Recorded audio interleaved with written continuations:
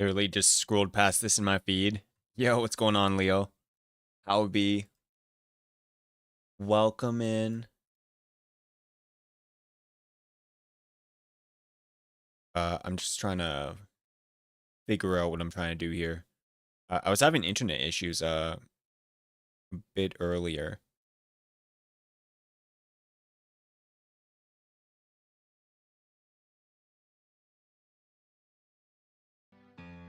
There we go.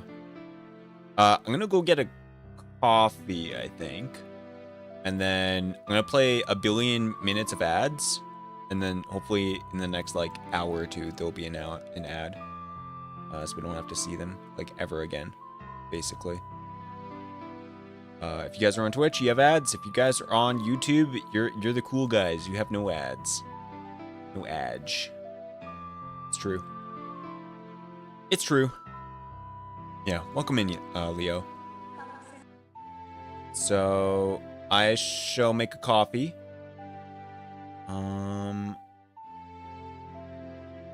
And we shall be in a waiting for a little bit. All right, I'll be right back. Thank you, thank you.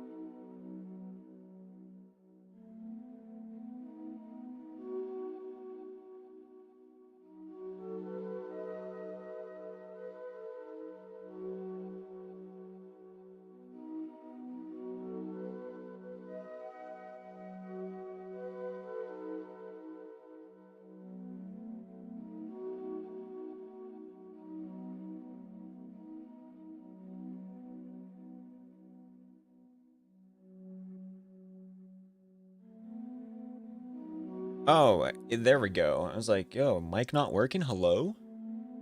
All right, chat. We have...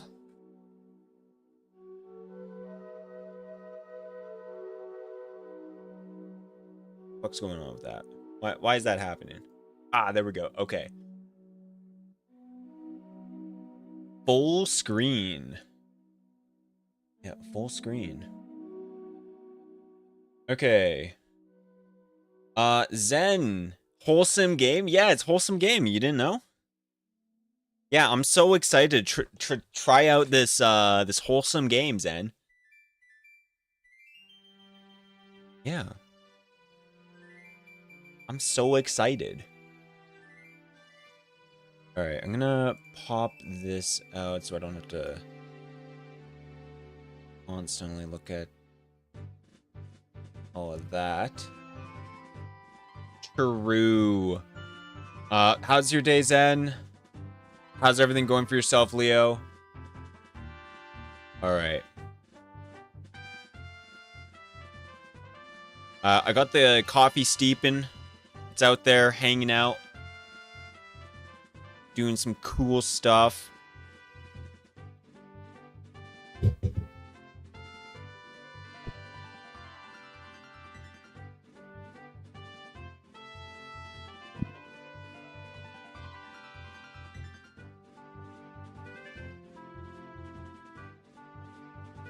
I need coffee.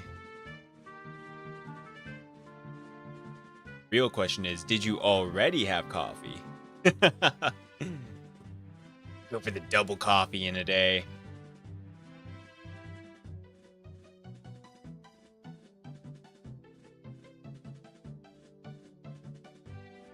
You sure you want to even have coffee while playing this?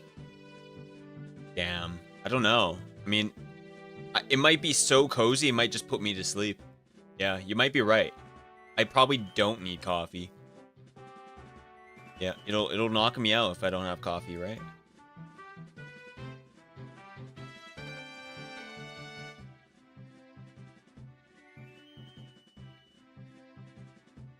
Yeah, get yourself some coffee if you need some coffee. Or order a 12-pack of energy drinks. Yeah, or something like that. What's everyone's favorite energy drink? Do you guys even drink energy drinks?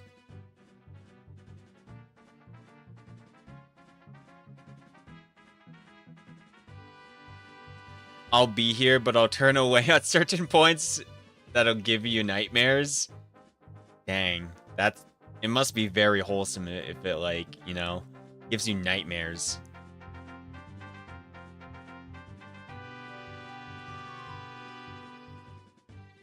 Yeah.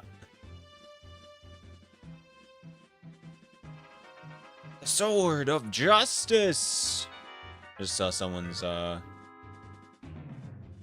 title.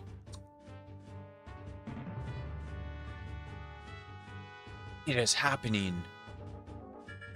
Oh, shit. Legend of Dragoon remake? Hello?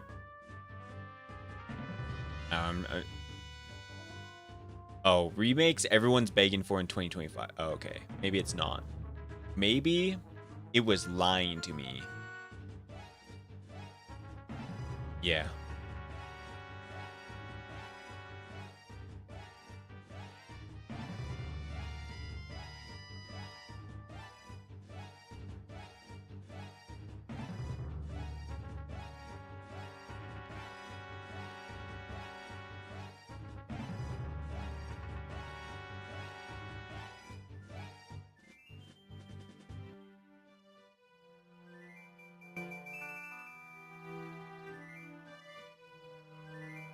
With how wholesome it is? Oh, yeah, yeah. Lasted for a few days. Dang. I'm so ready.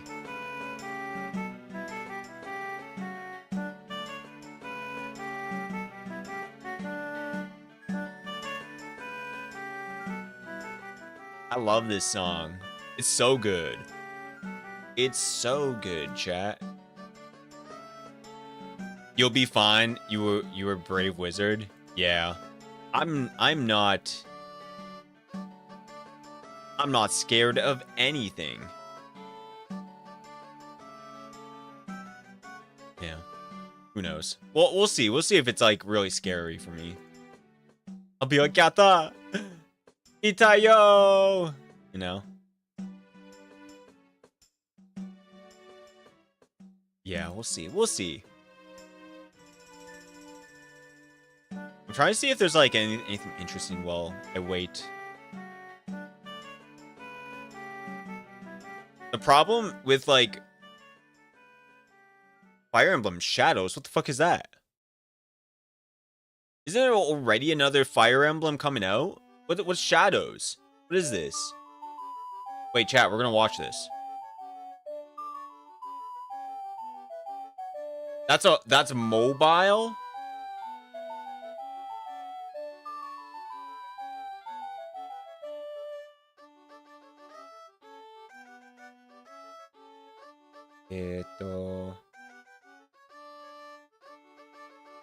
YouTube, Google Chromes.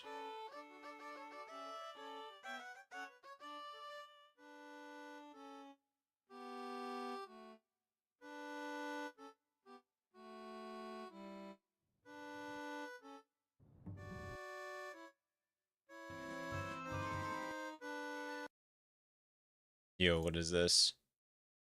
All right, chat, you guys ready? I'm so ready. Wait.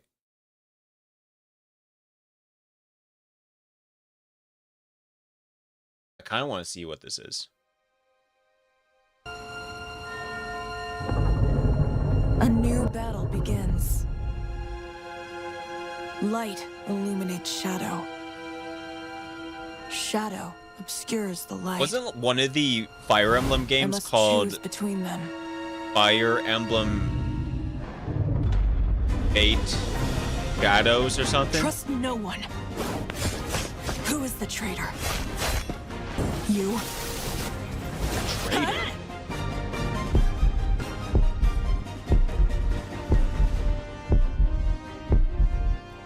Yo, these looks like some really crazy cutscenes. No, I'm the one. Just a few minutes to decide. What is Real-time strategy meets social deduction. Was it like Choose light Death Note? or shadow. Trying to figure out who's the baddie? Real-time battles with 2 light disciples and 1 shadow disciple. But it's What? more than simple combat. The shadow disciple is secretly a traitor. Yo, Will is you this fight like for the light and root out the traitor, or undermine the light like the as an werewolf agent game? of shadow? where you know, like Your actions sit around the will fire and you're influence trying to figure out each who the battle. werewolf is? And when everyone's true nature is revealed, Bunny girl. the real battle begins.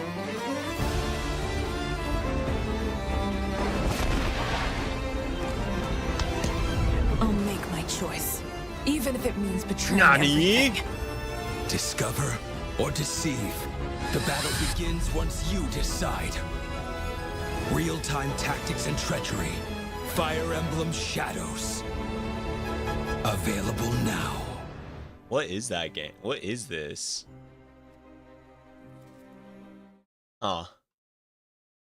I don't know. I feel like that's not the type of game I would play, like myself, but is this a game that people have been asking for? You know?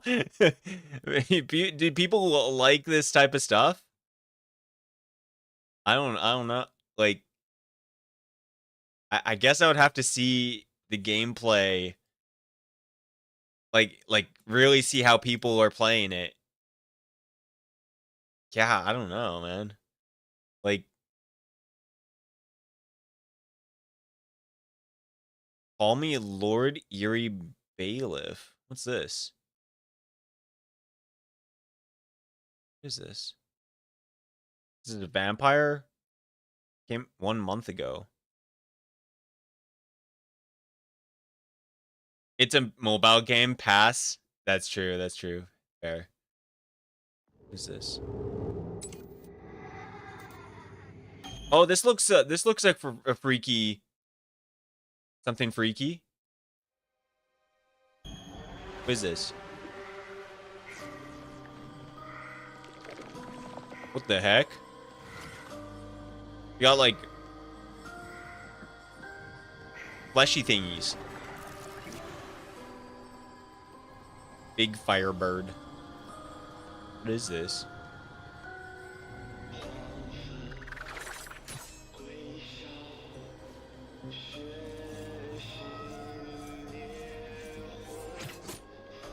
It's a Gouda.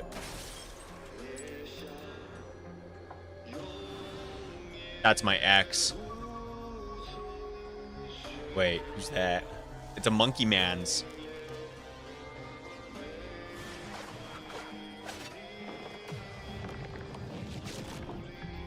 Is this an anime? What is this? Is this an anime?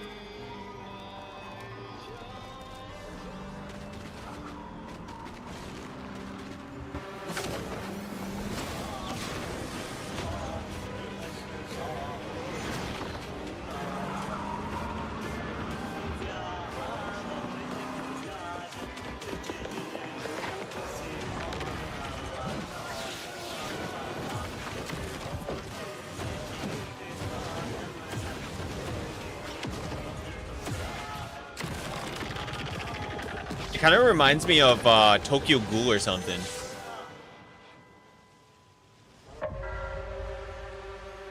Call me Lord Eerie Bailiff.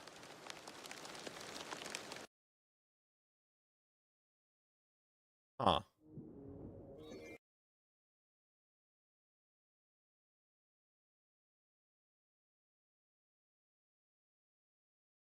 Yeah.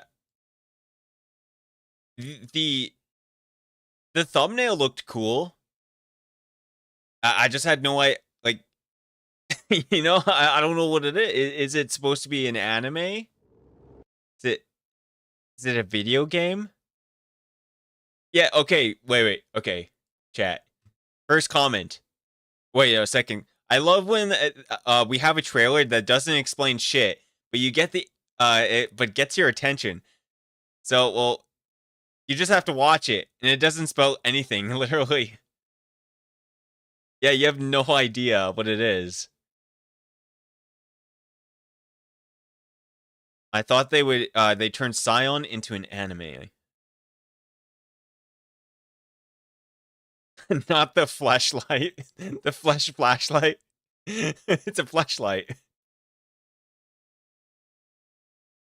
Chinese anime really slaps when it comes into artwork and design. Oh, so this is a Chinese animation?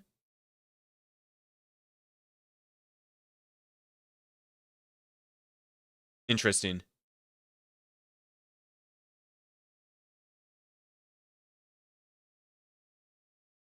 Interesting, yeah. Age of Mythology Retold. Heavenly Spear launch trailer. Whoa. Oh wait, no, this isn't Age of Empires, chat. Or Age of Mythology. This is something different. This is a different mythology. Whoa. Yeah. Ooh, that's loud. Wait, give me a second. Yeah. Okay, there we go. There we go. A divine power that you can be at Ninetales. Or whatever the fuck, you know? It takes the form of powerful weapons and artifacts. When used for good, Age of Mythology in Asia. I want Yasuko by my side. Lord Harumoto, I must decline your request to turn my daughter into a soldier. I need to find out why this weapon. What is this, Mulan?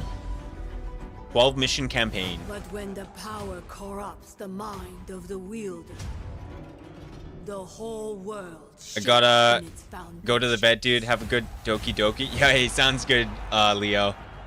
You did not think you could capture me. You take it easy at the vet. Whatever you're doing there. The If you want something done properly, you'll have to Yo, do she's it a spider yourself. babe. Leave my father alone! I don't even know how I did that. New gods and I must myths. go west to rescue my father. The guy from was like Massimo's crypt. You are not going alone. an Aeon thing. Age of Mythology in Asia, yeah. Shinobi. It looks like they're I come to they're you with a updating it proposal to steal power. and they're adding more content into the game. You and that spear are a blessing sent from heaven. Yeah, yeah, I'll take that. Yeah, it looks pretty good. This really did seem like Mulan. Yeah. Yeah, I think so too. Like, just like the way it sounded too. Like, you know? They were like talking about, you're not gonna turn my daughter into a soldier. I was like, oh, okay. That's Mulan right there.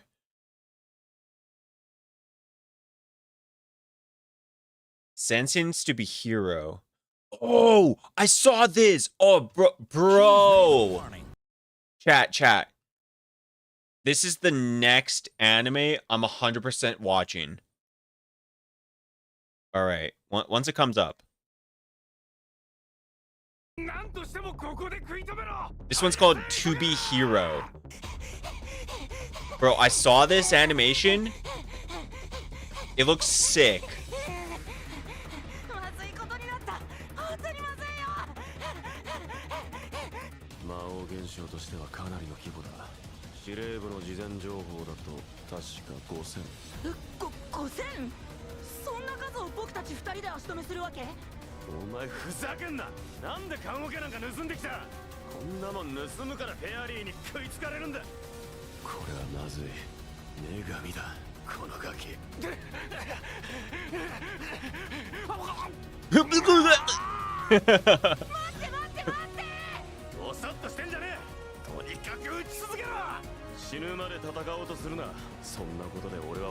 Art looks good. Yeah, it does. He's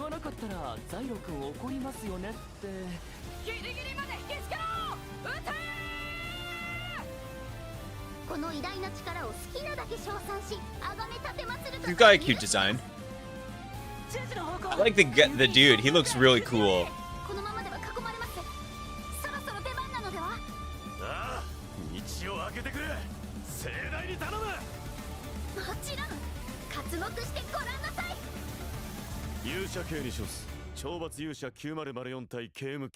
Yeah, this one looks really good. Sentence to be a hero. All right. We'll probably watch one or two more. I'm gonna go get my coffee and then we'll probably start the game. I'll see if there's anything else worth watching.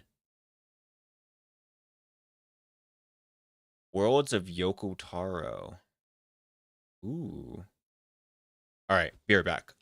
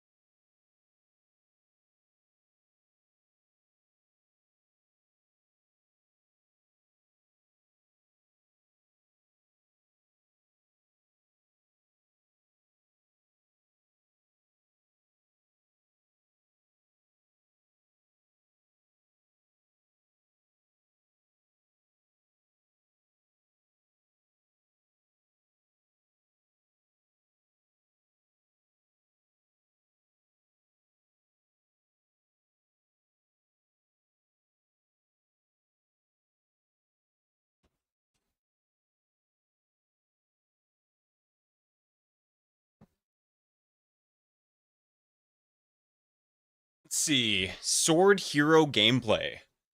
This was 3 weeks ago.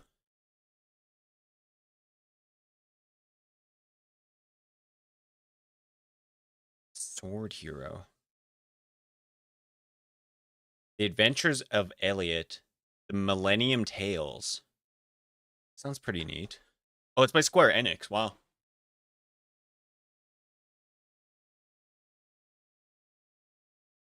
Interesting, interesting.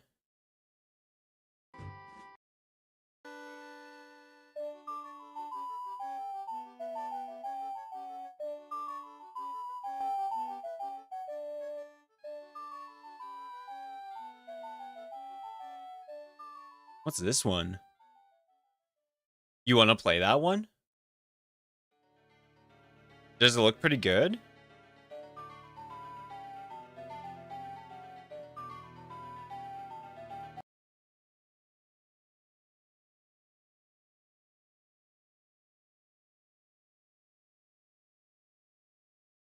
Scarlet. Elliot. Who's this? All right, well, I'll check it out.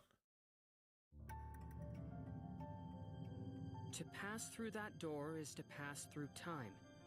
To travel a road spanning centuries.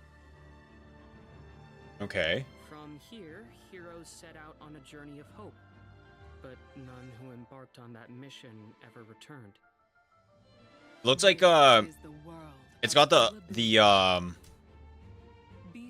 Octopath type of art style. Humans live tucked away in a corner of the realm. My family believes me. It's a pretty raid. Sod Passion game. Yo, what's going on? Hello, hello. A raid. You could raid on YouTube? That's pretty sick. Yo, if that is a raid, yo, thanks for raiding. What up, man? Hello, hello.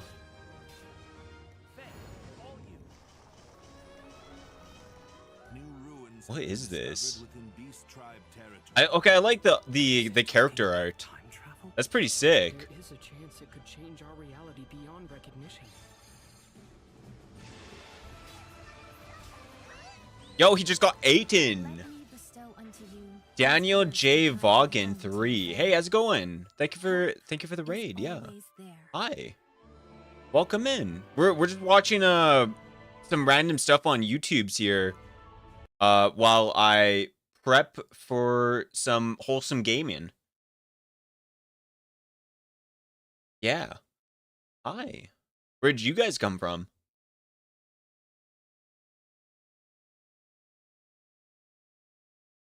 Did you guys come from Sod Passion Gaming? Is that... Yeah, where did you guys come from? Welcome in. If you guys don't know who I am Hydeland. I'm a wizard VTuber. We like to play, you know, fantasy games. Sometimes we play some JRPGs. Play stuff like what do you call Path of Exile, you know, stuff like that. It's a pretty raid. Hello. Sunny Shine, yo. Here, try this, Haida.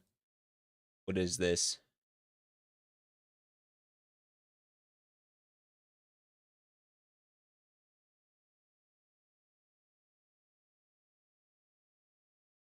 It's on the mouse. What is this?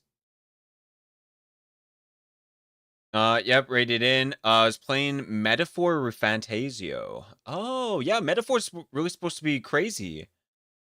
Become the best tiny maid on the block. Sonny, you want me to play this? Dang, that's crazy. Yeah, it looks crazy. All right. Well, I'll add it to the wish list just to keep track of it. That's some funny stuff.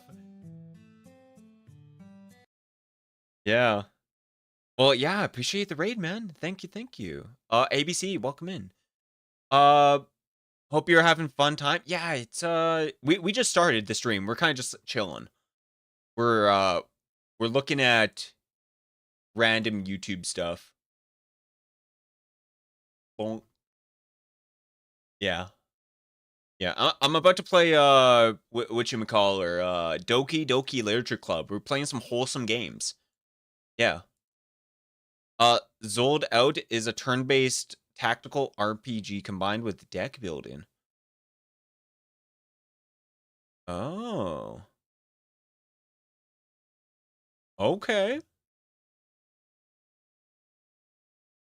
Is that what you're playing, Sonny?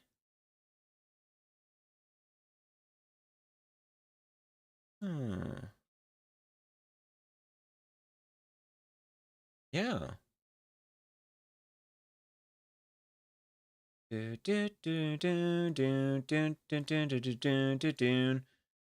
All right. Anyways, chat. Anyways, let's get to the game. We've been stalling for enough time. What's going on, Sonny? It's been a while. Been a tiny tad. Must go away to eat. Have a great stream. Yeah. Get yourself some foods. No problem here, man. Gotta take care of all the goodies out there, you know? Yeah, you gotta take care of yourself. Yeah.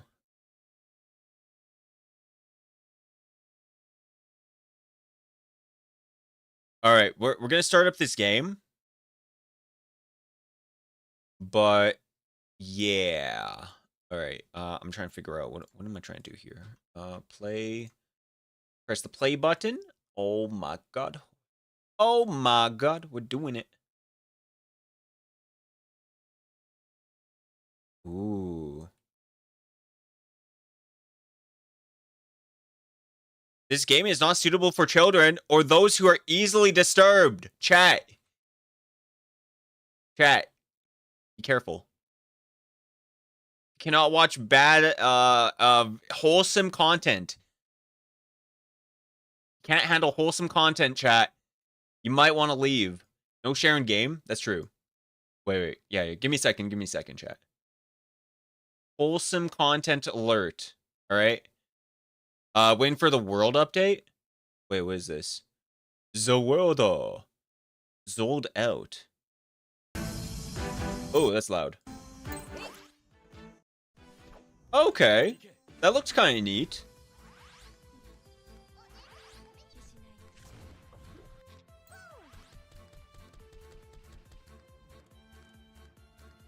Oh. Okay. It's got smithing. You smith your cards? Oh, I'll have to look into that. Interesting. All right, I wish listed it. We'll see about that. We'll see. Appreciate the thing. Yeah. All right, how do I change? How do I change? Oh, I'm not doing. Change screen capture? Oh my god, we're screen capturing. Hey, there we go. I'm screen capturing.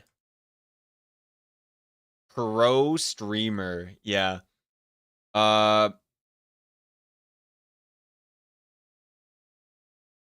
It's the closest you get to a D&D dungeon style with cards. Somewhat easier for you. Oh. Okay. What platform are you playing, DDLC? I got it on PC. Is that Cards Against Humanity D&D? Wait, really? Okay. that sounds funny. Yeah, I'll look into it. Yeah. Yeah, we're playing all up close, chat. We're yeah, we're gonna be gaming. Hope you guys are ready for wholesome content. Yeah. If you guys can't handle wholesome content, Sucks to suck. Yeah. Let's see.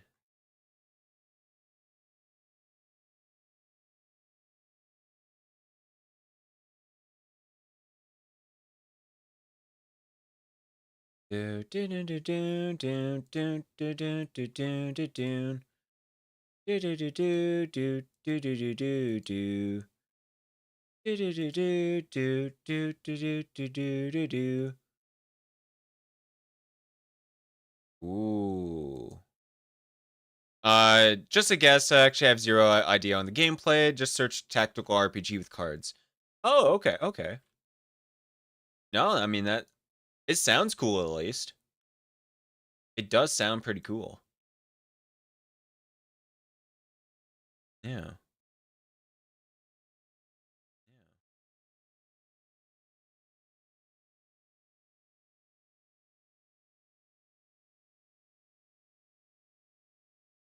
Um.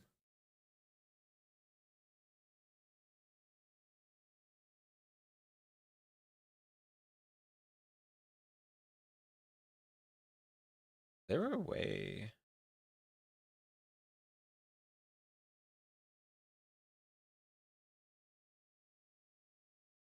Yeah, I don't know if there's like a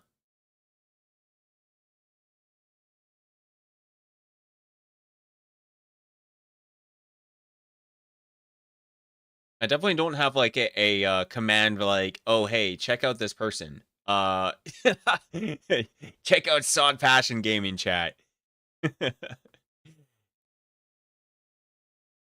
All right. All right, chat. We're doing it. I'm gonna going in.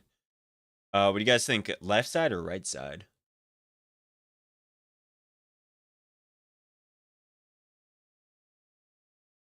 All right. Individuals suffering from anxiety or depression may not have positive experiences playing this wholesome game. Would you like to review detailed content warnings which contain spoilers? Alternatively, in-game content warnings are enabled. No. I'm not being spoiled. What the heck? By playing Doki Doki Literature Club, you agree that you have noted the game's age rating in your region. Yeah. Yeah. Yeah. Wholesome games. This game is not suitable for children. Yeah. Oh my god, chat, it's so wholesome. Yeah. Chat. I hope you guys can handle wholesome gaming. Oh, thank you, Sunnies. Thank you. Yeah, check out, this game is so not like this. Is it too loud?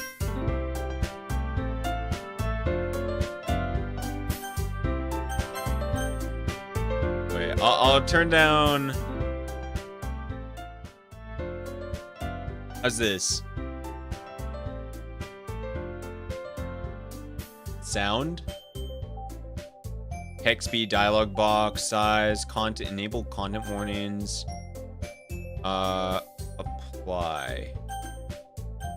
Turn.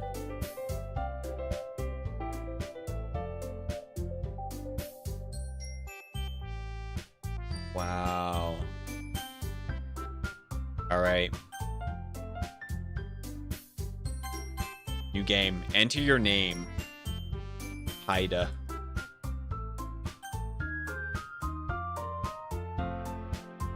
Alright. Brings back memories? Damn. The wholesomeness must have, you know, dug... It must have dug deep into you, Zen.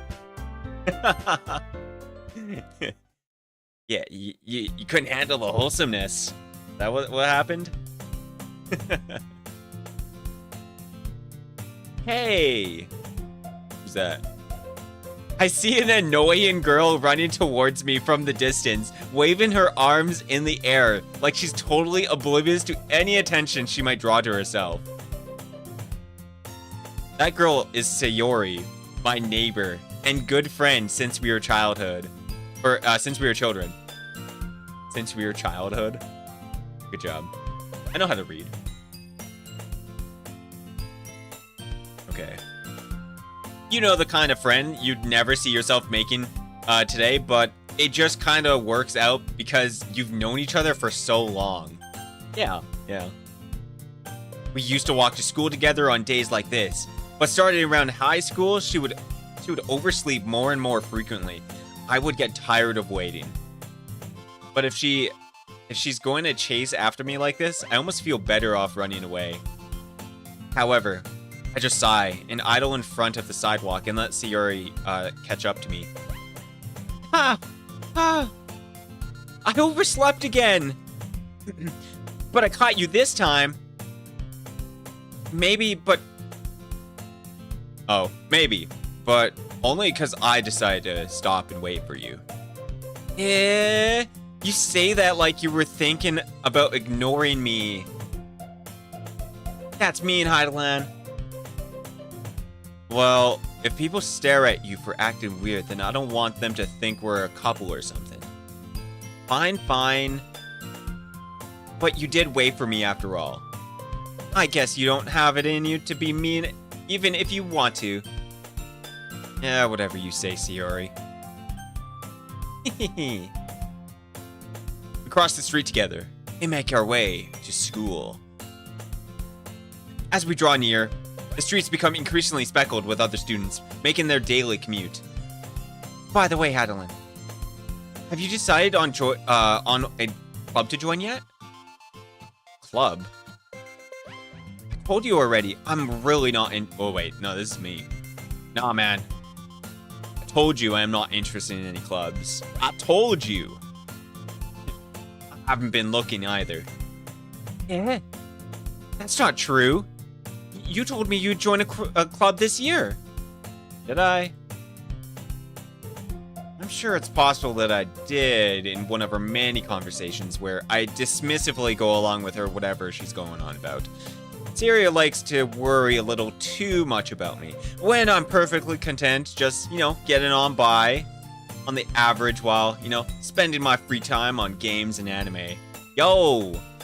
You like me for real, for real. Uh-huh. I was talking about how worried that...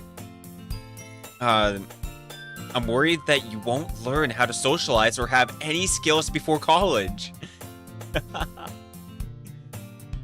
Your happiness is really important to me, And I know you're happy now, but I'd die at the thought of you becoming a NEET in a few years because you're not used to the real world. You trust me, right? Don't make me keep worrying about you. Alright. I'll look at a few clubs if it makes you happy. No promises, though. Will you at least promise me you'll try a little? Yeah, I guess I'll promise you that. Yay!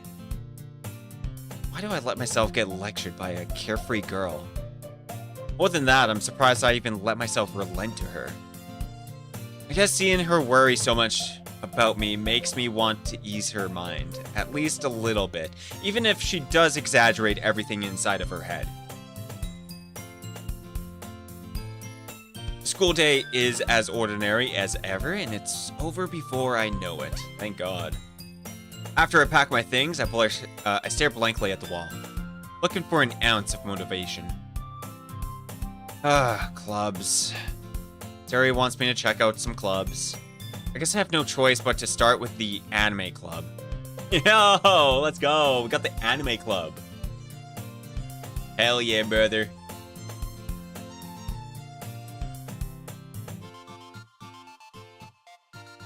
Hello? Sayori?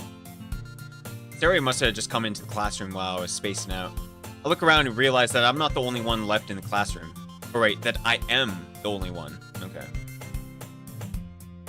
I thought I'd catch you coming out of the classroom, but I just saw you sitting here and spacing out, so I came in. Honestly, you're even worse than me sometimes. I'm impressed.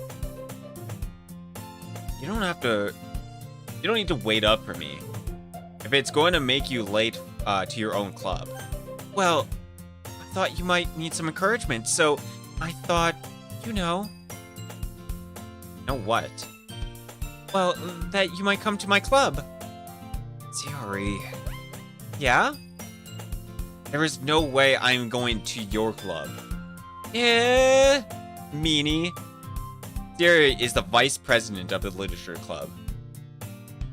Not that I was ever aware that she had any interest in literature. In fact, I'm 99% sure she only did it because she thought it would be fun to help start a new club. Since she was the first one to show any interest after the one who proposed the club, she inherited the title of vice president. That said, my interest in literature is guaranteed to be even less. Yeah, I'm going to the anime club. Come on, please. Why do you care so much anyways? Well, I kinda told the club yesterday I would bring a new member. And Natsuki made cupcakes and everything. Don't make promises you can't keep.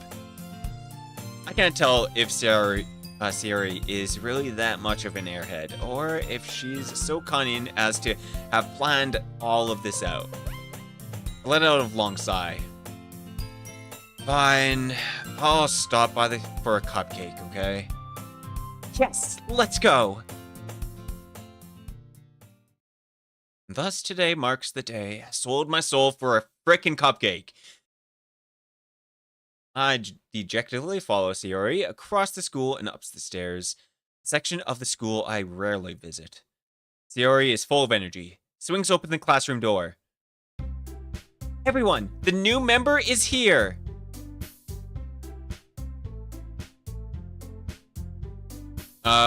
Let's see. Okay, I checked and you're fine, but if you want, they have a DLC version for a more deep, loving plot. Damn. Deep, loving plot. Is that so?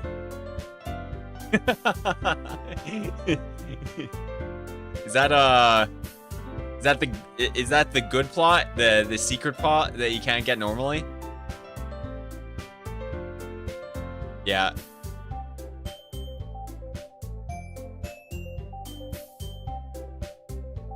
I told you, don't call me a new member. Eh? Eh? I glance around the room. Welcome to the literature club. It's a pleasure to meeting you. Girl 1. Sierra always says nice things about you. Seriously? You brought a boy? Way to kill the atmosphere. Ah, Heidelin. What a nice surprise. Welcome to the club. Eh. All words escape me in this situation. Oh my god. Do you really want me to post it on your channel? I mean, I could look it up myself. I'm fine. Zen is like, oh gosh, lol.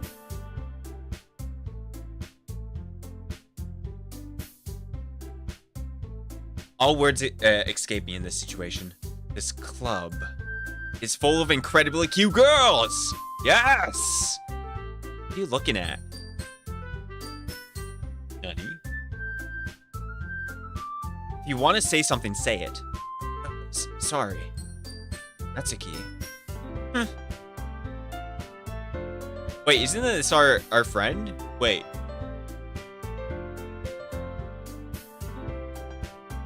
What? Damn, I'm lost. I'm lost, chat. The girl with the sour attitude, whose name is apparently Natsuki, is one I don't recognize. Her small figure makes her look like a first-year student. What the hell, sir? I thought this was the best friend.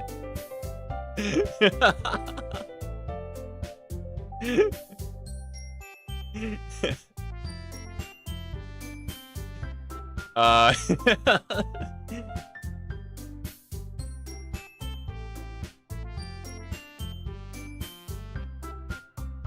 She just left.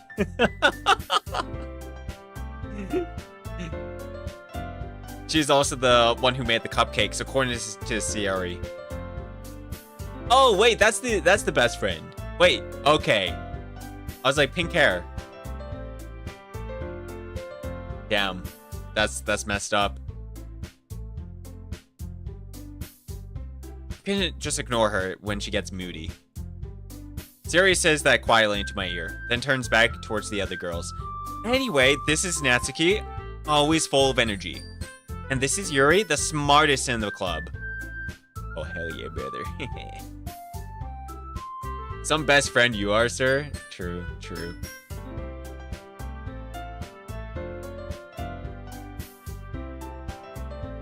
Don't say things like that. Yuri, who appeared comparably more mature and timid, seems to have a hard time keeping up with people like Cieri and Natsuki. Ah, well, it's nice to meet both of you. And it sounds like you already know Monica, is that right? That's right. It's great to see you, Heidelin. Monica smiles sweetly. Do we know each other? Well, we rarely talked, but we were in the same class last year. So, who are you into based on first impressions? Damn, that's a tough question.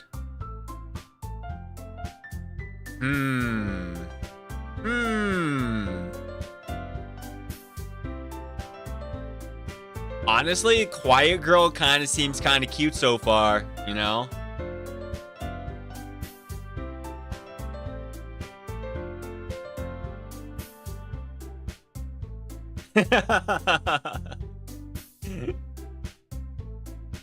Yeah, I don't know. We'll see. We'll see. So fun. Monica was probably the most popular girl in class. Smart, beautiful, athletic. Basically completely out of my league. So, having her smile at me so generally feels a little... you too, Monica. Wait, do I have to sound like oh, fuck, what did it say?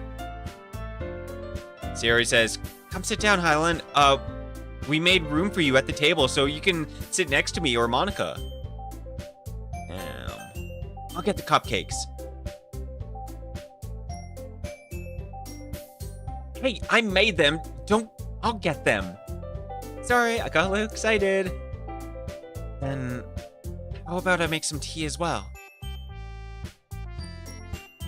The girls have a few desks arranged to form a table. As Cieri mentioned, it's been widened so that there's one space next to Monica and one space next to Cieri.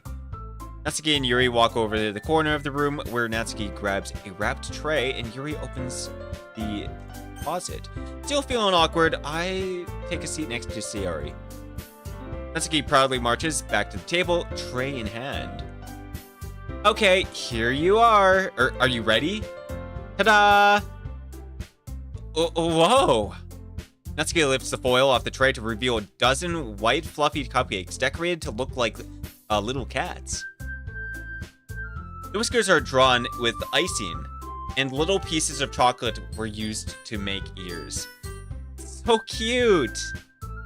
No idea you were good at baking, Natsuki. Well, you know. Just hurry and take one. Cieri grabs one first, then Monica, and I follow. It's delicious! Cieri talks with her mouth full and has already managed to get icing on her face. I turn the cupcake around in my fingers, looking for the best angle to take a bite. Natsuki is quiet. Can't help but notice her sneaking glances in my direction. Is he waiting for me to take a bite? I finally bite down. The icing is sweet, full flavor. I wonder if she made it herself. Hey, this is really good. Thank you, Natsuki. Why are you thanking me? It's not like I... Haven't I heard this somewhere before? It's not like I made them for you or anything. She's a tsundere. Damn.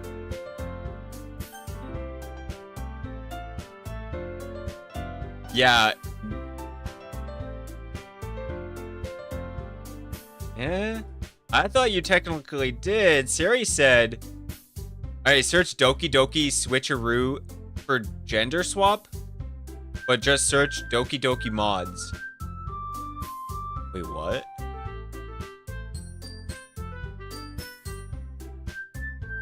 What are you trying to get me to search, Sonny? You trying to wreck my algorithm? Is that what you're doing? What are you doing? Doki Doki mods.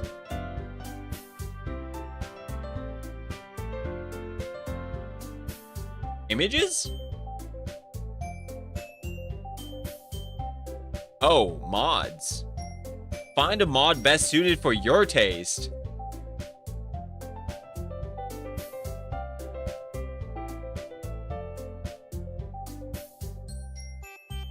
Doki mods. Is this... There's Nexus mod.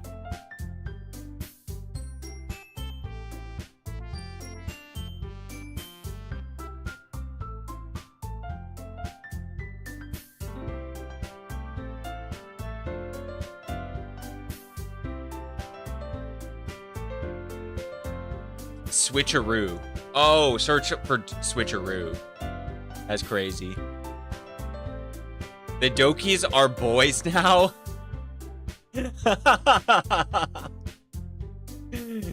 That's crazy.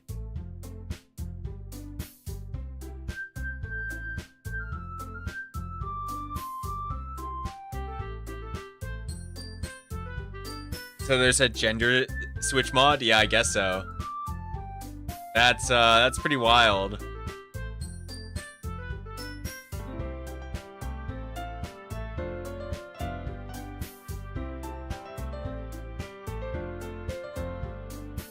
Well, maybe. But not for you. You know, you dummy. Baka. Alright.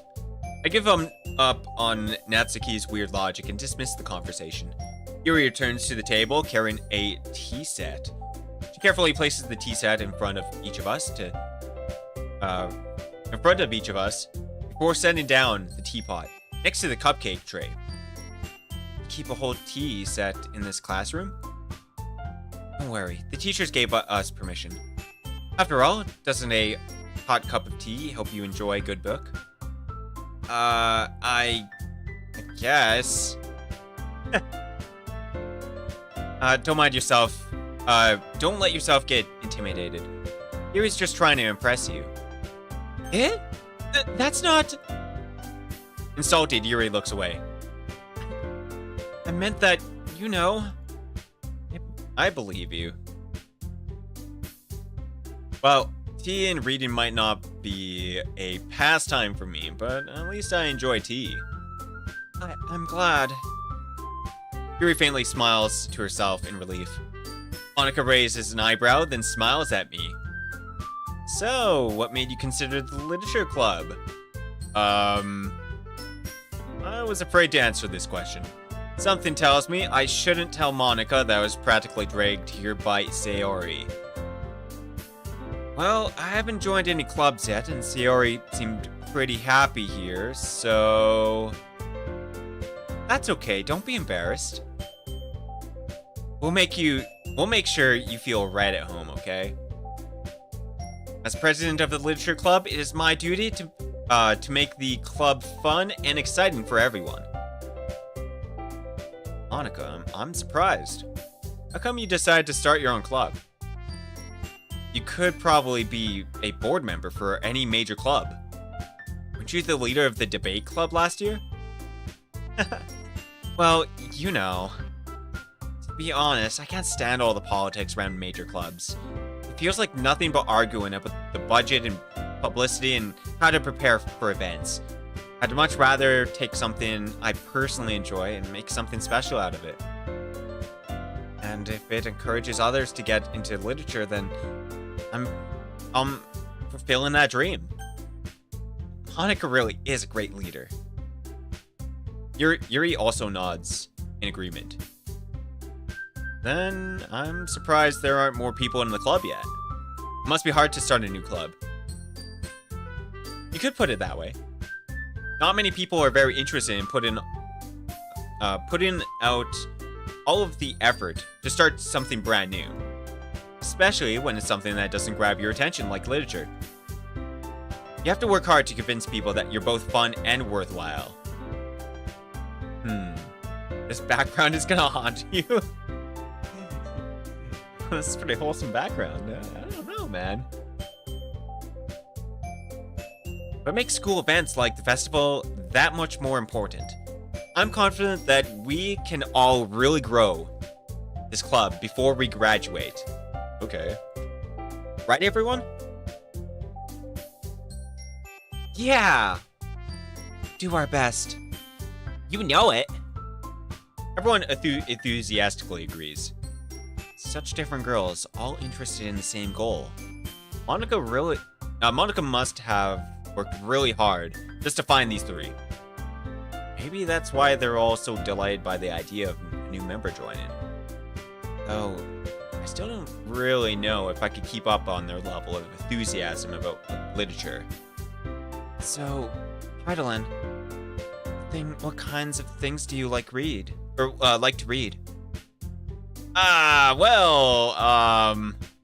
Considering how little I've read in the past few years, I don't really have a good way of answering that. Manga? I mutter quietly to myself, half joking.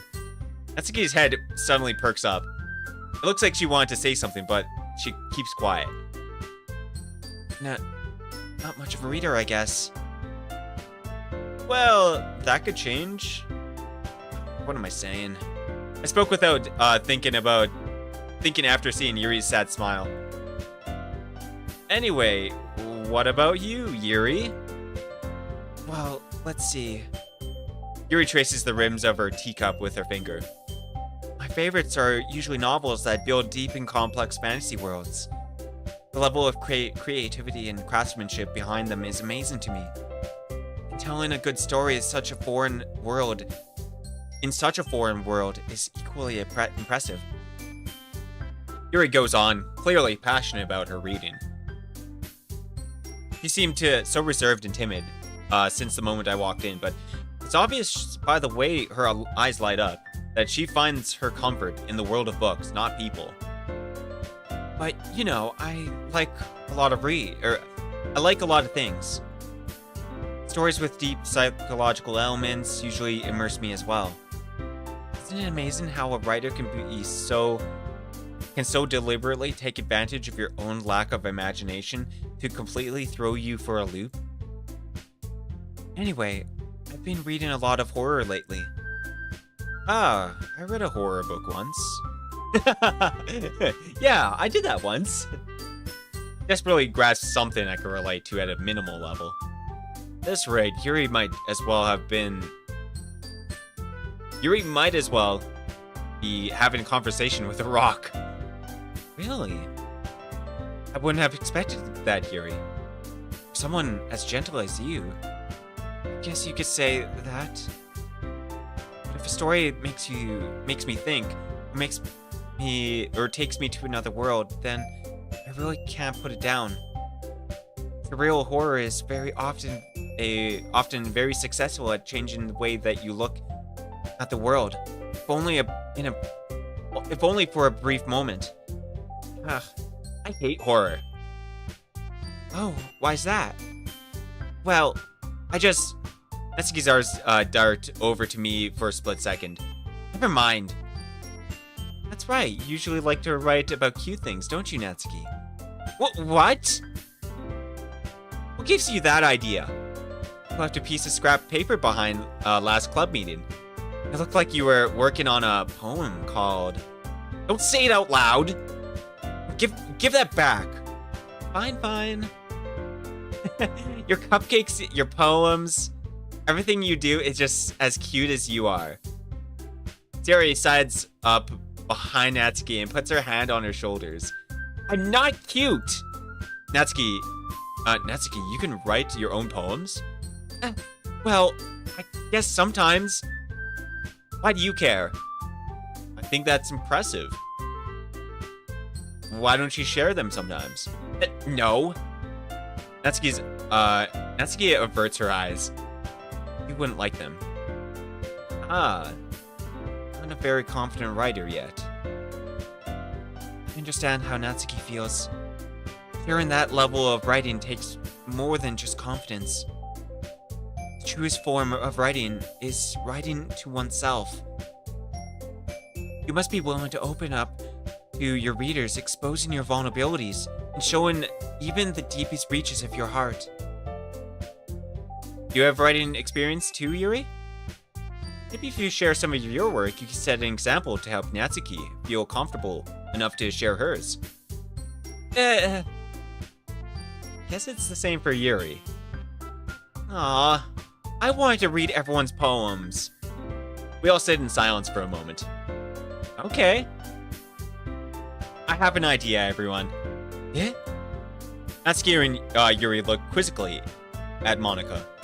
Let's all go home and write a poem of our own. Then, next time we meet, we'll all share them with each other. That way, everyone is even. Yeah, let's do it! Plus, now that we have a new member, I think it will help us all get a little more comfortable with each other and strengthen the bond of the club. Isn't that right, Heidelin? Monica smiles warmly at me once again. Hold on, there's still one problem. Eh? What's that? Now that we're back to the original topic of me joining the club,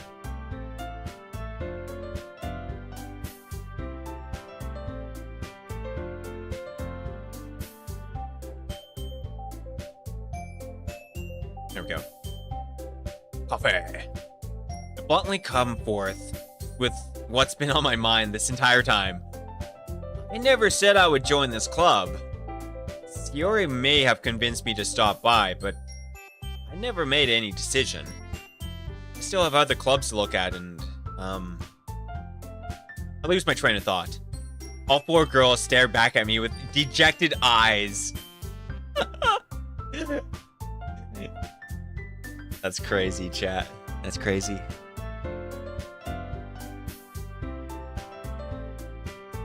They're like, you don't like us. But, I'm sorry, I thought... Madeline? You all... I'm defenseless against these girls. How am I supposed to make a clear-headed decision when it's like this? That's it. That is if writing poems is the price I need to pay in order to spend every day with these beautiful girls. Yeah!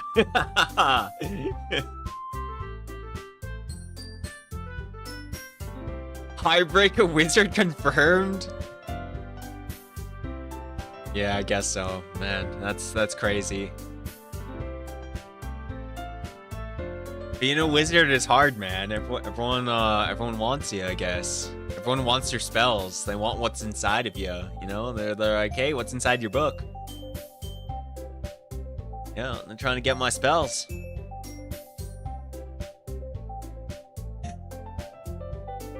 Yo, thank you for the hair change. Oh, right. I was gonna say, like, if I should have, like, the voice of, like,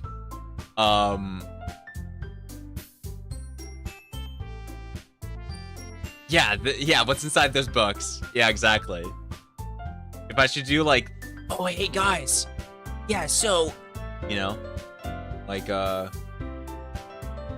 isekai character, basically. Yeah, I swear. Yeah, that'll be my voice. Right. Okay, I've decided then. Yo, what's up, old man? Yo, J.O., what's going on? Yo. We out here hanging out. We're talking to 4 girls. Had it important. Put a disclaimer on the screen. May contain NSFW content. Oh yeah. Watch at your own risk. Which one you banging, cuh? So far, I like Quiet Girl over here. Yuri. Yeah, she kind of cute. Yeah, kind of cute. Also, Tsundere Girl, kind of cute too. Very funny. Very, you know, good stuff.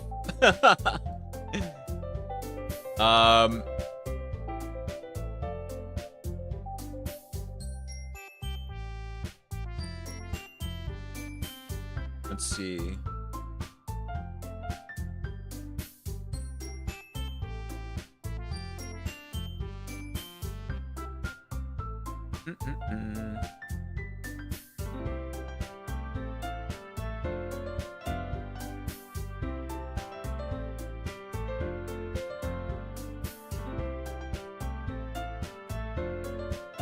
I can't pull the black accent. Why did you redeem it? Hey man, I was just saying what you're saying, man.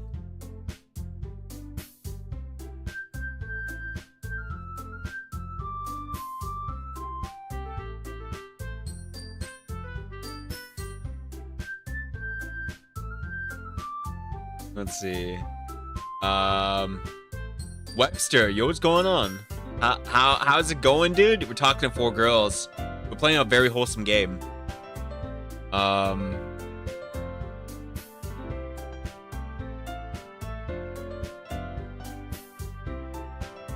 Sunny made a suggestion to make a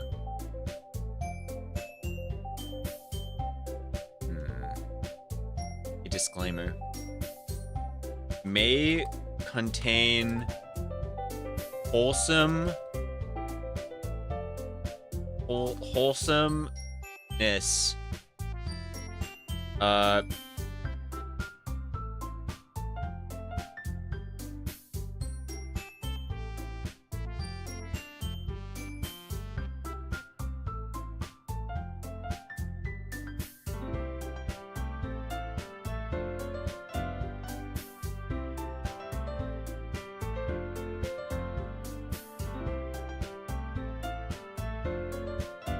Yeah, very wholesome. Yeah, exactly.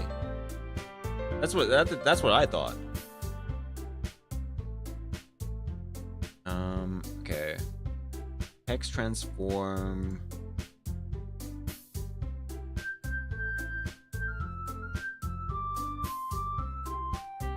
Bold. Area bold.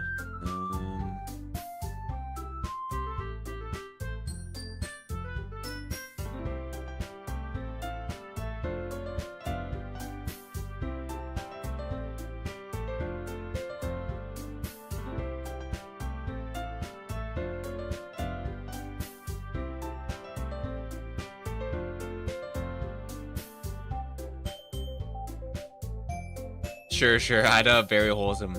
Yeah,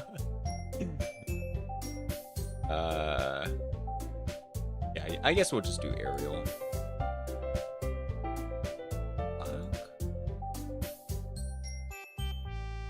They contain. Yeah, there we go. All right, I put up a disclaimer. Is there a way to put like a background color? Yeah, there we go. Black. 5%.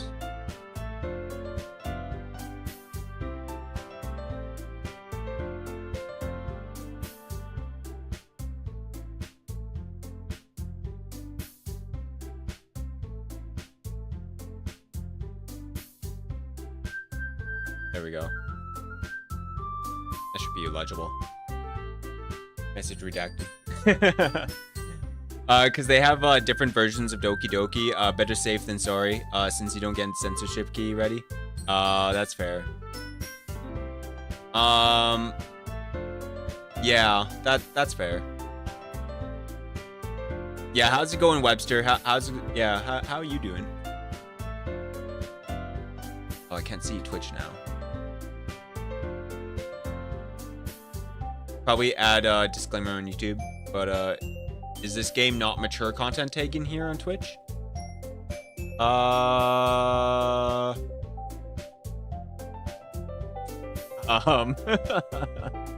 YOLO?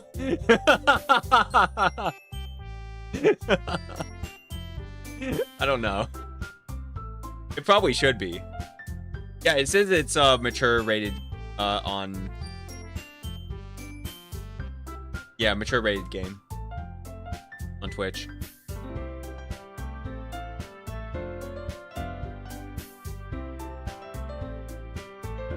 Yeah, it looks like it does it automatically for you.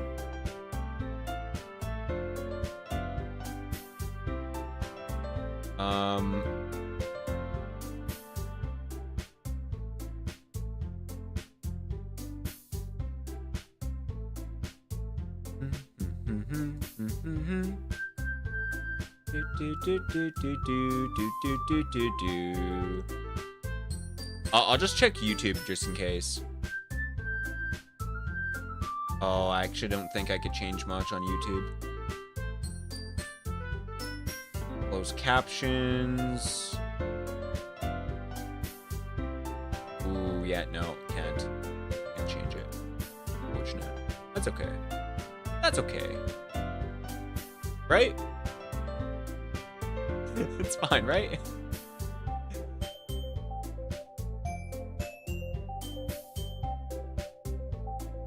Yeah, we're playing the Doki Doki Plus edition. So whatever fuck that has in this game.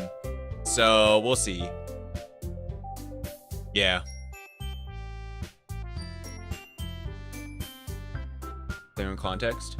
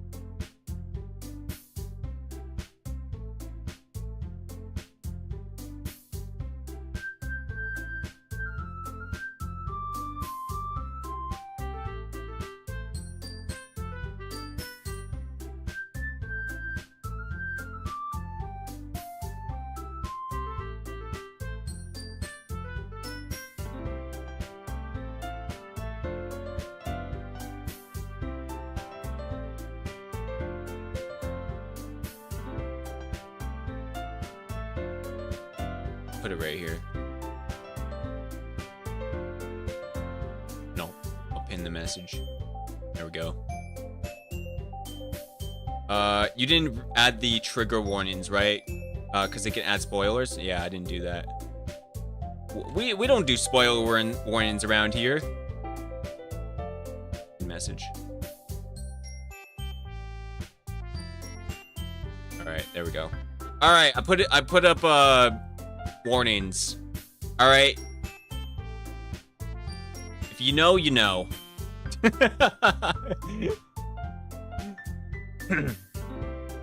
Okay, I've decided then. You should fast forward a bit and delete it. Wait, what?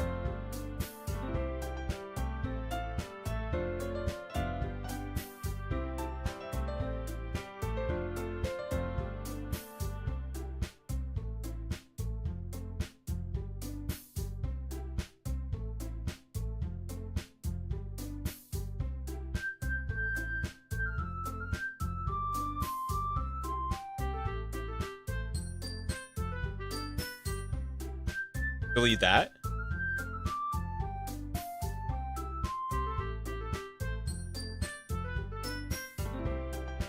Fast forward and delete it.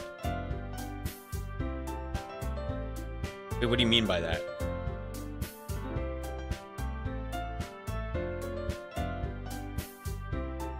Also, is the music too loud?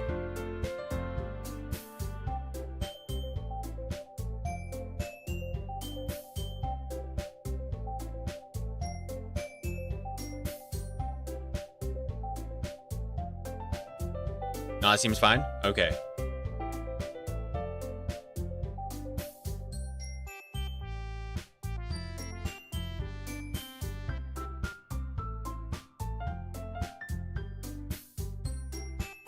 Oh, damn. Okay. No, there's no way that that's in this, right? Okay. What your gameplay expecting for content? Oh yeah, true. Yeah. Okay, I gotcha. I skimmed through it. I was like, oh. All right.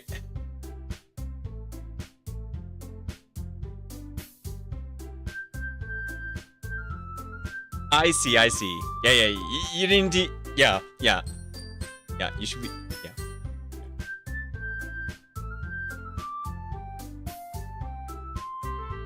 Yeah, you're good. I did check it out.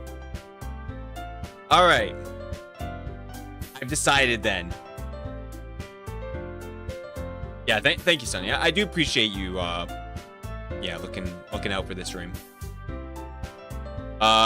Yeah, how's everything going for yourself, Jo and Webster? I'll join the literature club. One by one, the girl's eyes light up. Yes, I'm so happy. Sari wraps her arms around me, jumping up and down.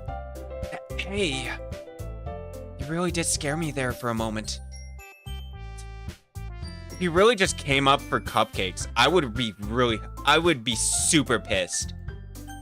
Then that makes it official. Welcome to the literature club. Ah, thanks, I guess. Okay, everyone. I think with that, we can officially end today's meeting on a good note. Everyone remember today's assignment. Write a poem to bring to the next meeting so we can all share. Monica looks over at me once more. Madeline, I look forward to seeing how you express yourself. What is this? That's crazy.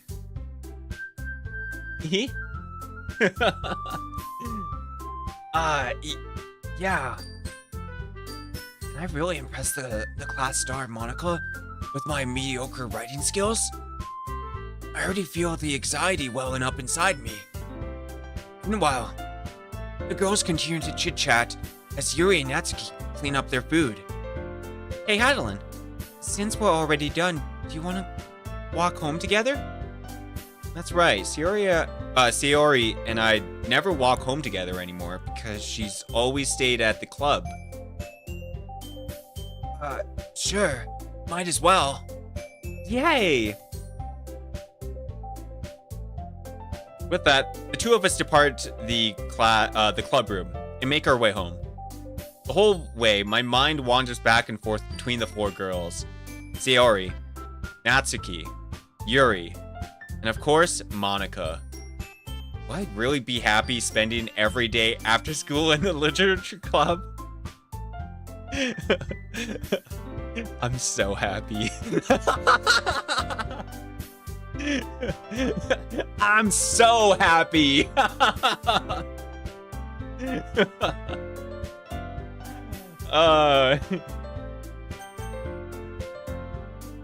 Perhaps I'll have a chance to grow closer to one of these girls. Alright. Just need to make sure...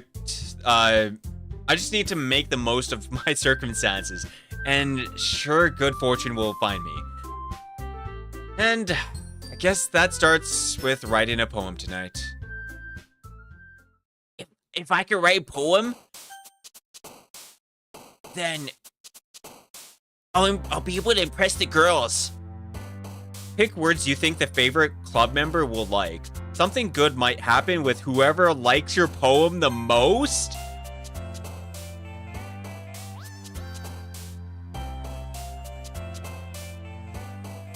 Damn.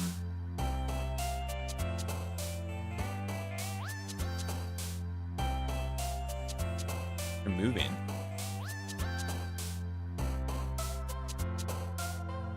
Tragedy. Journey. Wrath. Family. Heaven sent. Alright. Journey.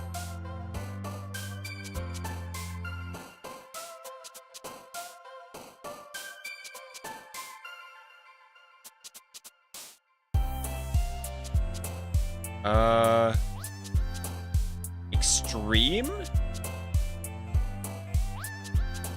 Or rain cloud?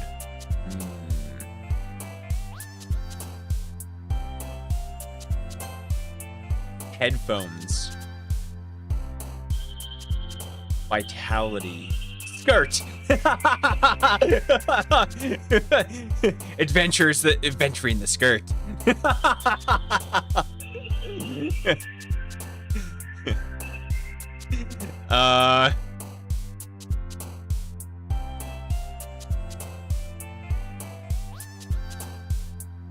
Joy.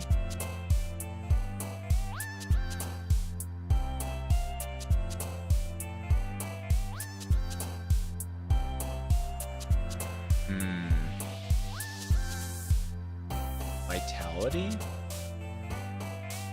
Wonderful? Don't forget to save? Oh, shit. Wait, I should have been saving? Yeah. Vivid. Spend enough time during the poem minigame for the music? Oh, shit. Pleasure? Bouncy? Cheeks? Ocean? Lipstick? Boop. Extreme adventure boop. Silly. A silly adventure.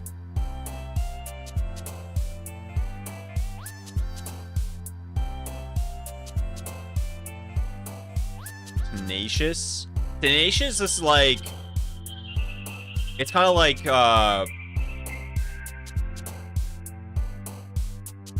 Tenacious is kind of like when you go through a lot, right? Is that what tenacious means? I don't quite remember. Jump, melancholy. A bunny. Broken. Broken adventures. Amazing. Together. Entropy. Doki doki. It's the word. Awesome. Infallible.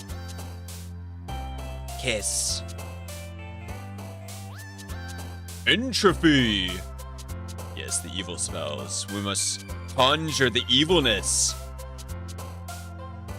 Destiny.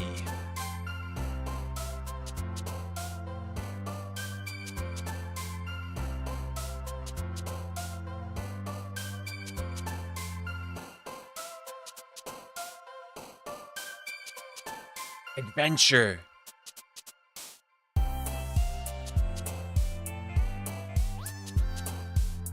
Explode.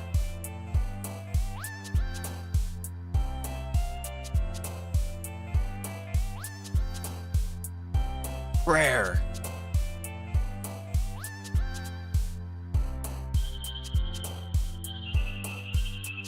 Defeat.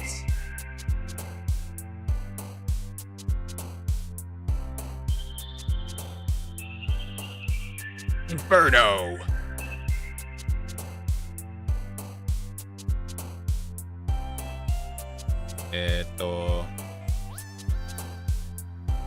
Massacre.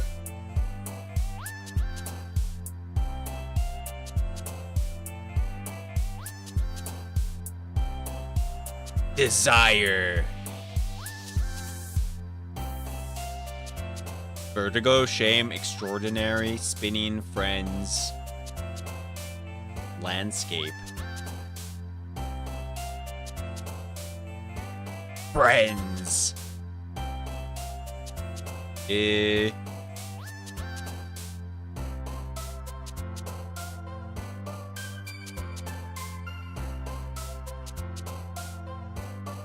Anime.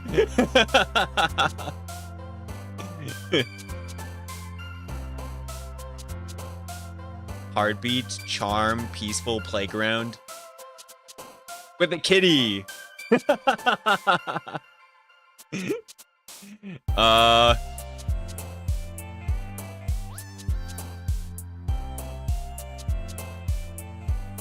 Secretive.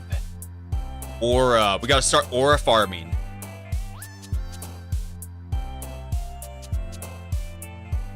Analysis, Clouds, Nightgown. Yo! Nightgown! Agonizing. Pain. Depression. Determination. Alright, we did something. Hi again, Heidelin. Glad to see you didn't run away on us. Nah, don't worry about it. This might be a little strange for me, but I at least keep my word. Well, I'm back to at the literature club. Was the last to come in, so everyone else is already hanging out. Thanks for keeping your promise, Heidelin. I hope this isn't too overwhelming of a commitment for you. Making you dive headfirst into literature when you're not accustomed to it? Oh, come on! Like he deserves any slack. Sari told me you didn't even want to join any clubs this year. And last year, too. I don't know if you plan to just come here and hang out or what, but if you don't take us seriously, then you won't see the end of it. That's a key. You certainly have a big mouth for someone who keeps her manga collection in her club room. Natsuki finds herself stuck between Monica and manga. Manga is literature! Swiftly defeated, Natsuki plops back into her seat. Don't worry, guys. Heidelin always gives it his best as long as he's having fun. He helps with busy work without even asking. Like cooking, cleaning my room. So dependable. Sari, that's because your room is so messy, it's distracting. And you almost set your house on fire once. Is that so? You two are really good friends, aren't you? Maybe a little jealous. How come? You and Hyland can be good friends too. Sayori? Hmm? As usual, Sayori seems oblivious to weird situation she just put me into. Oh, Yuri even brought you something today, you know? Wait, Sayori? Me? Not really. Don't be shy. It's really nothing. Wait, what is it? Never mind. Sayori made it sound like a big deal when it's really not. What do I do? I'm sorry, Yuri, I wasn't thinking. I guess that means it's up to me to rescue this situation. Hey, don't worry about it. First of all, I wasn't expecting anything in the first place. Yeah, we could do the Deku voice. Look, I swear. Yeah. So, any nice gesture from you is a pleasant surprise. It'll make me happy no matter what. Is that so? Yeah. I won't make it a big deal if you don't want it to be. All right. Well, here. Yuri reaches into her bag and pulls out a book. I didn't want you to feel left out, so I picked out a book that I thought you might enjoy. It's a short read, so it should keep your attention, even if you don't really read. And we could, you know, discuss it if you wanted to. She's so cute! Let's go! How is this girl accidentally being so cute? She even picked out a book she thinks I'll like, despite me not reading much. Yuri, thank you. I'll definitely read this. I enthusiastically take the book. Phew. Well, you can read it at your own pace. I look forward to hearing what you think. Now that everyone's settled in, I expect Monica to kick off some scheduled activities for the club. But that doesn't seem to be the case. Zari and Monica are having a cheery conversation in the corner. Yuri's face is already buried in a book. Can't help but notice her intense expression, like she was waiting for this chance. Meanwhile, Natsuki is rummaging around in the closet.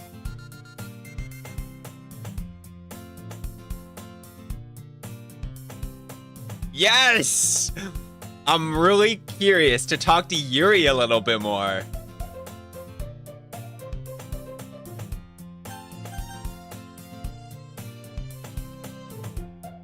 But at the same time, I would feel bad for distracting her from her reading. I catch a glimpse of the cover of her book. You picked words that she likes? Yeah, I guess so. It looks like the same book that she lent to me. More than that, she seems to be on the first few pages. Oh? Yo, let's go. Yuri kind of looking cute. Let's go. Crap.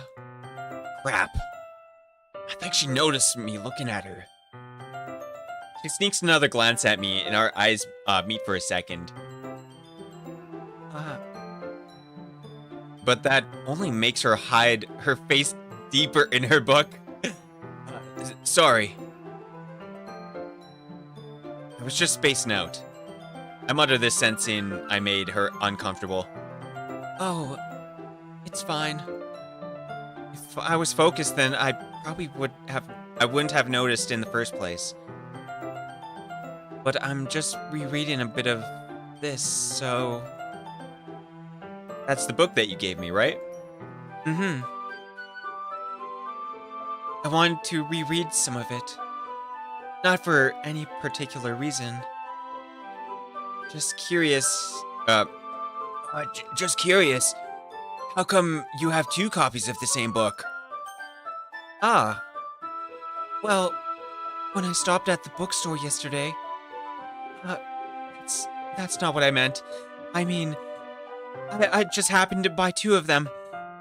I see. There's something fairly obvious, There's something fairly obvious here that Yuri isn't telling me, so I decide to let it go.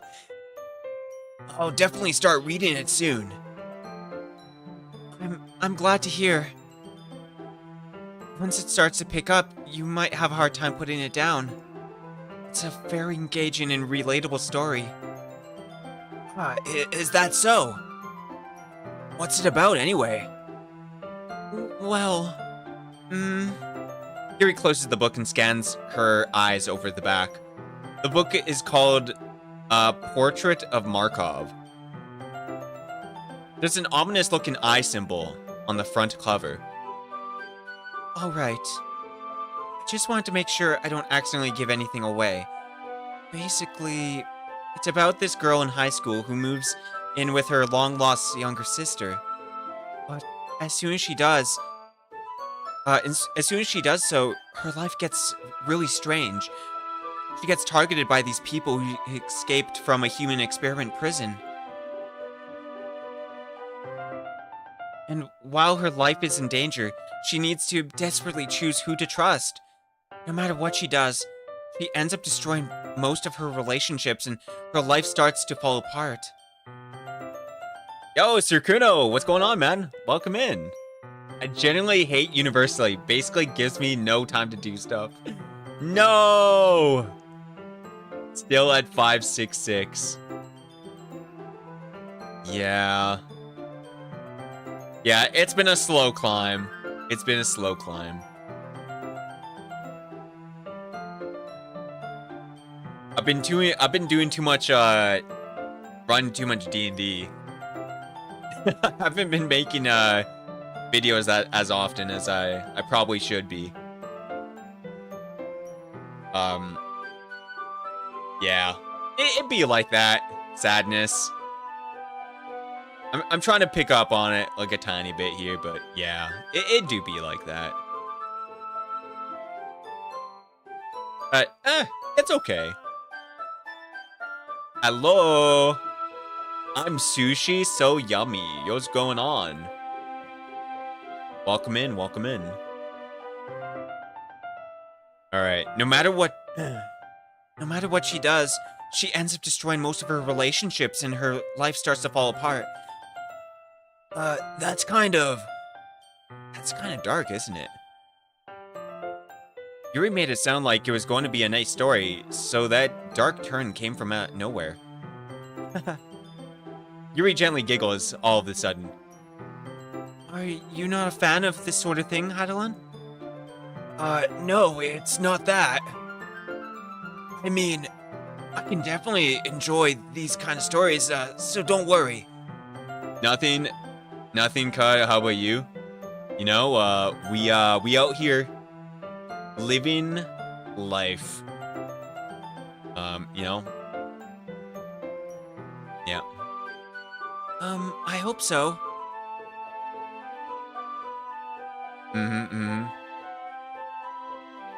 Yeah, I totally forgot that Yuri is into those things. She's so shy and reclusive on the outside, but her mind seems to be completely different. It's just those kinds of stories.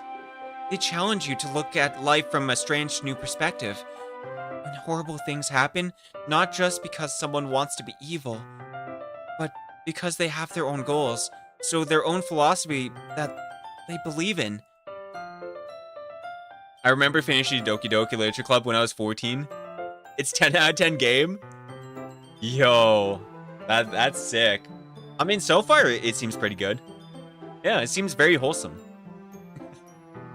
That's the meme right now. That's the meme. I know it's not a wholesome game, but you know. Yeah. Ouch. Then suddenly, when you thought you related to the protagonist. When you thought you related to the protagonist. Okay. They're made out to be naive. One for letting their one-sided morals interfere with the villain's plans. I'm rambling, aren't I? Not again. I'm sorry. Hey, don't apologize. I haven't lost interest or anything. Well, I guess it's alright then. But I feel like I should let you know that I have this problem. When I let things like books and writing fill my thoughts, I kind of forget to pay attention to other people. So, I'm sorry if I end up saying something strange. And please stop me if I start talking too much. I really don't think you need to worry. That just means you're passionate about reading. The least I could do is listen. It's a literature club after all. That's true. In fact... Oh wait, this is me. In fact, I might as well get started reading, right? You don't have to. What are you saying? Just a moment ago, you were looking forward to it. Let me just get to the book. I quickly retrieve the book that I put into my bag. All right. It's fine if I sit here, right? I slip into the seat next to Yuri's. Yo! Yeah. Are you sure? You seem a little apprehensive. That's... I'm sorry. It's not that I don't want you to. It's just something I'm not used to. That is, reading in company with someone. Ah, I see. Well, just let me... just tell me if I end up distracting you or anything. Alright. I open the book and start the prologue. I soon understand what Yuri means about the reading in company. It's as if I can feel her pressure over my shoulder as I read. It's not a particularly bad feeling, or a bad thing. Maybe a little distracting, but the feeling is somewhat comfortable, or comforting. Yuri is in the corner of my eye. I realize that she's not actually looking at her own book. I glance over. It looks like she's reading from my book instead. Yo! Yo! Yuri, Riz and Yuri now, man. Yo! Chat.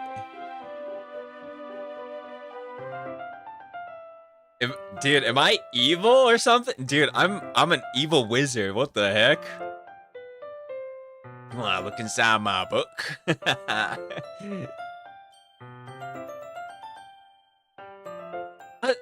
Sorry. I was just... Yuri, Yuri, you really apologize a lot, don't you? I do? I don't really mean to. Sorry. I mean... Here. This should work, right? I slide my desk until it's up against Yuri's, then hold my book more between the two of them. Yo! Smooth!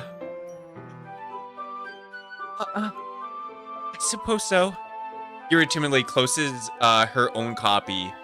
Once we each lean in a little bit, our shoulders are almost touching. It feels like my left arm is in the way, so I instead use my right hand to hold the book open. I guess that makes it kind of difficult to turn the page. Here. Yuri takes the left arm and holds the left side of the book between her thumb and forefinger. Hell yeah, brother. Chat, take notes. Take notes, chat. This is how you get a book reading waifu. I do the same thing with my right arm, on the right side of the book. That way, I turn a page and Yuri slides it under her thumb after it flips to her side. But in holding it like this, we're huddled even closer together than before. It's actually kind of distracting me. It's as if I could feel the warmth of Yuri's face and she's in the corner of my vision. Are you ready? Eh? You turn the page. Sorry. I think I got distracted for a second. I glance over at Yuri's face again, and our eyes meet. I don't know how I'll be able to keep up with her.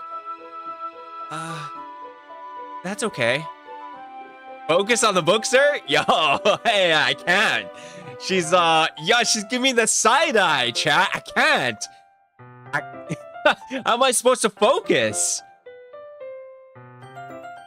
Yo, she's got that side charm. You're not used to reading, right? I don't mind being patient if it takes you a little bit longer. What are we reading?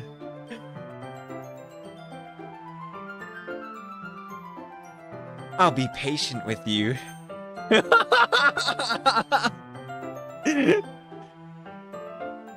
it's probably the least I can do. Since you've been so patient with me. Yeah. Thanks. We continue reading. Yuri no longer asks me if I'm ready to turn the page. Instead, I just assume that she finishes the page before me, so I turn it on my own volition.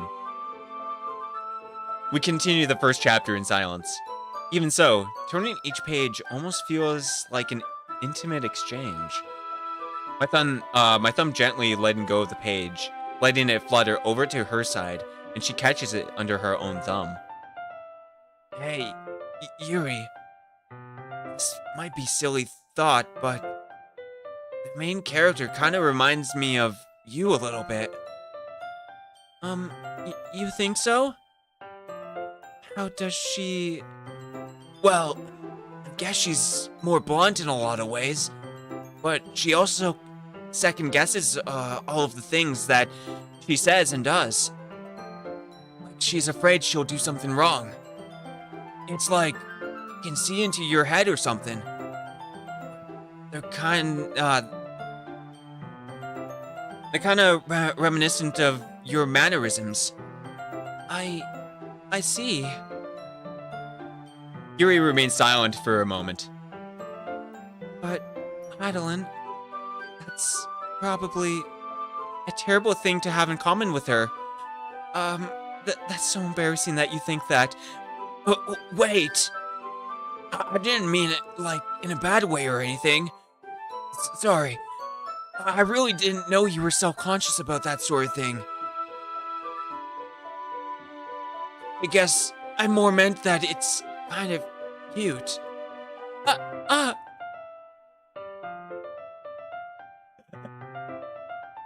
What are you saying all of a sudden?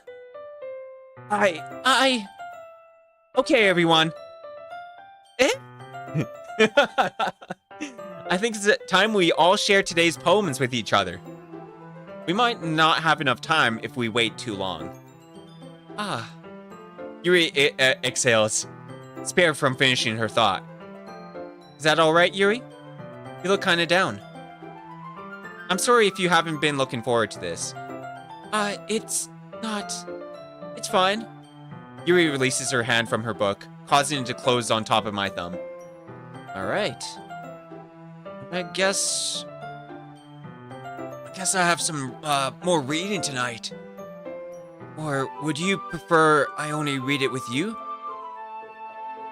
Damn! Yo, I'm setting up for the second date! That's what I'm saying, chat. That's what I'm saying. You see that? You see? You gotta think ahead, you know? Gotta be like, hey, you know, we could do this together. I guess I don't have much. I don't have too much of a preference either way. In that case, I'll read a little more tonight. It'll be more fun to read with you after it picks up a bit, you know? That's good reasoning. In that case, feel free to finish the first 2 chapters in your own time. Alright. I stand up. I make a mental note of where I left off in the book, then slip it back into my bag.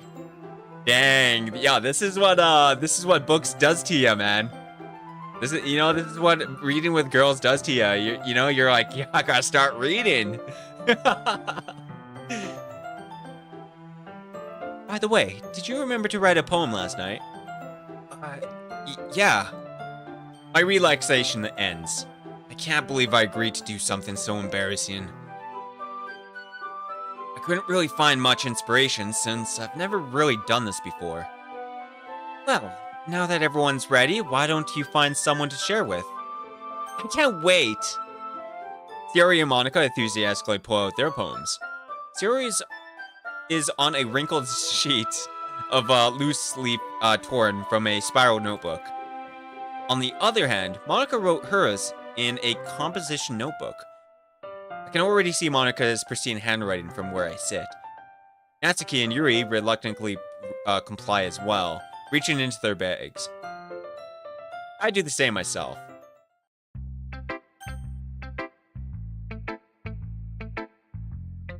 Dang, chat, who should I show my poem to? probably Yuri, right? Because, like, you know, we're kind of already in, right?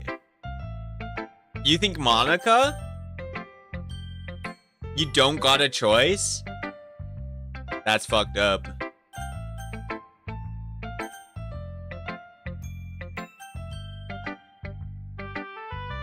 Also, no spoilers.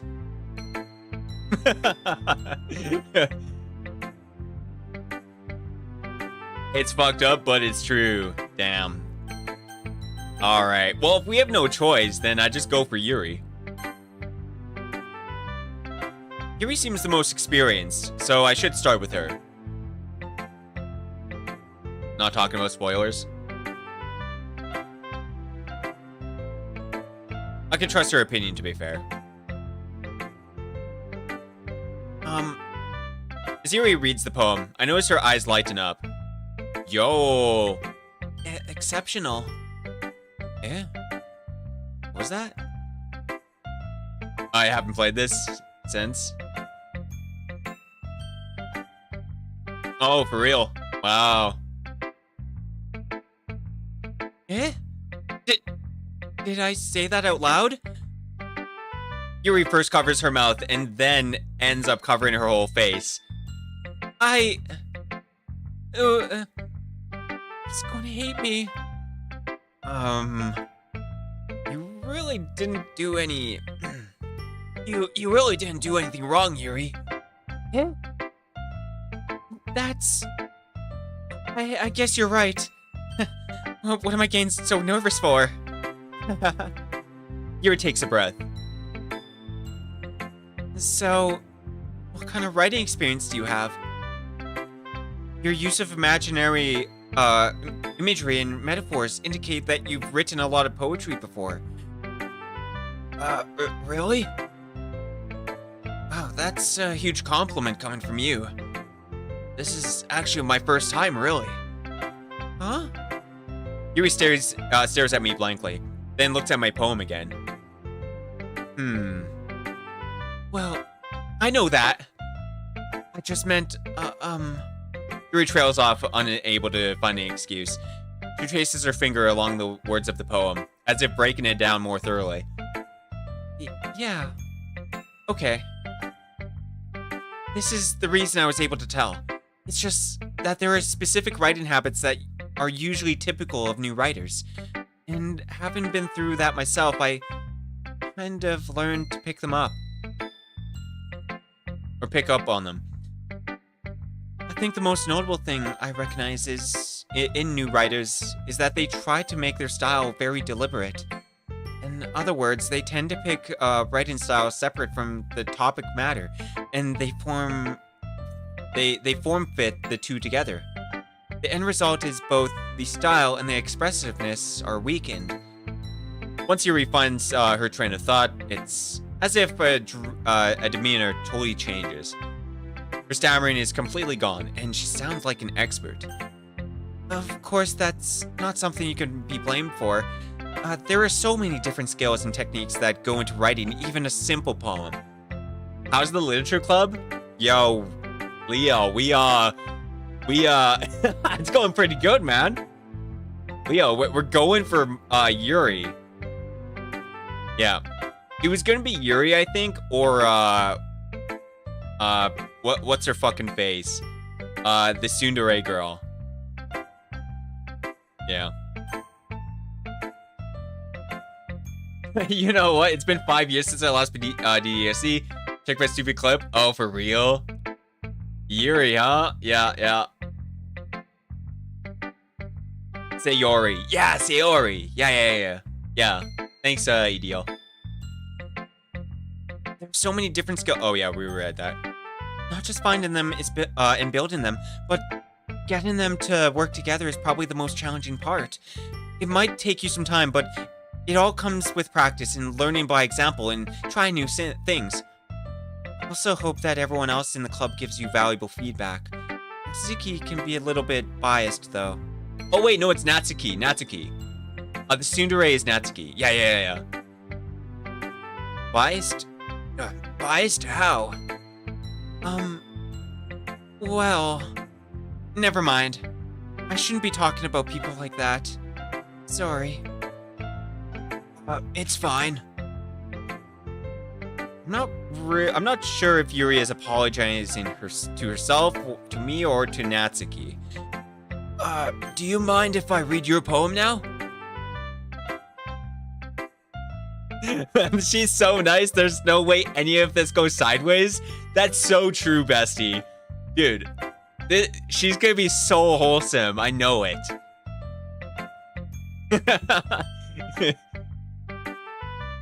Lol. You old? I am old. She's so nice. Yeah, it's so true. She's so nice. Please do. I'd love to share my thought and process behind it. Yuri smiles dreamily, as if that's a rare opportunity for her. Which itself is kind of funny. After all, isn't this supposed to be a literature club? Ghost under the light. The tendrils of my hair illuminate beneath the amber glow. Bathing. It must be this one. The last remaining street light to have withstood the test of time. The last yet to be replaced by the sickening blue-green hue of the future. Bathe. Calm breathing air of the present. Living in the past. The light flickers. I flicker back. Continue. She's got the blushies! She's got the blushies, chat.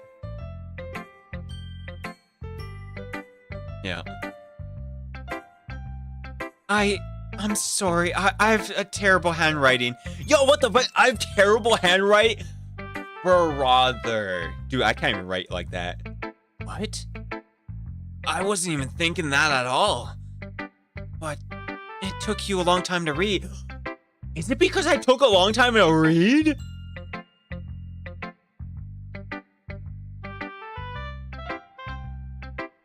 What? There's no way, chat.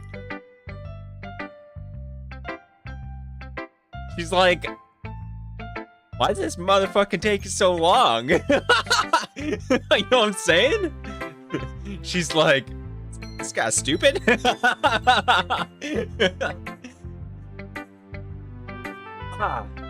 Well, I just don't read script very often. I actually think your handwriting is pretty. Yeah? That's a relief. Also, I liked the poem. Even though it's short, it was really descriptive. It wasn't too short? I usually write longer poems. Not at all.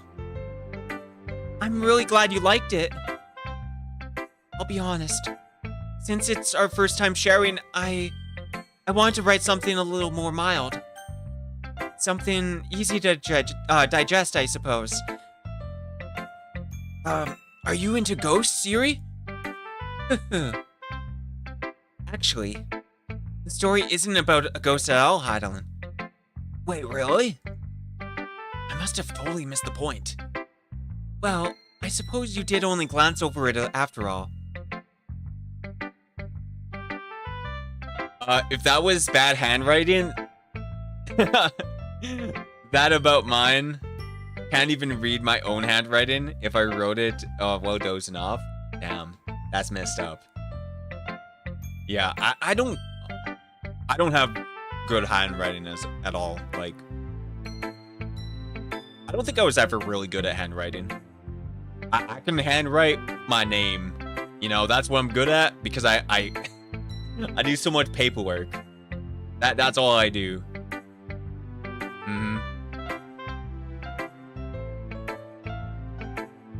But remember that poets often express their own thoughts, feelings, and experiences in their work.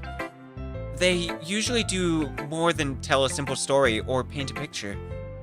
In this case, perhaps the subject of the poem is only being symbolic compared to a ghost. Lingering in her last remaining place of comfort, unable to let go of the past, and soon to be left with nothing. It's a lot more solemn putting it that way. I hadn't even thought of that. That's impressive. Eh? It's nothing really. Yours was impressive too, so... Nah. If anything, I could probably learn a thing or two from you. You think so? Yeah, of course. You know, I was really nervous about doing all this. Nah, I'd win. Yeah, true. Can't do cursive writing either. It's much worse. Yeah. But in the end, I enjoyed it. I'm gonna keep doing my best for you, Heidelin. Yo! Hell yeah! She's gonna do her best. Me too. Alright, who should I... Wait, we show our poem to everyone? Oh, shit. Oh, shit. Yo, maybe we show it to Natsuki. But she said don't show it to Natsuki. Is she, like, not gonna like that? Natsuki's kind of, like, my number 2 right now.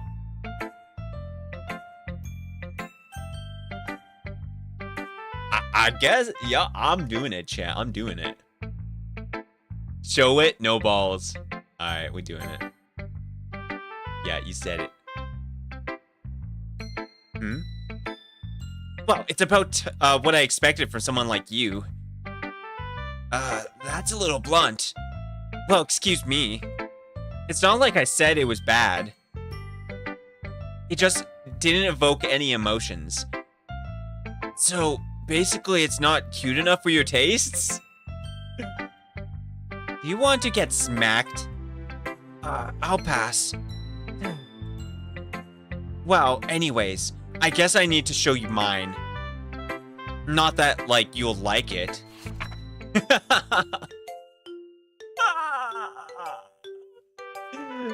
Eagles can fly. Monkeys can climb. Crickets can leap. Horses can race. It's Umamusume. Owls can seek. Cheetahs can run. Eagles can fly. People can try. But that's about it. Yeah. I told you that you weren't gonna like it. I like it. What? Just be honest. I am. Why are you so convinced that I wouldn't like it? Well, because everyone in high school thinks that writing has to be all sophisticated and stuff, so people don't even take my writing seriously. But isn't that the point of poems, for people to express themselves? Horse, yeah. Your writing style wouldn't make your message any less valid. Yes, exactly. I like when it's easy to read, but it hits you hard. Like in this poem. Seeing everyone around you do great things can be really disheartening, so I decided to write about it. Yeah, I understand. But the other nice thing about simple writing is that it puts more weight on the wordplay. Like, I set up the rhyme at the end, but then made it fall flat on purpose. It helps bring out the feeling in the last line. So you did. I guess more went into it than I realized. That's what I mean. That's what it means to be a pro. She's got like the what's that, like being like snarky? She's got like the tooth, chat. You know?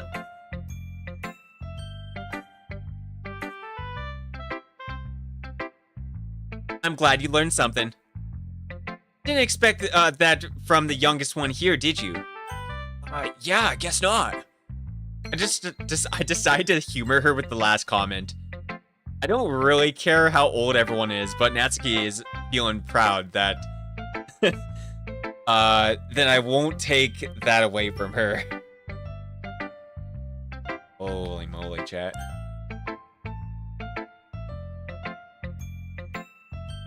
We'll go to Sayori. She's our bestie. This is a really good poem, Heidelin. You sure it's your first time? You're really good at this. Is this your first time?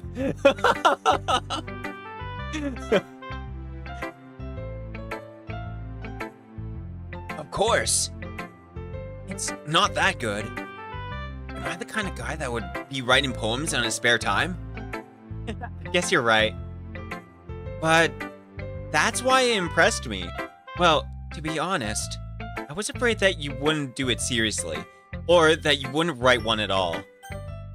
I'm really happy that you wrote one. It just reminds me of how you're really part of the club now. Not to mention the fact that I'm standing in front of you in the club room. Man. Well, of course. I'm really not into it yet, but that doesn't mean I'll break my promise. You see? It's like I said before, Heidelin. Deep down, you're not selfish at all, you know? Trying new things like this for other people. That's something that only really good people do. I'm really not into it. Yeah. Thanks, Sayori. I'm not sure if Sayori sees the full picture of my motive here.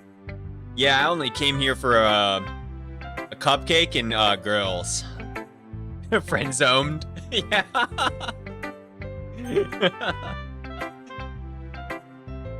Then again, I can't deny that she's part of the reason I joined.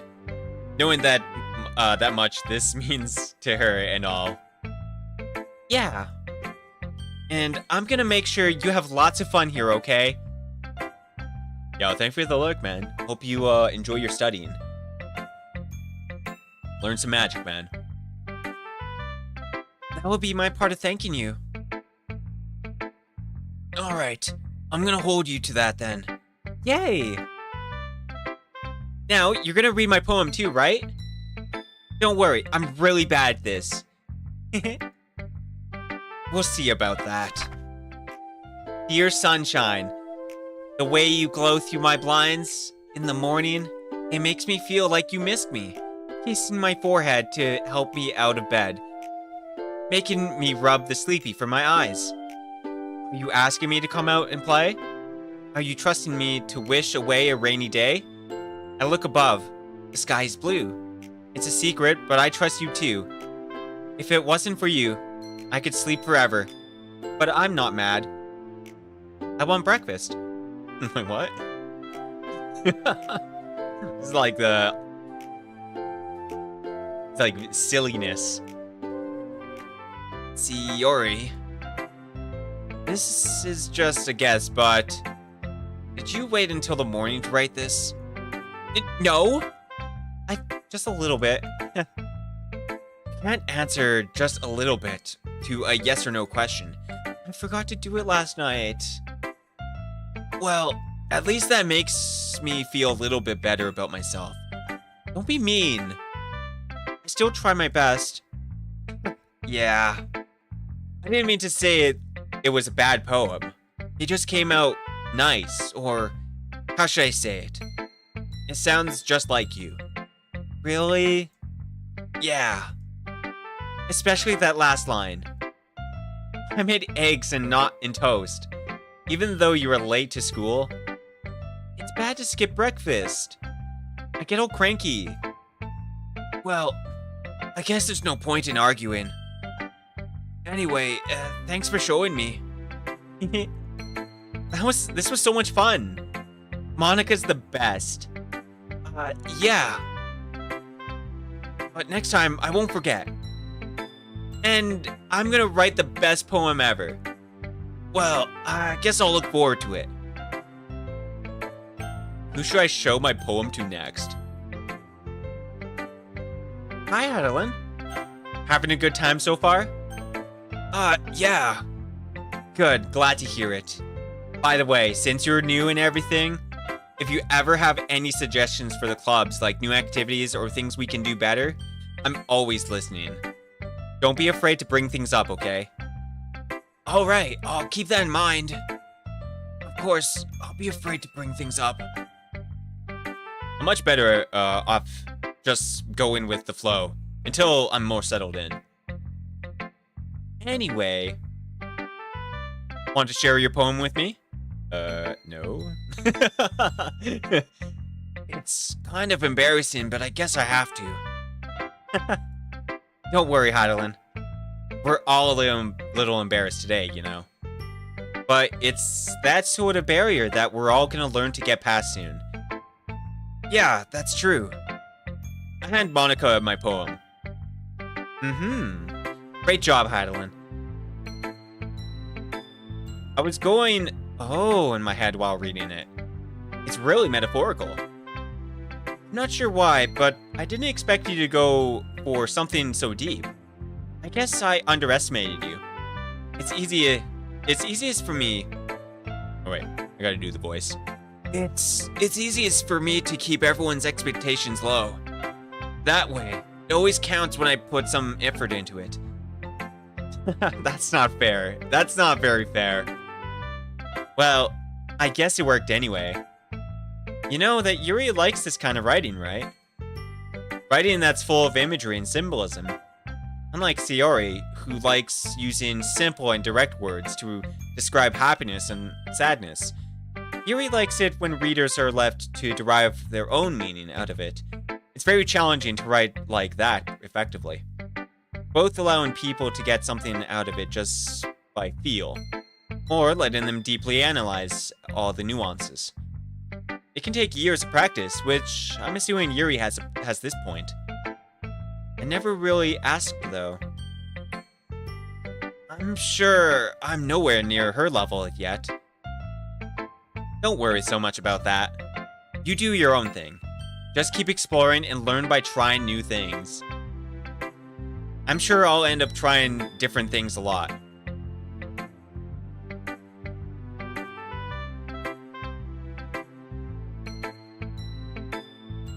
Okay. It could take a while before I feel comfortable doing this. That's okay. I'd love to see you try new things. That's the best way to find the kind of style that suits you. Everyone else might be a little biased towards their own kinds of styles, but I'll always help you what suits you the most. So don't force yourself to write the way everyone else wants you to write. It's not like you have to worry about impressing them or anything. Yeah, I wouldn't do that. Yeah. Yeah, I wouldn't do that. Anyways, do you want to read my poem now? Don't worry, I'm not very good. Shut the fuck up. You sound pretty confident for someone who claims to not be very good. Well, that's because I have to sound confident. That doesn't mean I always feel that way, you know? I see. Well, let's read it then. Hole in the wall. It couldn't have been me. See the direction this spackle protrudes? A noisy neighbor? An angry boyfriend? I'll never know. I wasn't home. I peer inside for a clue. Nope, I can't see. I reel blind. Like a film left out in the sun. But it's too late. My retinas, already scorched with a permanent copy of the meaningless image. It's just a little hole. It wasn't too bright. It was too deep, stretching forever into everything. A hole of infinite choices. I realize now that I wasn't looking in, I was looking out. And he, on the other side, was looking in. Ooh. What does that mean? So, what do you think? It's very freeform. If that's what you call it. Sorry, I'm not really the right person to ask for feedback. It's okay. Yeah, that kind of style has gotten pretty popular nowadays. That is, a lot of poems have been putting emphasis on the timing between words and lines. When performed out loud, it can be really powerful. What was the inspiration behind this one? Well, I'm not sure if I know how to put it. I guess you could say that I had some kind of epiphany recently. Huh? It's been influencing my poems a bit. An epiphany? Yeah, something like that. I'm kind of nervous to talk about deep stuff like that, because it's kind of coming on strongly. Maybe after everyone is better friends with each other. Anyways, here's Monica's writing tip of the day. Sometimes when you are writing a poem or a story, your brain gets too fixated on this specific point. If you try so hard to make it perfect, then you'll never make any progress. Just force yourself to get something down on the paper and tidy it up later. Another way to think about it is this. If you keep your pen in the same spot for too long, you'll just get a big dark puddle of ink. So just move your hand and go with the flow. That's my advice for today. Thanks for listening. Phew! Guess that's everyone. Glance around the room. It was a little more that was a little bit more stressful than I anticipated.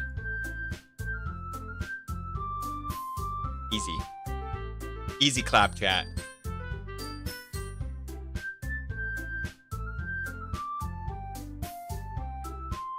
It's as if everyone is judging me for my mediocre writing abilities. Even if they're just being nice, there's no way my poem can stand up to theirs. This is a literature club after all. I sigh. I guess that's what I ended up getting myself into. Across the room, Sayori and Monica are happily chatting.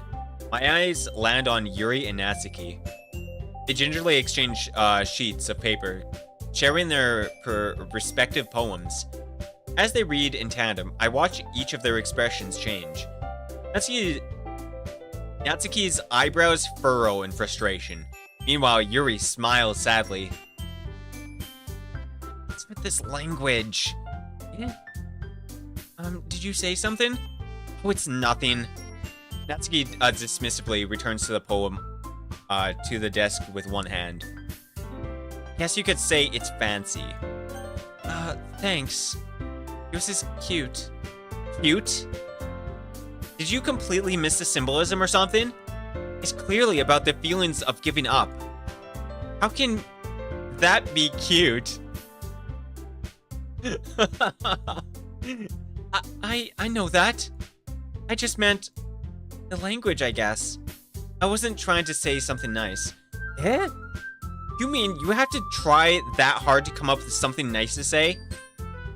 Thanks, but it really didn't come out nice at all. Well, I do have a couple suggestions. If I was looking for suggestions, I would have asked someone who actually liked it. Which people did, by the way. Sayori liked it, and Heidelin did too. So based on that, I'll gladly give you some of my own suggestions. First of all, excuse me? I appreciate the offer, but I've spent a long time establishing my writing style. I don't expect it to change anytime soon. Unless, of course, I come across something particularly inspiring. Which I haven't. And Heidelin liked my poem too, you know? Damn! Yo, they're fighting over me, chat! Yo, what is this? He even told me he was impressed by it. Natsuki suddenly stands up. Oh? I didn't realize you were so invested in trying to impress our new member, Yuri. Eh? That's not what I... You're just... Yuri stands up as well. Maybe you're just jealous that Heidelin appreciates my advice more than he appreciates yours. Huh? And how do you know he didn't appreciate my advice more? Are you just full of yourself? No. If I was full of myself, I would deliberately go out of my way to make everything I do overly cutesy. Is everyone okay?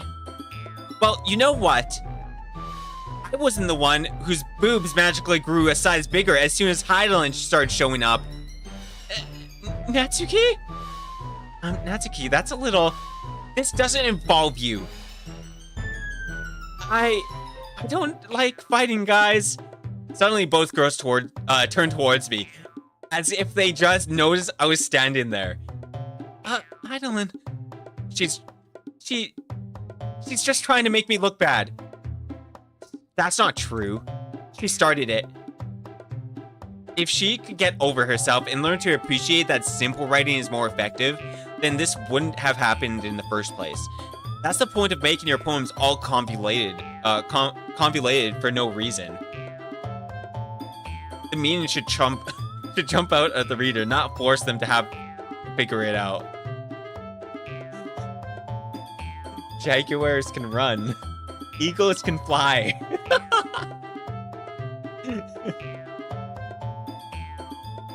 Natsuki is my fave. She's kind of funny, isn't she?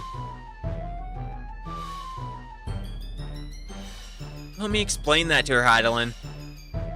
Wait! There's a reason we have so many deep and expressive words in our language.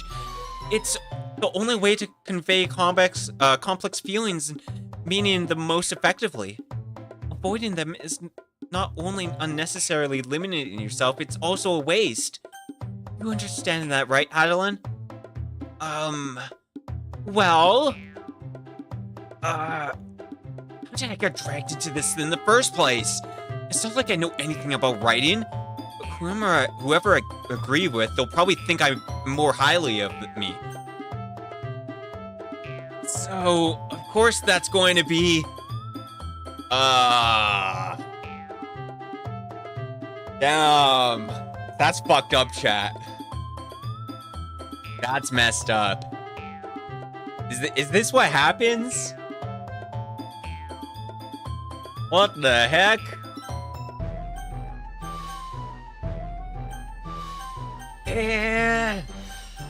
Help me, Sayori.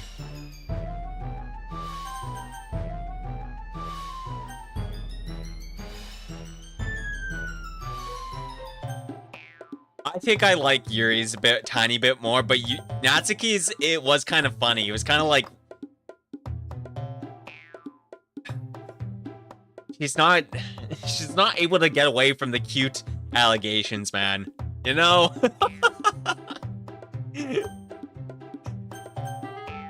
It's so hard to choose. It's so hard to choose. They're both so good.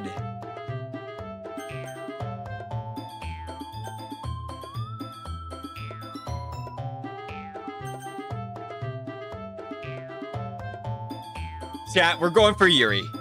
We're going for it. We're full steam ahead. I'm going in, chat. Eh? Natsuki. You're right that I liked your poem. Wait.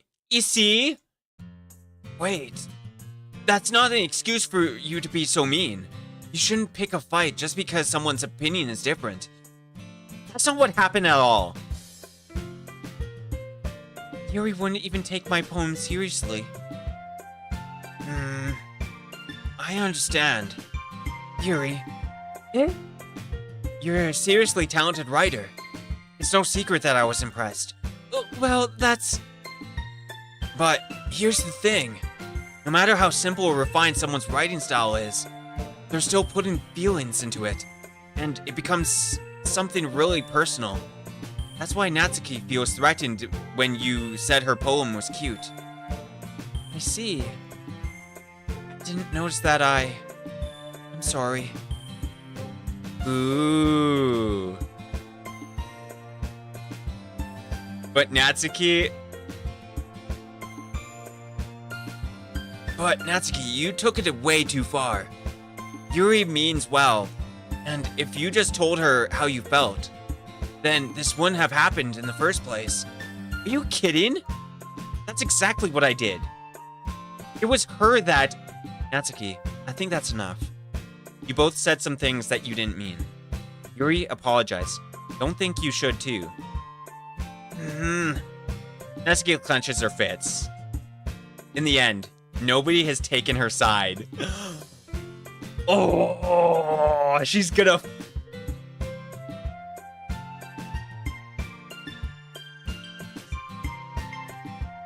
She's trapped at this point, being defiant only because she can't handle the pressure. I end up even feeling bad for her. Damn. Sometimes when I'm hurt, it helps to take a walk and clear my head. Sayori, she doesn't need to. You know what? I'm going to do that. It'll spare me from having to look at all of your faces right now. Without warning, Natsuki snatches her own poem up from the desk and storms out. On her way out, she crumples up the poem with her hands and throws it in the trash. Natsuki? She really didn't need to do that. I look across the room. Yuri has her chin buried in her hands while she stares down at her desk. I gingerly approach her and sit in the adjacent chair. Everything all right? I'm so embarrassed. I can't believe I acted like that. You probably hate me now. No, Yuri. Could anyone have gotten frustrated after being treated like that? You handled it as well as anyone could. I don't think any less of you. Well... Alright. I don't believe you.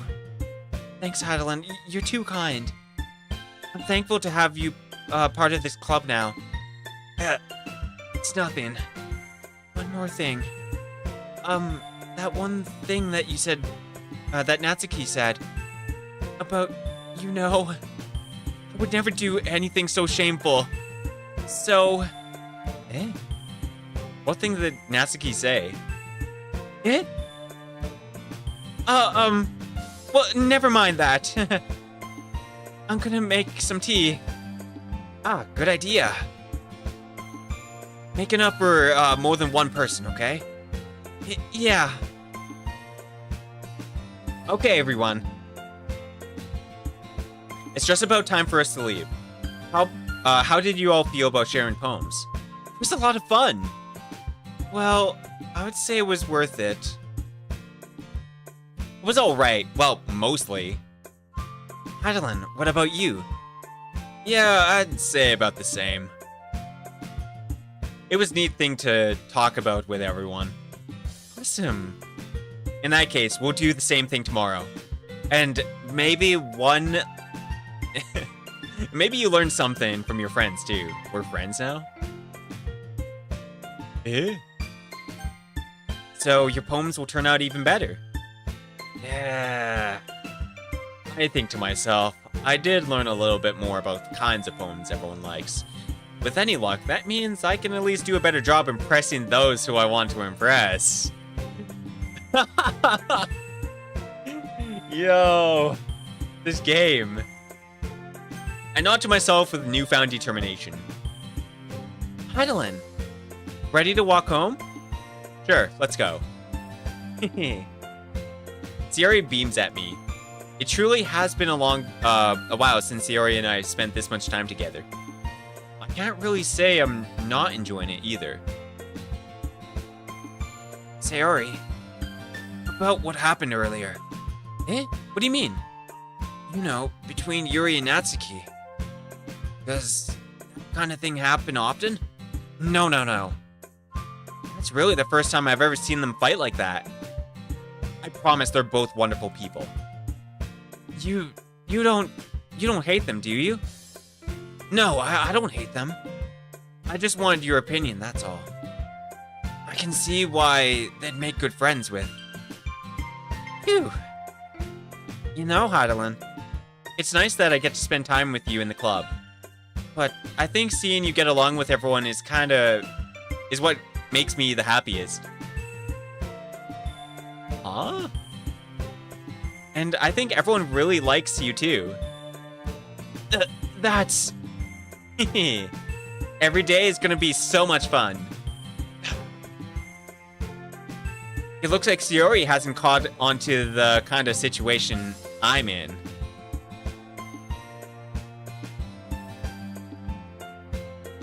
What? What kind of situation is she in? Yeah, explain this to me. Sure, being friends with everyone is nice, but does it really need to stop there? Okay, dude. Well, we'll just have to see what the future holds, Sayori. I pat Sayori on the shoulders. I say that more to myself than to her, but it's easy to use Sayori as an internal monologue sometimes. Okay. Yeah. Let's do this. That's crazy. Wait, I'm doing another one? Alright. Chat.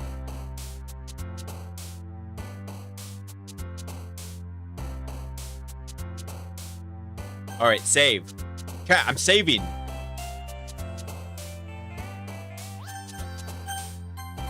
Alright. This background music is fire. Okay, we gotta try to cheer up Natsuki. Okay. Let's see. Joy.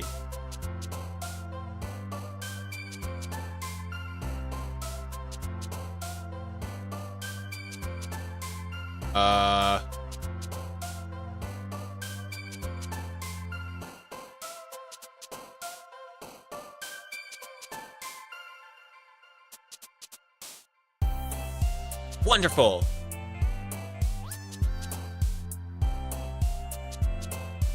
Excitement, anger, determination. Captive. Clumsy. Excitement. Hope. Uncontrollable. Bouncy. Doki doki.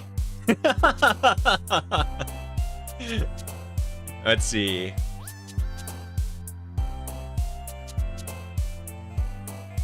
Candy.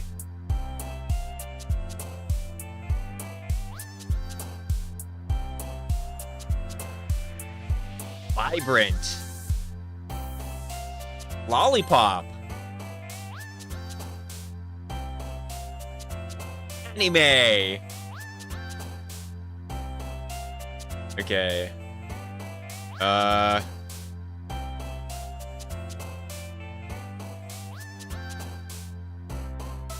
Holiday.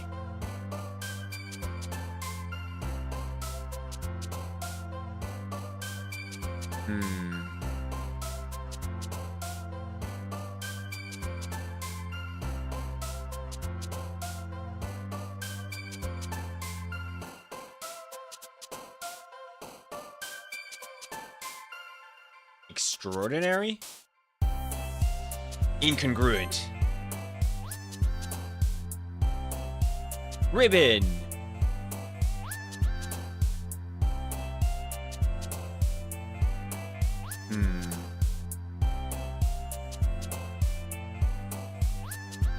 Kitty.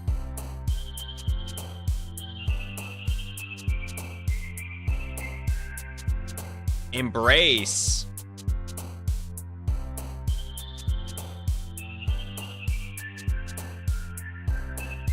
Dance.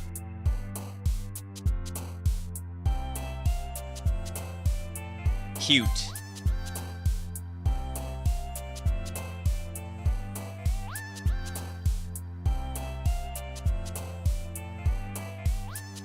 Love. Happiness.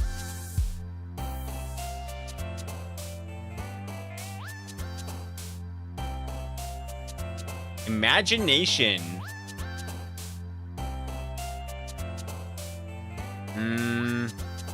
Kawaii. All right, let's see what happens.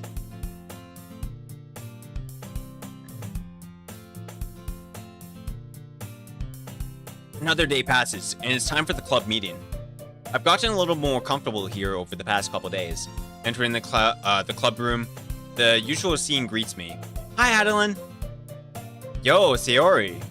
Looks like you're in a good mood today. Hehe. I'm just still not used to you being in the club, that's all. I see. That's a pretty simple thing to get you in a good mood. But I guess it's always the simple things with you, anyway. Speaking of which, I'm kinda hungry. Will you come with me to buy a snack? No thanks. Yo, that's crazy. It's like, nah, I'm good. Yeah? That's not like you at all. I have my reasons.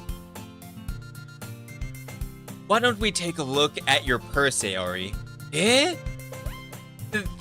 Why all of a sudden? No reason at all. I just really wanted to look at it. Sayori nervously retrieves her coin purse. She fumbles with the latch and gets it open. Then, she turns it upside down and lets its contents spill onto the desk. Only 2 small coins fall out. I knew it. I can see right through you, Sayori. That's not fair. How did you even know? It's simple. If you had enough money in the first place, you would have bought a snack before coming to the club room. So, either you're not hungry and wanted an excuse to take a walk, or you plan to conveniently forget that you spent all of your money so that I would lend you some. Oh wait, we're supposed to do the voice. But there's one more thing. You're always hungry. And so, that only leaves the one option. I give up. Don't make me feel guilty. If you feel guilty... Oh, wait. If you can feel guilty, that means you deserve, to feel guilty. Please, not the protagonist voice.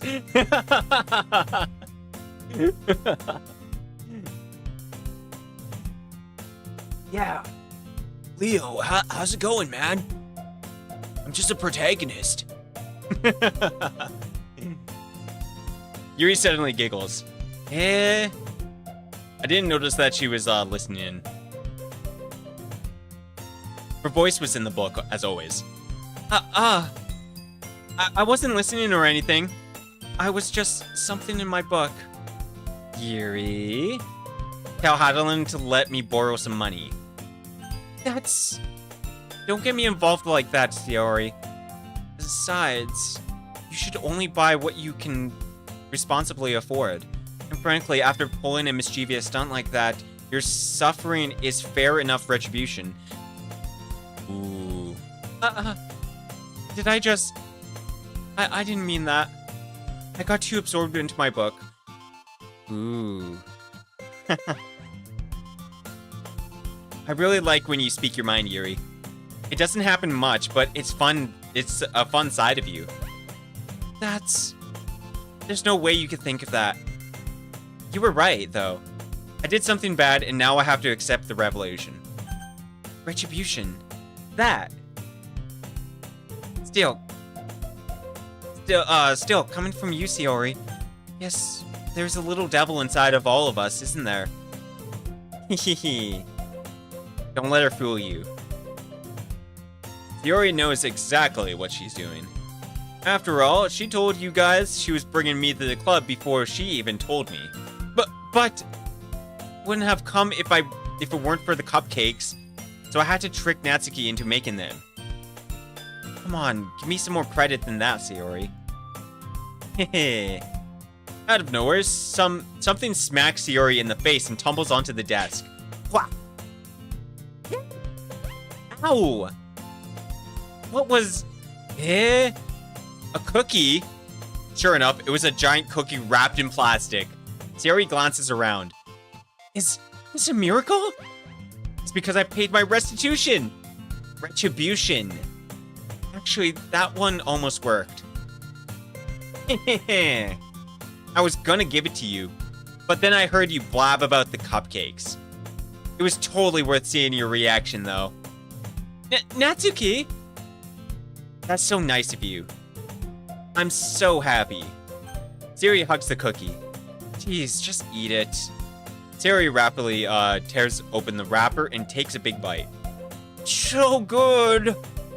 Mmm. Sayori suddenly clasps her hand over her mouth. I bit my tongue. You're going through a lot over just one cookie. Natsuki takes a bite on her own cookie.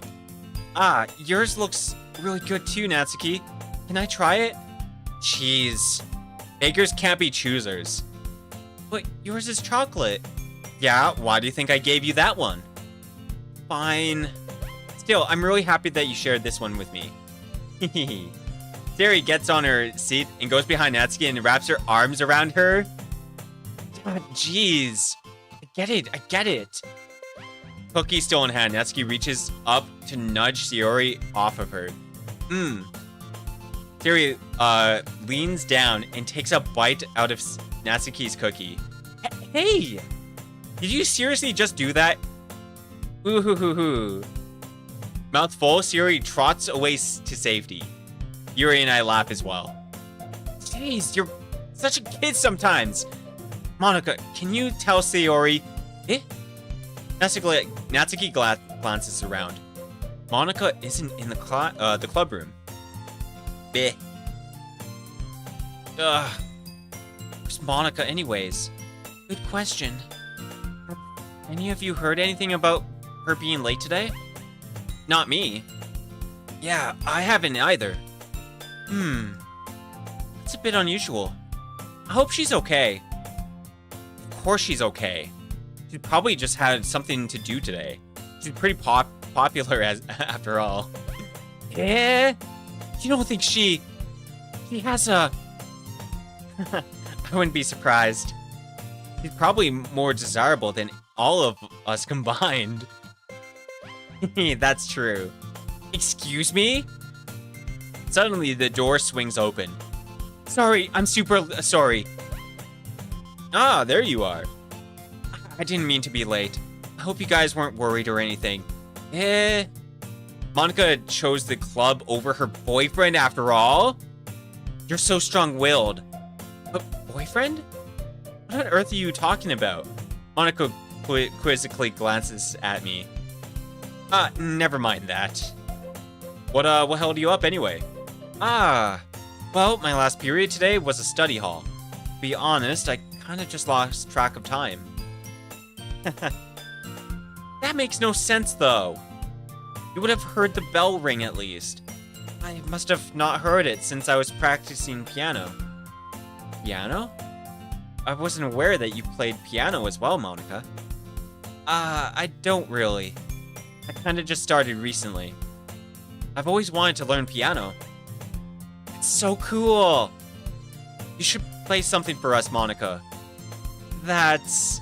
Monica looked at me. Maybe once I get a little bit better, I will. Yay! That sounds cool. I also look forward to it. Is that so? In that case, I won't let you down, Hyland. Monica smiles sweetly. I didn't mean any pressure or anything like that. Don't worry. I've been practicing a whole lot recently, and I'd really love the chance to share once I'm ready. I see. In that case, best of luck. Thanks. So, I didn't miss anything, did I? Not really. No, not really.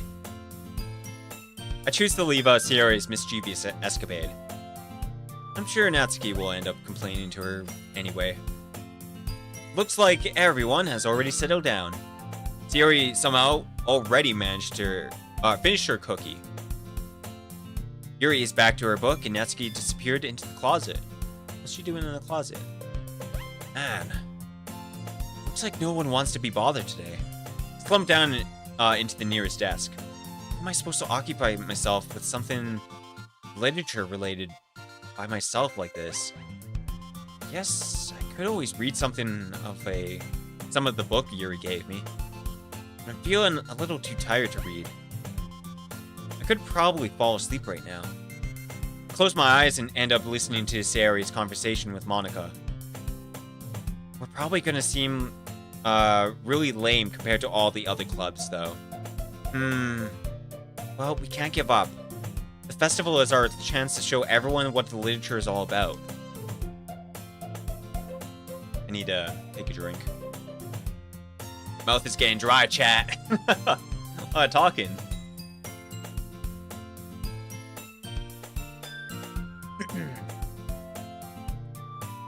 Problem is that the idea of the literature club sounds too dense and intellectual. But it's not like that at all, you know? We just need a way to show that to everyone. Something that speaks to their creative minds.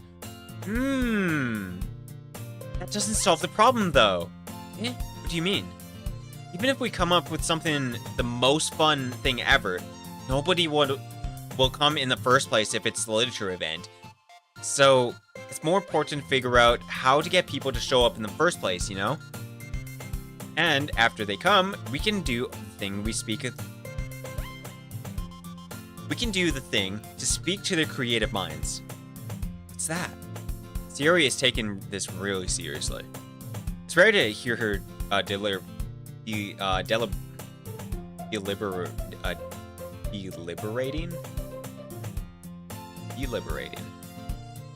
like this. Yeah. Huh, that's a good point. In that case, do you think food will do the trick? Well, what kind? Well, I guess we could... Cupcakes! Good thinking. Natsuki would love to do that. Oh, you're right! Natsuki makes the best cupcakes. That works out perfectly. That wasn't why you suggested it. Cupcake speaks to my creative tummy. Cupcakes it is, then. I'm hungry. Anyway, we still need to work out the details of the event itself. Find myself smiling. In the end, Sayori is still her usual self. But therein lies the unexpected reason I admire her. Unlike me, who has trouble finding any motivation at all, Sayori can put her mind to things and make them come to life.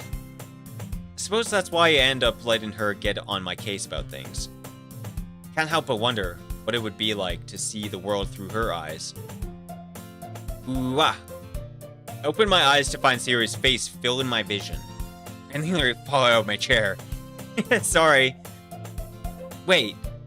Actually, I'm not sorry at all. It's your fault for sleeping like that. This isn't the napping club. Does our school have a napping club? You're staying up late again, aren't you? Now that you're in a club, you have less time for anime, you know. You'll need to get used to it. Don't say that out loud. I glanced over my shoulder to see if Monica overheard. It's true, though. Yeah. No, I know. You're always looking out for me, Sayori. It's what I do best. That's a problem. What about you? You look out for the better...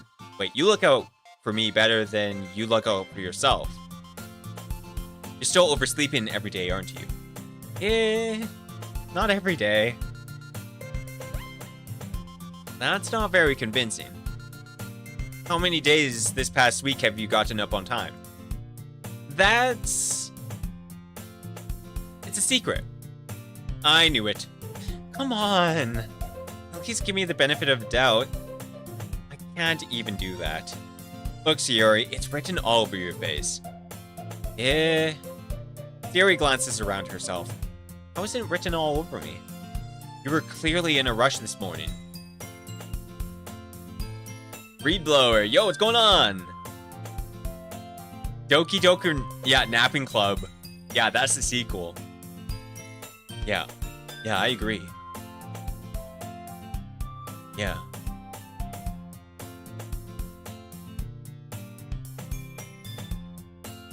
Look, your hair is sticking out all, Your hair is sticking out all around here. I run my fingertips down the side of Sayori's hair, trying to straighten it out. Damn. Man, you really need a brush for this. My hair is just really hard to get right. I won't fall for that. There's more than just hair. There's more than just your hair. Look, your bow isn't straight either. Bow. And there's a toothpaste stain on your collar right here. I try to wipe off the stain with my finger, but nobody would ever notice that. Of course they would. Nobody's gonna tell you about it because they don't want to embarrass you. Fortunately, I don't really care. Hey, you meanie. And you don't even keep your blazer buttoned up. Seriously, Sayori? Why do you even think you don't... That's messed up. Why do you think you don't have a boyfriend yet? That's super mean. Sorry, but you'll thank me later. I start to button her blazer from the bottom. Once you see how much better it looks, you'll change your mind.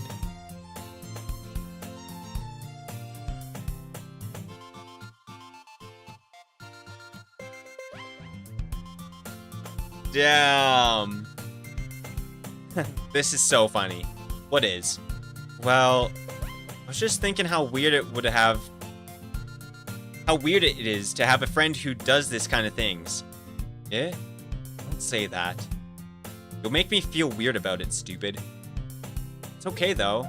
I'm happy we're like this. Aren't you? I guess. Hey, be careful. The button might come off. Why is this one so hard to close?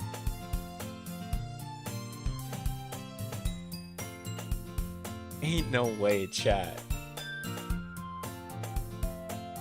Her outfit's too small. And her chest is too big, chat. That's why she doesn't keep it closed. I struggle to fully close the button near her chest. Does this thing even fit you properly? Hehe. It did when I bought it. If you ever buttoned it, you would have noticed sooner that it doesn't fit you anymore. What are you smiling about? It means my boobs got bigger again. Don't say that out loud. Anyway, you look much better now, so... Why does it feel strange to see Sayori's blazer buttoned up like that? But it's so stuffy. Ooh. Not worth it all. Sayori hastily unbuttons her blazer once more. Phew. That's so much better. Sayori puts her arms out and twirls around. So, if I keep it unbuttoned, I won't get a boyfriend, right? What kind of logic is that? And why are you saying it like it's a good thing? Because if I had a boyfriend, then he wouldn't even let you do things like this. And you take care of me better than anyone else would anyway. So, that's why I keep it unbuttoned. Stop saying all these embarrassing things. Eh? Wait. What did I press? Oh, I pressed history. I didn't say anything embarrassing. Jeez. Well, anyway, just focus on trying to wake up a little bit earlier. Only if you focus on going to bed earlier. Fine. It's a deal. Hehe. I guess we really are better at taking care of each other than we are taking care of ourselves. Yeah, I guess so, huh? So, maybe you should come wake me up in the morning. What? What is this? You're doing it again, Sayori. But I was joking this time. Man, it's impossible to tell with you sometimes. Okay, everyone. Eh? Monaco suddenly calls out. Why don't we share our poems we wrote today? Yay! Hydaelyn, I can't wait to read yours. Yeah, same. Alright. We're gonna take a 5-minute break. I need to use the washroom. And... oh, shit.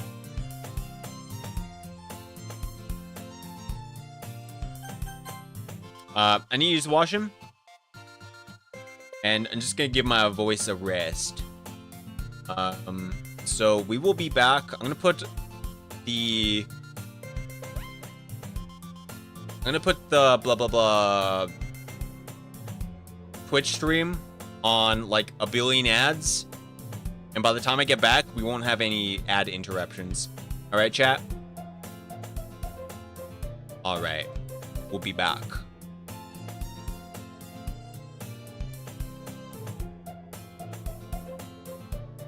What the fuck is an ad? True.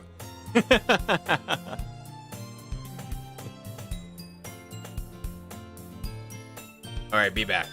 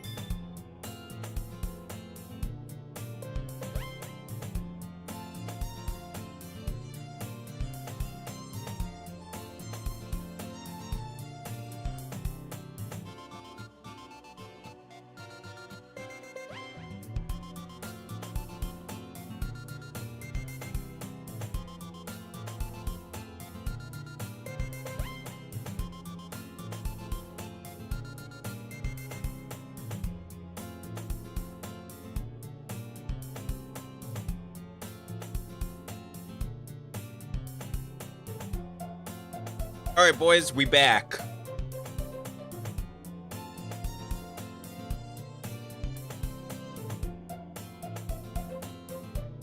What's going on, everyone?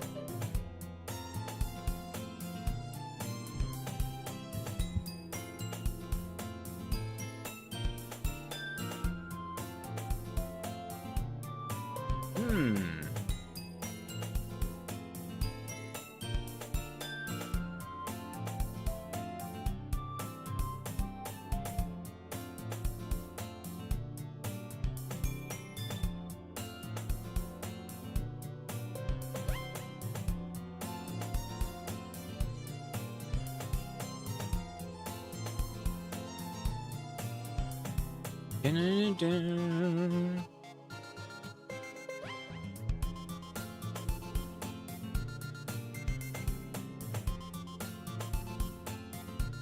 All right, let's do this.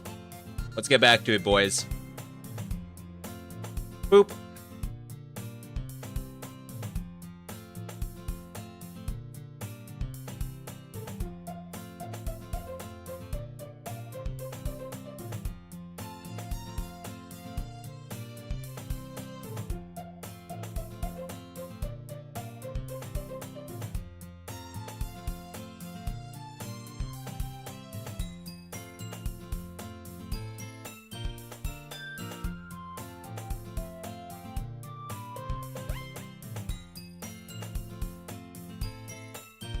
Interesting. Interesting. All right. Let's see. I fail to sound enthusiastic, but Sayori still trots away to retrieve her poem. Who should I show my poem to first? All right, let's go for Natsuki.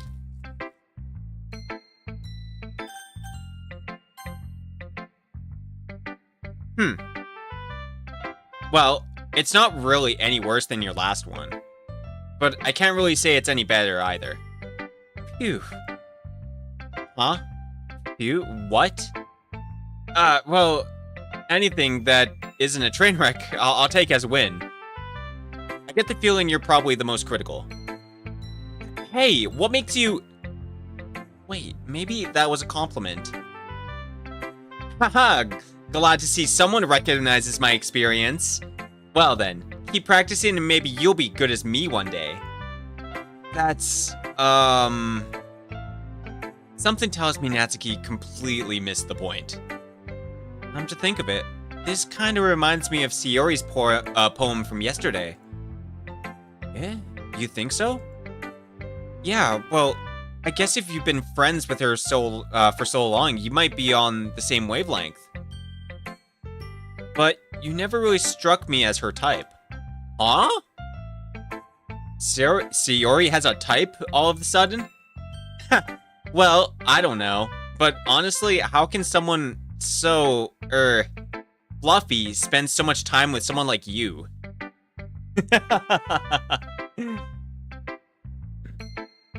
It's like she's dragging around a dead weight. God, that was a little unnecessary.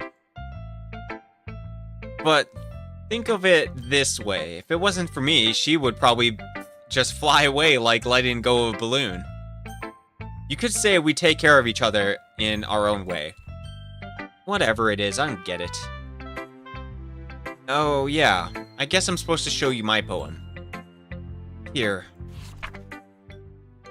Amy likes spiders. You know what I heard about Amy? Amy likes spiders. Icky, wriggly, hairy, ugly spiders. That's why I'm not friends with her. Amy has a cute singing voice. I heard her singing my favorite love song. Every time she sang the chorus, my heart would pound to the rhythm of the words. But she likes spiders. That's why I'm not friends with her. One time, I hurt my leg really bad. Amy helped me up and took me to the nurse. I tried not to let her touch me. She likes spiders. So her hands are probably gross. That's why I'm not friends with her.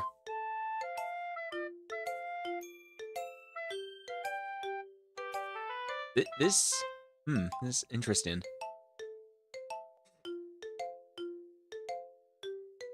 Amy helped me up, she likes spiders. Where was I? Amy has a lot of friends. I always see her talking to people. She probably talks about spiders. What if her friends start to like spiders too? That's why I'm not friends with her. It doesn't matter if she has other hobbies. It doesn't matter if she keeps it private. It doesn't matter if she doesn't hurt anyone. It's gross. She's gross. The world is better off without spiders. Spider lovers. And I'm gonna tell everyone.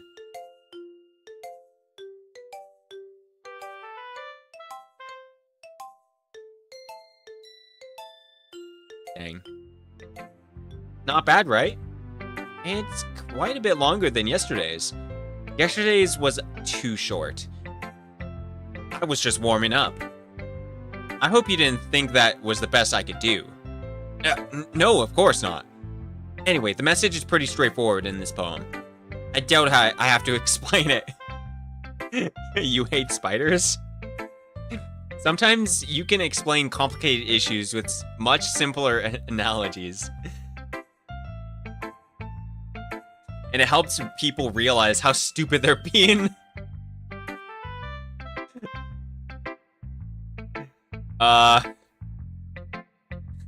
Chat, what's she trying to say?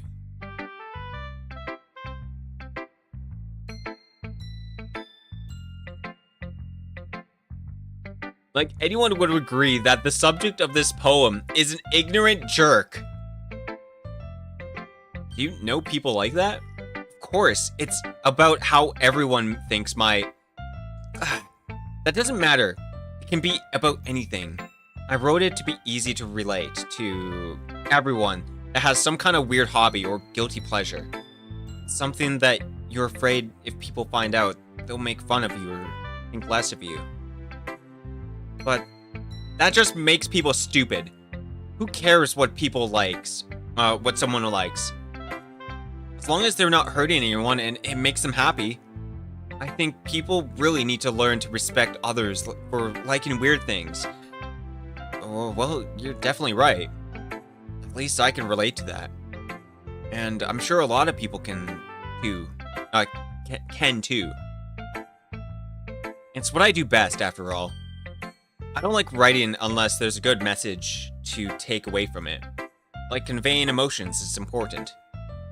But I want to make people think, not just feel. Remember that. I'm gonna write a good one for tomorrow, too, so look forward to it. Monica? Let's do Monica next. Hi again, Hadon. How's your writing going? Alright, I guess. I'll take that.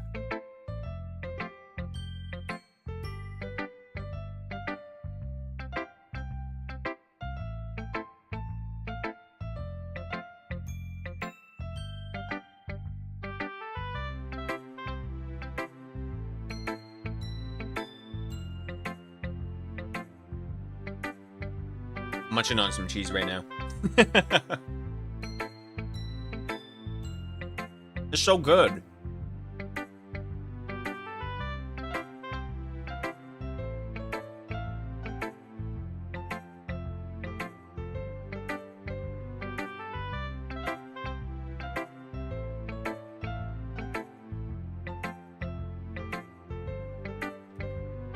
All right. As long as it's not going bad.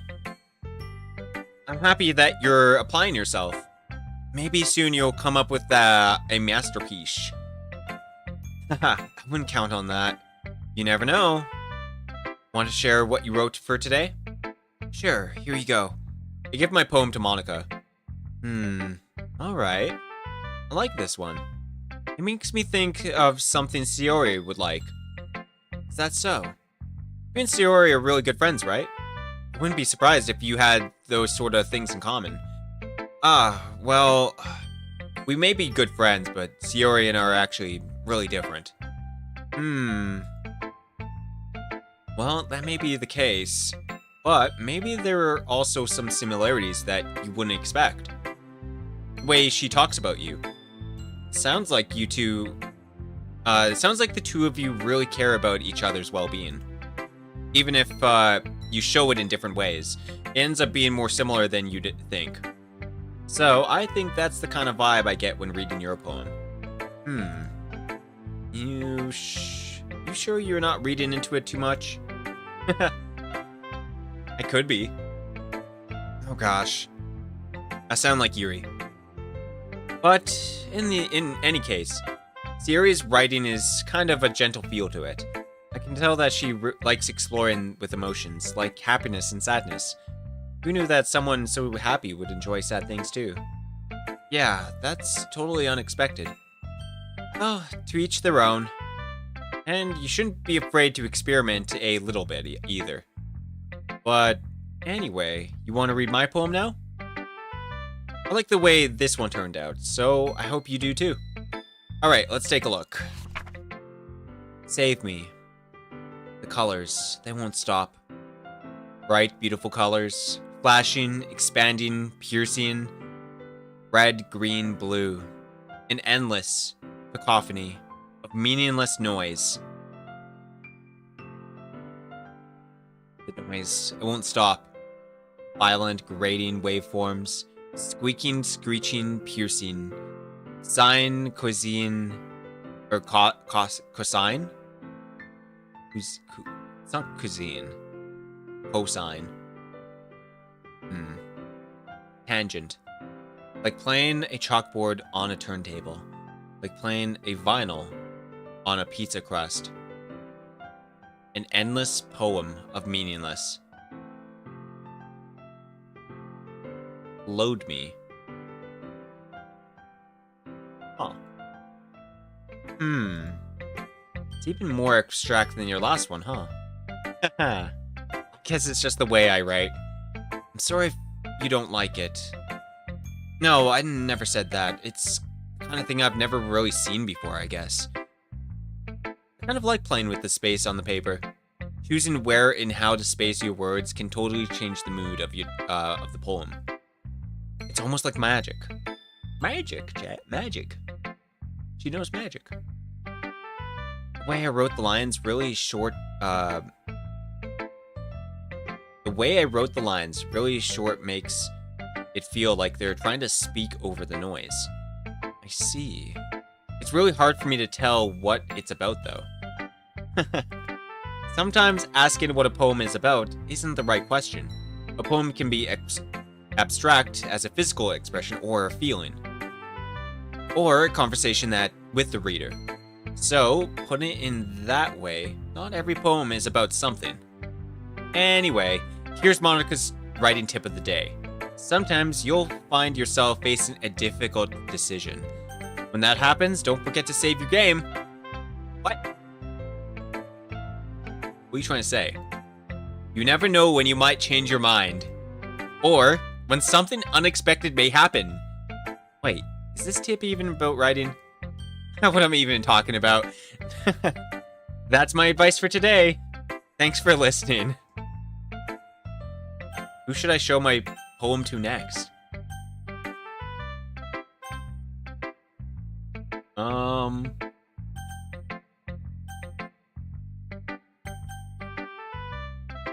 Let's go to Sayori.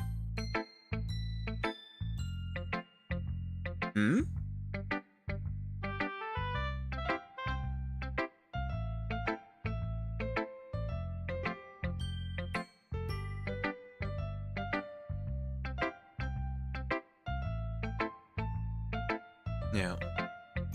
Oh my goodness! This is so good, Highland! I love it! Especially after yesterday's poem. You're too honest sometimes, Sayori. No, but really. I want to put this on my wall. Can I? Sayori. Let's be seriously overreacting. I'm not a good writer at all. I honestly have no idea what I'm doing. Well, maybe that's why. Because I have no idea what I like either. Jeez. I'm sure that Yuri's opinion has to be a little more constructive than this. Maybe even Natsuki's. Are you sure you don't like it just because I wrote it? Well, I'm sure that's part of it. I think I understand you better than a lot of other people, you know? So when I read your poem, it's not just a poem. It's a Heidelin poem. And that makes it extra special. Like, I can feel your feelings in it. Sayori hugs the sheet against her chest. You're so weird, Sayori. Well, I'm not very good at figuring out if poems are good or bad. But that's why I just go by my heart. If it makes me feel things, then it must be a good poem. Not sure that's exactly how it works. Then again, I guess conveying feelings is pretty important part of this whole thing. Yeah, maybe.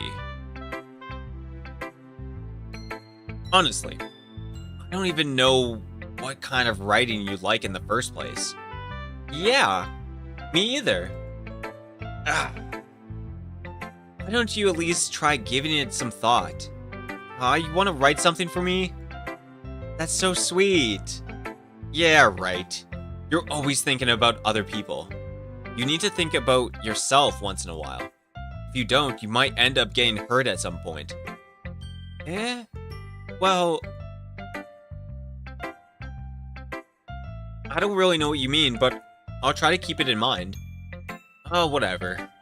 Anyway, let's see. I guess I like happy poems.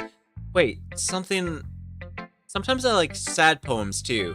Sometimes a little bit of both. There's a word for that, right? What's the word that I'm looking for? Bittersweet. Yeah. I like things that are happy and sad, and things that are sad. Happy and sad? I can't see you liking something sad, Sayori. Well, I like happy the most, but sometimes when you have a little rain cloud in your head, a sad poem can give the rain cloud a little hug. Alright, dude. And make a nice happy rainbow. Sayori, that's unexpectedly poetic. It is? Maybe I'm getting better expressing my feelings. Thanks, Adeline. I should go write that down then. You can read my poem now, okay? Bottles. Pop off my scalp, like the lid of a cookie jar. It's a secret place where I keep all my dreams. Little balls of sunshine, all rubbing together like a bundle of kittens. I reach inside with my thumb and forefinger and pluck one out. It's warm and tingly, but there's no time to waste. I put it in the bottle to keep it safe, and I put the bottle on the shelf with all the other bottles. Happy thoughts, happy thoughts, happy thoughts in a bottle, all in a row. My collection makes me lots of friends. Each bottle of starlight to make amends. Sometimes my friend feels a certain way. Down comes a bottle to save the day. Night after night, more dreams. Friend after friend, more bottles. Deeper and deeper my fingers go, like exploring a dark cave. Exploring the secrets hiding in the nooks and crannies. Digging and digging. Scraping and scraping. I blow dust off my bottle caps. It doesn't feel like time elapsed. My empty shelf could use some more. My friends look through my locked front door. Finally all done. I open up, and in come all my friends. In they come in such a hurry. Do they want my bottles that much? I frantically pull them from the shelf, one after the other, holding them out to each and every friend. Each and every bottle. But every time I let one go, it shatters against the tile between my feet. Happy thoughts, happy thoughts, happy thoughts in shards, all over the floor. They were supposed to be for my friends who aren't smiling. They're all shouting, pleading something, but all I hear is echo, echo, echo, echo inside of my head. Ooh, holy crap. Sayori, did you really write this? Of course I did. Didn't I tell you yesterday I was gonna write the best poem ever? Yeah, but... I mean, I didn't expect something like this coming from you. Monica taught me a whole lot. And I've been really in touch with my feelings recently. See that? It's almost kind of creepy. Creepy? Well, not exactly. Maybe because I'm so used to you being cheerful. Well, never mind. I'm thinking too hard about it. The point is, it came out good, so you should be proud of it. Aw, thanks. I feel like I was meant to express myself this way. It even helps me understand my own feelings a little bit better. Writing is like magic. You've gotten pretty passionate about this, huh? I hope you keep it up. Yeah, writing's the best. I'm gonna keep writing until I die. Don't get ahead of yourself. Terry's always had a habit of getting obsessed with something before dropping it. No more than a week later. I wonder if this is one of those times. But seeing the passion in her eyes makes it hard for me to be pessimistic. Damn. Alright, let's show Yuri. Let's see what you've written for today.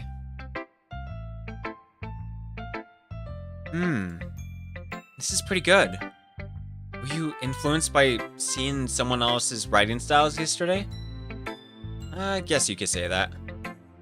I was also a bit surprised by how differently everyone writes. So I respect you for trying new things. You don't need to be afraid to be a little more daring. Metaphors can go a long way. Don't feel like you need to work your brain, like turning a bunch of gears. Try letting your mind wander through your feelings, and write down the things you see and hear.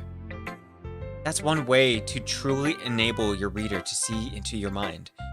It's a very intimate exercise. I see.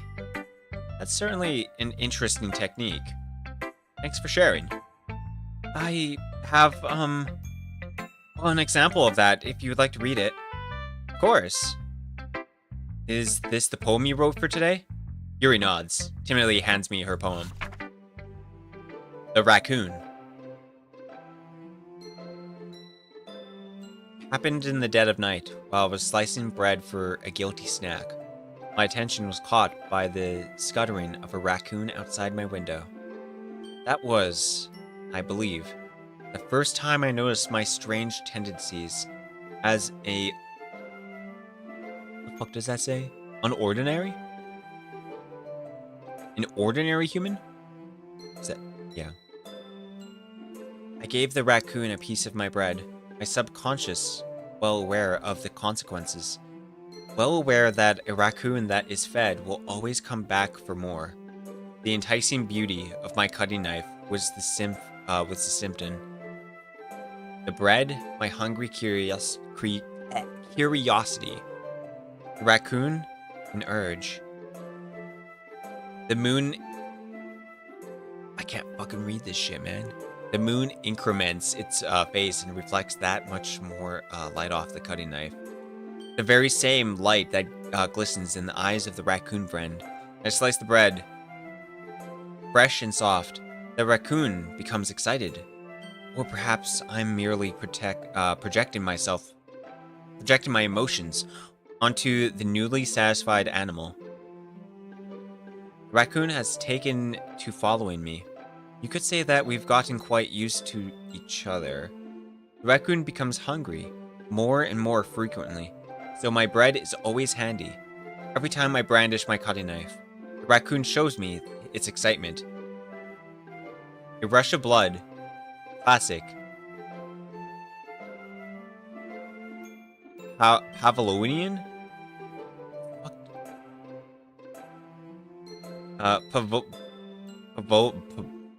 Pavlovian conditioning? I don't know. What the fuck word is that? I don't know it. I slice the bread. And I feel myself again. Huh. I was a little bit more daring with this one than yesterday's. I can see that. It's a lot more metaphorical. don't know if it's my fault, but I can't begin to imagine what this poem is about. Oh, wait. That's right. That's right. It's a bit closer to my preferred writing style, using the poem as a canvas to express vivid imagery and conveying emotions through them. Yeah, if I take it at face value, then I can't even figure out what it's supposed to be, what it's supposed to mean. Well, I think it's something that different people can relate to in their own way. I want to express the way it feels for me to indulge in my more unusual hobbies. It's those sort of things that I'm usually forced to keep to myself. She likes feeding animals? Question mark? So I sometimes enjoy writing about them. Huh, that's funny. Ooh. Didn't Natsuki also write about something about that? About someone being ridiculed for a strange interest? Eh? She did? Yeah. She was talking about how it doesn't matter what you're into as long as you're not hurting anybody. She's right. I mean, does she really feel that way? Yeah. Sounds like you two have that in common. That's interesting. To me, she seemed like the kind of person who would make fun of my hobbies. But I suppose that's my fault for judging, isn't it? Oh, please don't tell her I said that. Don't worry, I have no reason to. Okay. Well, thank you for sharing it with me. After all, if I hadn't learned to embrace my own weirdness, I would probably hate myself. I might be ranting a little bit now, but I'm glad that you're a good listener. Yeah. Okay, everyone. We're all done reading each other's poems, right? I have something extra planned today. So, if everyone could come sit down in front of the room. Is this about the festival? Well, sort of. Do we really have to do something for the festival? It's not like we can put it together anything good in just a few days. Well, just end up embarrassing ourselves. Oh wait, this is her talking. We'll just end up embarrassing ourselves instead of getting new members. That's a concern of mine as well. I don't really do well with last-minute preparations. Don't worry so much. We're going to keep it simple, okay? We don't need much more than a few decorations. Sayori has been working on posters, and I've been designing pamphlets we can give out during the event. Okay, that's great and all, but that doesn't tell us what we're actually doing for the event. Sorry, I thought you heard about it already. We're going to be performing. NANI?! Performing? Monica? Yeah, we're gonna be having a poetry performance. Each of us are going to choose a poem to recite during the event. But the cool part is, we're going to let everyone else come up and recite the poem too. Sayori is putting it on all of the posters in case anyone wants to prepare ahead of time. Hehehe. Sayori, who's been coloring a poster, holds it up for us to see. Are you kidding me, Monica? You didn't already start putting these posters up, did you? Well, I did. Do you really think it's that bad of an idea? But, well, no. It's not a bad idea. But I didn't sign up for this, okay, you know? There's no way I'm gonna be performing in front of a group of people like that. I agree with Natsuki. I could never in my life do something like that. Imagining it, Kiri shakes her head in fear. Guys? No, Sayori. I understand where they're coming from. Remember that Natsuki and Yuri have never shared their poems with anyone until just a few days ago. It's a lot to ask for them to recite their poems out loud to a whole room of people. I guess I kind of overlooked that. I'm sorry. But I still think we should give it our best. We're the ones responsible for the fate of this club. If we start the event and each put on a good performance, then we'll inspire others to do the same. And the more people who perform, the better we'll be able to show everyone what the literature is all about. Yeah, it's all about expressing your feelings. Not this game. Yo, what's going on, Ollie? How'll be. Welcome in. Yeah, we're playing a wholesome game. It's about expressing your feelings, being intimate with yourself, finding new horizons, and having fun. That's right. And it's those reasons that we're in this club together. Yeah, wholesome. Yeah. Wholesomeness. Don't you want to share that with others? To inspire them to find the same feeling that brought you here in the first place? I know you do. I know we all do. And if we all take it, and if all it takes is standing in front of a room for 2 minutes and reciting a poem, then I know you could do it. Natsuki and Yuri remain silent. Okay, that's silence. Sayori looks worried. I guess that leaves me no choice. I agree. I don't think it's too much to ask. I think that Sayori and Monica have been trying really hard to get new members. The least we could do is help them out a little bit. Well, maybe, but it looks like Natsuki doesn't have any arguments left. Ooh. Okay, fine. I guess I'll just have to get it over with. Alright. Phew. Thanks, Natsuki. What about you, Yuri? Yuri just dejectedly glances over at everyone else's expectant faces. Sighs. I guess I don't really have a choice. Haha, that's everyone! You're the best, Yuri. This club is seriously gonna be the death of me. Gosh. You'll be fine, Yuri. But anyway, let's move on to the main event. I want each of you to choose a poem of yours. We're gonna practice reciting them in front of each other. No way! Monica, this is too sudden. Well, if you can't recite your poem in front of the club, how do you expect to do it in front of strangers? Oh no. Don't worry. I'll start off to help everyone feel a little more comfortable. Can I go next? Of course. Now, let's see. Monica flips through her notebook to a specific poem she had in mind for herself. She then stands in front, behind the podium. The title of this poem is The Way They Fly. Ahem. Monica begins reciting her poem.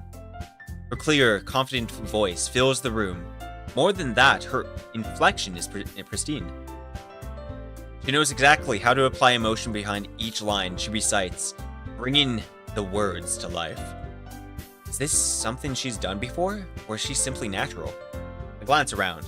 Everyone else has their eyes on Monica. Sayori looks amazed. Yuri has an intense expression on her face that I don't understand. Finally, Monica finishes the recitation.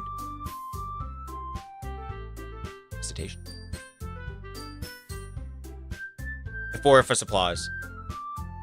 Monica takes a breath and smiles. That was so good, Monica! Thank you very much. I was just hoping to set a good example. Are you ready to go next, Yuri? I'll go next. Yuri's fired up all of a sudden. Yuri clutches the sheet of paper between her hands and stands up. Keeping her head down, she walks quickly over to the podium. This poem is called... Yuri anxiously glances at each of us. You can do it, Yuri. It is called Afterimage of a Crimson Eye. Yuri's voice shakes as she starts reading the poem. Just a moment ago, she practically refused to do this. Why is she suddenly putting so much effort? As Yuri gets past the first couple of lines, her voice changes. It's almost like what happens when Yuri gets absorbed into books. Her quivering words transform into sharp syllables of a fierce, confident woman. The poem is full of twists and turns in its structure that she enunciates with perfect timing. This must be a rare glimpse into the whirling fire Yuri keeps concealed inside of her head. Suddenly, she finishes. Everyone is stunned. Yuri snaps back into reality and glances around her as if she's been bewildered, even herself. It's up to me to save the situation. I'm the first to start applauding.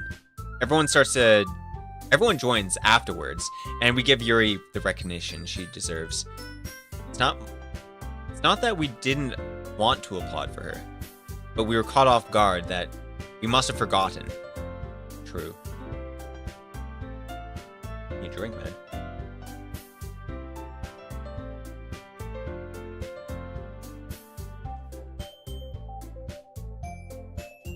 Whew. Oh my god, we're already 4 hours in? Holy moly. As we applaud, Yuri holds the poem to her chest and rushes back into the seat. Yuri, that was really good.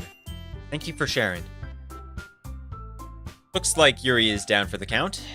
Okay, I guess I'm next up then. Sayori hops out of her chair and cheerfully walks to the podium. This one's called My Meadow. Ah. Sorry, I giggled. Sayori? It's a lot harder than I thought. How'd you guys do it so easily? Ah. Try not to think of it like you're reciting to other people. Imagine you're reciting it to yourself, like in front of a mirror, or in front of your head. Or inside of your head. It's like, it's your poem. So it'll come out the best that way. I see. Okay then. Sayori begins her poem. Somehow, it feels like her soft voice was made as a perfect match. The poem isn't aimlessly cheery like Sayori is. It's serene and bittersweet. If I were to read this bit on paper, I probably wouldn't think much of it. But hearing it come from Sayori's voice almost gives it a whole new meaning. Maybe this is what Sayori meant when she said she likes my poems. It's like I get to reach more deeply into someone I thought I knew through and through. Through and thought. Sayori finishes, and we applaud. I did it! Good job, Sayori. Even Hotland likes it. I guess that's a good sign. What does that even mean? Came out nicely, Sayori. The atmosphere of the poem fits you really nicely. But it might be that other poem wouldn't work quite as well with the kind of delivery. I don't really understand. In other words, I've seen poems of yours where the sort of gentle delivery wouldn't work as well. They might need a little more force behind them, depending on what you're reading. Oh, I know what you mean. Well, I've been practicing that sort of thing. It's kind of embarrassing to do in front of everyone. Then, next up, I'm gonna make you pick a poem that challenges you a little more. We don't have much time before the festival, you know. Okay. Now, who's next? Natsuki? Don't make me go before Heidelin. It's not like I can compare to you guys anyway. Might as well let Heidelin lower everyone's standards a little before I have to do it. Natsuki. It's fine. I might as well get it over with. But it's not like I have much of a selection of what to read. I'll just go with what I wrote for today. I stand up and step up in front of the podium. Everyone has their eyes on me, making it feel terribly awkward. I recite my poem. Since I'm not exactly confident in my own writing, it's hard to put energy into it. Despite that, once I finish, I receive applause anyway. Sorry, I'm not really good as everyone else. Don't worry about it so much. I think it's less about your abilities and more about your lack of confidence in your writing. That's something that'll improve over time, though. Yeah, maybe. Alright then. That just leaves you, Natsuki. Yeah. I'm going. Natsuki begrudgingly gets out of her seat, makes her way to the podium. This poem is called called... Why are you all looking at me? Because you're presenting. Huh. Anyway, the poem is just called Jump. Natsuki takes a breath. Once she starts reciting the poem, her sour attitude disappears a little. While she's still a little unenthused, her poem has a rhythm and a rhyme to it. It's Natsuki's trademark style, and it works surprisingly well when spoken aloud. The works feel like they bounce up and down, as if giving life to a poem. Natsuki finishes and everyone applauds. She hops back to her seat. That wasn't so bad, was it? Easy for you to say. You'd better not make me do that again. Well... You feel at least prepared enough to recite the poem in front of other people? I mean, doing it in front of other people will be way easier. I can put on whatever face I want for other people. But when it's just my friends, it's just embarrassing. It's a surprise, Natsuki. I think it would be the other way around for me. Well, that's just how it is, so... Well, I guess in that case, you won't have much to worry about for the festival. That said, I want to thank everyone for coming, though. It might be hard, but I hope that all of you had an idea of what it's like now. Make sure you pick a poem and get enough practice before the festival, okay? I'll be making pamphlets, so let me know ahead of time what you'll be reciting. Jeez. Should probably just find some other poem to recite instead. That's fine too. It doesn't have to be your own. I'm already pleasantly surprised that you're putting in all this effort for the club. It makes me really happy. Yeah, no problem. Okay, everyone. I think that's about it for today. I know the festival is coming up, but let's try to write poems for tomorrow as well. It's been working out really nicely so far, so I'd like to continue that. As for the festival, we'll finish planning tomorrow, and then we'll have the weekend to prepare. Monday's a big day. I can't wait. I can do this. I can do this. Alright. I stand up. No way I'll be able to find the enthusiasm in Sayori and Monica, but I'll do my best to get through it. If it's for the sake of the club and impressing Monica, I'll have to do my best. Ready to go, Sayori? Yep. Look at you two, always going home together like that. Kinda adorable, isn't it? These guys. Don't make such a big deal out of it. Must be a little nice, though. Well, how am I supposed to respond to that? It's okay, Adeline. You don't have to say it. Whatever, let's go already. I walk home with Sayori once more. Even though it's only been a few days, a lot of things have already changed. But today, Sayori is being a little quieter than usual on the way home. Hey, Sayori. Sorry, I was spacing out. Ah, no wonder. I was thinking about something from earlier. Like how we get to... I mean, Sayori fumbles with her words.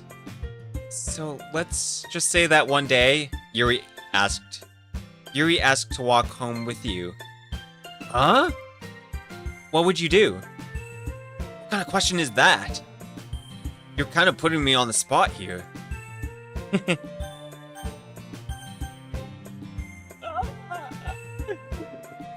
Am I a heartbreaker?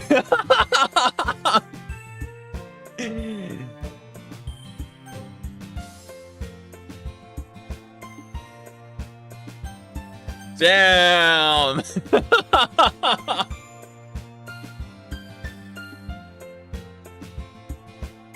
Heartbreaker Wizard, here we come. I would walk home with Yuri. Walking home with Yuri, huh? Just the thought of that make my heart pound. I mean, given how hard it is for her to socialize, I would feel awful turning her down, so... Isn't she so beautiful and smart? That has nothing to do with what I just said. You admitted it. Jeez. There's not even any point in speculating something that's never going to happen. Well, maybe. But I just like to think about it. It's not long before you won't need me anymore, you know? Need you? Sayori? I can't figure out how you're seeing things in your head right now.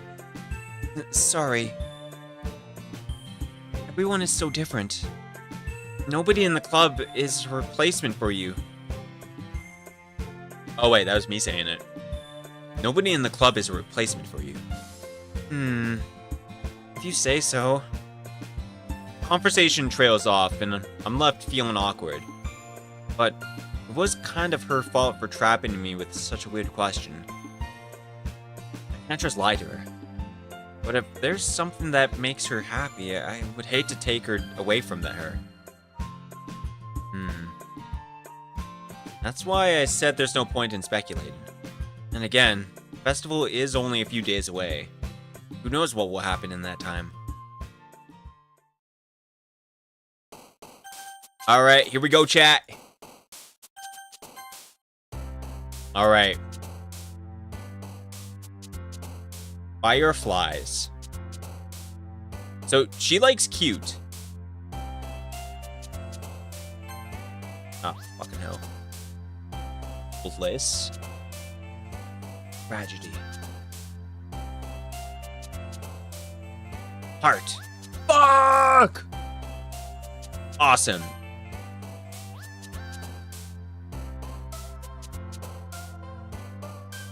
Swimsuit. Lollipop. We gotta pick the right ones, chat. We gotta get, what's her face? We gotta get one of each, at least.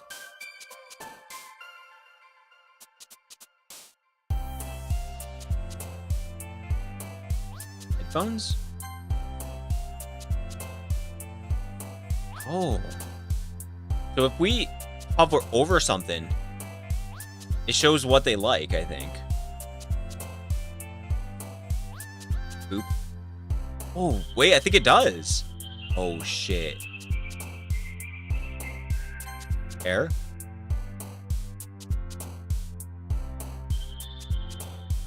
Jumpy, family, misery, vivid.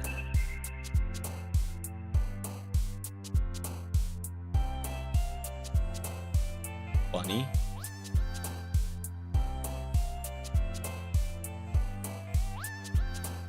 Lipstick.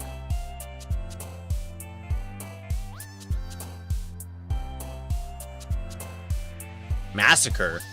Why'd she jump when it said massacre? The fuck? Eh? Lazy?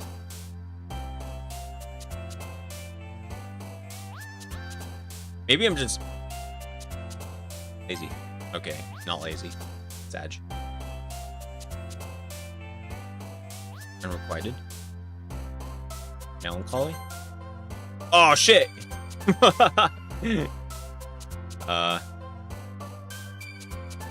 Waterfall?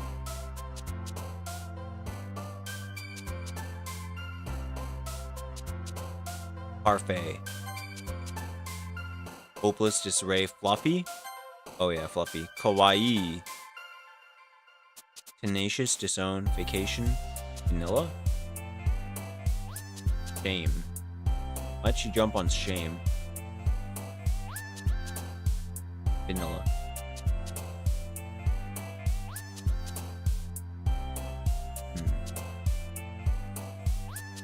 Heaven Sent? Like 7 Cent. Beauty. Rose, desire, rain cloud.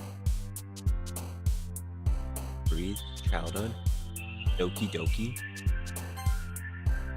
Kitty. Okay. Alright, that's gotta get us, for her, right? Oh, man. The last one here again. Don't worry, I just walked into. Are you practicing piano again? Yeah. You must have a lot of determination. Starting this club and now picking up piano. Well, maybe not determination, but I guess passion. Remember that the club wouldn't be here if it wasn't for all of you. And I'm super happy that you're all willing to help out for the festival too. I can't wait for the festival. It's gonna be great. Eh? Weren't you complaining about it yesterday, Natsuki? Well, yeah, I'm not talking about our part of the festival. But it's the whole day of the school that we're gonna get to play and eat all kinds of delicious food. You sound a bit like Sayori all of a sudden. Monica, do they usually have fried squid? Squid? It's a pretty specific thing to look forward to. Oh, come on. Are you saying you don't like squid? You of all people? I didn't say I didn't like it. Besides, what do you mean by you of all people? Because it's right in your name. Monica. Eh? That's not how you say my name at all. Also, that is a joke. Makes no sense in translation. Never mind. Let's just focus on our own event for now. Hehe. Fine. Your reactions aren't as funny as Yuri's or Sayori's anyway. Excuse me. Where is Sayori anyway? Oh, there you are. Sayori is sitting at the desk in the corner of the room, looking down at nothing. Oh, she's sad.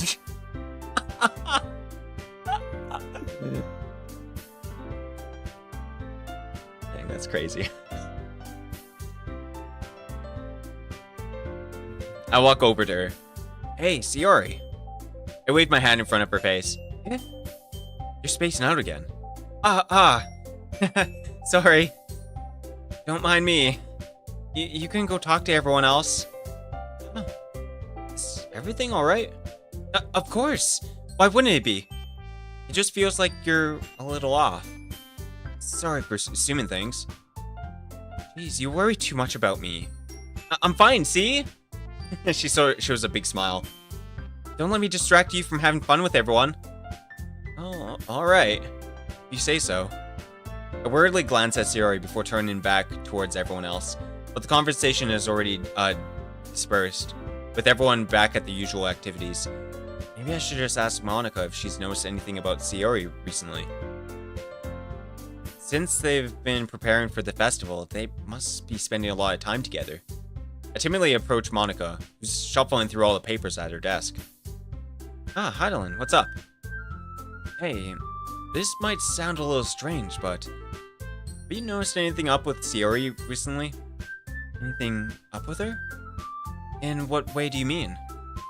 Maybe I'm reading into it a little too much, but she seems a bit downcast today. Oh, you think so? Can't say I've noticed anything about her. Monica peers across the room at Sayori, who is idly dragging a rubber eraser up and down her desk. Maybe there is something on her mind. But I'm surprised I'm not the one who's asking you, Heidelin. You certainly know her a lot better than I do. Yeah, but she's never really like this. She always talked to me about things that bothered her. But this time when I asked her, she was really dismissive. Sorry, I know it's not your problem. I just want to ask if you knew anything, so I'll drop it now. Oh, no. It's important to me too. I mean, I'm also friends with her. And I also care about the well-being of my club members, you know? Maybe I'll try talking to her myself. Are you sure about that? She seemed like she's wanting to be left alone. Are you sure? Maybe she just had a hard time bringing it up with person of interest. Person of interest? What do you mean by that? I'm saying that maybe the thing on her mind is you, Heidelin. Damn! She's just saying it how it be. Me? How on earth would you come to that conclusion? Well, I probably shouldn't say too much about it. Sayori talks about you more than anything else, you know. She's been so much happier ever since you've joined the club. It's like an extra light has turned on inside of her. What? No way. Sayori is always like that. She's always been full of sunshine. It's not any different now that it's always been. You're so funny. Have you thought that maybe you've always seen her so... Have you thought that maybe you've always seen her so cheerful? Because that's just how she is around you? Yo, that's deep. That's deep. I said too much. I'm sorry. What do I know anyway? I didn't mean to jump to conclusions, so you should just forget about what I said. I'll try to talk to her, so don't... Try not to think about it for now. Alright. Monica smiled meaningfully. I know she said to forget about it, but I already know that I won't be able to get her words out of my head.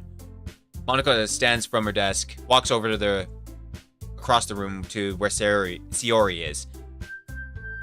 I watch her kneel down next to Sayori and gently talk to her. But she's keeping her voice so quiet that I can't hear her from here. I sigh and sit myself down. I know Sayori told me not to worry about her and to have fun with everyone else. But that's impossible to do when she's behaving like this. Exactly how much do I care about her that I'm letting this weigh down on me? Now it feels like I'm the one behaving out of the ordinary. There's nothing I can do besides wait for Monica. Why does it feel like I'm being watched? I glance around the room. Suddenly I notice Yuri peering at me from behind the book. She looks away just as quickly with a flustered look on her face. I realize that she won't get anywhere like this. I've never really seen Yuri approach anyone or start a conversation on her own accord. So I have no choice but to approach her myself. By now, it's a little easier for me to do that. I stand up from my desk and sit in one next to her.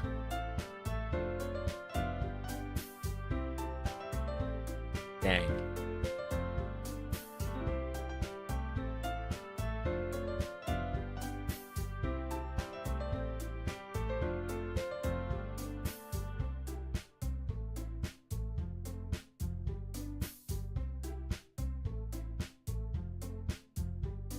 Alright.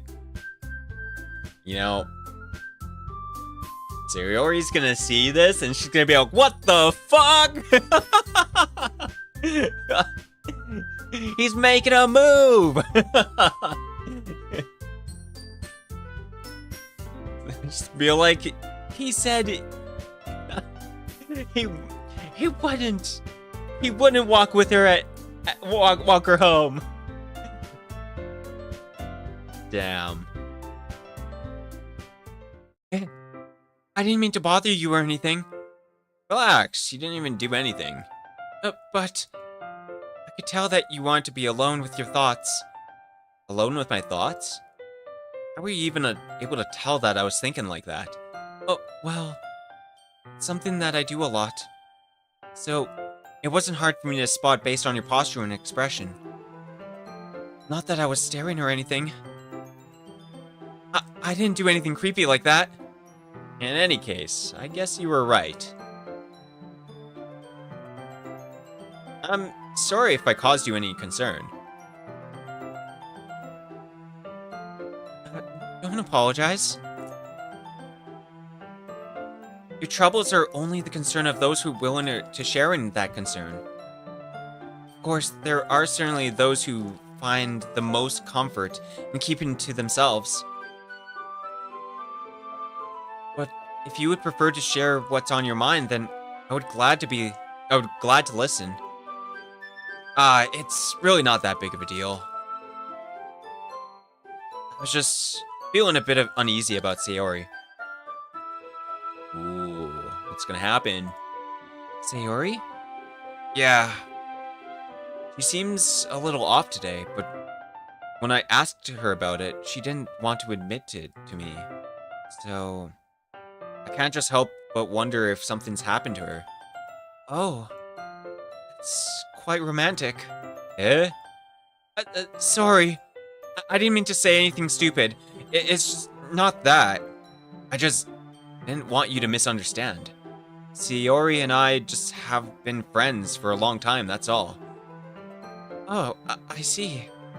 Then perhaps it is unusual for her to be dismissive to you about her feelings. Or maybe I'm just reading into it a little too much. Heidelin, the world is full of meaning, often hidden deep beneath plain sight. And there are many untold mysteries behind every person, no matter how well you may know them. Ah.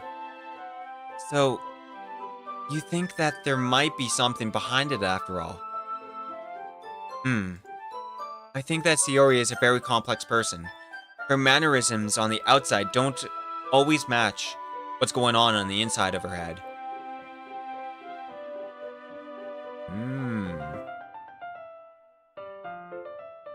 She may not always know what she wants. Tristan. I noticed her strange behaviors today, too. And I also feel some concern for her. Ooh. But in your case, it looked like she was fully occupying your thoughts, wasn't she? Well, I guess that was the case. Sayori. She really means a lot to you, doesn't she? I guess. But you don't need to put it that way. We're just good friends, that's all. Eh? Yuri suddenly looks deeply into my eyes. Damn chat. Her expression is gentle and curious, as if she was searching for something. Embarrassed, I avert my gaze. Sometimes, a person's mysteries are untold even to themselves. And you, as someone honest and caring, may uncover feelings you weren't aware were in you. That is... I think that. She would be a very fortunate person to have you feel that way about her. But, Yuri... You're giving me too much credit. I'm a pretty simple guy.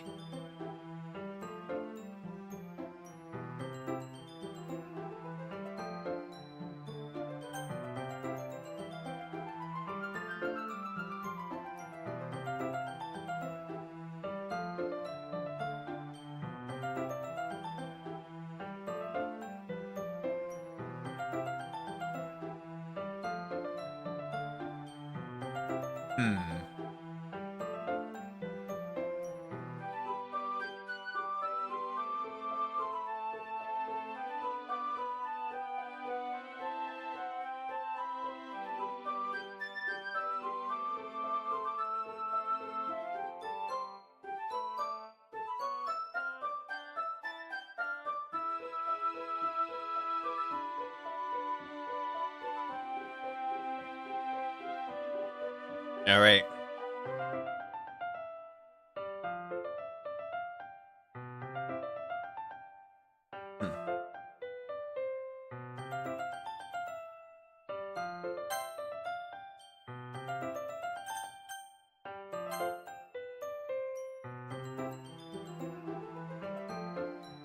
All right.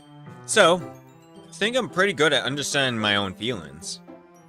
I'm not nearly as sophisticated as you. It's not a compliment, is it? It is what it is. It is what it is, chat. Anyway. As long as we're here, why don't we do some reading? Well, as long as you're okay with it. Yeah. I should be taking my mind off this whole thing anyways. Okay, everyone. After some time passes, Monica calls out to the classroom. Why don't we share our poems now? Before I know it, everyone is back to normal. Everyone goes to retrieve their poems, and I do the same. Make eye contact with Monica, and she smiles at me. I wonder what she was talking about with Sayori. Who should I show my poem to first? Ooh. I wonder. Let's go to Sayori first. Let's see what she thinks.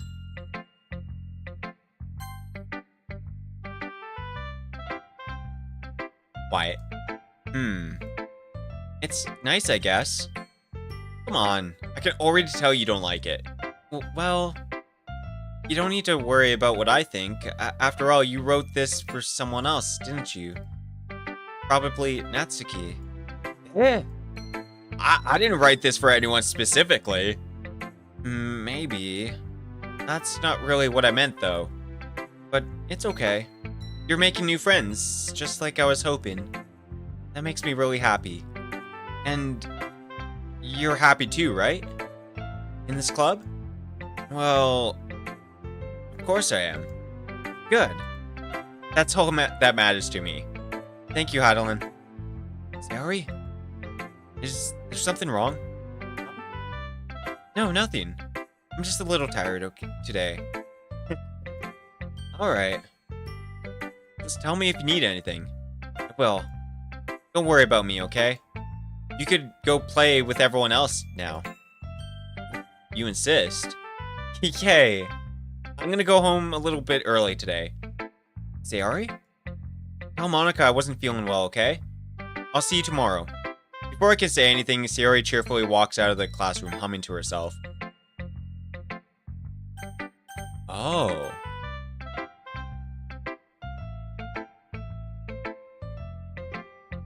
I didn't even get to see her poem. Damn, it really affected her. Yo, that's crazy.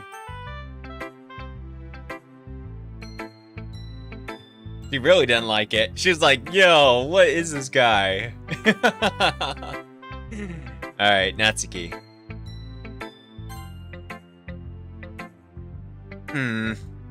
Finally. Eh?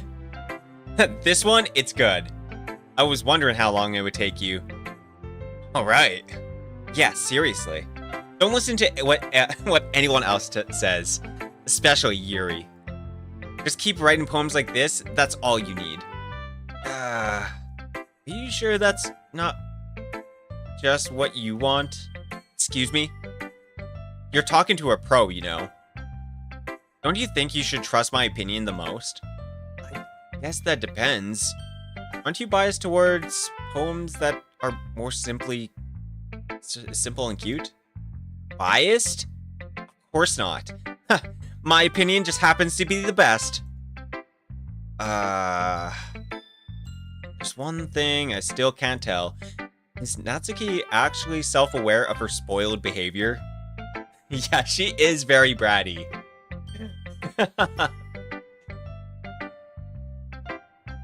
At this rate, I don't know if I'll ever figure it out.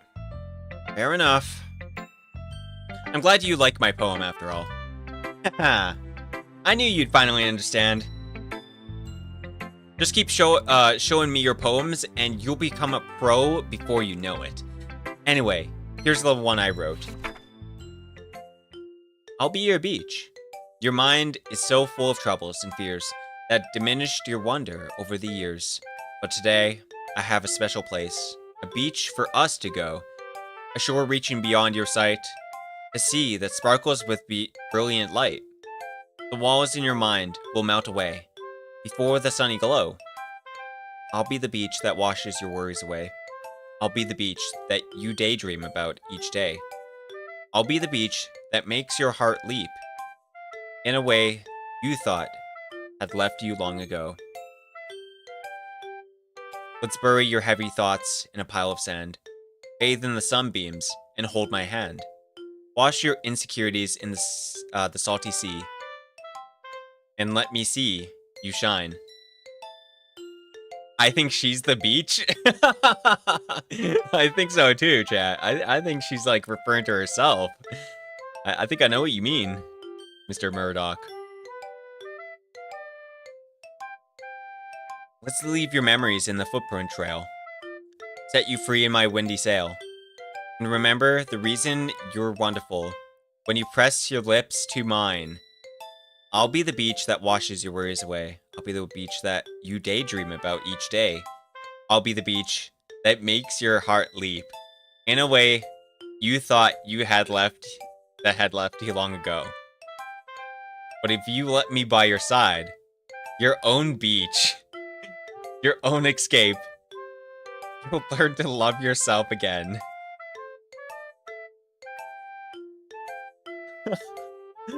What is this?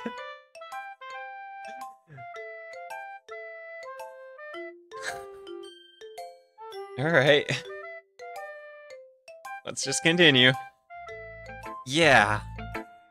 I felt like writing about negative things, so I wanted to write something with a nice message for once.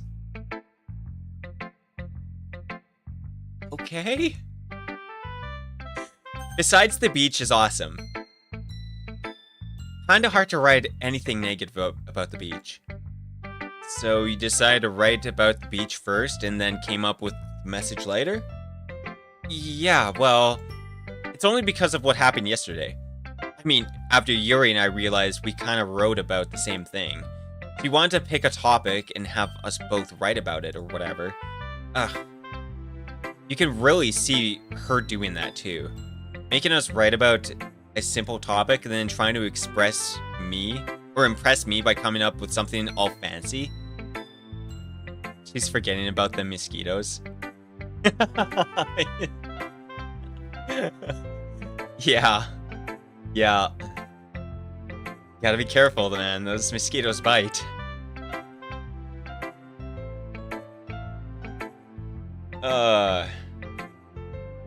Well, it's not like I care. I just did it anyway. I mean, I guess mine ended up being kind of metaphorical too.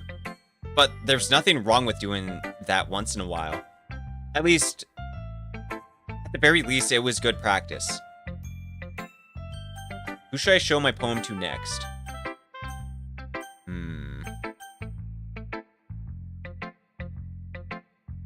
Yuri? Monica. Hi, Hydon. Have you thought about what you want to submit to perform at the festival? Well, being in this club is one thing, but performing in front of a bunch of people, I'll have to give it more thought. Okay, no pressure. But whatever you do, I'm sure it'll turn out great. It would also make me happy to see. Anyway, let's look at today's poem. Sure. I'll let Monica take the poem I'm holding in my hands. I like it. Really? It's a lot cuter than I expected. That's what I'm saying. I'm a little cute guy. Yeah. Oh, jeez. No. It kind of makes me think of something Natsuki would write. And she's a good writer, too. So, take that as a compliment. If you say so. Yep. There are a lot of poems or stories out there that are no more than a simple few words. They can be funny, endearing, or even sad, and sometimes only a few lines long. They might even feel like they're writing for kids, but if you think about them, they can express views of the world that would apply to anybody. I see. So you're saying that Natsuki is kind of like that? Sort of. Maybe she's not an expert, but you probably won't find much filler in her poems. Yeah, filler. They might be easy to write, but they're super challenging to get the meaning through. So, I can see why it would be your kind of poem to explore. Anyway, I'll share my poem with you now, alright? Alright. The Lady Who Knows Everything. An old tale tells of a lady who wanders Earth. The lady who knows everything. A beautiful lady who has found every answer, all meaning, all purpose, and all that was ever sought. And here I am, a feather, lost adrift the sky, victim of all the currents of the wind. Day after day, I search. I search with little hope, knowing legends don't exist. But when all else failed me, when all others have turned away, the legend is all that remains. The last dim star glimmering in the twilight.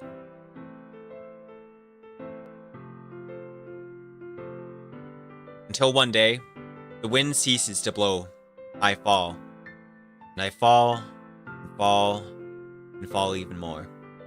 Gentle as a feather. A dry quill, expressionless. But a hand catches me between the thumb and forefinger. The hand of a beautiful lady. I look at her eyes, and find no end to her gaze. The lady who knows everything, knows what I am thinking. Before I can speak, she responds in a hollow voice. I have found every answer, all of which amount to nothing. There is no meaning, there is no purpose, and we seek only the impossible. I am not your legend. Your legend does not exist. And with a breath, she blows me back afloat, and I pick up a gust of wind. Oh yeah. You know, I feel like learning and looking for answers are the sorts of things that give life meaning. Not to get too philosophical or anything, but it was kind of on my mind. That's what I wrote about. I see. I never really put much thought into it. In a way, it's almost paradoxical. Because if we had all the answers, wouldn't the world start to lose its meaning? You know, there's one thing I noticed. It seems like everyone in the club prefers writing about things that are more sad than happy. Are you surprised? I mean, if everyone was okay, we wouldn't really have anything to write about, would we? Humans aren't two-dimensional creatures. I think you'd know that better than anyone. You mean one-dimensional? Ah, yeah, that. Anyway, here's Monica's writing tip of the day. Are you ever too shy to share your writing because you're afraid it's not that good? It can be really disheartening to get a lukewarm response to something you put so much effort in. But if you find other people who enjoy writing, then sharing becomes a lot easier. Because instead of just telling you that your writing is good or bad or okay, they'll want to focus more on everything that went into it. And the things you can work on, it's much more encouraging that way. And it will make you want to continue improving. It's almost like having your own little literature club, don't you think? That's my advice for today. Thanks for listening. Alright. Well, it's time for Yuri. Decided to try something different today? I guess so. Is that good or bad? Well, neither. I have my preferences, but it would be unfair of me to call something good or bad based on that. As always, I believe what's most important is exploring and discovering yourself. That's comforting. I'm kind of afraid of disappointing you in some way or another. Eh? Well, why me? Well, you're always so sophisticated with your writing, and have the most advice to share. Is that so? Yuri thinks for a good minute. It must be terrible. Eh? For me to have become someone whose opinion is fearsome. How unlikable of me. Yuri, it's not as bad as you're making it sound in your head. I just meant that I respect your opinion. I see. I'm sorry that I always overthink and come to those sort of conclusions. I'm just a little too used to it. Overthinking? Being disliked. Yuri? What am I saying? I'm sorry. I didn't mean to bring that up.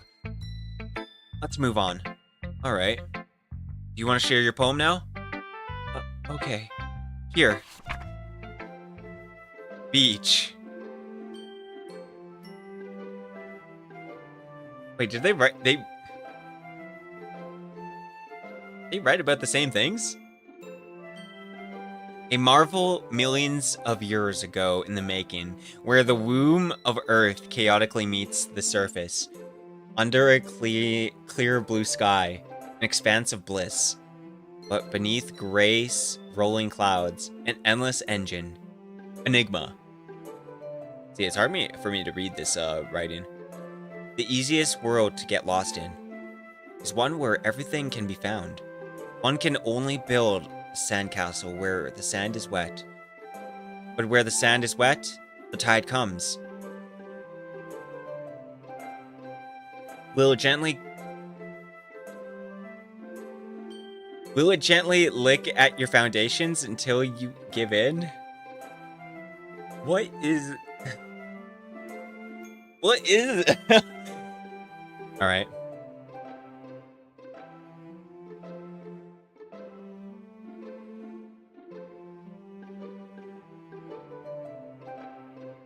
Or will a sudden wave send you chasing down in the blink of an eye? Either way, the outcome is the same, yet we still build sandcastles. I stand where the foam wraps around my ankles, where my toes squish into the sand. The salty air is therapeutic. The breeze is gentle, yet powerful. I sink my toes into the ultimate boundary line, tempted by the foamy tendrils. Turn back, and I abandon my peace to a road at this shore. Drift forward, and I return to the earth forevermore. I'm aware that the beach is kind of an inane thing to write about, but I did my best to take a metaphorical approach to it. Yeah, Natsuki already told me about it. She did? She didn't say anything weird, did she? She just wanted us to write about the same topic again. I suppose to better compare the differences in our writing styles or thought processes. Anyway, it was her idea. Knowing her, it's no surprise that she would want to do something like that again. She probably just wants to show off. It's not like I have a particular interest in her writing style. I just went with her request. But, well, I suppose it's not bad to write about something simple on the occasion. It can be refreshing, you know? It's good for me to calm my thoughts once in a while. Yeah, I think I agree. Thanks for sharing. Yay! We did it, chat! Okay, you three. We're all done sharing poems, right? Why don't we start figuring out... Hold on a second. Is it just me, or did you just say something strange just now? Something did sound a bit unusual. That's right. You deviated from your usual catchphrase when addressing the club. Catchphrase? I don't have a catchphrase. Jeez. Why is the mood so weird today? Look, even Yuri isn't immune to it. Stagnating air is common foreshadowing that something terrible is about to happen. In your books, maybe. Look, the only thing different is that Sayori isn't here. It seems you're right. Sayori always helps lighten the mood a little bit, doesn't she? It's almost like everyone's balance is thrown off a little when she's not around. How did she run off to anyways? I thought she just went to pee. Natsuki, please show some decency. Oh, come on. She wasn't feeling too well and she went home early. Is that so? Hope she's alright. Seriously? Of all times to not go home with her, you had to pick the time she's not feeling well. So much for you two being all lovey-dovey. No! First of all, stop misunderstanding my friendship with Sayori. And second, she's kind of been avoiding me today, so I didn't want to force it. Oh. That curious expression coming from Yuri of all people.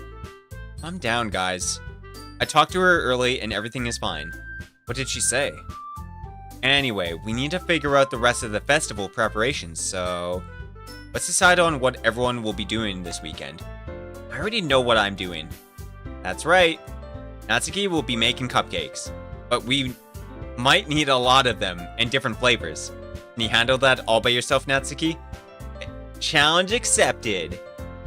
And as for myself, I'll be going to the printing and assembling all the poetry pamphlets. Sayori will be helping me design them. And as for Yuri, you can... Guys, can you help me out come up with something for Yuri? I'm useless. No! That's not at all. You're the most talented person here, you know. Now, Natsuki pouting too? Jeez, even I can tell now. I guess I never gave Sayori enough credit, but I can tell things are even harder on... I can tell things are even harder on you when she's not around. Ah. That may be the case, but if I can't also be a leader on my own, then I won't grow as a person. So, Yuri, you have beautiful handwriting, you know? So you should make some banners and decorate to help set the atmosphere. Atmosphere? About that. I love atmosphere. Yuri's expression suddenly changes as she stares at her desk and focuses and starts nodding to herself. Your mind is already racing, I see. That's great. You'll be a wonderful help, Yuri. But anyway, it just leaves you, Heidelin. The one who is truly useless. Don't say that. In fact, both Natsuki and Yuri have some pretty heavy tasks to handle. It would probably go a long way to give one of them a hand. You could always help me out as well. I would be really appreciative of that. Ah, that's... Is Monica suggesting I spend the weekend with one of my club members? How on earth am I going to respond to a suggestion like that? I suppose I wouldn't mind a little bit of help. Well, even if you don't know how to bake, there's always some dirty work I could give you. It's not like Monica is going to give me a choice, and you shouldn't be sitting on your butt anyways. Natsuki tries to mumble a bunch of excuses like that. If I recall, Natsuki, you mentioned that you would like to handle the baking on your own. Heidelin may not like to be around if you only make him out to be a nuisance. So therefore, he may be more suited to assisting with the decorations. Oh, they're fighting to see who gets to hang out with each other. Oh my god. I'm dead. Hold on, I never said that. How hard could it be to make a few decorations anyways? Sounds more like you're just making excuses for Heidelin to... What are you saying? It will be extremely meticulous work, and baking isn't. Just what do you think? Guys, let's settle down for a moment. In the end, I think it's up to Heidelin to decide how he would like to contribute. Besides, he hasn't really gotten a chance to spend any time with me yet, you know. So I'm sure he's interested in... You literally just said... I'm surprised as well. Sorry. I was just trying to say, though. Jeez. Can we just settle this already? Yeah. Monica needs to learn her plays.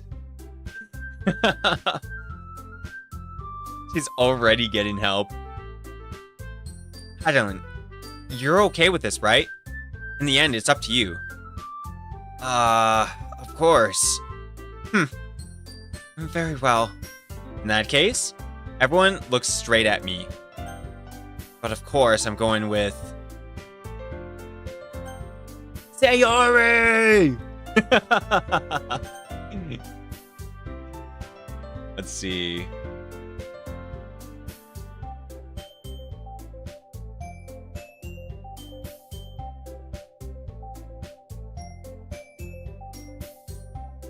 Honestly, we haven't had any stuff with Natsuki, like any like the like crazy cutscenes. Maybe we'll get some good ones out of Natsuki. For real, yeah. And like, we haven't done it with Monica yet, but I feel like seeing like the baking stuff. Maybe she's got like an apron or something, you know? Maybe she like super cute. Yo, we gotta check that out, chat.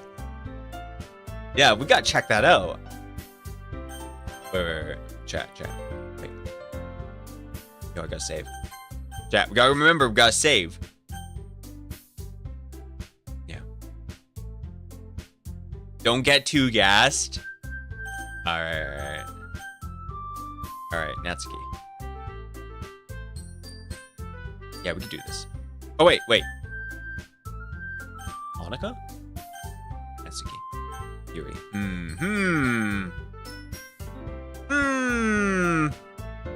Yeah, let's do it.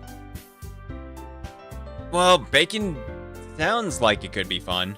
You guys made it sound like a lot of work, so it could probably use 2 people. Don't worry. Bacon is a ton of fun. You'll definitely agree. Eh? Just a minute ago, you were saying that... that's because... Never mind, okay? Well, anyway. You'll be fine by yourself, right, Yuri? Of course. I'm used to it after all. Damn! What the hell? What the hell?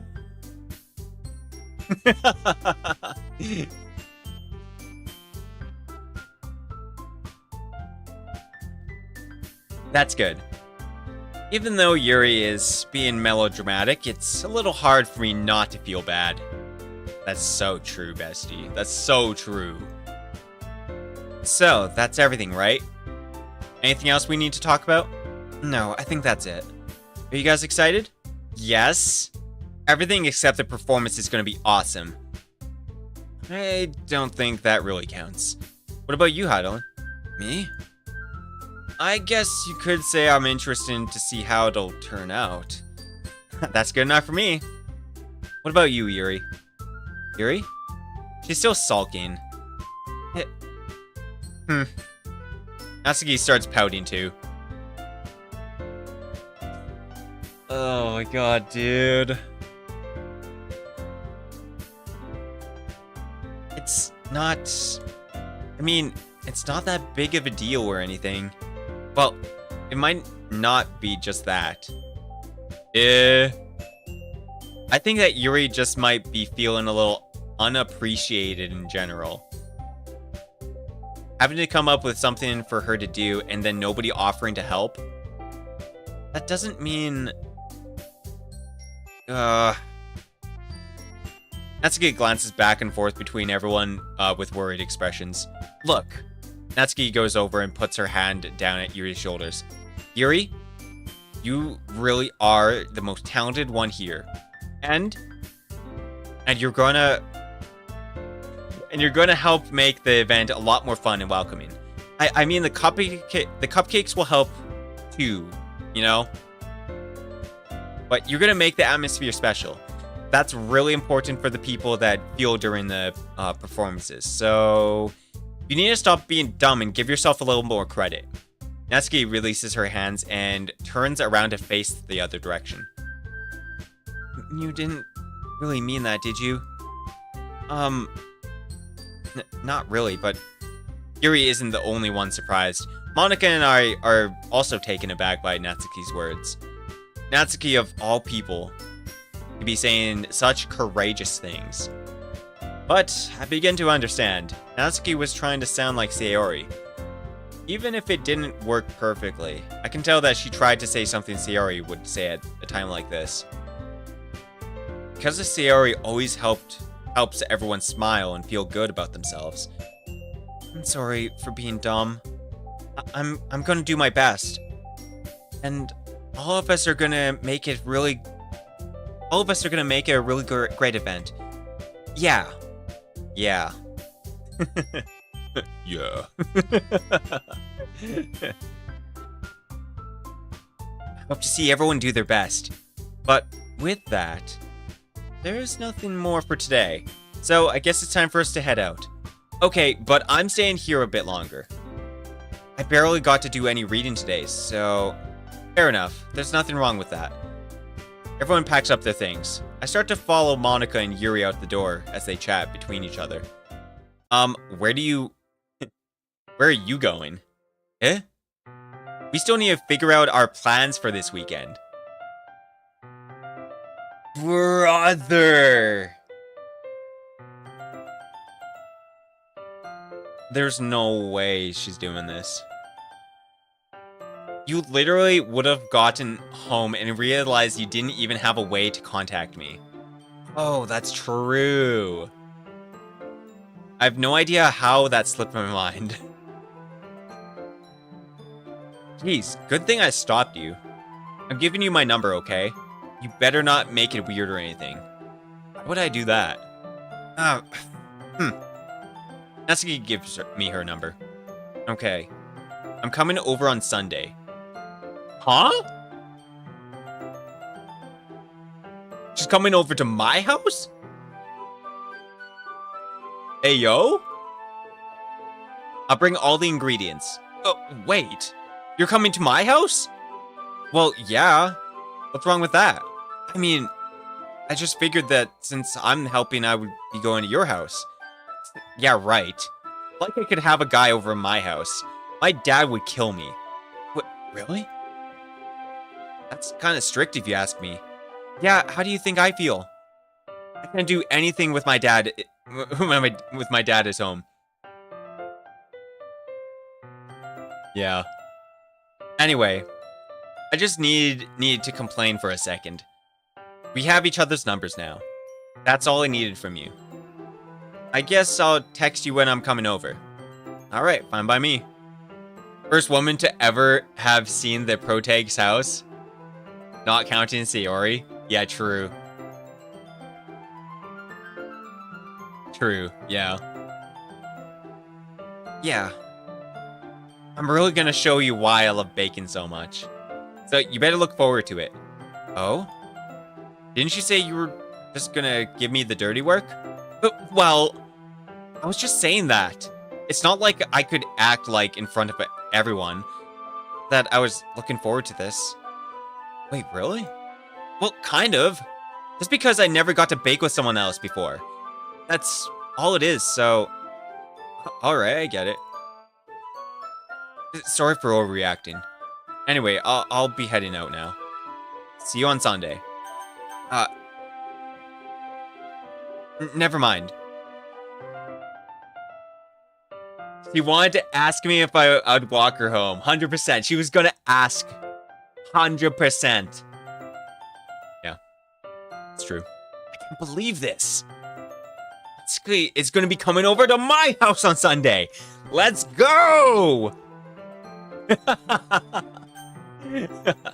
My anxiety shoots through the roof. Even though I've gotten pretty used to handling her at this point, there's no telling what might end up happening when we're outside of school.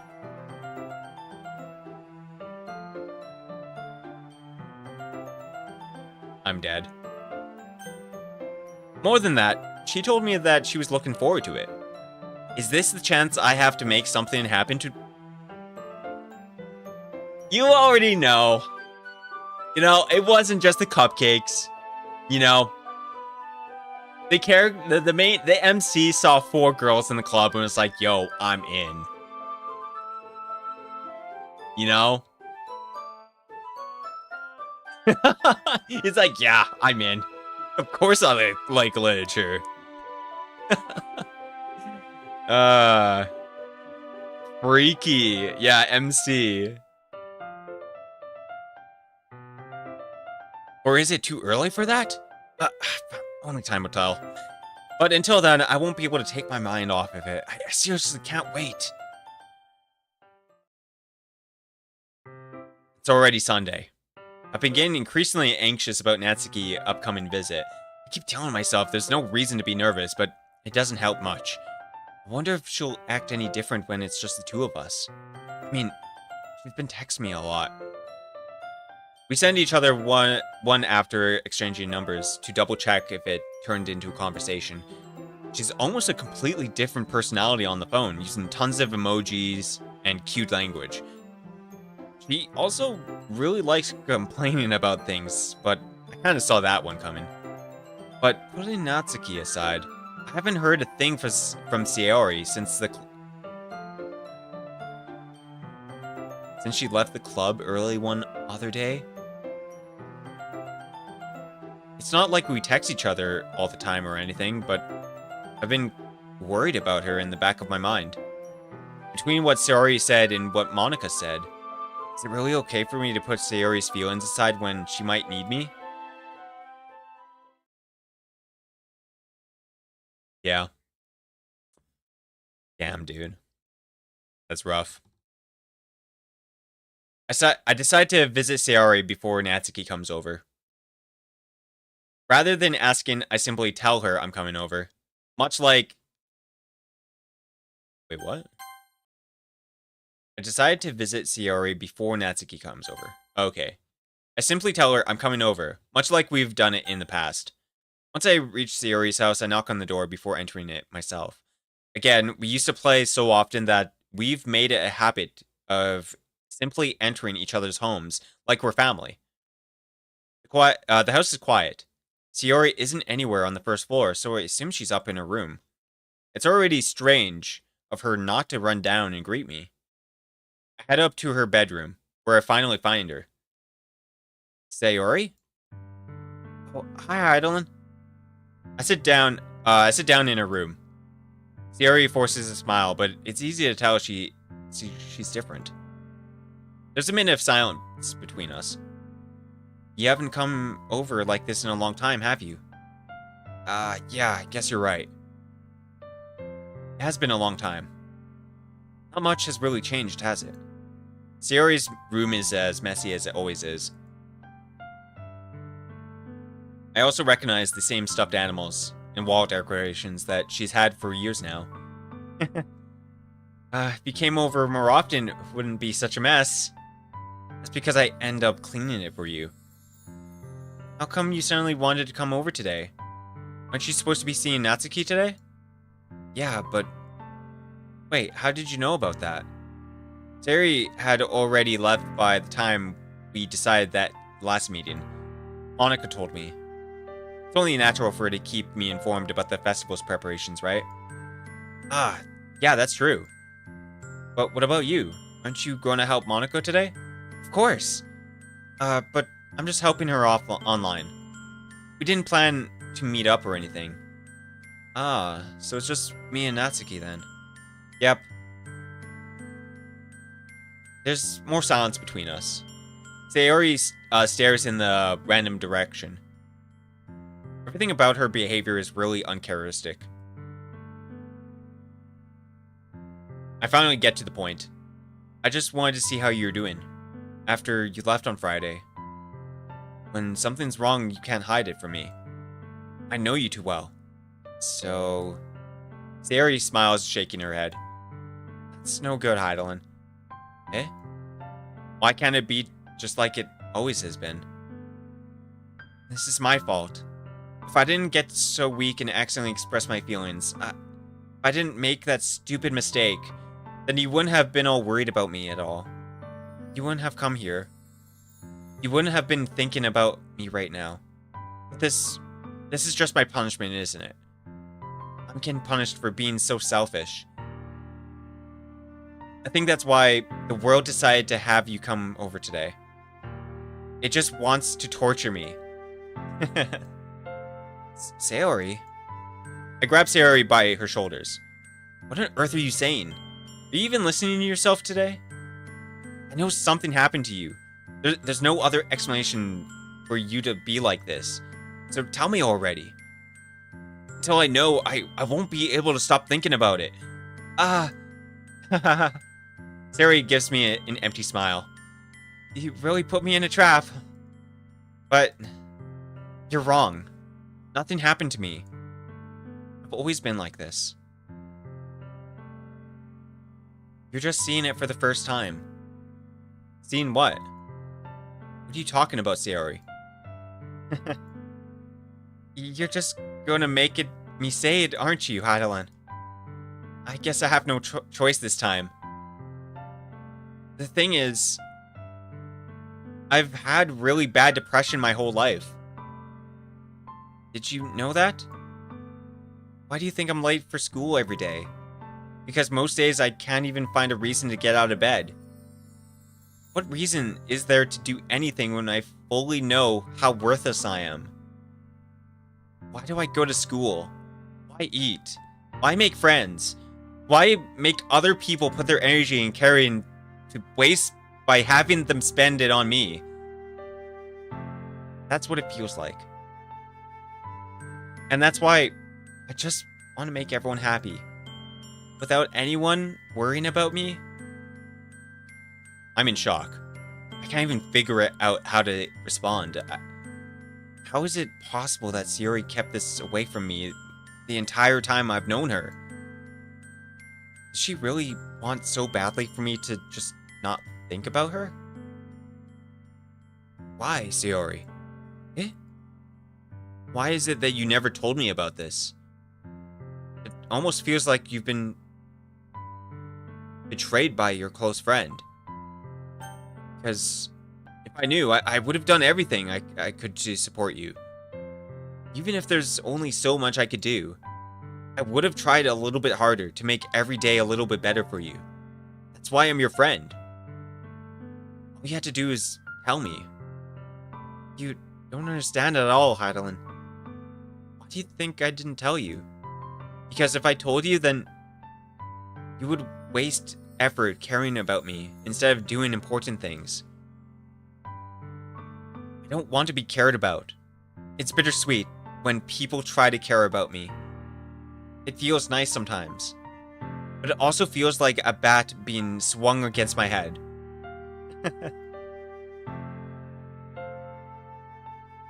That's why I wanted so badly for you to make friends with everyone else. Helping everyone be happy together is the best thing for me.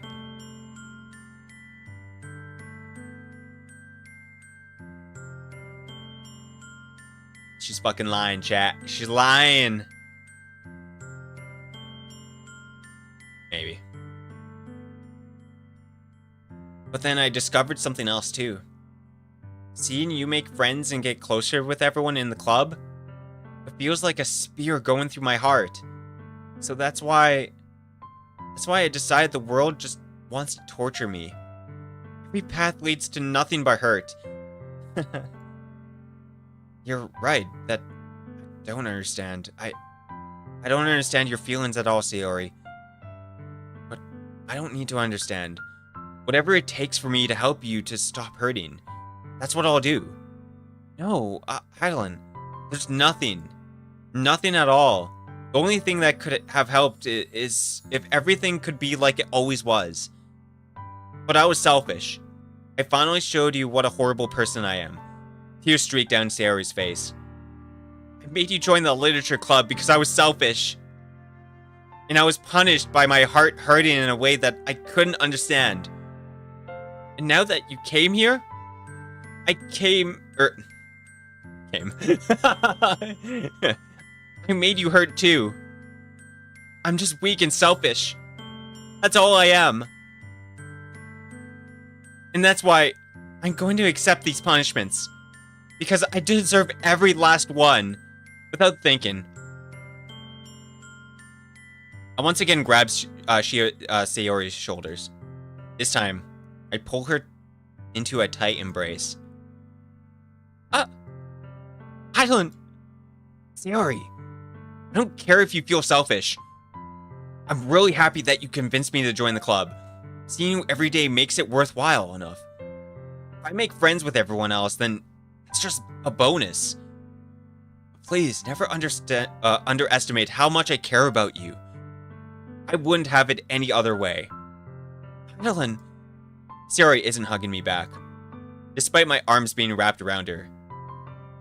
Sayori's arms remain at her sides. She starts sobbing next to my ear. No. Don't do this to me. Please don't do this. Madeline. Sayori barely managed to speak between her sobs. I don't know if I'm doing the right thing. Oh wait, this is just like me thinking. But all I want is for her to know that I care. If you have it in you to call yourself wait. How am I not reading this right? If you have it in you to call yourself selfish, then you have to let me be selfish too. No matter what it takes, I'll figure out what needs to change. I'll make these feelings go away. And if there's something that you need me to do, then you'd better tell me. I'll get mad if you don't. Silence. I don't know.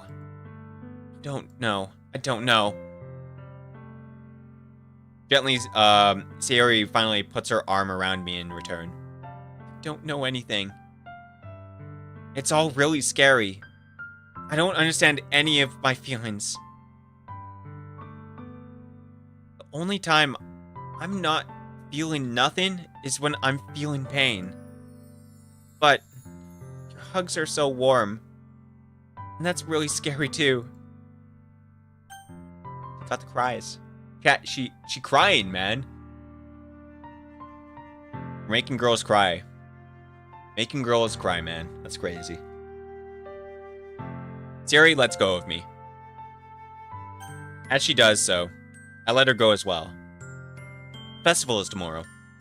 Yeah. It's gonna be fun, right? Yeah. How would you like for me to spend it with you?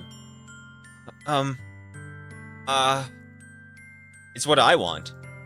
I promise. I think that would be nice then. Yeah. Sayori wipes her eyes. If I could spend the whole day here, I would.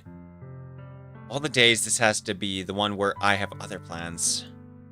Maybe I should just cancel. No, don't. Please don't. If you did that, then I really wouldn't forgive you. But it's almost time for Natsuki to meet up at my house, and at the very least, do you want to come over along and help out? It would be fun.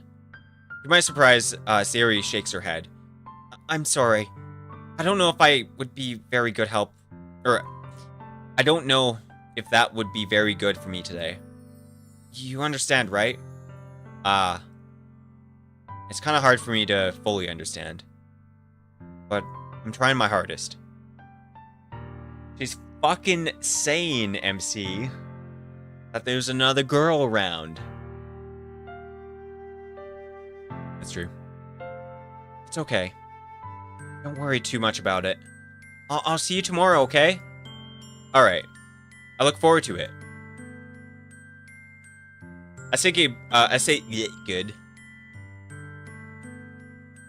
goodbye to Sayori and exit her house. On the way home, I find myself still feeling uneasy. But it's hard for me to keep thinking about it when Natsuki is about to come over too. I think Sayori is right. I shouldn't be worrying too much. We're definitely going to have a great time tomorrow. I should just focus on what's ahead of me. I spend only a few minutes back at home anxiously waiting for Natsuki's arrival. Before I know it, she texts me to let me know she's outside the front door. Without delay, I open the front door to let her in. Yo! She's got a cute outfit, chat!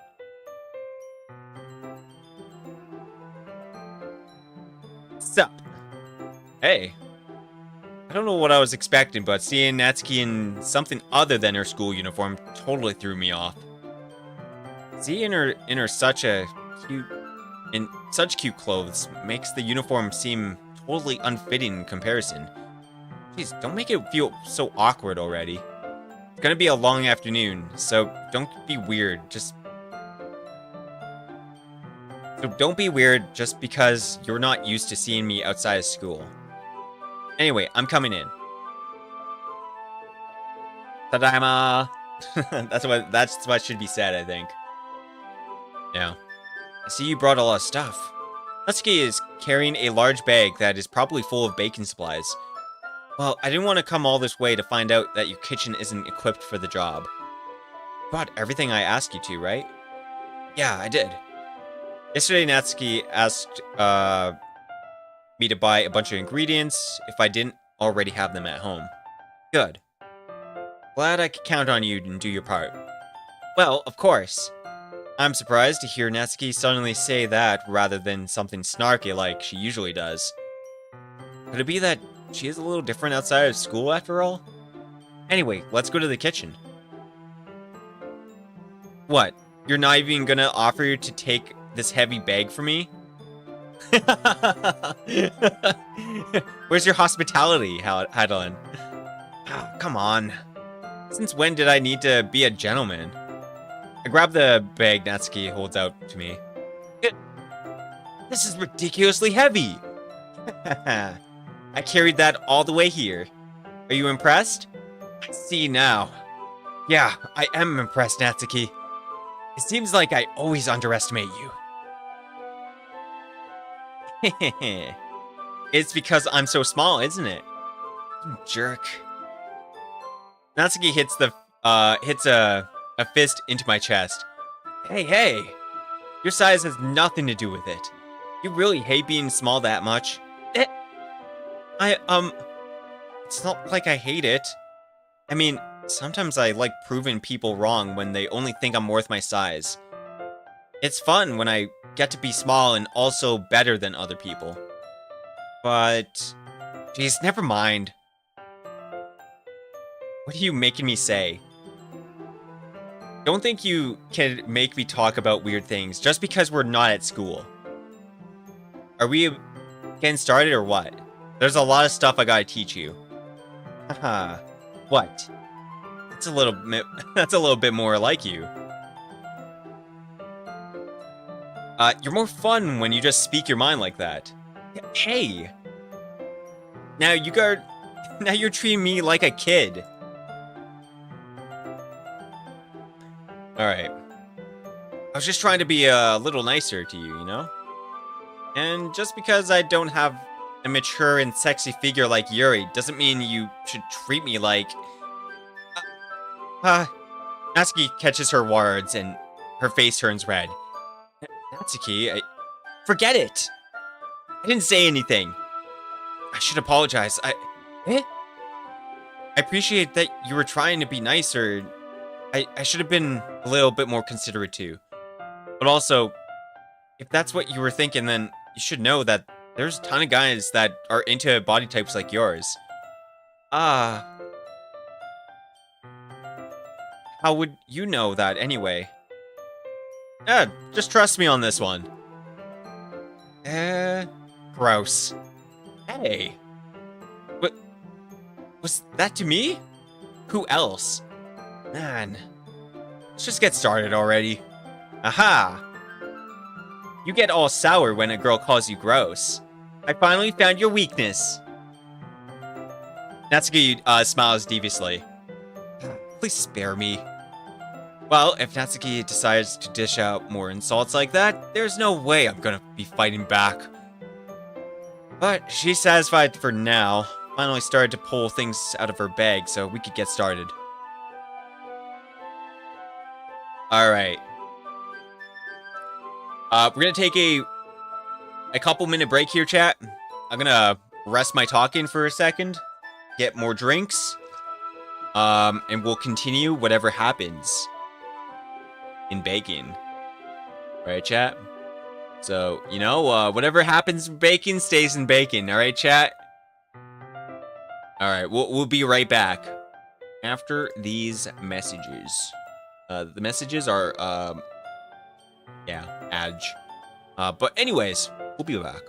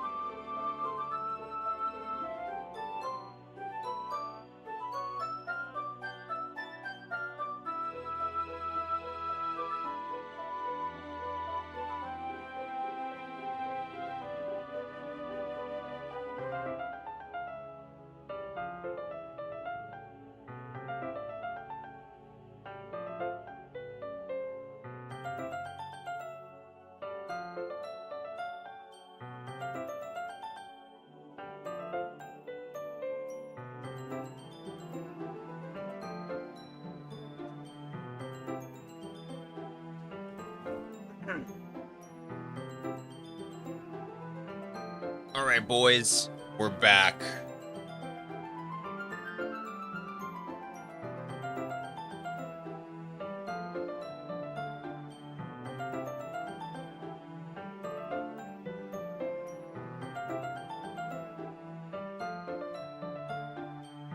Alrighty. Before long. The whole kitchen is a mess. Spoons, dirty bowls, spoons, dirty bowls, flour, spilled fluid, and plastic bags are strewn about every counter. The mixer isn't big enough to make all the batter at once, so we've had to do it several times. Meanwhile, Natsuki is babysitting all of my movements to make sure I don't mess up her precious bacon. Hydaelyn, where did you put the food coloring? The batter's going in the oven soon, so I need to fill the trays.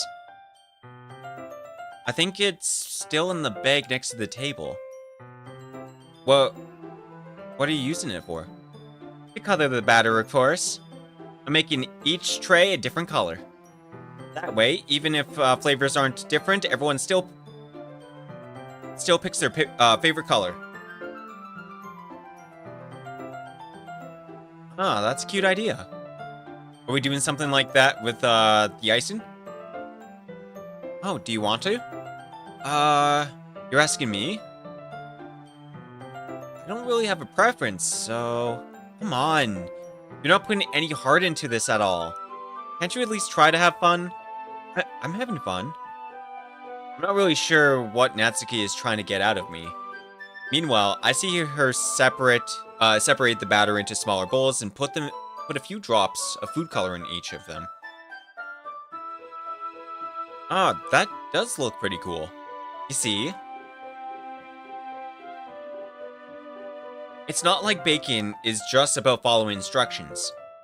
The presentation is where you get to be creative and have the most fun. It's a million times more worth it in the end if it just looks like... Wait, what? It's a million times more worth it in the end if just looking at it makes everyone's eyes light up. Like the ones you made on the first day, huh? I recall Natsuki proudly presenting her cat-shaped cupcakes, and Sayori and Monika's delighted expressions. I wonder if I can make Natsuki proud like that too. Yeah.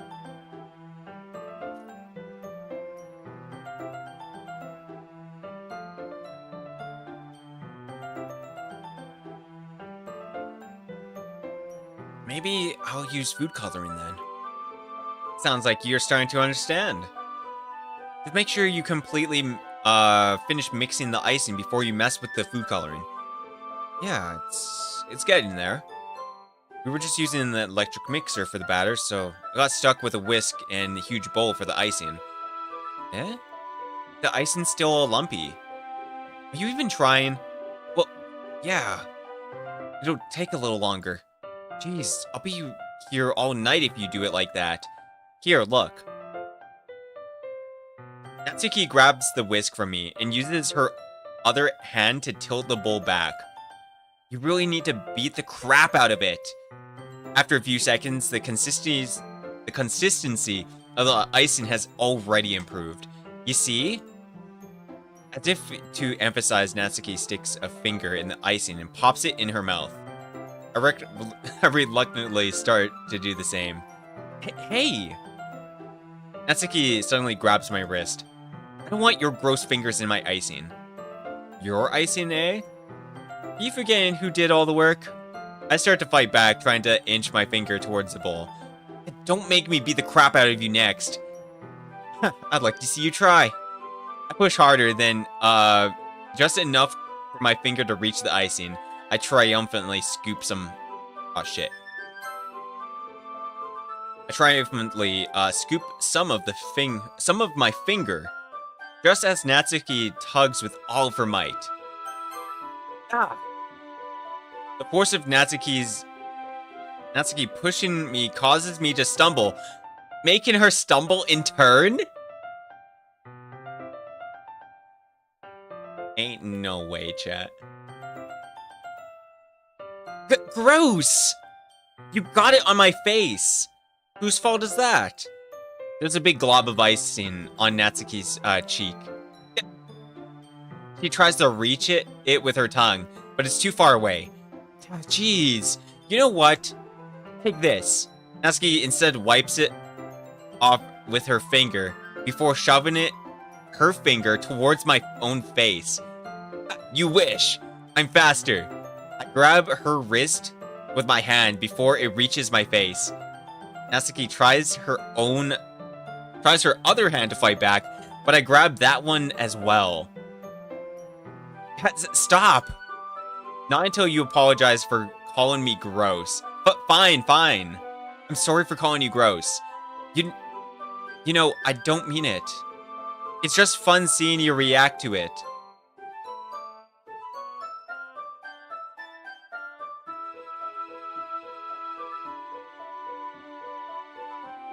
Saying dumb things just to get a reaction out of me? You really shouldn't tease a girl like that. Is that so? In that case, I probably shouldn't do this either. I take Natsuki's finger and put it in my mouth, licking off the ice cream.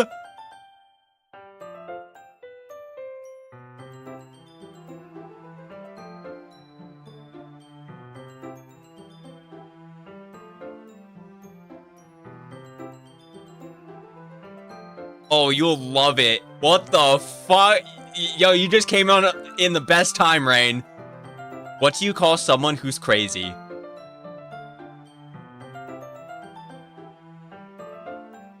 Huh? How's it going? Definitely not Skibbity Man. Monica? Oh shit. Yeah.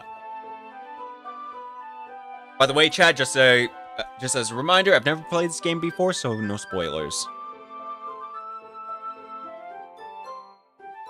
That ain't right, Mr. Yeah. Well, what? Did you seriously just Natsuki is so surprised that she can't even figure out how to get mad at me. Her face is entirely red. Madeline, you really shouldn't do that kind of thing to girls unless you really like them. You know that, right? What kind of question is she asking me just like that? How did the mood turn to this so quickly? Maybe don't go licking girls' fingers.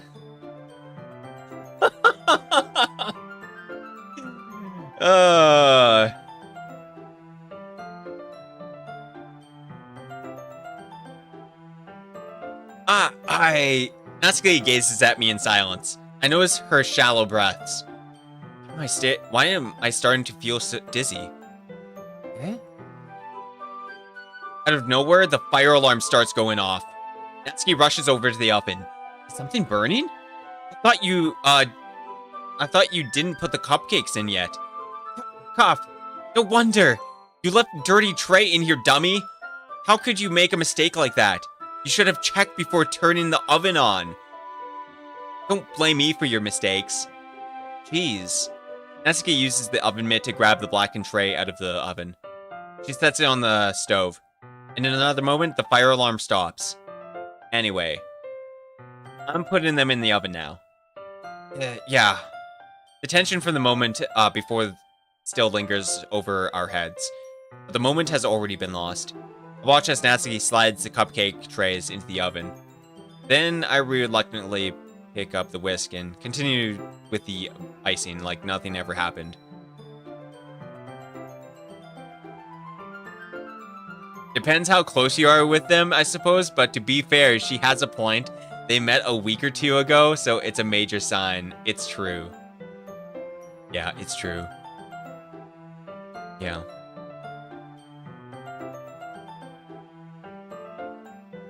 How's it going, Skibbity Man? How would be? How's it going for yourself, Rain? You doing good? Ah, that smells so good. The cupcakes are ready to be pulled out of the oven. As soon as Natsuki opens the oven door, a blast of sweet, smelling warm air fills the room. Look how cute they all look. She proudly shows off the different colored cupcakes in each of the trays. They'll look even better once we add the icing. Not like you need to tell me that. I brought decorating stuff, so I hope you can get creative. Here, scoop the icing into these bags. Natsuki hands me some plastic bags. I have these nozzles that'll make it look nice and fluffy. This one can even make flowers. We probably won't be using it this time though. What's this one for? I pick up the nozzle that has a much thinner tip than the others. That one's really thin, so you can make it to make stripes or other patterns.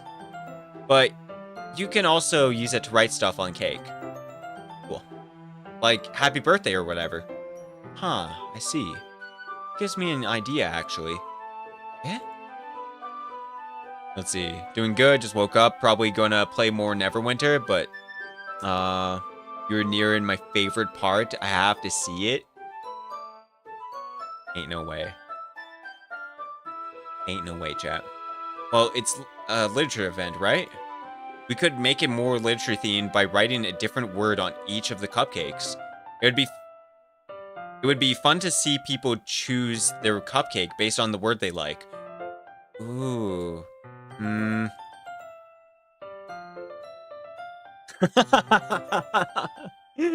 I was kind of expecting to say something really stupid. But that's actually a really cute idea, so... Aha! Maybe I'm getting it from you. What's that supposed to mean? Not cute. Come on. We're not at school anymore, nobody's judging. You can't dress and act like this and not expect me to think that you're cute. Damn, he said it. We said it. Right to her face. She's cute. Oh, well. Natsuki's voice trails off. Same with you. Eh? Wait, did you say something? No, nothing. Let's just do the icing. Natsuki picks up the paste and fastens the nozzle on each of the bag. There's lots to do, so we shouldn't be wasting time. Here, I'll show you how to do it. Without giving me a chance to think before Natsuki quickly moves on, she shows me how to apply the icing, and then we each get to work. Got. Oh, aha. Alright, drink time.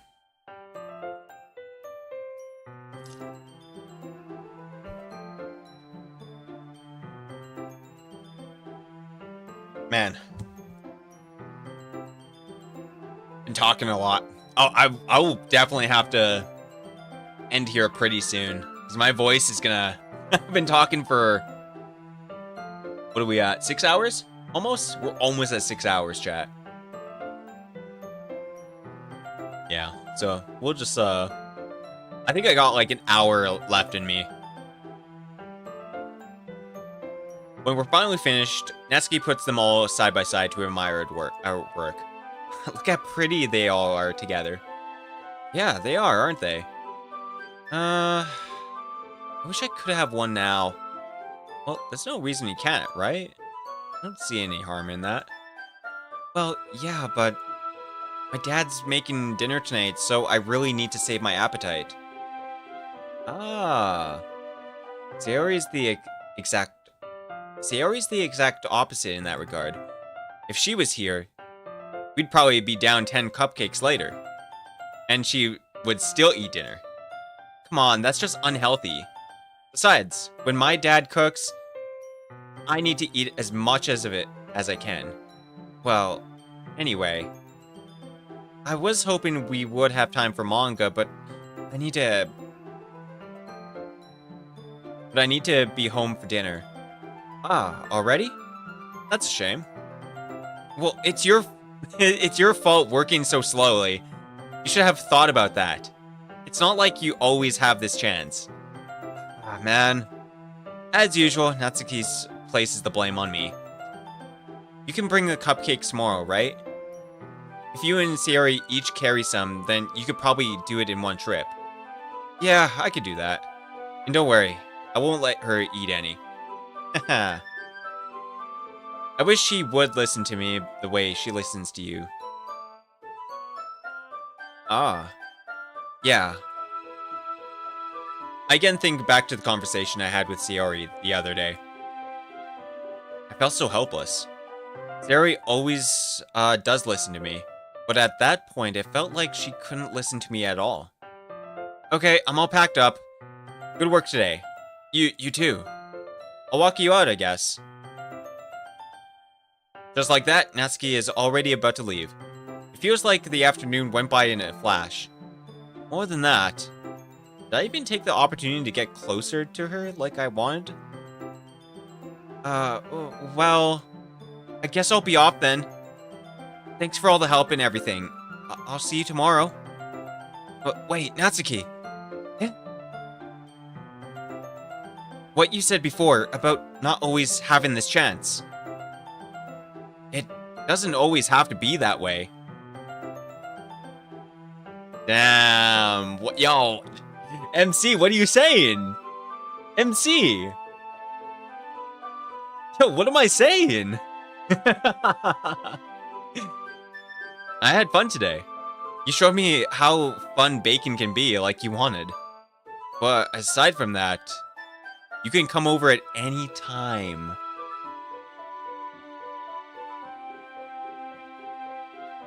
That's crazy. I think that, if possible, I'd like to spend more time like this. If you want to read manga or go out somewhere. Do you really mean that? Natsuki looks at me tensely. She's trying to hide her expression. Yeah. I want to spend more time with you. Heidelin, I thought you only cared about getting this done. I'm sorry, I had to leave so early today. I really didn't want to. I would really stay here longer if I could. Yeah, I feel the same way as you, so... Actually, suddenly gets closer to me.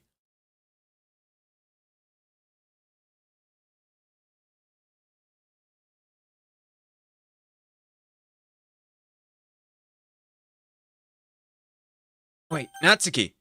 Standing inches from me, Natsuki looks up at me. I feel her fingers gently clutch at my sides of my t-shirt, as if holding on to me. Her rose-colored cheeks and matching eyes fill my vision, along with her slightly parted lips. What's happening? My head is starting to go dizzy, as I feel her soft breaths against me. I've felt it for a while. Natsuki suddenly jumps back. Sayori? Eh? Hi, Heidelin. Sayori. Just now, we weren't... It's okay, Heidelin. I just stopped by to say hi.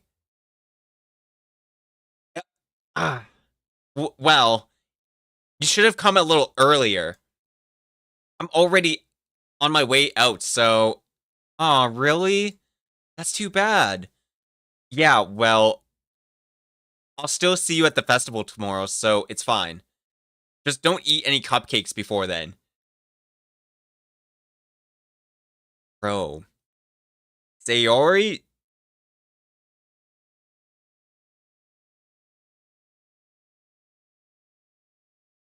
Sayori just fucking cockblocked me, chat.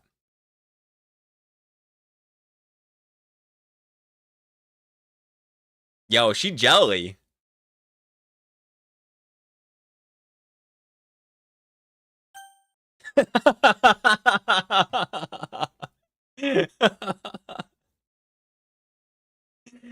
Yo, she is jelly. She's worried. She's like, yo, this bitch gonna take him. I can't let that happen.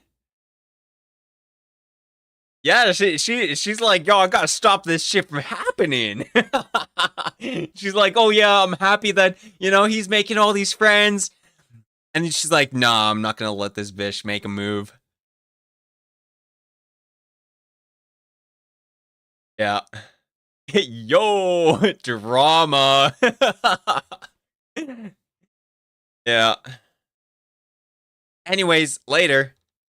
Clearly flustered, Natsuki hurries off and Sayori waves goodbye. Sayori, I thought you didn't want to come over today. Haha, well, I tried staying in my room, but my imagination was being really mean to me.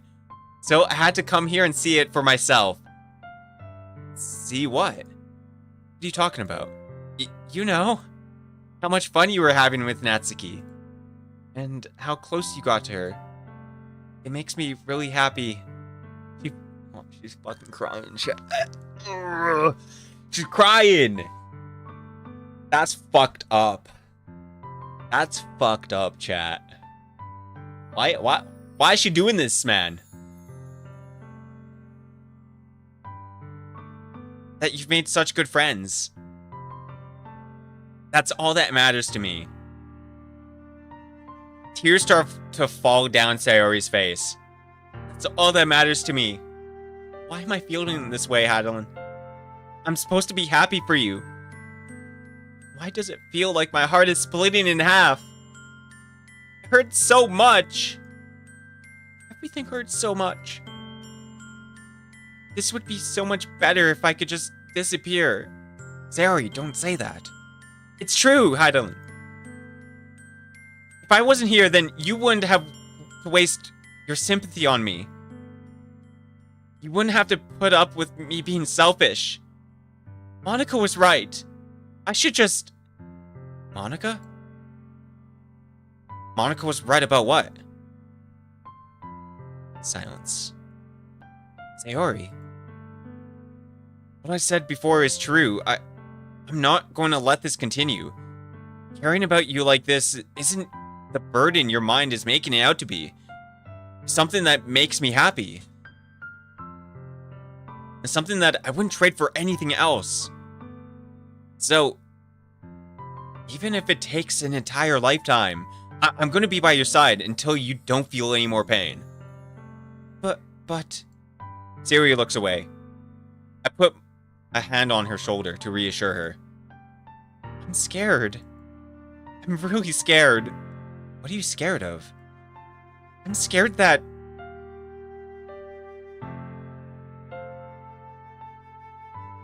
I might like you more than you like me.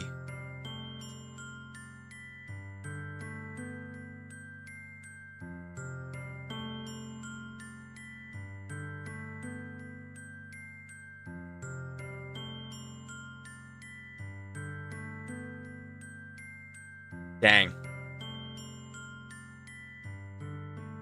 So... about that.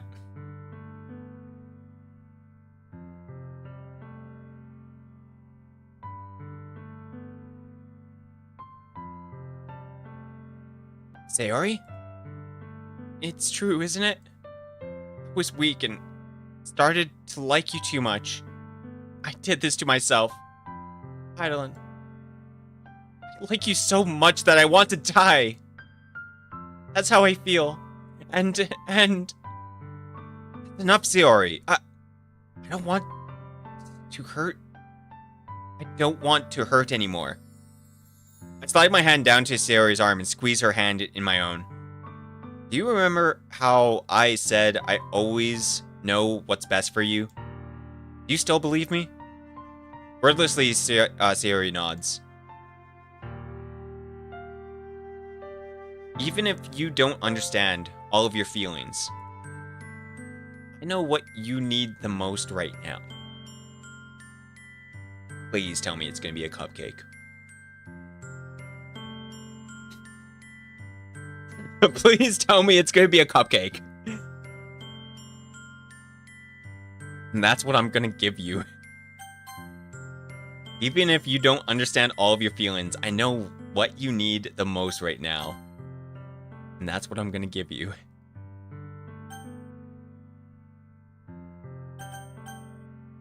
What the fuck?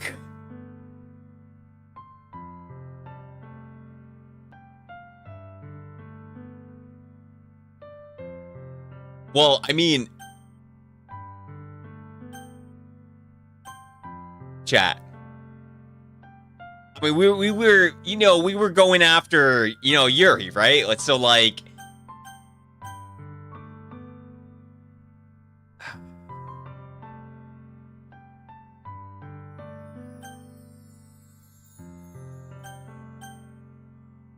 you'll always be my dearest friend.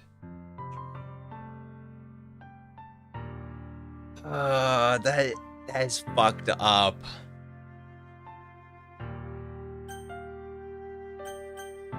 I love you.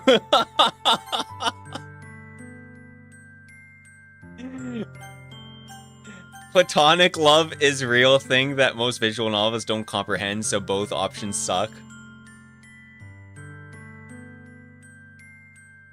Yeah, that's it's crazy. I mean, it's rough, right? Like, if this was, like, you know, real life, like, we talk in real life, yeah, you know, like, chat. You would never say, I love you, just to make them feel good. Because if you don't, then that's really bad. You know what I'm saying? Yeah, I say I love my friends all the time, but, like, in a game, like, this will be mistaken. Monica, crazy, right? Yo, welcome in, Monica. Hello. Yeah, that is crazy. That is crazy. You'll always be my dearest friend. Alright, I'm doing a chat. You'll always be my dearest friend. What you need the most is for things to be like they always have been. Monica told me the truth. She told me how much happier you seemed after I joined the club. Hey, say, yo, what up? Have you posted in the Kick Fam Discord? It's a good way to get more followers? Nah, man, I'm good. I'm good, bro. Appreciate it. Yeah, what up, Monica? How it be? Is this the thing that you were talking about, Rain? Is this what you wanted to see?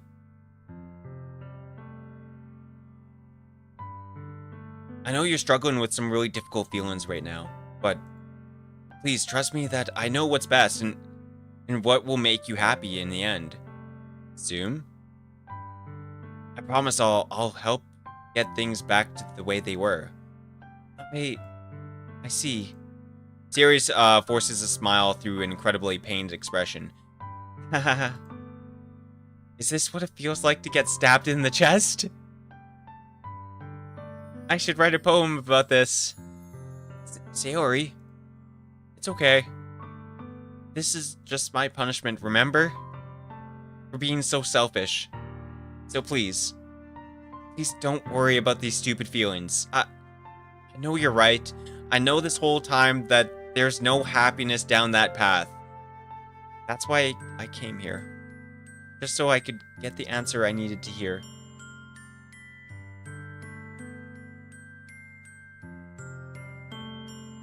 And the other thing? You're also right that I just want it to go back to the way it was. I realize that now. You really do know me better than anyone else, Adeline. I'll trust you with everything. Anything at all. So, Sayori's smile finally breaks. All of a sudden, she turns around and drops to her knees. Ah! Clutching her head with both hands, she screams as loudly as she can. I'm so shocked that I don't even know how to react. Sayori looks over her shoulder and flashes me one more weak smile before turning around and running off. Sayori! I'm left helplessly standing in front of my house. Why do I feel so horrible about this? There's nothing more I could have done. This is like one of the tragic love stories that you hear about sometimes, or like even see in like movies where like a character doesn't reciprocate your same feelings. It do be like that, you know? Yeah.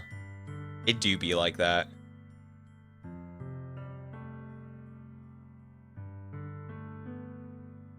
But I'm having as much trouble understanding Sayori's feelings as she is.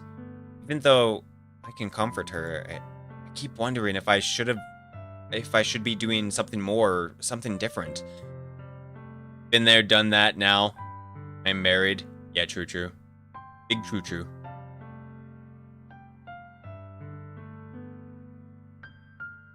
I know these thoughts will continue to plague me until things are back to the way they are. I'm gonna give it everything I've got. Sayori will always be my dearest friend, and I'll do whatever it takes to put a smile on her face every day. It's the day of the festival. Of all the days, I expected this to be the one where I'll be walking to school with Sayori. But Sayori isn't answering her phone. I considered going to her house to wake her up, but decided that's a little too much. Meanwhile, the preparations for the events should be nearly complete. I managed to carry all the cupcakes myself by carefully stacking 2 trays. Natsuki is already texting up a storm, but I can't respond, thanks to my hands being full. Funnily enough, I probably feel the same way as Natsuki about the event. I'm more excited for it to be over so I can spend more time with Sayori and Natsuki at the festival.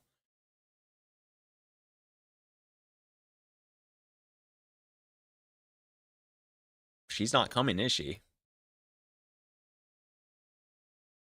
But knowing Monica, I'm sure the event will be great too. Heidelin, you're the first one here. Thanks for being early. That's funny. I thought at least Yuri would be here by now. Monica is placing little booklets on each of the desks in the classroom. They must be ones she prepared that have all the poems we're performing. In the end, I found a random poem online that I thought Monica would like and submitted it. So that's the one I'll be performing. I'm surprised you didn't bring Sayori with you. Yeah, she overslept again. Ah, that dummy. You think that on days this important, she would try a little harder. I say that, but I suddenly remember what Sayori told me yesterday, and I suddenly feel awful knowing it's not nearly that simple for her. I only said it because it's the way I used to be. I'm used to thinking. But maybe I should have gone to wake her up after all. You should take a little responsibility for her, Heidelin. I mean, especially after your exchange with her yesterday. You kind of left her hanging this morning, you know? Exchange? Monica, you know about that. Of course I do. I'm the club president, after all. But I stammer, embarrassed. Did Sayori really tell her about it that quickly? About how I basically turned down her confession? That makes me really seem like the bad guy here. But I'm the one who knows what's best for her, right? Ah, jeez. You don't know the full story at all, so don't worry. I probably know a lot more than you think. Eh? Monica is being as friendly as usual. But for some reason, I felt a chill down my spine after hearing that. Hey, do you want to check out the pamphlets? They came out really nice.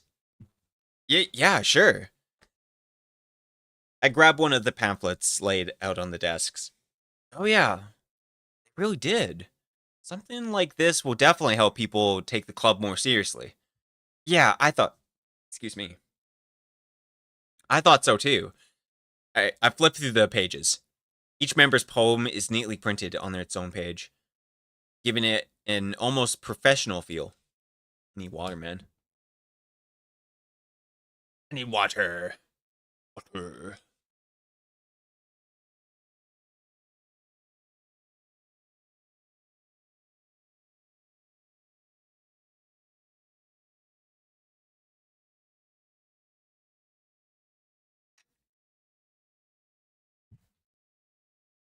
All right. I recognize Natsuki's and Yuri's poems from the ones they performed during our practice. What's this? I flipped to Sayori's poem. It's different from the ones she practiced. It's one that I haven't read before.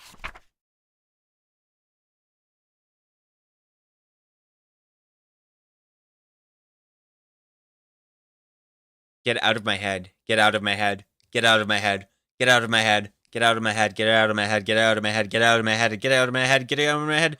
And, you know, it just continues out. Get out of my head.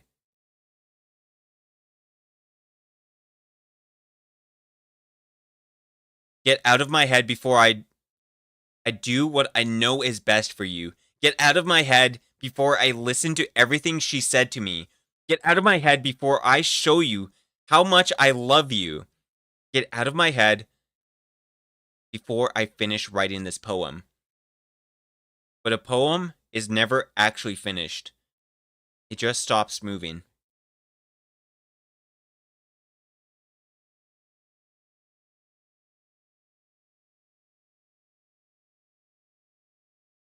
Whoa. Ah. What is this?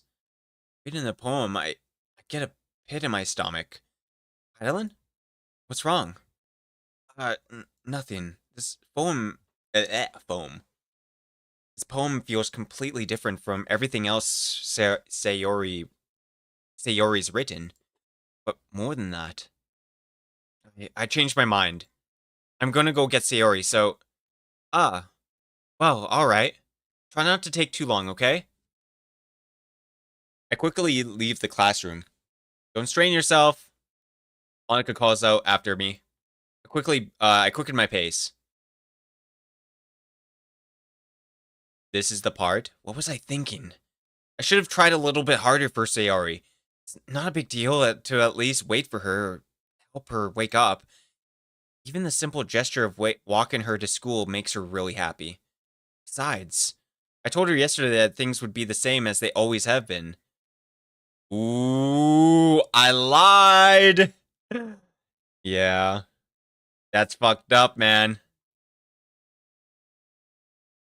I reach Sayori's house and knock on the door.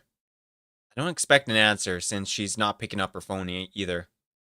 Like yesterday, I open the door and let myself in. Sayori? She really is a heavy sleeper. I swallow. Can't believe I ended up doing this after all. Waking her up in her own house.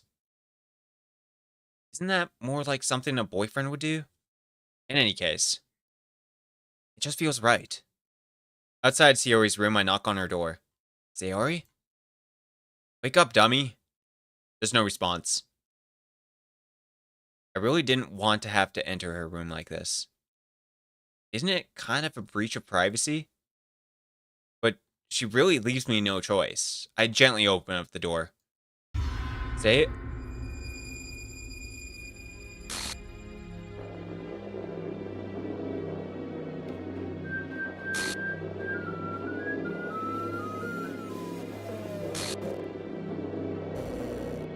An exception has occurred. File game script. See traceback text for details.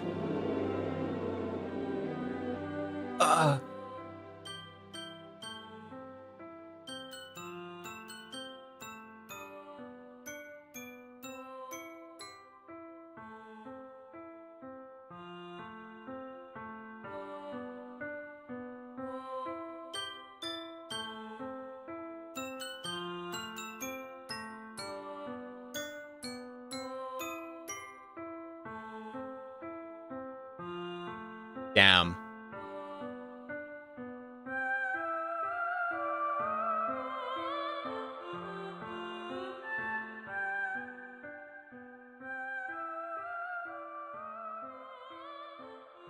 What the hell? What the hell? Is this a nightmare? It has to be. This isn't real. There's no way this could be real. Sayori wouldn't do this. Everything was normal up until a few days ago. That's why I can't believe my eyes are showing me. I expressed the urge to vomit. Just yesterday, I told Sayori I would be there for her. I told her I know what's best, and that everything will be okay. Then why? Why would she do this? How could I be so helpless? What did I do wrong? Turning down her confession. It has to be what I've pushed her over the edge. Her agonizing scream still echoes in my ears. Why did I do that to her when she needed me the most? Why was I so selfish? This is my fault. My swarming thoughts keep telling me everything I could have done to prevent this. If I just spent more time with her, walked her to school, gave her what I know she wanted out of our relationship, then I could have prevented this. I know I could have prevented this. Screw the literature club. Screw the festival. I just lost my best friend. Someone I grew up with. She's gone forever. Nothing I do can bring her back. This isn't some kind of game where I can reset and try something different. I had only one chance. I wasn't careful enough. And now I'll carry this guilt with me until I die. Nothing in my life is worth more than hers. But I still couldn't do what she needed from me. And now, I can never take it back. Never, never, never, never, never.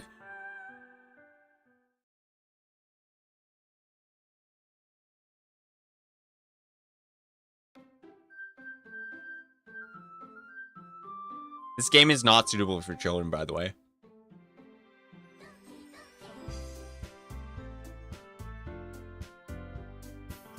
Wait!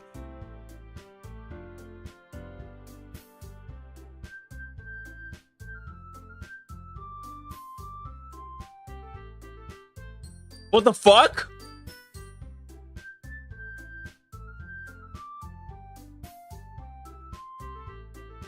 So Rain said, want to know something messed up that only an emergency responder would likely notice?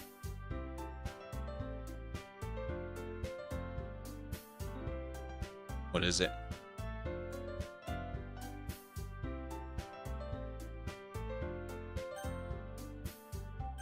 What's this? It's different.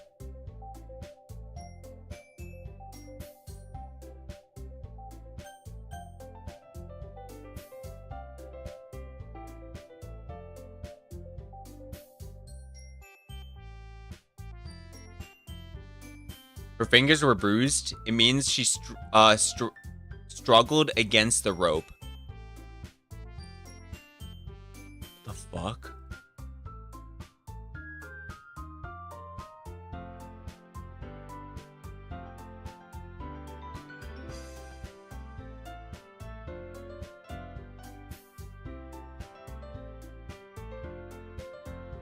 That's crazy. I mean, yeah, that was crazy.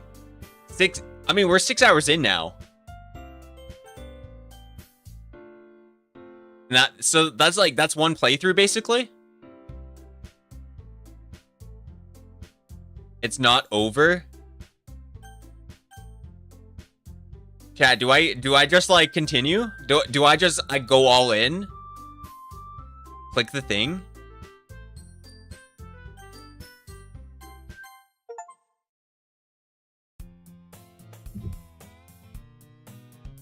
The fuck?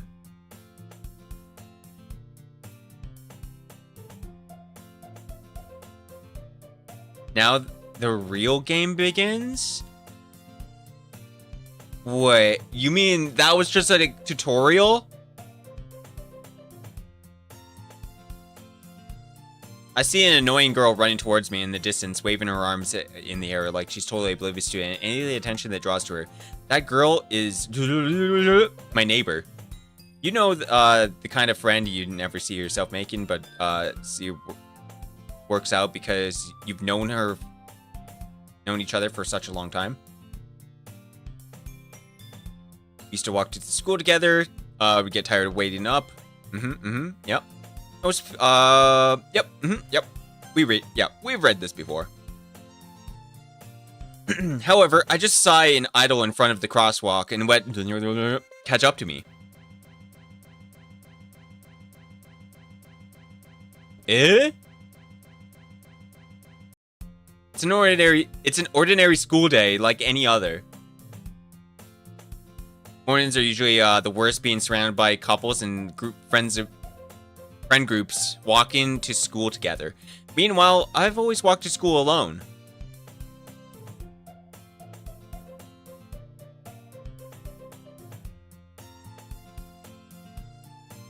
Oh!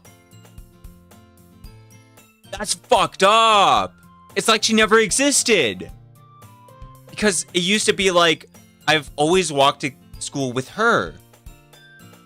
Is that what... Yo!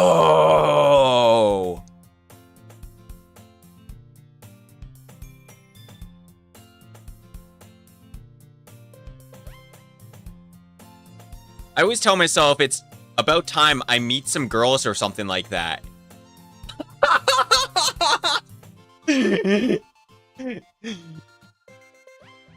Yeah, I need to explore my options, man.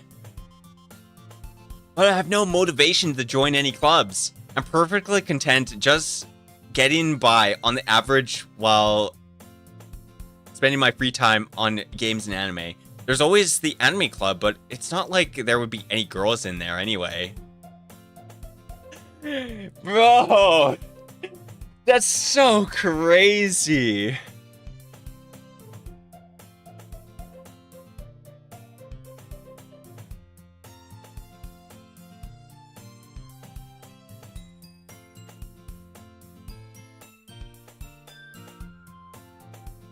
The school day is as ordinary as ever, and it's over before I know it. After I pack my things, I stare blankly at the wall, looking for an ounce of motivation. Clubs. There really aren't any that interest me. Besides, most of them would probably be way too demanding for me to want to deal with. I guess I have no choice but to start with the anime club. Heidelin? Monica. My goodness, I totally didn't expect to see you here. It's been a while, right? Ah, yeah, it has. Monica smiles sweetly. We do know each other. Well, we rarely talk, but we were in the same class last year. Monica was probably the most popular girl in class. Smart, beautiful, athletic. Basically, completely out of my league. So, having her smile at me so genuinely feels a little... what did you come in here for anyway? Oh, I've just been looking around for some supplies to use for my club. Do you know if there's any construction paper in here? Or markers? I guess you could check the closet. You're in the debate club, right? About that. I actually quit the debate club. Really? You quit? Yeah. To be honest, I can't stand all the politics around the major clubs. It feels like nothing but arguing about the budget and publicity and, you know, how to prepare for events. I'd much rather take something I personally enjoy and make something personal out of it. In that case, what club did you decide to join? Actually, I'm starting a new one. Huh? A literature club. Literature? That sounds kind of dull. How many members do you have so far? It's kind of embarrassing. There are only 3 of us so far. It's really hard to find new members for something that sounds so boring. Well, I can see that. But it's really not boring at all, you know. Literature can be anything. Reading, writing, poetry. I mean, one of my members even keeps her manga collection in the club room. Wait, really? Yeah, it's funny, right? She always insists that manga is literature too. I mean, she's not wrong, I guess. And besides, a member's a member, right? Did Monica say she? Hey, Heidelin. By any chance, are you still looking for a club to join? I mean, I guess so, but... In that case, is there any chance you could do me a big favor? I won't ask you to join, but if you could have, at the very least, visit my club, it would make me really happy. Please?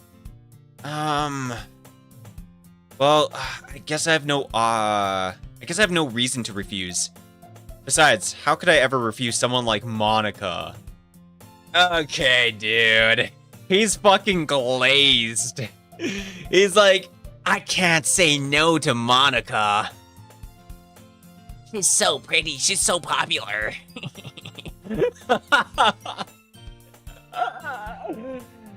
I can't say no. Sure, I guess I could check it out. Awesome. You really are sweet, Heidelin. You know that? It's really nothing. Shall we go then? I'll look for the materials another time. You're more important. Alright, dude.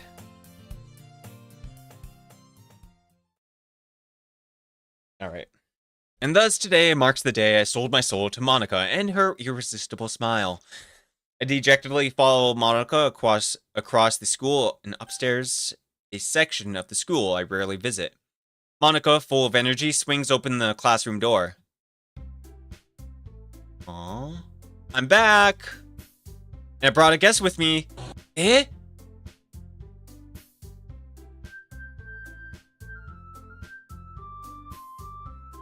A guest? Seriously? You brought a boy? Way to kill the atmosphere. Don't be mean, Natsuki. But anyway, welcome to the club, Heidelin. Jump scares? Yeah. Skunk Plume, yo, welcome to the stream. How it be? Yo, this is first time playing. All words escape me in this situation. This club, it's full of incredibly cute girls! Okay, yeah, I just had to do it.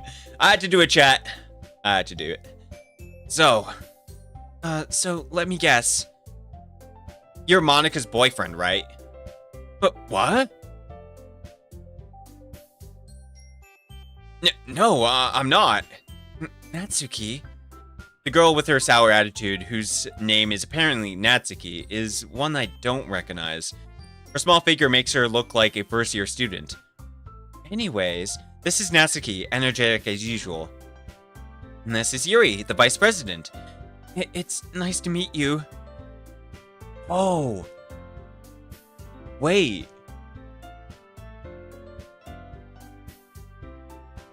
Sayori was the vice president before.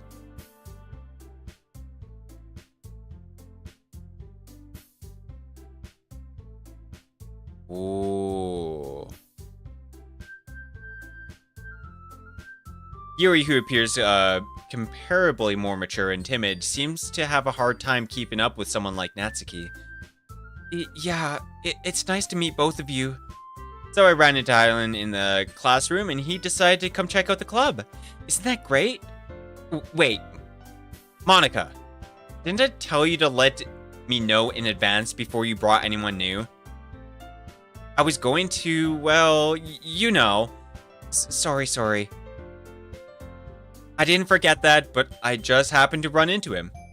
In that case, I should at least make some tea, right? Yeah, that would be great. Why don't you come sit down, Hylan? The girls have a few desks arranged in the form of a table. Yuri walks to the corner of the room and opens the chest. Meanwhile, Monica and Natsuki sit across from each other. Still feeling awkward, I take a seat next to Monica. So, I know you didn't really plan on coming here. but we'll make sure you feel right at home, okay?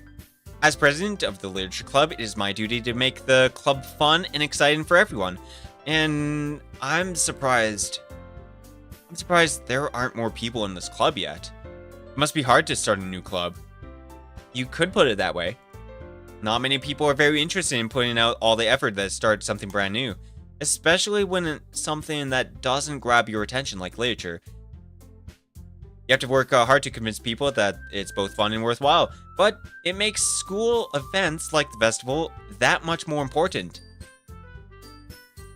I'm confident that we can all really grow with this club before we graduate. Right, Natsuki? Well, I guess. Natsuki reluctantly agrees. Such different girls, all interested in the same goal. Monica must have worked really hard to find these two.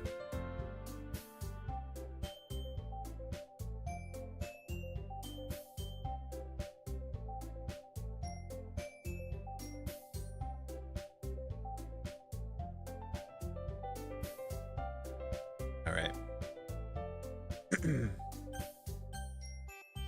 Yuri returns to the table carrying a tea set.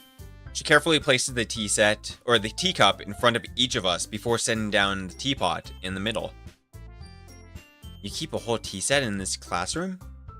Don't worry, the teachers gave us permission. After all, doesn't a hot cup of tea help you enjoy a good book? Ah, I guess. Don't let yourself get intimidated. Yuri's just trying to impress you. That's not true. Insulted, Yuri looks away. I meant that, I believe you. Well, tea and reading might not be a pastime for me, but... Oh wait, this is for me. At me. Tea and reading might not be a pastime for me, but I at least enjoy tea. I'm glad. Yuri faintly smiles to herself in relief. So, Idolin, what kind of things do you like to read? Well, considering how much I've, spent in the reading, manga, I mutter quietly to myself, half joking. Natsuki's head suddenly perks up. It looks like she wanted to say something, but she keeps quiet. Not much of a reader, I guess. Well, that can change. What am I saying? I spoke without thinking after seeing Yuri's sad smile. Anyway, what about you, Yuri? Well, let's see. Yuri traces the rim of her teacup with her finger. My favorites are usually novels that build up deep, complex fantasy worlds. The level of creativity and craftsmanship behind them is amazing to me. And telling a good story is something foreign to me. Yuri goes on, clearly passionate about what she's reading. She seems to reserve and timid since the moment I walked in, but it's obvious by the way her eyes light up that she finds her comfort in the world of books, not people. Whew, it's a lot of reading, chat. It's a lot of reading. But, I like a lot of things. Stories with deep psychological elements usually immerse me as well. Isn't it amazing how a writer can so deliberately take advantage of your own lack of imagination to completely throw you for a loop? That's so crazy. That is so crazy. Anyway, I've been reading a lot of horrors lately. I read horror book. I've read a horror book once. I desperately grabbed something I can relate at a minimum level. At this rate, Yuri might as well be having a conversation with a rock. Haha, I'd expect nothing from you, Yuri. Suits your personality. Oh, is that so? Really, if a story makes me think or takes me to another world, then I really can't put it down. Surreal horror is often very successful at changing the way you look at the world, if only for a brief moment. I hate horror. Oh, why's that? Well, Natsuki's eyes dart over to me for a split second. Never mind. That's right, you usually write about cute things, don't you, Natsuki? But what? What gives you that idea? You left a piece of scrap paper behind last club meeting. It looked like you were working on a poem called Don't Say It Out Loud. And give that back. Fine, fine. Natsuki, you write your own poems. Eh? Well, I guess sometimes. Why do you care? I think that's important. Why don't you share them sometimes? No. Natsuki averts her eyes. You wouldn't like them. Not a very confident writer yet. I understand how Natsuki feels. Try to do the voice. Sharing that level of writing takes more than just confidence. The truest form of writing is writing to oneself. You must be willing to open up to your readers, exposing your vulnerabilities and showing even the deepest reaches of your heart. Do you have a writing experience too, Yuri? Maybe if you share some of your work, blah, blah, blah. Guess it's the same for Yuri. We all sit in silence for a moment. Hey, I just got an idea. How about this? Natsuki and Yuri look quizzically at Monika. Let's all go home and write a poem of our own. Then, next time we meet, we'll all share them with each other. That way, everyone is even. Yeah. I mean, I thought it was a good idea. Well, I think you're right, Monika. We should probably start finding activities for all of us to participate in together. I did decide to take on a responsibility as vice president after all. I need to do my best to nurture the club as well as its members. Besides, now that we have a new member, it seems like a good step for us to take. Do you agree as well, Heidelin? Whoa, hold on. There's still one problem. Yeah, what's that? Now that we've reached the most important topic, I bluntly come forth with what's been on my mind this entire time. I never said I would join this club. Monika may have convinced me to stop by, but I never made any decision. I still have other clubs to look at, and I lose my train of thought. All three girls stare back at me with dejected eyes. But I'm sorry, I thought... The girls exchange glances before Monika turns back to me. I guess I need to tell you the truth, Heidelin. The thing is, we don't have enough members to yet... Wait. We don't have enough members yet to form an official club. We need 4. And I've been trying really, really hard to find new members. And if we don't find one more before the festival... I'm defenseless against these girls. Oh, wait. How am I supposed to make a clear-headed decision when it's like this? I'd feel terrible for letting everyone down in this situation. And besides, the club itself seems pretty relaxed. So, if writing poems is the price I need to pay in order to spend every day with these beautiful girls... Right? Okay, I've decided then. I'll join the literature club. One by one, the girls' eyes light up. Oh my goodness, really? Do you really mean that, Heidelin?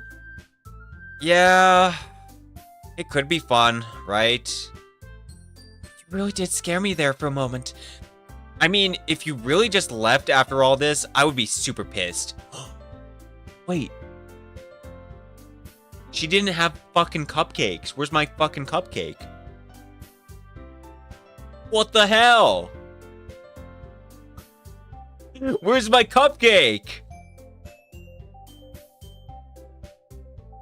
Yuri... Wait.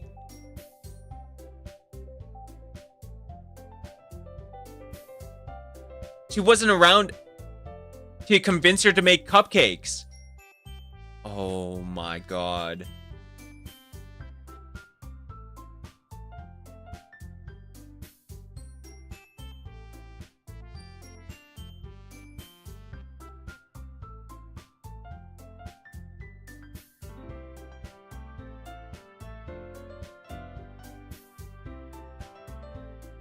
No cupcakes for you, sir?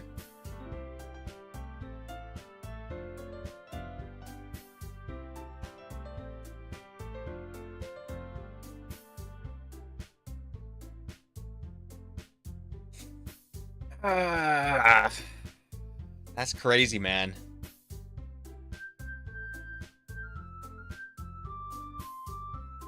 All right. I'm so happy. We can become an official club now. Thank you so much for this. You're really amazing. I'll do everything I can to give you a great time, okay? Thanks, I guess. Okay, everyone. I think with that, we can officially end today's meeting on a good note. Yeah, good note. Everyone remember today's assignment. Write a poem to bring to the next meeting so we can all share. Annika looks over at me once more. Hadelin, I look forward to seeing how you express yourself. Yeah. Can I really impress the class star Monica with my mediocre writing skills? I already feel the anxiety welling up inside me. Meanwhile, girls continue to chit-chat as Yuri cleans up the tea set. Guess I'll be on my way then. Okay, I'll see you tomorrow then. Can't wait. With that, I depart the classroom and make my way home. The whole way, my mind wanders back and forth between the three girls. Natsuki, Yuri, and of course Monica. Will I really be happy spending every day after school in a literature club? Perhaps I'll have the chance to go the chance to grow closer to one of these girls. Alright. Just need to make the most out of this circumstances. I'm sure good fortune will find me. And I guess that starts with writing poems tonight. Alright. You have unlocked a special poem. Would you like to read it?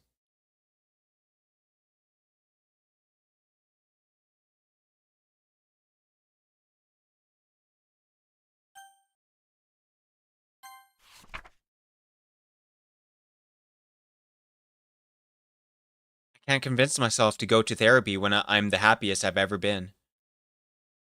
I'd rather keep this up until I blow my cover and someone takes me to the emergency room.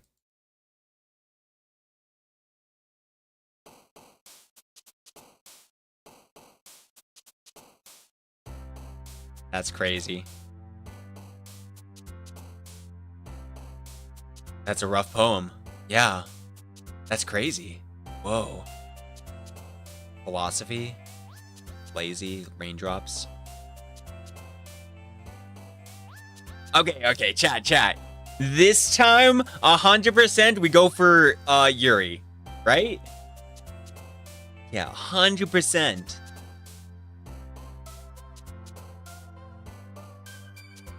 Okay, philosophy? Yay, she likes that. Judgment. Fireworks? Ah, fucking hell. God damn it. No, we're gonna get this right? Oh shit, wait, did I save? Oh, no. Huh?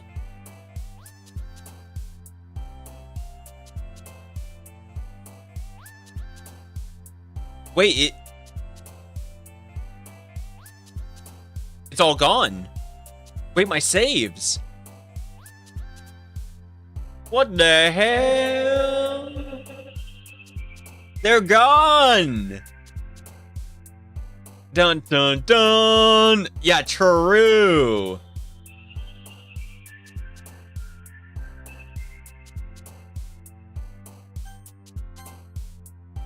Parfait. Whisper, kiss, chocolate, waterfall, after image. Beauty. Lipstick. Bouncy. Games. Pain.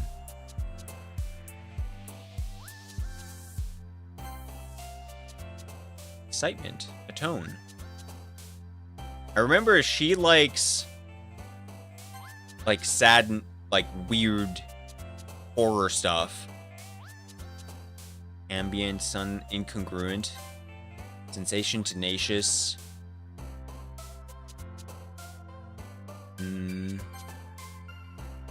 dark. Contamination. The complex words, yeah? Yeah.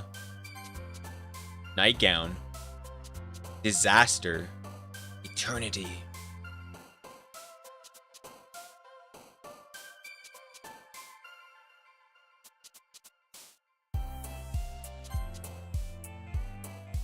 Anxiety, anger, marriage, determination.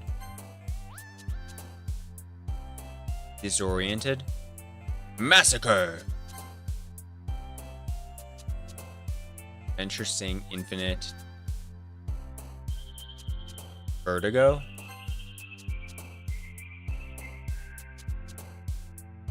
Sacrative.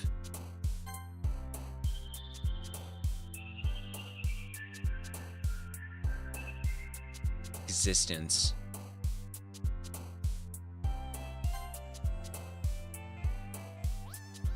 Captive.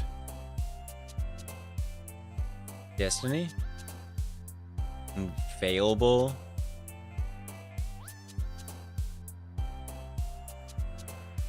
Fantasy. Starscape. Agonizing.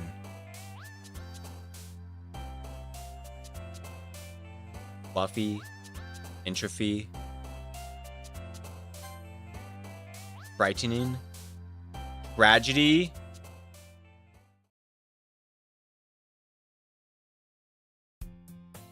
Hi again, Hadlin. Glad to see you didn't run away on us. Nah, don't worry about it. This might be a little strange for me, but at least I get to keep my promise. Well, back at the literature club. I was the last one to come in, so everyone else is already hanging out. Eh? Thanks for keeping your promise, Heidelin. Because she fucking said that before.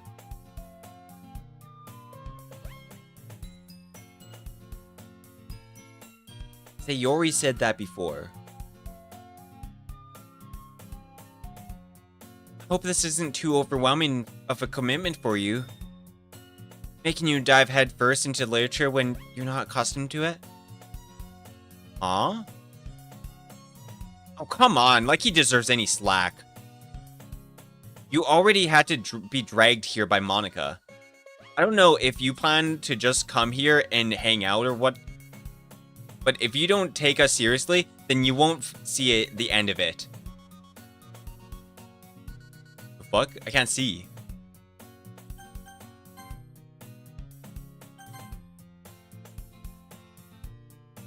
Why is the music kind of weird? Natsuki, you certainly have a big mouth for someone who keeps her manga collection in the room. Natsuki finds herself stuck between saying Monica and manga. Manga is literature! Swiftly defeated, Natsuki plops back to her seat.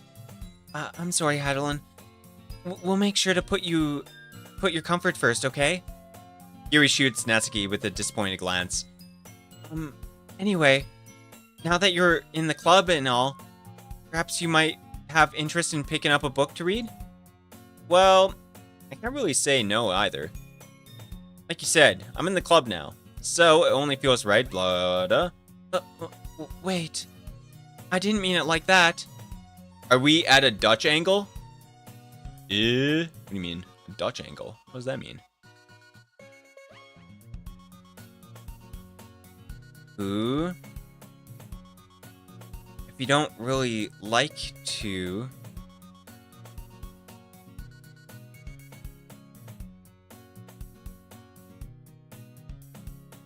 If you don't really like to, then forget what I said, I guess. No, it's not that, Yuri. I just want to be a part of this club. So even if I don't read often, I'd be happy to pick up a book if you wanted me to. Are you sure? Well, as vice president and all, that I should help you get started on something like you might like. Yuri reaches into her bag and pulls out a book. I didn't want you to feel left out, so I picked out a book that I thought you might enjoy. It's a short read. It's a short read book, so it should keep your attention. Even if you don't usually read. Alright, water break. Water break.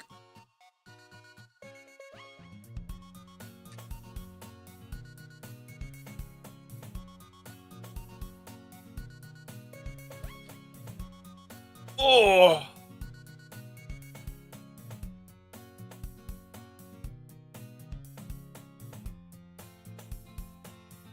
Oh yeah, you could really hear the music kind of changing a tiny bit, you know? There's just parts of it just sound a tiny bit different, you know? Almost like it's like being like there's a note not being played. You know what I'm saying? Yeah.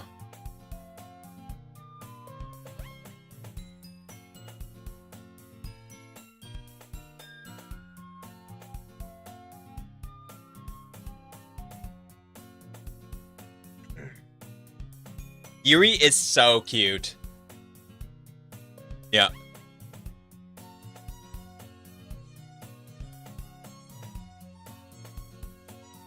A judge angle is where the screen is tilted and it's getting progressively worse, I think. Oh.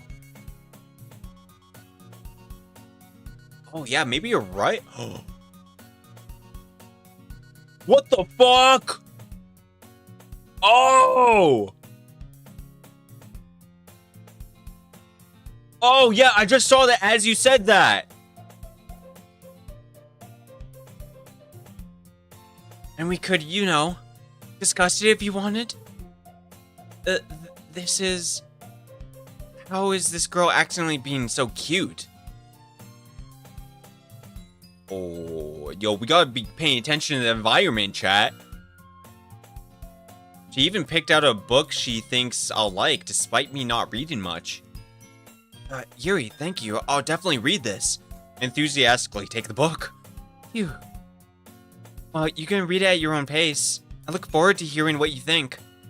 Now that everyone's settled in, I expect Monica to kick off some scheduled activities for the club. But that doesn't seem to be the case. Yuri's face is already blurred in the book. I can't help but notice her intense expression, like she was waiting for this chance. Meanwhile, Natsuki is rummaging around in the closet. It's gone. I'm really curious to talk to Yuri a little bit more. But at the same time, I would feel bad for distracting her from her reading. I catch a glimpse of the cover of her book. It looks like some book that... It looks like the same book she lent me. More than that, she seems to be on the first few pages. Crap. I think she noticed me looking at her. She sneaks another glance at me, and our eyes meet for a split second. But that only makes her hide her face deeper in the book. Sorry. I was just spacing out. I muttered this, sensing I made her uncomfortable. Oh, it's fine. If I was focused, then I probably wouldn't have noticed in the first place, but I'm just rereading a bit, so... That's... That's the book you gave me, right? Mm-hmm. I wanted to reread some of it. Not for any particular reason. Just curious how come you have 2 copies of the same book. Well, when I stopped at the bookstore yesterday, that's not what I meant. I mean, I just happened to buy 2 of them. I see. There's something fairly obvious here that Yuri isn't telling me, but I decided to let it go. I'll definitely start reading it tomorrow. I'm glad to hear. Once it starts to pick up, you might have a hard time putting it down. It's a very engaging and relatable story. Is that so? What's the story about? Well... I look over the cover of the book. The book is titled Portrait of Markov. There's an ominous looking eye symbol on the front of the cover. Basically, it's about this religious camp that was turned into a human experiment prison, and the people trapped in there. Wait, I gotta do it in her voice. And the people trapped in there have this trait that turns them into killing machines that lust for blood. But the facility gets even worse, and then starts selectively breeding people by cutting off their limbs and affixing them to... Oh, that might be a little bit of a spoiler. But anyway, I'm really into it. The book, I mean. Not the thing about limbs. kind of. That's kind of dark, isn't it? She didn't mention that last time.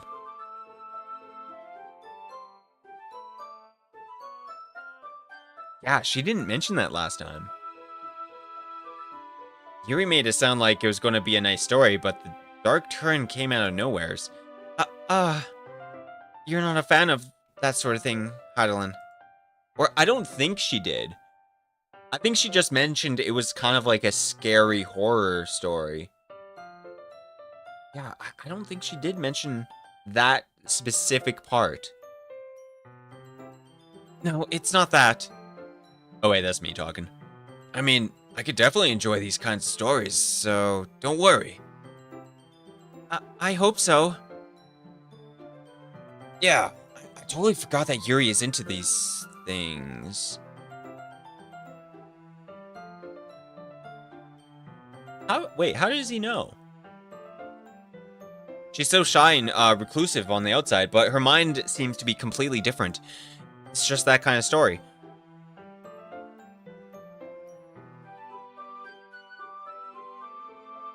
It's the kind that challenges to look at life from a strange new perspective.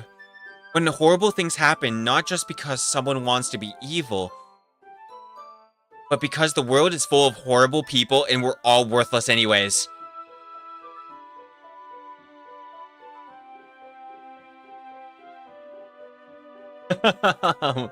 That's crazy. Is she crazy? I'm rambling, aren't I? Not again. I'm sorry.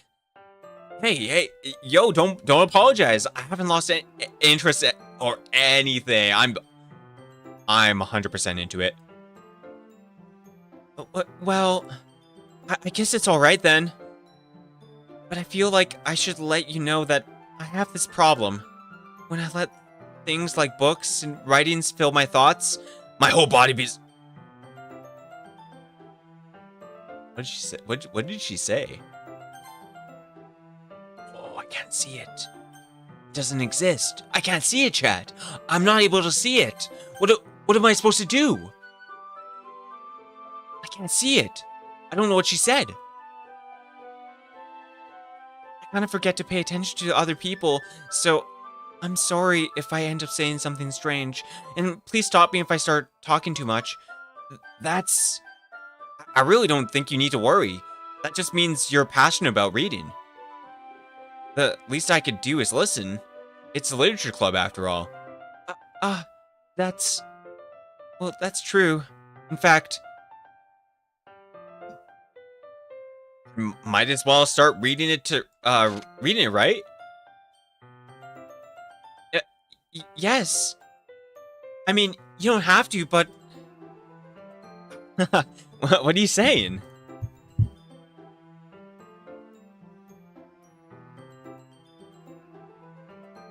Alright. Yo, we gotta get immersed in this. We gotta turn off the lights and everything. I had the lights on and I was like, yeah, you know, it's chill, it's chill. We gotta make it scarier. Let me get the book. I quickly retrieved the book that I had put into my bag.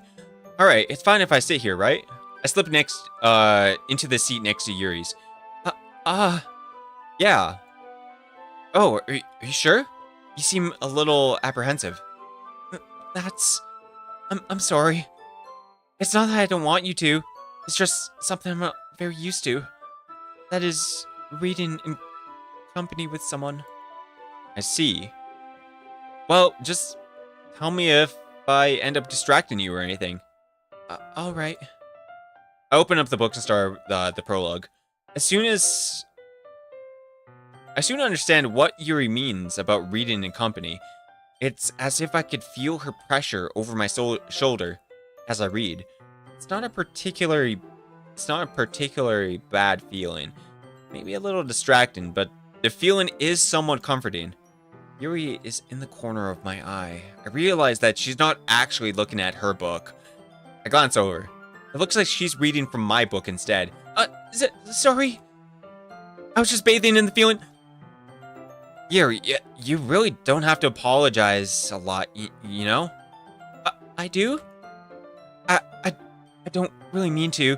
Sorry. I mean... Here. This should work, right? I slide my desk until it's up against Yuri's, then hold my book more between the two of them. I suppose so? Yuri timidly closes her own copy. Once we each lean in a little bit, our shoulders are almost touching. It feels like my left arm is in the way, so instead I use my right hand to hold the book. I guess that makes it kind of difficult to turn the pages. Here. Yuri takes her left arm, holds the left side of the book between her thumb and forefinger.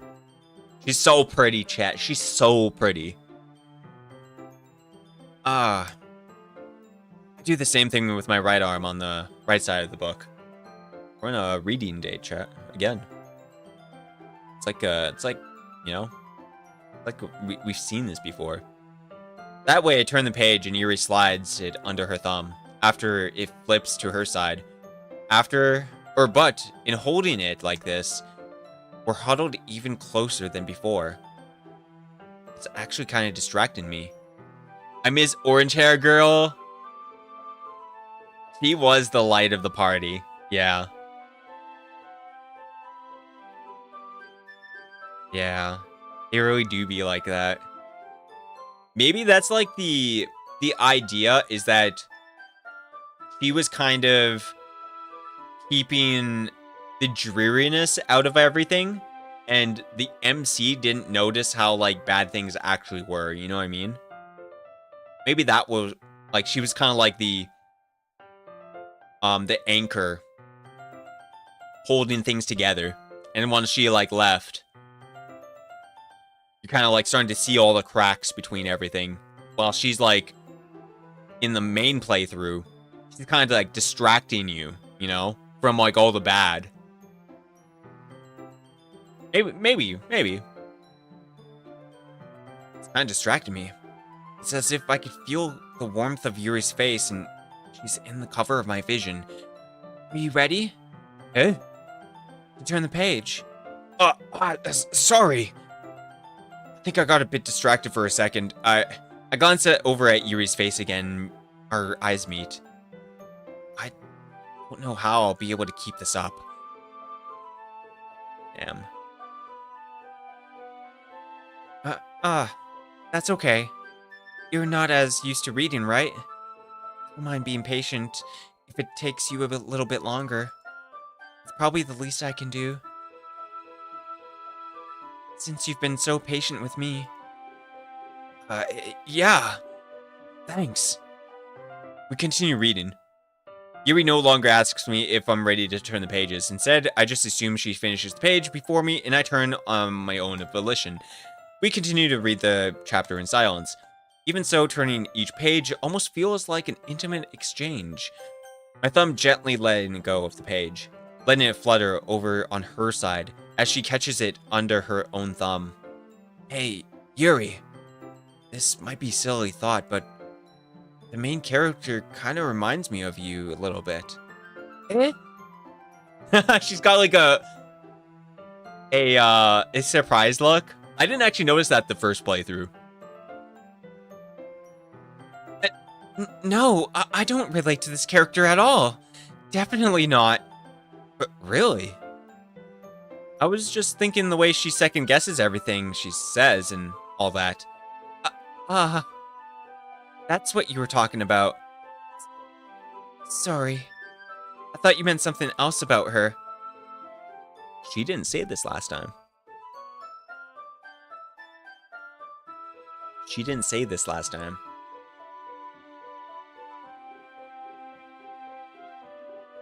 Something else? Never mind. We didn't even get that far yet. So, I don't even know what... Wait. So, I don't know why that came into my head. Yuri, you feeling alright? Yeah? Yuri's been a little fidgety ever since we started reading. You can rest if you're feeling sick or something. Your breathing is a little... Am I breathing? Yuri puts her hand on her chest as if to feel her heartbeat. I didn't even notice. Anyway, I'm fine. I just need some water. Alright, don't push yourself, man. Yuri stands up and practically rushes out of the classroom. What on earth was that about? Madeline? Did something happen just now? Eh? I have no idea. Yuri was acting a little strange, I guess. So, you don't know anything? Sorry, I can't say I do. Are you worried about her? No, not really. I was just making sure that you didn't do anything to her. No, nothing. Don't worry, I believe you, silly. Yuri just does this sometimes, so it's nothing alarming. Alright, if you say so. Anyway, why don't we start with sharing our poems with each other? Eh? Shouldn't we wait for Yuri? Well, she might be a while, so I just figured we'd get started without her. Is that okay? Yeah, I was just asking. I stand up. I make a mental note of where I left off in the book and then slip it back into my bag. Jackal. Hey, it's been a while. How you doing, bud? Yo, welcome in, welcome in. Who should I show my poem to first? Oh! I can't show...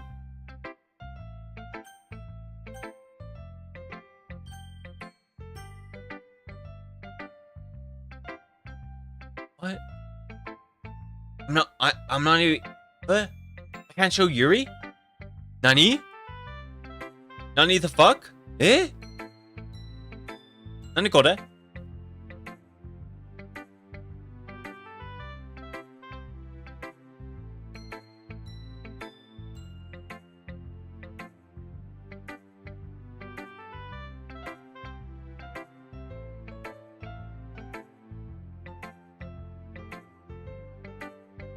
Alright, so what the hell in Japanese is Nante koda?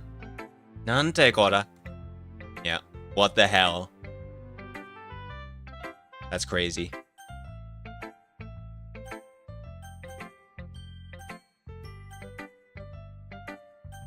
Also, Monica.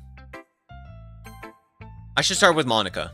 Yesterday, she seemed eager to read my poem, and I want her to know I'm putting my effort in. Hi, Heidelin. Having a good time so far? Yeah. Good, glad to hear it. By the way, since you're new and everything, if you ever have any suggestions for the club, like new activities or things we can do better, I'm always listening. Don't be afraid to bring things up, okay? Alright, I'll keep that in mind. Of course, I'll be afraid to bring things up. I'm much better off just going with the flow until I'm more settled in. Anyway, want to share your poem with me? It's kind of embarrassing, but I guess I have to. Don't worry, Hadelin. We're all a little embarrassed today, you know. But it's that sort of barrier that we'll all learn to get past soon. Yeah, that's true. I had Monica on my poem. Great job. I was going, oh, in my head while reading it. It's really metaphorical. I'm not sure why, but I didn't expect you to go for something so deep. I guess I underestimated you. It's something for me to keep everyone's expectations low. That way, it always counts when I put some effort into it. That's not very fair. Well, I guess it worked anyways. You know that Yuri likes these kind of writings, right? Writing that's full of imagery and symbolism. Sometimes I feel like Yuri's mind is just totally detached from reality. I don't mean that like it's a bad thing though, but sometimes I get the impression that she's just totally given up on people. Eh?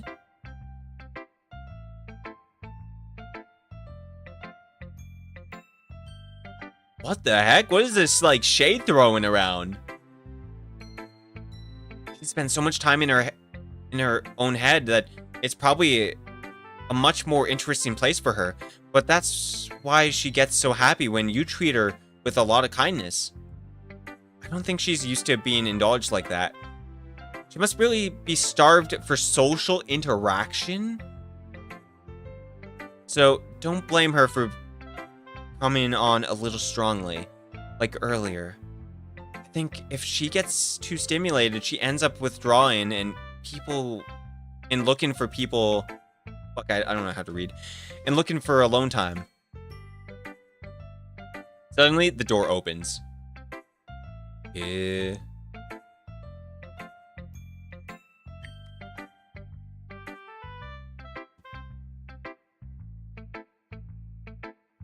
Yuri! I'm back. Did I miss anything? Not really.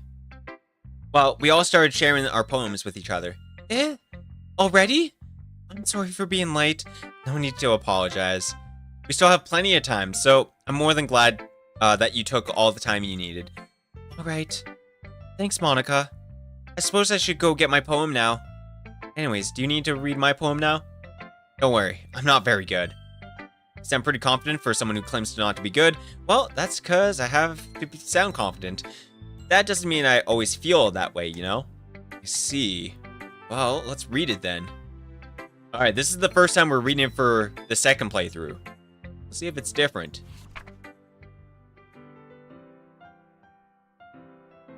Alright. Hole in the wall. But he wasn't looking at me, confused. I frantically glance at my surroundings, but my burned eyes can no longer see color. Are there others in this room? Are they talking? Or are they simply poems on a flat sheet of paper? The sound of frantic scrawling playing tricks on my ears. The room begins to crinkle, closing in on me. The air I breathe dissipates before it reaches my lungs. I panic. There must be a way out. It's right here. It's right there. Swallowing my fears, I brandish my pen. Okay. This one was 100% different. Yeah. So what do you think? It's very freeform, if that's what you call it. Sorry, I'm not really the right person to ask for this feedback. It's okay. Yeah, that kind of style has gotten pretty popular nowadays. That is a lot of poems that I've been putting emphasis on the timing between words and lines. When performed out loud, it can be really powerful.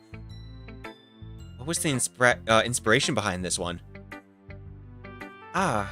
Well, I'm not sure if I know how to put it, but I guess you could say that I had some kind of, epiphany recently. It's like influencing my poems a little bit.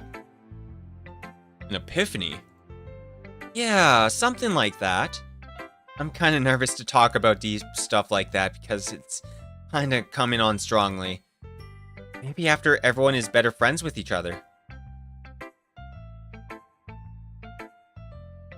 Interesting. Anyway, here's Monica's writing tip of the day. Sometimes when you're writing a poem or a story, your brain gets too fixated on a specific point. If you try so hard to make it perfect, then you'll never make any progress. Just force yourself to get something down on paper and tidy it up later. Another way to think about this is... Oh shit.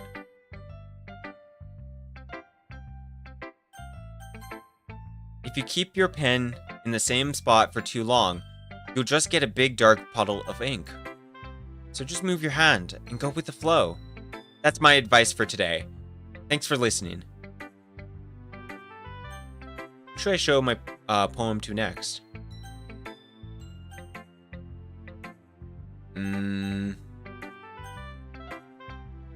Let's go for Natsuki this time. Let's do Yuri last.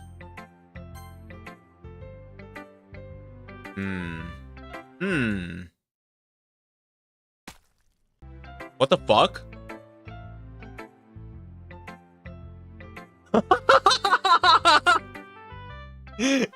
What the fuck? If you're not gonna take this club seriously, then go home. What? Harsh. What? You expect me to believe that you actually put effort into this? Do you think I'm stupid? I'm not a writer. Maybe it's not very good, but yeah, I did put effort in. We all start somewhere, right? If you're still proud of the first poem you ever wrote, then I'd like to read it. Eh? Painful to think about? Fine. Well, sorry. You'll get better anyways. I tell you what to improve, but you're better off just trying it again. Fair enough. Well, to each their own, I guess. Anyway, I guess I gotta share mine now. Knowing you, you'll probably think it's stupid. Okay, this one looks the same. Eagles can fly, monkeys can climb, crickets can leap, horses can race, owls can seek, cheetahs can run. Eagles can fly, people can try, but that's about it.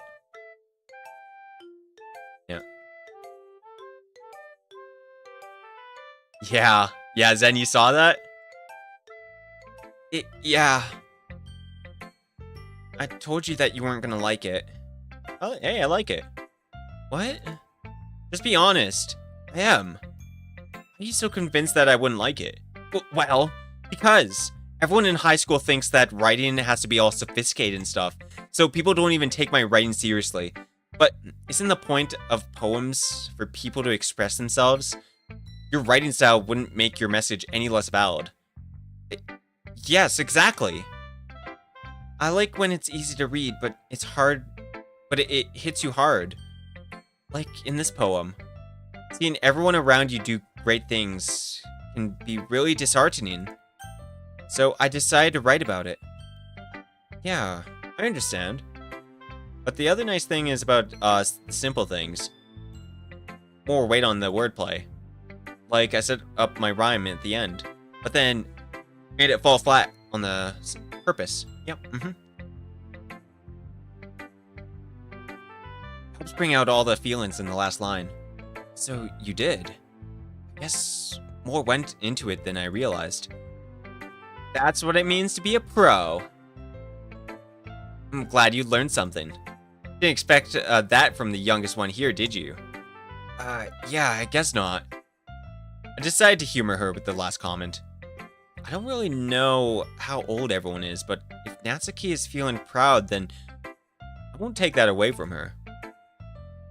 Who should I show my poem to next? Yuri. As Yuri reads the poem, I notice her eyes lighten. Exceptional. What was that? Did I say that out loud? Yuri first covers her mouth and then ends up covering her whole face. He's gonna hate me. You really didn't do anything wrong, Yuri. Yeah? That's... I guess you're right. What am I even getting so nervous about for? Yuri takes a breath. So... what kind of writing experience do you have? Your use of imagery and metaphors indicate that you've written a lot of poetry before. Really? Wow, that's a huge compliment coming from you. This is actually my first time writing, really. Huh? Yuri stares at me blankly and then looks at the poem again. Well, I know that. It just means, Yuri trails off, unable to find an excuse. She trails off her fingers along with the poems, as if breaking it down more thoroughly. Yeah, okay. This is the whole reason I was able to tell. It's just that there are specific writing habits that are able to usually typical of new writers, and then have been through that myself, kind of learned to pick up on them. I think the most noticeable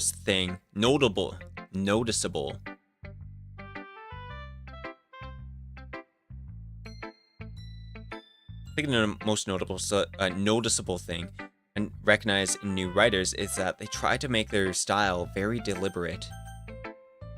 In other words, they tend to pick the writing style separate on the topic matters, and they form to fit the two together. The end result is both the style and the expressiveness are weakened. Once Yuri finds her train of thought, it's as if her demeanor totally changes.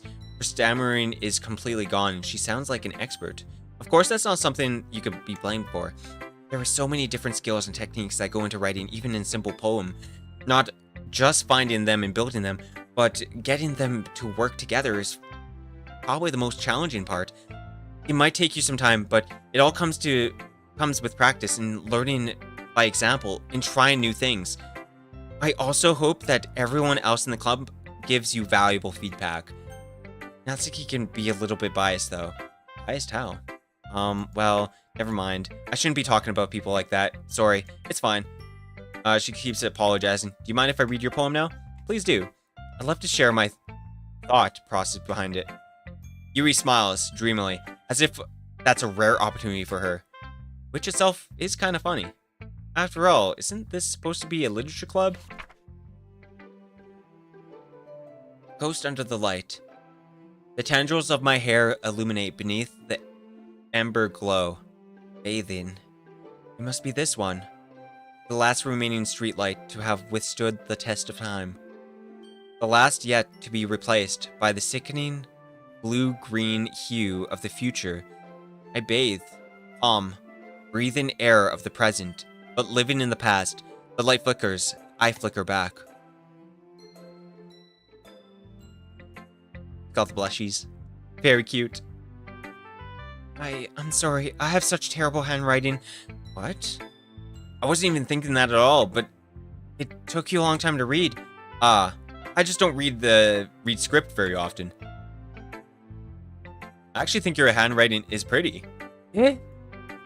That's a relief. I also like I like your poem. Even though it's short, it was really descriptive. It wasn't too short? I usually write longer poems. Oh no, not at all. I'm really glad you like it. I'll be honest.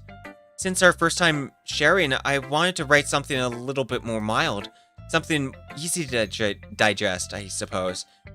Are you into ghosts, Yuri? Oh, that's me talking. Hoo-hoo. Actually, the story isn't about ghosts at all, Adeline. Really? I must have totally missed the point.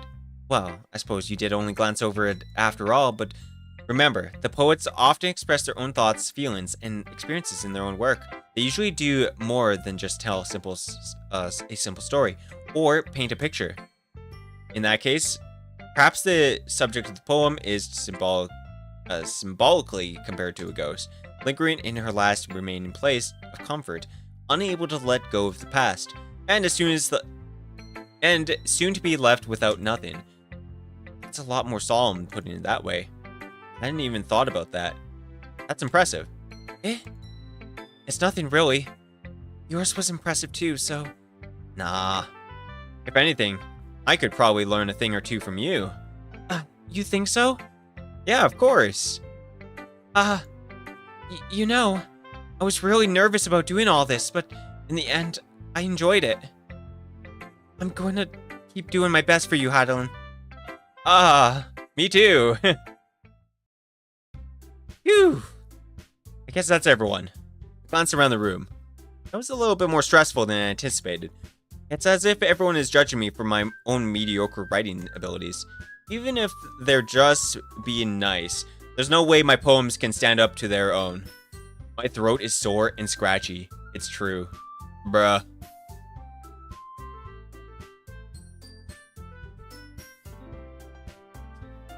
Yeah. My throat is getting tired and sore.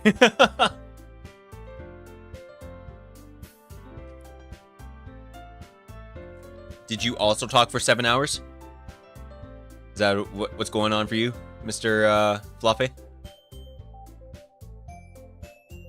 Also, why do you still have 3 ACs on? It is like 2 degrees outside. I don't have them on. I should be asking the tenant here, the guys, the boys. I'll ask them why they have 3 ACs on. Maybe they're super heated people. Yep. SI. I guess that's I ended up getting myself into. Across the Monica is writing something on a notebook. Her eyes land on Yuri Natsuki's. They gingerly exchange sheets of paper, sharing their perfected poems. As they read into tandem, I watch each of their expressions change. Natsuki eyebrow furrow in frustration. Meanwhile, Yuri smiles sadly. What's this language? Yeah? Did you say something? Oh, it's nothing. Natsuki dismissively returns the poem into the desk on one hand. I guess you could say it's fancy. Oh, thanks. Yours is cute too. Cute? Did you completely miss the symbolism or something? It's clearly about the feeling of giving up. How can that be cute? I know that. I just meant the language, I guess. I was trying to say something nice. Eh? You mean you have to try that hard to come up with something nice to say? Thanks. But it really didn't come out nice at all. Well, I do have a couple of suggestions. If I was looking for suggestions, I would have asked someone who actually liked it. Which people did, by the way. Monica liked it, and Heidelin did too. So, based on that, I'll gladly give you some suggestions of my own. First of all, excuse me. I appreciate the offer, but I've spent a long time establishing my writing style. I don't expect it to change anytime soon, unless, of course, I come across something particularly inspiring, which I haven't yet. I don't like my poem too, you know. Fight, fight, fight. He even told me he was impressed by it. Natsuki suddenly stands up. Oh?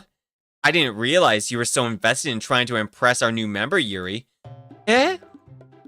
That's not what I... You're just... Yuri stands up as well. Maybe you're just jealous that Heidelin appreciates my advice more than he appreciates yours. Huh? And how do you know he didn't appreciate my advice more? Are you full of yourself? No. If I was full of myself, I wouldn't be deliberately going out of my way to make everything I do overly cutesy. Ooh. Well, you know what? I wasn't the one whose boobs magically grew a size bigger as soon as Heidelin started showing up. Natsuki? Natsuki, that's a little... This doesn't involve you, they both yell. Taking out your own insecurities on others like that.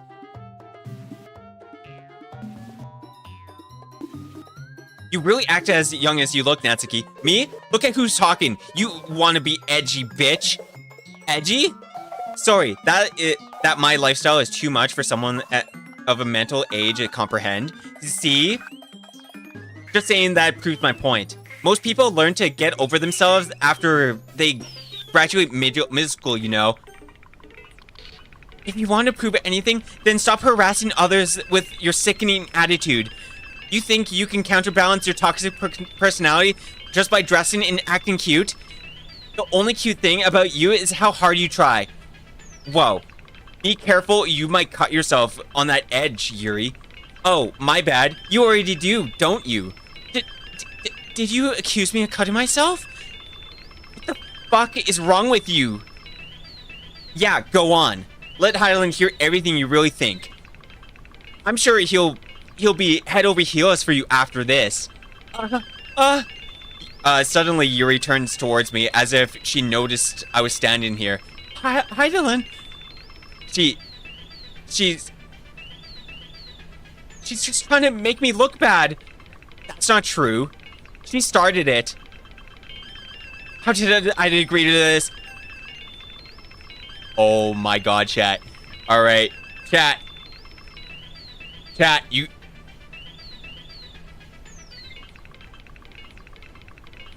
Alright, this is what we're gonna do. Yo, thank you for the normal drink. Hydrate. Alright. Yo, chat. Chat.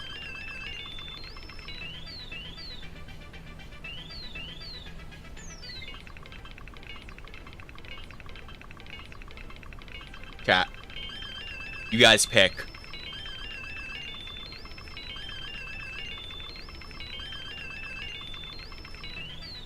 Alright, I'm starting to pull. Wait. I'm starting to pull. Alright, I'll be right back. I need to use the washroom. Whatever the poll ends, whatever you guys pick is who I'm picking. Alright, I'll get soju as well. Or some drink.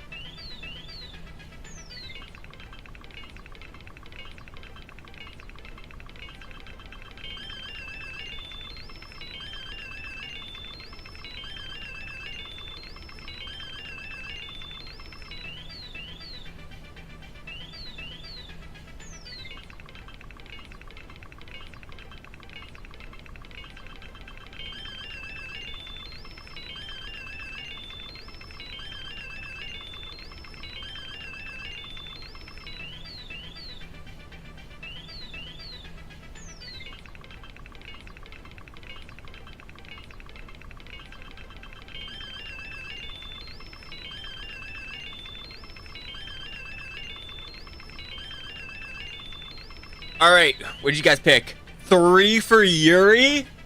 Okay. Yo, let's go. Alright, chat, we're doing Yuri. Alright, I will order soju later.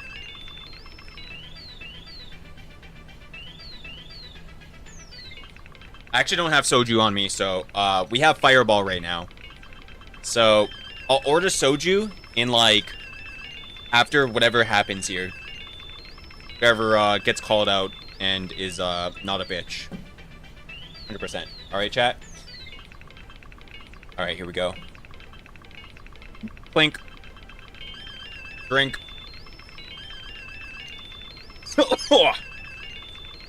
Drink up, bitches! Cast Fireball and Natsuki! Use some Fireball. True. Alright, here we go.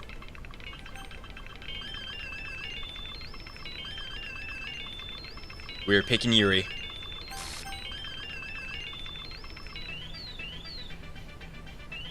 The fuck?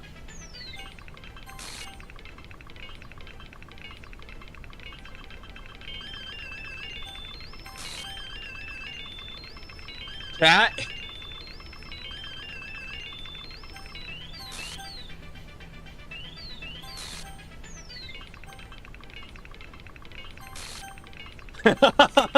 I choose Yuri!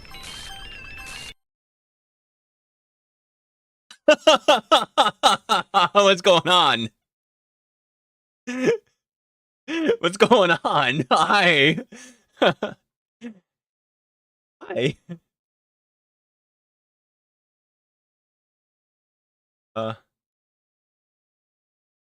So, hi. Monica is the only choice, I guess.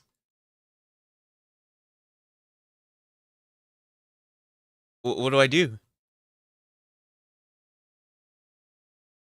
Eh? This is fine. Yeah. It's fine, chat. All right. Chat. I'm gonna order something. We're gonna get alcohols. We might as well. We're 7 hours in. I need to stay hydrated, chat. Yeah. I need to stay hydrated.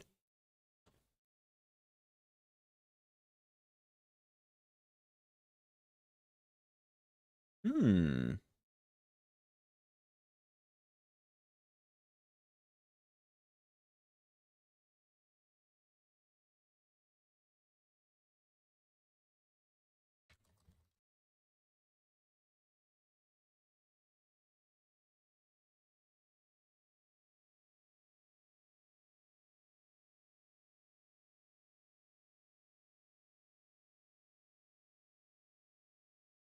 Let's see. Stay hydrated with alcohol. Wow. Yeah, true. Just stare at her. Yeah. Yeah, we're just gonna let Monica you do her thing. She's gonna fix everything for us. All right, let's see. Johnny, the F. Do we do Uber? Let's see.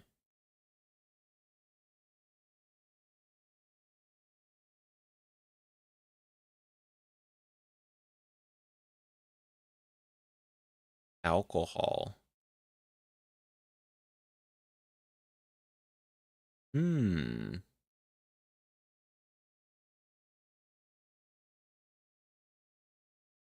All right, alcohols. Let's see, what can we get?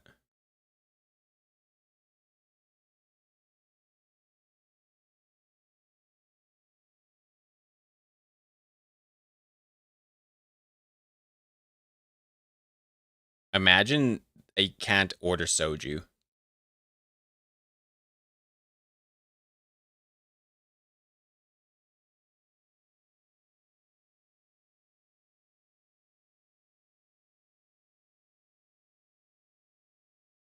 Imagine how messed up that would be. I'm not seeing soju on this order list.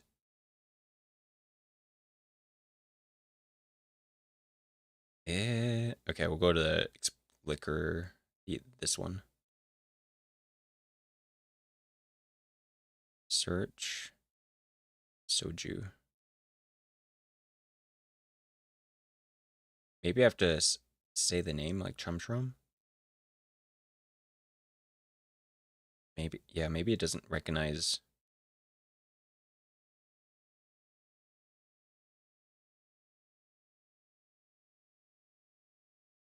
Chum Chum. Drunk wizard by the end of this game. True.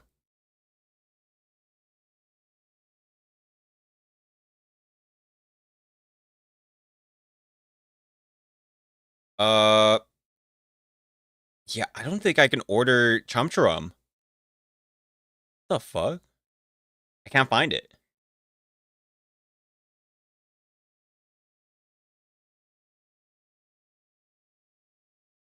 Nah. Maybe we go to skip the dishes. Maybe that's what's going on. Yeah, maybe we gotta get out of you know, we can't use Uber Eats.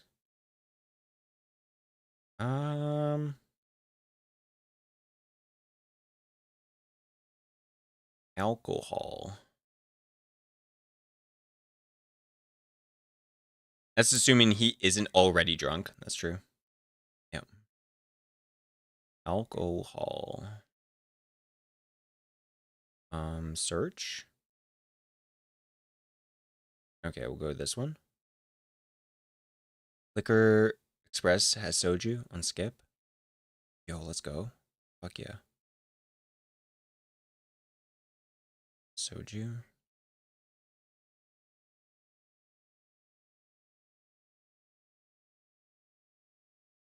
Chum.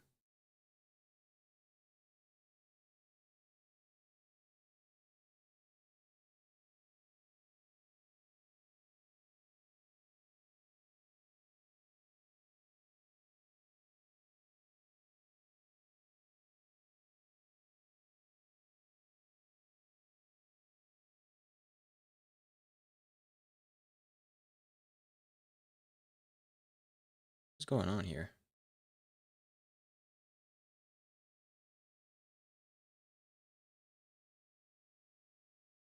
Liquor? Oh, there we go. Okay, there we go. We're on to something. Okay. We're on to something.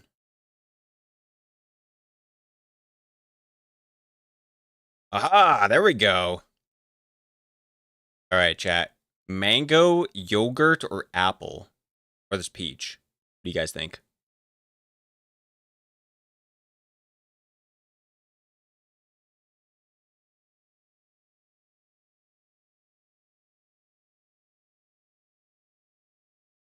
What am I saying? One of each. Yeah, exactly. Yeah, all of them. I'll get mango for sure.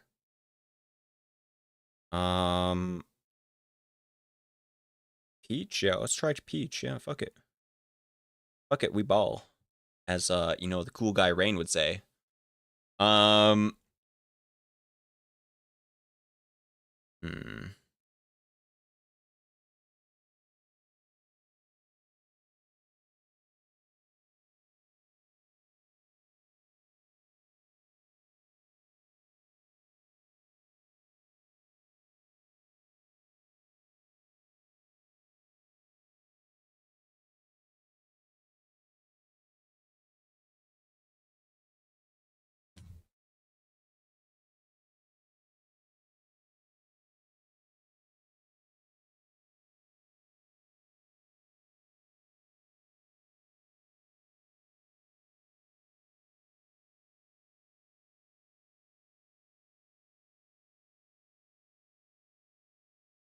What's everyone else up to? I'm kind of hungry too.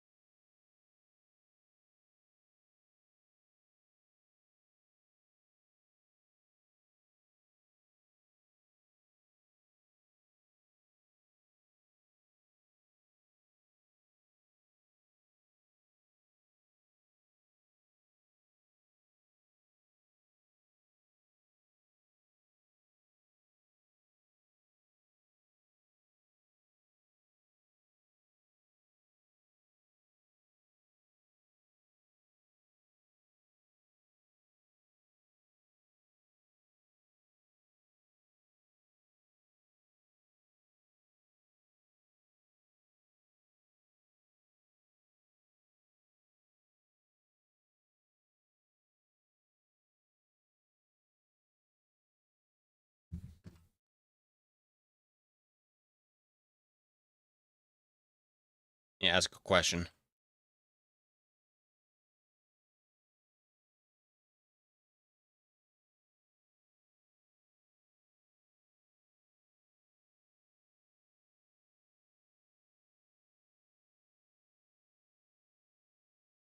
All right, we're getting alcohol for the house. Trying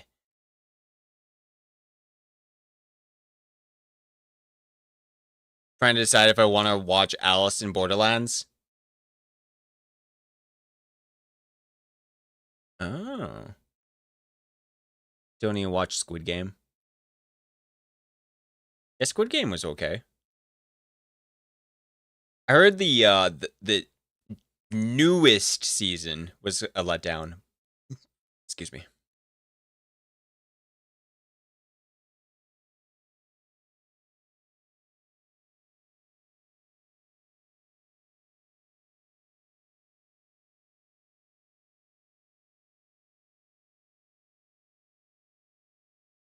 Haven't finished the last season of Squid Game yet.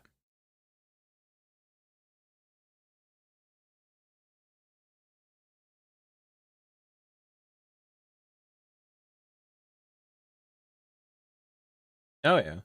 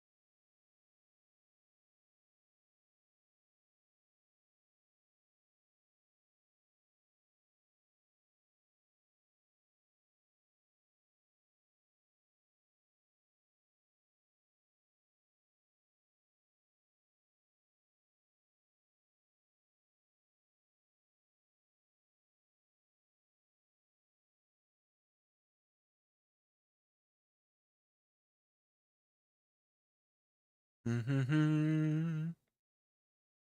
Bum bum. Bum bum.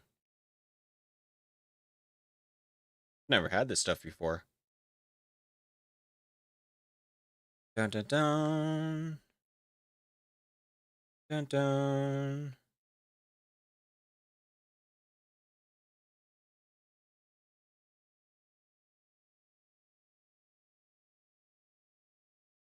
Mm-hmm.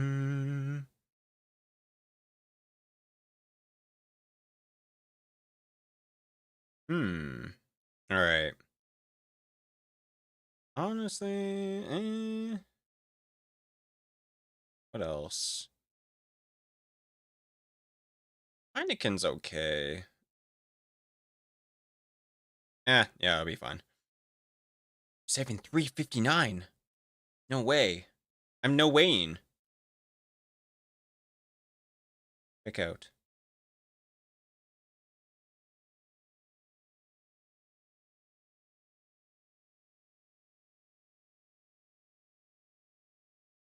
$19. Okay, and then the fuck? How does this work? Off, you freaking. I'm figuring it out. Oh, okay, so I have to go to the month. Oh. Wow. Okay. Never done this before, man.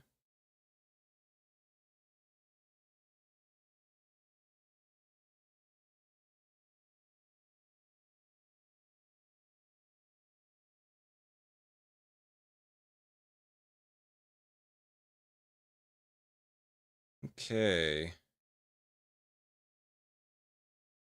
The heck?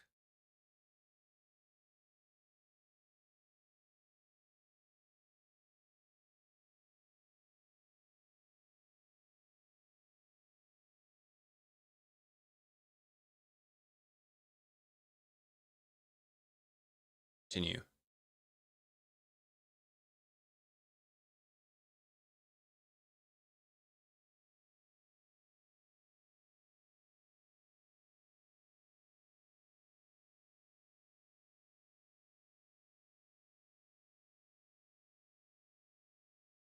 Yeah, it's too bad they didn't have like an option to add like a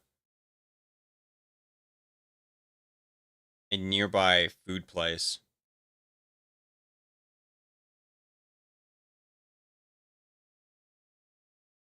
Too bad.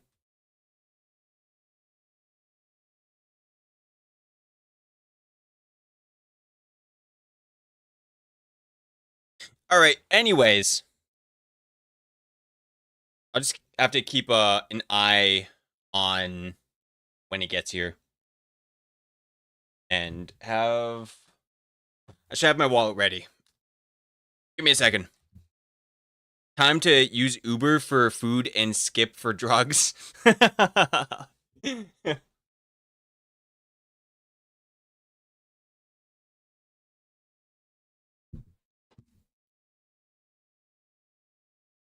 right. Let's see. All right, let's see what she says. Uh, um, hey, Heidelin, why don't we step outside for a little bit?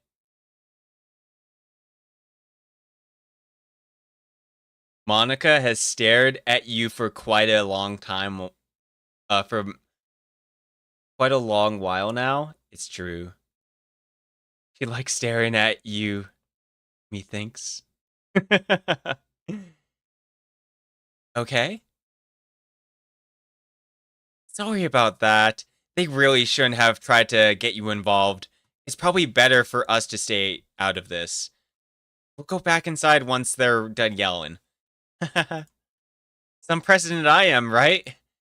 I can't even confront my own club members properly. I just wish I was able to be a little more assertive sometimes, but I never have it into me to put my foot down against each other. You understand, right? Anyway, if this makes you want to spend less time with the others, then that's fine. I'd be happy to spend time with you instead. Yo, what the fuck?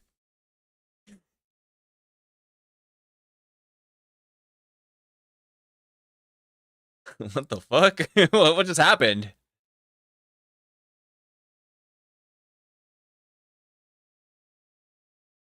Yeah.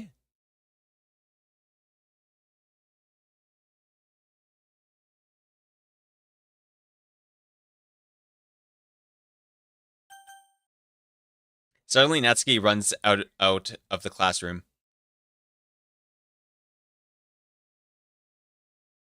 She's crying. Oh my god, chat, it's over. Nah, you can't give in. Can't give in, chat. You can't give in to the tears. Don't do it, chat. Don't do it.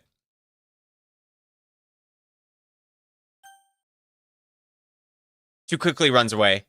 Oh dear. Well, it looks like they're done. I didn't mean it. I didn't mean it. I didn't mean it. Yuri is rocking back and forth in her desk with her palms on her forehead. Yuri?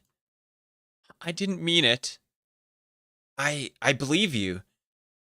I have no idea what Yuri might have said to Natsuki. Or did. Heidelin? Please don't hate me. Please. I'm not like this. There's something wrong with me today. It's fine, Yuri. We know you didn't mean it. Besides, I'm sure Natsuki will forget all about it by tomorrow. Completely.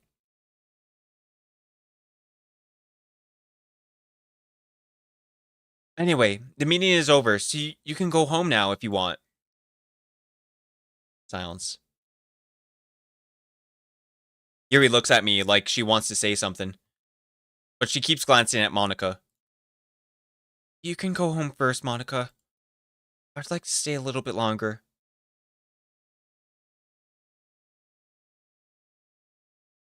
I'm the president, so I should be the last one out.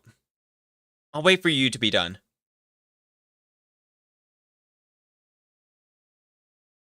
Yeah, 7 hours, alright, bro. I can't believe it myself. Well, I'm vice president, so please let me take that responsibility today. It kind of sounds like you don't want me around for something, Yuri. It's not that. It's not that. I didn't want to get... I didn't get a chance to discuss my book with Heidelin. It just would be embarrassing with you listening. So you'll finish this today? I don't know. I don't know about finishing it. Yeah, we'll have to see.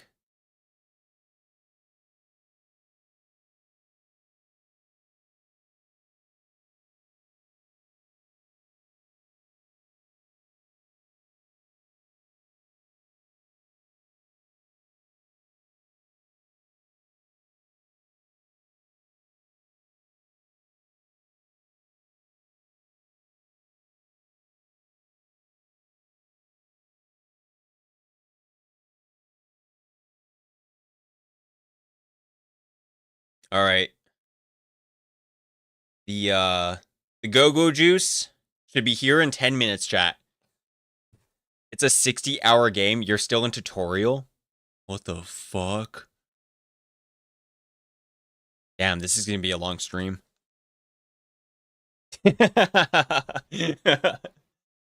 Sigh. I guess I really have no choice, do I? I'm sorry for causing trouble. Huh?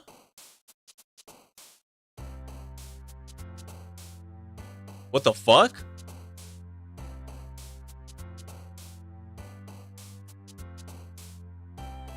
Cage?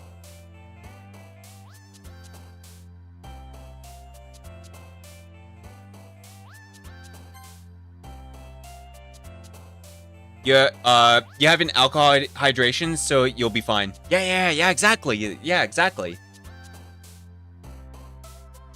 Sadness. Bouncy. Heart. Blanket. Sing. Dance. Sadness. Luck. Unstable. Awesome. Sadness? You like sadness? What the fuck? Determination.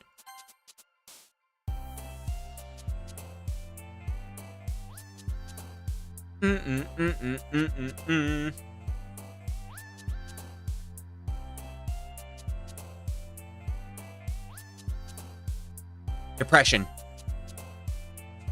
Misery.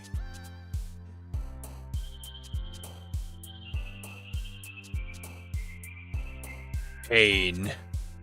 Grief. Suicide. You're going all in, chat.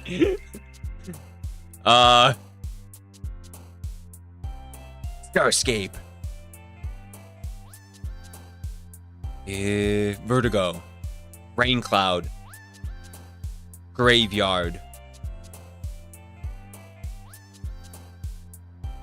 Fear.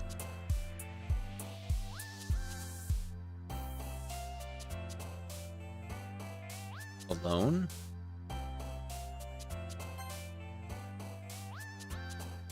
Tone, cry, silly, joy, disarray. Incapable, games. Existence. Meager. Oh, she likes adventure. Infinite, embrace. Tragedy. Agonizing. Yeah, we gotta continue going for her, chat. We gotta, even if, like, you know, it looks kind of sussy, and we gotta continue, chat. It's only right. Headphones?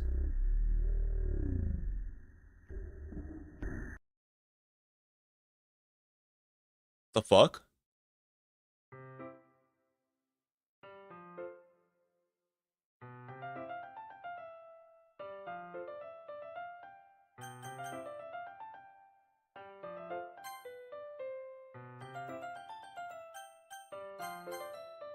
Another day passes, and it's time for the club meeting already. I've gotten a little bit more comfortable here and over the past couple days. Entering the club room, the usual scene greets me.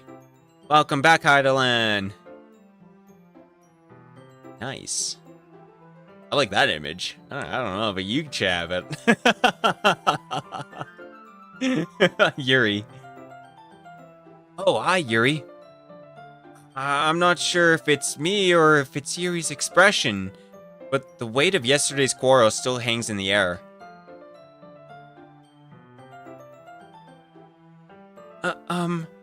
Yuri glances over her shoulder, looking around the room. Natsuki is reading manga at the desk, and surprisingly, Monica isn't here yet. Suddenly, Yuri takes my arm and pulls me to the corner. Oh my god! About yesterday, I really need to apologize. Nothing like that has ever happened before, and something just came over me, I guess. I wasn't acting mentally sound. Please don't think we're usually like this. Not just me, but Natsuki as well. Yuri... Oh wait, Yuri. I'm happy that you were considerate and apologized. I don't have to worry too much. Even though I've only been here a couple days, I could tell something was off yesterday. Maybe we're all just a little extra sensitive because it's our first time sharing poems. But whatever it was, you know. It didn't make me think any less of you. I had already decided that there's no way that, you know, you could be a bad person. And now that you're apologizing, I know you really didn't mean it. Heidelin, don't say those kind of things so frankly. They make me a little happy. I'm really glad that you're such an understanding person. I'm really glad that you joined the club. Everything is a little bit brighter with you around it, and Ah, sorry, what am I even saying right now? Hey, have you guys seen Monica? Ah, no, I haven't. Oh wait, that's me. Ah, I haven't. I was also wondering where she was. Man, Yuri, I'm guessing you haven't either. Yuri's clearly taken aback how calmly Natsuki is addressing her. No, I haven't. Jeez, this isn't like her at all. I know it's stupid, but I can't help but worry a little bit. Eh? What? Why are you looking at me like that?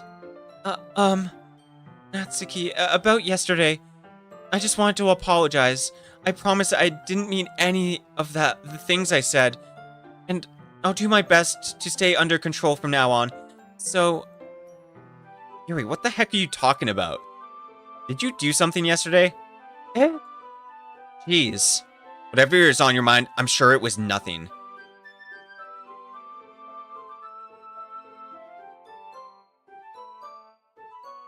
I don't even remember anything bad happening. You're the kind of person who worries too much about the little things, aren't you? Yeah. But... I'll accept your apology anyway, if it helps you feel better about it. Besides, it's kind of nice to hear since I was always afraid you secretly hated me or something like that. No, not at all. I don't hate you. Well, you're kind of weird, but I don't hate you either. Natsuki turns to me. You're still on trial, though. Hey. Suddenly, the door swings open. Sorry, I'm super sorry. Hey, there you are. I didn't mean to be late. I hope you guys weren't worried or anything. Nah. Oh, Natsuki was. I was not. What took you so long anyways? Ah. Well, my last period today I was in the study hall. To be honest, I just lost track of time. That makes no sense though. You would have heard the bell ring at least.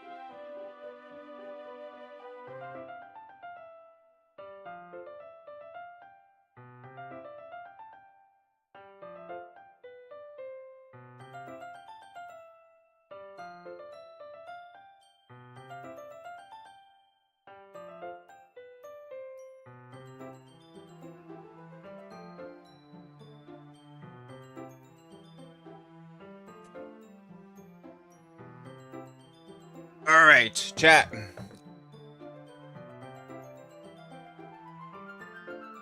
Never seen that glitch before, Skunk? Oh, damn. That was fast. Like, it said like 10 minutes. Excuse me. And it felt like that was like 5. The guy was like running, man. The quick times. He's like, yeah, gotta get that tip, man. How you doing, Zen? You still alive? All right. Got this is peanut butter whiskey. What we have here. It's a lot of whiskey, man. I don't drink hard liquor that often. Oh wow. That's very smooth. That's like very different compared to like Fireball. Whoa. That's scary. Yeah, that's scary. What the heck?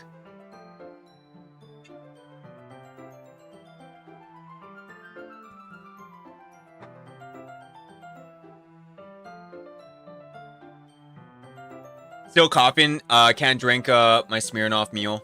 Ah. Yeah, hopefully you're feeling better, Zen. You've been getting sick like a couple times, eh?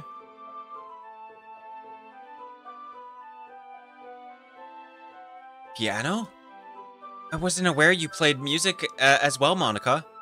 Ah, don't give me more credit than I deserve. I guess I've been practicing for a while, but I'm still not really good yet. Still, that must require a lot of dedication. So, I'm still impressed. Well, anyways, Yuri, you should play something for us sometime. Oh, she plays. Cole turned into a flu, so it took quite a long while for me to recover. Damn. That's not fun. Feeling better now? That's good. Yeah, yeah, hopefully, you take it easy.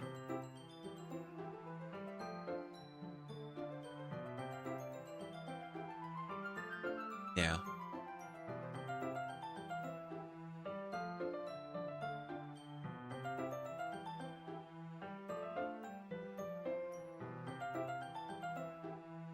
That's... Monica looks at me. Well, I am working on writing a song, but it's not quite done yet. Maybe once I get a little bit better, I will. That sounds good. Sounds cool. I look forward to it. The throat is super scratched up, though. It sucks. Ooh, yeah, that's the worst. Is that so? In that case, I won't let you down, Hadelin. Monica smiles sweetly. Ah, I didn't mean any pressure or anything like that. Don't worry. I was hoping that I could share it with you anyways. Damn, is she like practicing or something to impress me? Is that what's going on? I guess that's why I've been practicing so much recently. And then she's gonna be like, yeah, I know anime songs. You want to hear it? Back in my room? And I'll be like, oh, anime songs? Yeah. I'll come over. And then you know, I go over. Then she closes the door and I'll be like, where's the piano? She's like, there's no piano. I'm like, what? I thought piano. And then she's like, get on the bed.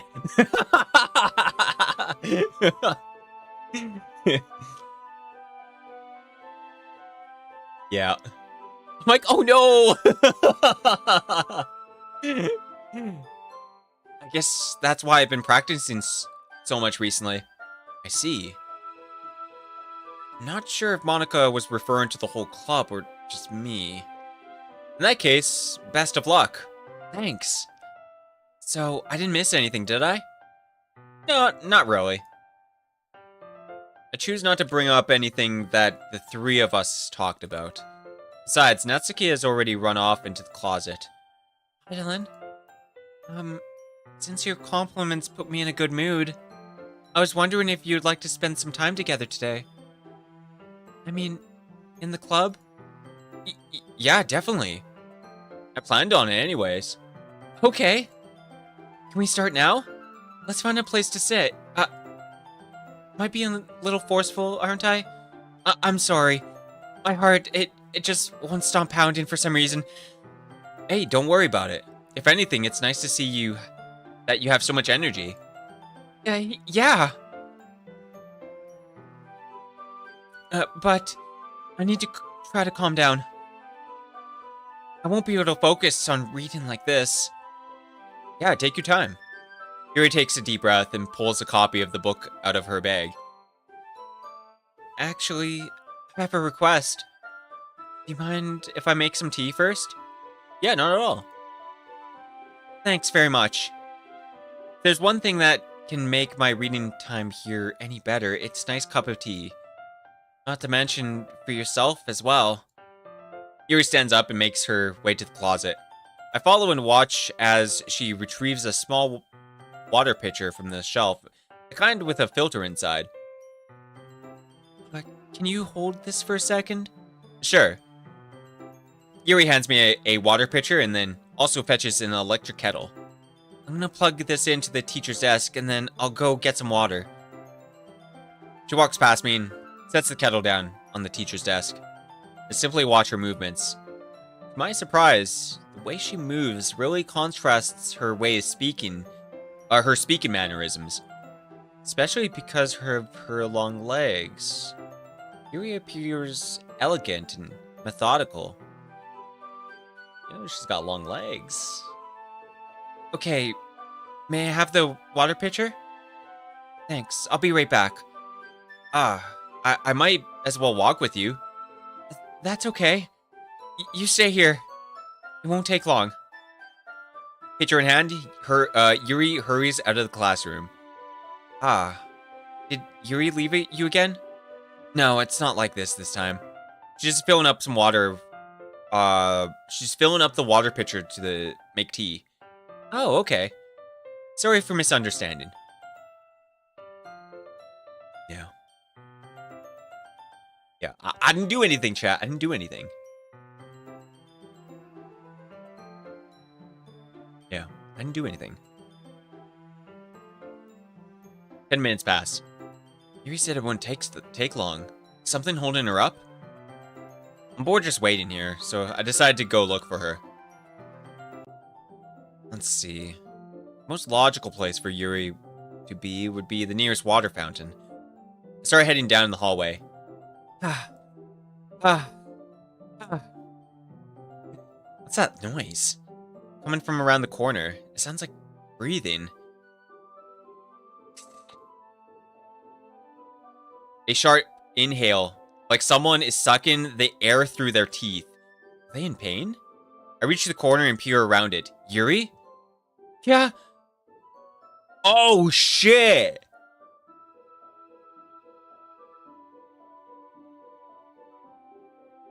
Oh, damn! He was right!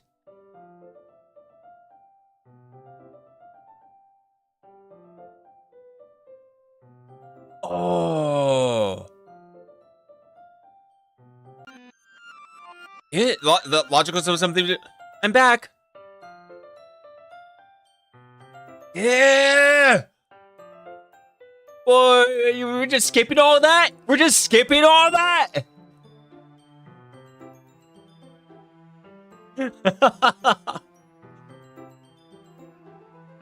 Thanks for waiting patiently. Hasan, do you like oolong tea? Yeah. Anything is fine. Very well. Yuri sets the temperature on the kettle to 200 degrees. Now, it's time to get the teapot. You really do this properly, don't you? Of course. I shouldn't do any less when I'm making tea for others. Even if I'm not an expert on tea or anything. Hoo-hoo. In that case, you will only be even more impressed. Perhaps I will. Yuri fetches the teapot and begins measuring the tea leaves. To my surprise, she even starts humming a little to herself. You must be in a good mood now. Is that so? I was letting it show, and you noticed. I was doing a bit of thinking, and I decided that I would try expressing myself a little bit more. It turns out it's not very hard for me to do, when it's you who's around anyway. That's great, Yuri. Just don't push yourself too hard. You're always worrying about me, Heidelin. It's very endearing. Yuri's wasn't kidding. I don't even know if I could keep up with this. I watch Yuri pour a cup of tea for each of us. Heidelin, I have another request. Do you mind if we sit on the floor today? Eh? Why's that? It's a little bit easier on my back. I can read with my back against the wall rather than bending over at my desk. Sorry, I didn't realize. No worries.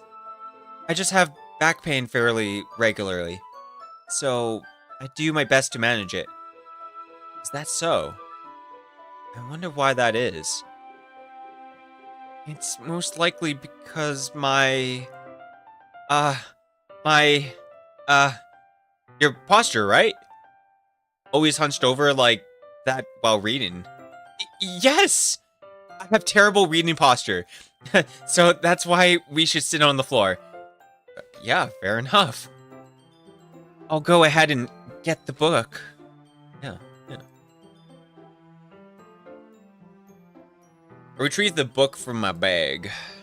I have some chocolate as well. It's a bag of small chocolate candies. I take it, since it'll go well with the tea. Yuri and I sit against the wall, teacups at our sides. As if in sync, we assume the same reading position as last time, each holding one half of the book.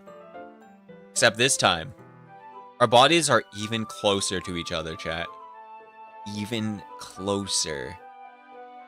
It's kind of getting intimate, chat.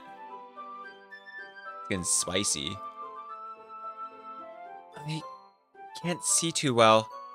Eh? Yuri slides closer until our shoulders are touching. Yo! That's crazy. How am I supposed to focus on reading like this? Yuri was always kind of cute, but when she's being less apprehensive, it's almost more like I can handle. It's more than I can handle. Your teacup. Yuri hands me my teacup. Holding it with my hand that's not holding the book, I end up in a position that makes it even harder to focus. Because now I need to worry about making sure I don't accidentally touch her chest. Meanwhile, Yuri hasn't noticed a single thing. She wears her intense reading expression, and I can only presume the world around her has faded. I use all my willpower to focus on reading. After a few minutes, I finally managed to relax a little.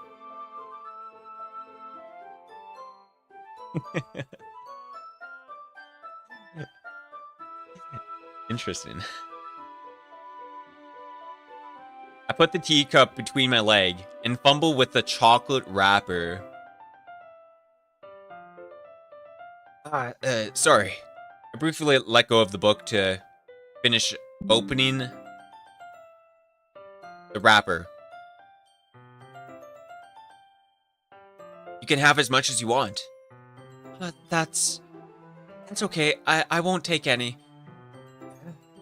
Are you sure? Well, if I touch it, then it might get smudged on the pages. You're right. I didn't even think about that. My bad. No need to apologize.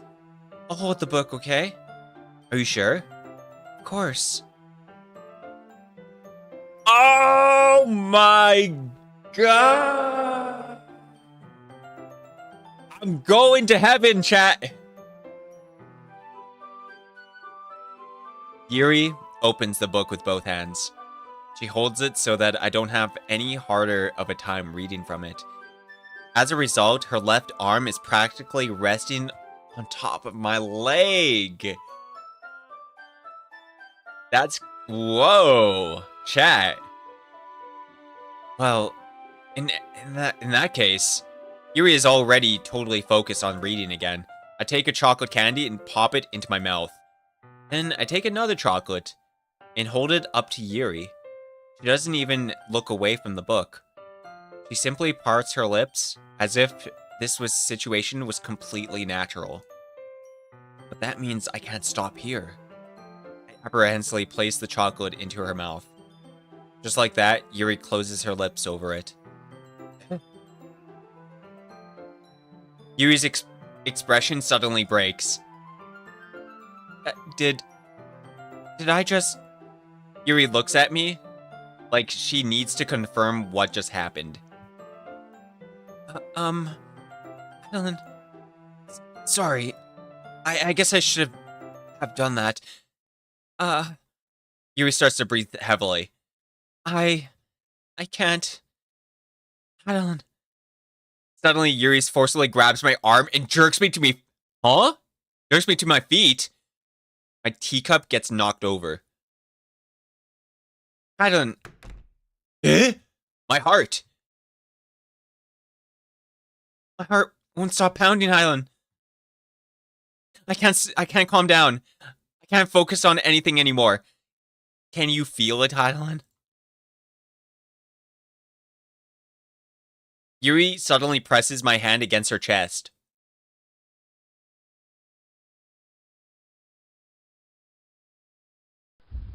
Why is this happening to me? I feel like I'm losing my mind. I can't make it stop. It even makes me not want to read. I just want to look at you.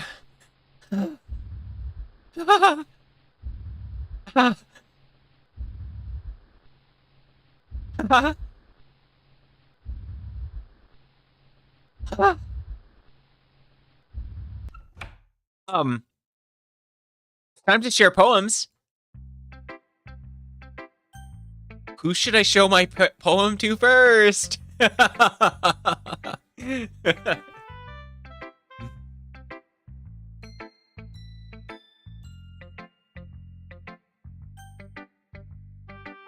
So,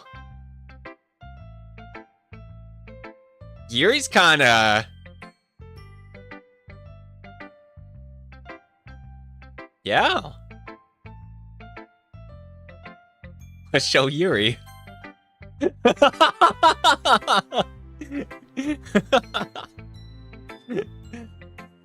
I was like, oh.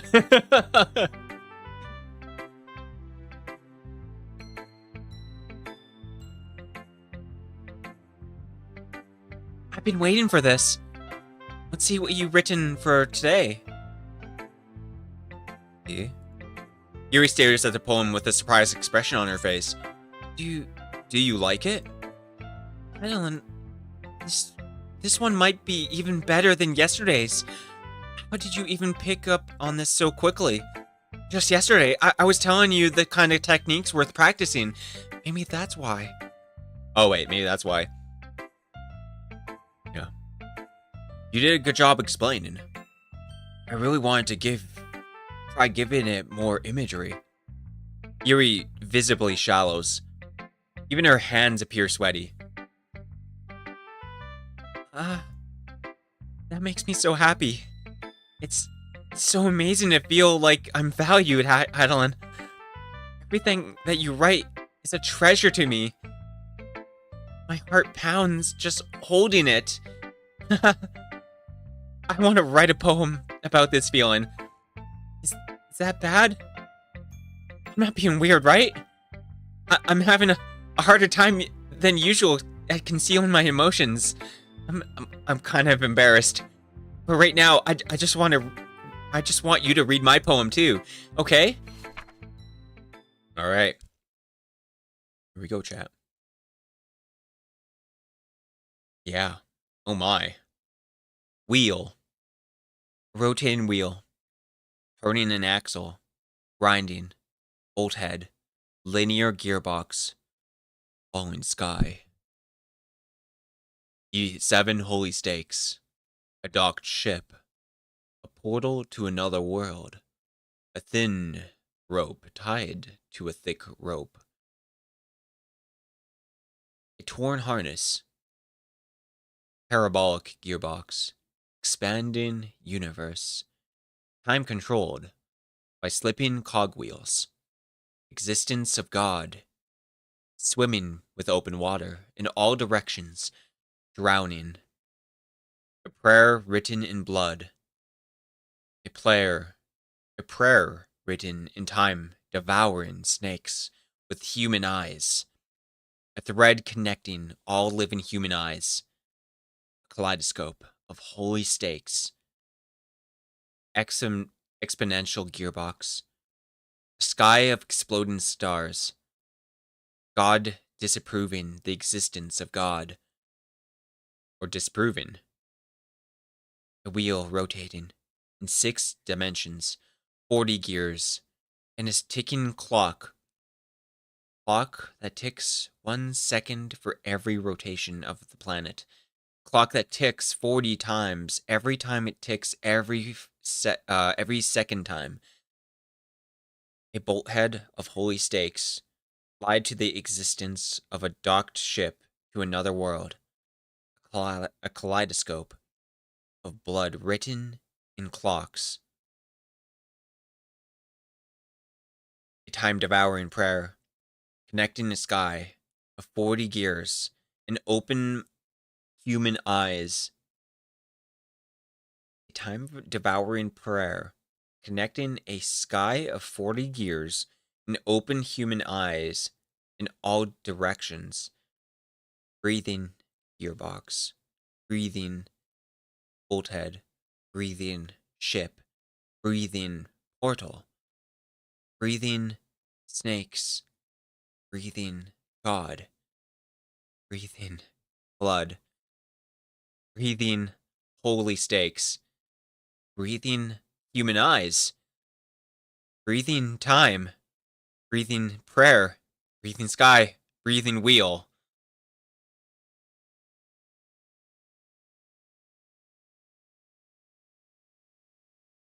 That's wheel. It doesn't really matter what it's about. My mind has been a little hyperactive lately, so I had to take it out on your pen. Ah, that is...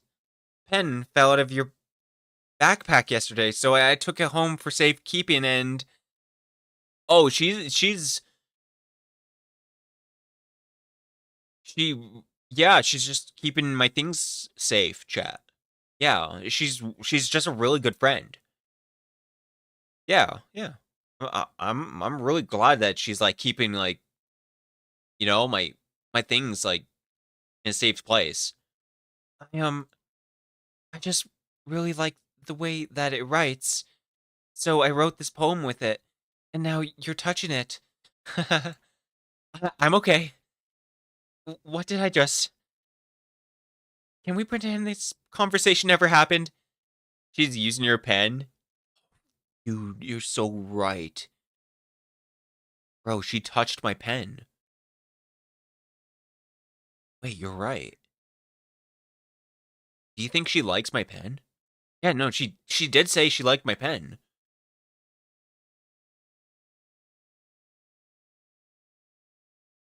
You can keep the poem, though. Interesting. Interesting. Okay. Natsuki? Yeah, just as I thought. Huh? Come on. I'm not stupid. I know how much time you've been spending with Yuri. It's obvious that you care more about impressing her than trying to improve your writing. To put it bluntly, it's kind of pathetic. Why are you even in this club? Honestly. I thought getting a new member would help everyone get more involved together, not exclude exclude each other even more. This is such a stupid activity anyways. Look, I'm not in a good mood today, and I just really don't feel like talking right now. Please go away. Oh shit. Oh, so that's what happens if you like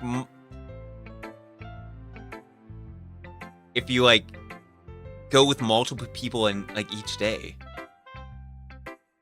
That's really interesting. Monica? Hyland, I think you saw something earlier that you weren't supposed to see. I didn't want to have to tell you this, but I don't think I have a choice. It's getting kind of dangerous for you to spend time so much time with Yuri. I don't know why, but she seems pretty easily excitable when she's around you. Which shouldn't be a problem in itself, but when Yuri gets too excited, she finds a place to hide and starts cutting herself with a pocket knife. Isn't that kind of messed up? She even brings a different one to school every day. Like, she has a collection or something. I mean, it's definitely not because she's depressed or anything like that. I think she just gets some kind of high from it. It might even be, like, a sexual thing. But the point is, you've kind of been enabling her. I'm not saying it's your fault though, but I guess that's why I had to explain it all to you. So I think you should keep your distance. That would probably be the best for her. While you're at it, don't be shy to spend more time. Don't be shy to spend a little time with me. To put it lightly, at least have it together in the head. What the fuck? To put it lightly, I at least have it together in the head, and I know how to treat my club members.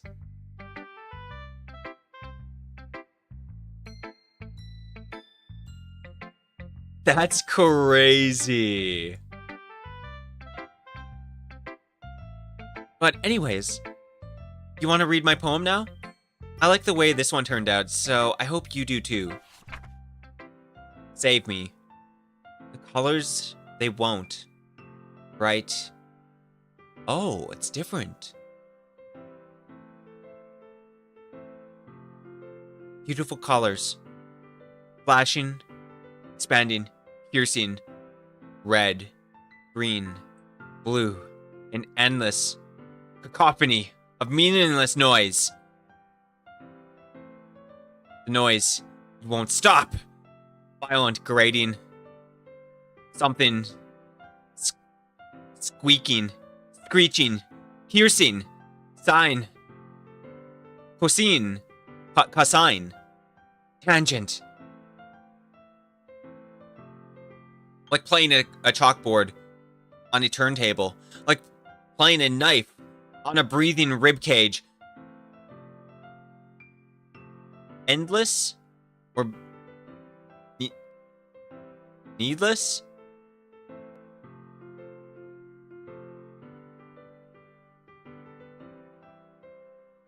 Something of meaningless.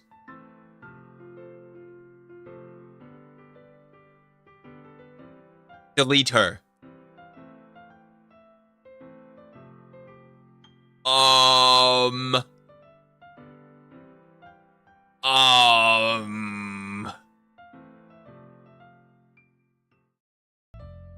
Sorry, I know it's a kind of abstract. I'm just trying to, well, never mind. There's no point in explaining.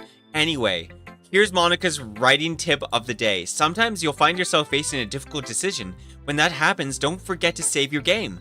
You never know when, who am I talking to? Can you hear me? Tell me you can hear me. Anything? Please help me.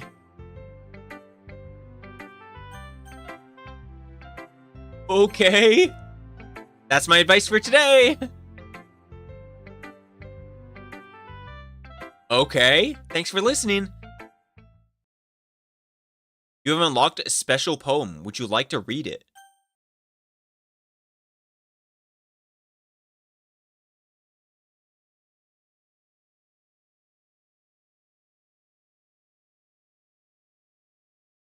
All right, here we go. We're reading it. Stare at the dot to reveal a special message.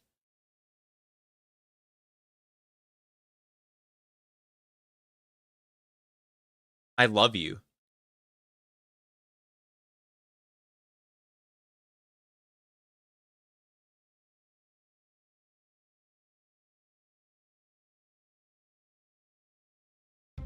Okay, everyone. We're all done reading each other's poems, right? We have something we need to go over today. So, if everyone could come sit at the front of the room. Is this about the festival? Well, sort of. Do we really have to do something for the festival? It's not like we can put together anything good in just a few days. We'll just end up embarrassing ourselves instead of getting any new members. That's a concern of mine as well. I don't really do well with last minute preparations. Don't worry so much. We're gonna be keeping it simple. Look, Heidelin joined and we'll start the activities, but this isn't the time for us to be complacent. We still have 4 members. The festival is only a real chance to find more, you know? What's so great about getting new members anyways? We already have enough to be considered an official club. More members will just mean everything gets noisier and more difficult to manage. That's a key. I don't think you're looking at it the right way at all. Don't you want to share your passion with as many people as you can? To inspire them to find the same feeling that brought you here in the first place? The literature club should be a place where people can express themselves like they can't do anywhere else. So, how are people expressing themselves? It should be a place to, so intimate that you never want to leave. Huh? I know you feel the same way. I know we all do. So that's why we should work hard and put something together for the festival, even if it's something small, right, Heidelin? Oh, come on. You can't take advantage of Heidelin to agree with you just because he doesn't know how to say no to anything. Look, Monica, do you really think any of us here join the club with other people in mind? Yuri never even talked until Heidelin joined. And as for me, I just like it better here than I do at home. And Heidelin isn't even passionate about literature in the first place. And that's everyone. Sorry, but you're really the only one here. You're really the only one who's interested in finding new members. The rest of us are fine like this. I know you're president and all, but you should really consider our opinions for once.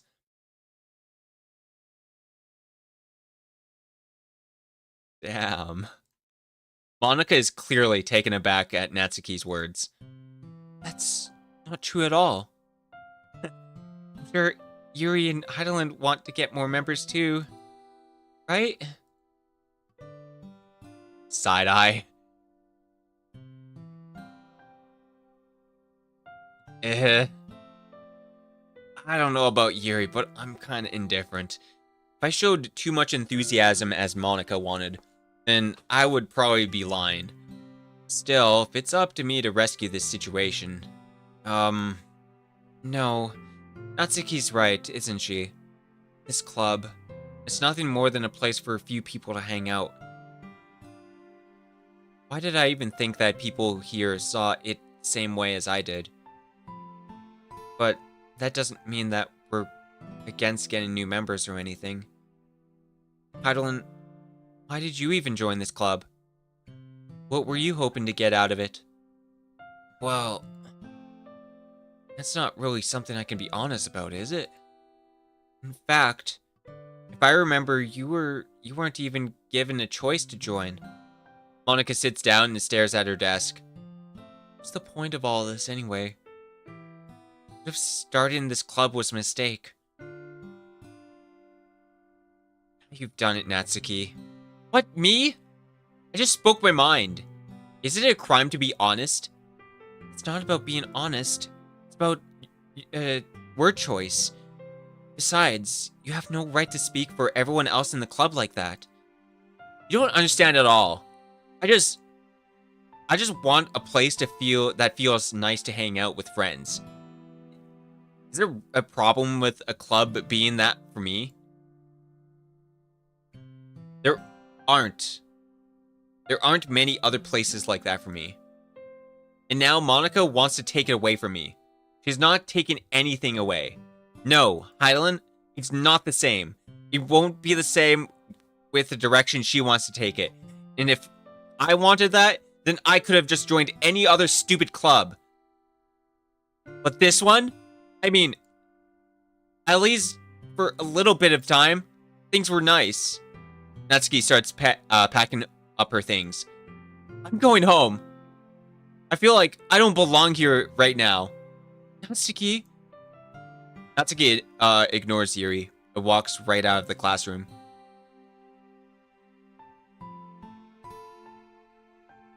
This is bad. I don't know what to do. Well, do you have an opinion on the festival? I don't know. I'm kind of indifferent, I guess. Who cares about the obnoxious brat? I mean, I like how nice and quiet the club is right now. And I'm just happy with you here. But still, I'm the vice president. It's not right for me to ignore my responsibilities like that. Nobody would cry if she killed herself. I should do my best to consider everyone's perspective and make the decision that's right for the club. But what about you, Heidelin? What do you want to get out of this club? Yuri repeats the same question as Monica. I decide giving an indirect answer is better than anything.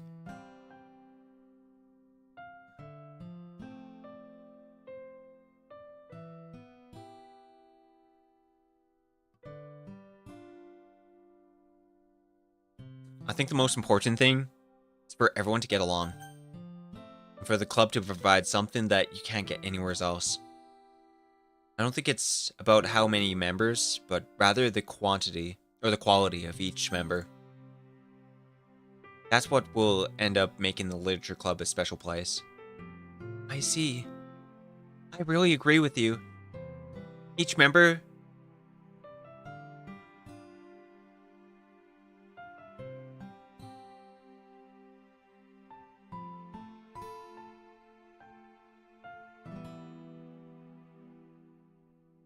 She's like bleeding. Each member contributes their own qualities in a special way. With each change in members, the identity of the club as a whole will change too. I don't think that's necessarily a bad thing, stepping out of your comfort zone for once in a while. So if you would like to help Monica with the festival, then I'm on your side as well. Alright. Well, maybe we can all talk to Natsuki tomorrow. Yuri nods. Hey, Yuri. Eh? I know things were a little awkward yesterday, but I feel like you deserve to know that I still think you're a wonderful vice president. And also a wonderful friend. Monica. I want to do everything I can to make this the best club ever, okay? Me too. Yeah. Let's all go home for today. We'll talk about the festival tomorrow. Okay. I look forward to it. Shall we go, Heidelin? Please don't take this the wrong way, but I'm gonna chat a little bit with Heidelin before we leave. Just to see what he thinks of all this here and all that. It's important to me as president. Oh. Yuri looks a little troubled, but she doesn't protest. Okay. I trust your judgment, Monica. In that case, I'll see you two tomorrow. See you tomorrow. Monica waves as Yuri exits the classroom. Phew. Things have been a bit hectic lately, haven't they?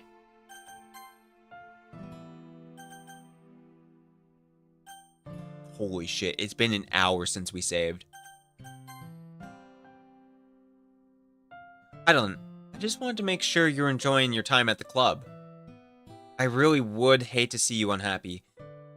I feel kind of like I'm responsible for that as president.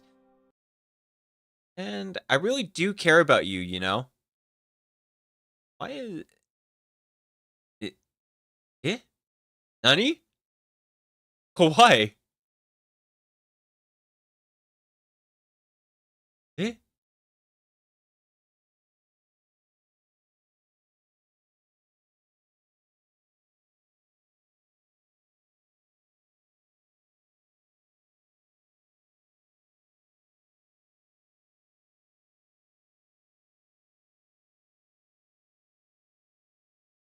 I don't like seeing the other girls give you a hard time.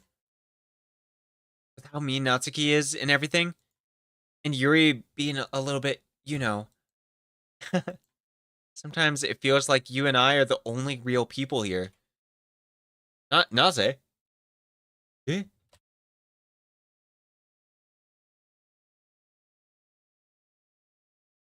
Nani? But it's weird because in all the time you've been here, we've hardly gotten to spend any time together. I mean, I guess it's technically only been a couple days. Sorry, I didn't mean to say anything weird. There are just some things I've been hoping to talk about with you. Things I know only you could understand. Wait, not yet. No, stop it!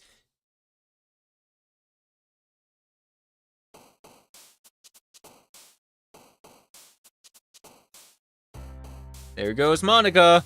I guess so. Chat, so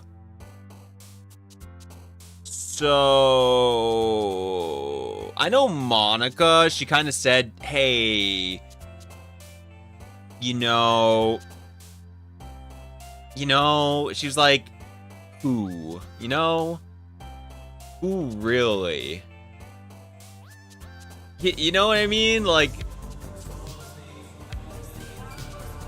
are you gonna listen to Monica? Yeah, I don't know. So should we go for? Yo, Araxio, thank you for the raid. How's it going, bro? How's it going, man? I'll be. So should we still go for Yuri, or chat Natsuki?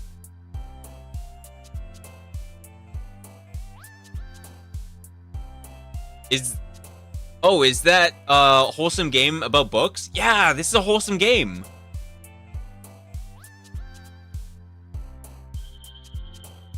Wait. All right, 2 minutes, chat. 2 minutes. Yo, do your who really? Also, chat, I'm just letting you know this is wholesome content. Wholesome content warning. All right, chat. Be aware. For like 200 minutes. Yeah. Oh shit. Timer must be between 30 seconds and 30 minutes. What the fuck? Alright, 30 minutes, fine.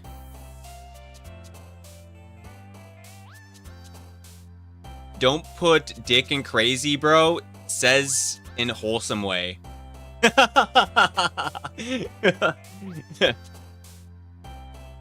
Yeah, we're going all in, right? Yeah. I think so, right? We kind of have to. Like, we're already double in. We're double dipping in. You know? We're going, like, I've already dipped my toes in Yuri twice. So, like, it makes sense, right?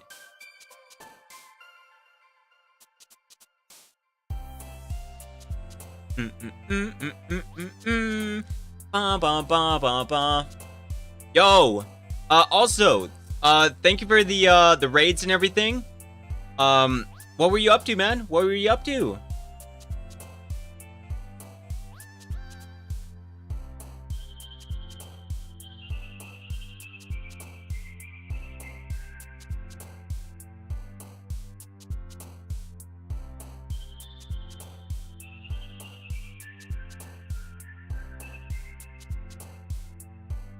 Yeah, content warning, chat. Content warning.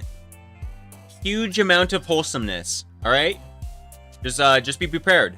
Wait, you guys didn't press anything? Oh man, you're really out here making me pick. That's crazy. That's crazy. All right, well, since you guys don't pick, I'm picking. I'm picking Yuri. We're going all in. I'm triple dipping in the Yuri. All right, chat. After image? I think it's after image. Poof. What? Horror. Suicide. Eternity. Heaven sent. Extraordinary. Fuck! 11120. What? Eh? What does that mean? Chat, what does that mean? Why, what's the ones? Wait, okay. Pick all the complicated words? Yeah. Imagination. Unrequited. Unending. Judgment. Yeah, we got it. Effulgent. Frightening. Rain cloud. No! Disaster. Determination? Oh, hurt? Pain? Wait, what? Wait, who's down there? Wait, I saw you jump. Wait, who's down there?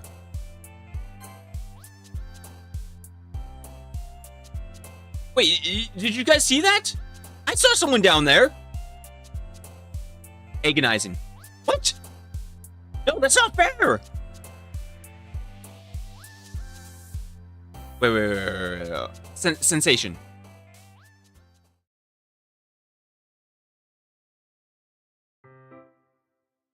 Hi, Heidelin. I've been waiting for you. Are you ready to continue reading? I brought my best tea today. Monica, I told you not to. Is he really late again? Inconsiderate as usual, Natsuki. Excuse me? Must you always interrupt my conversations with your incessant yelling? Alright, chat, get ready. Chat, it's about to get fucking crazy. What color was their hair? It was kind of like, orangish.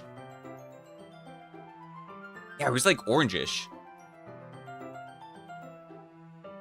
You guys didn't see that? Like, I could see it. We would, like, jump, like, up onto the screen.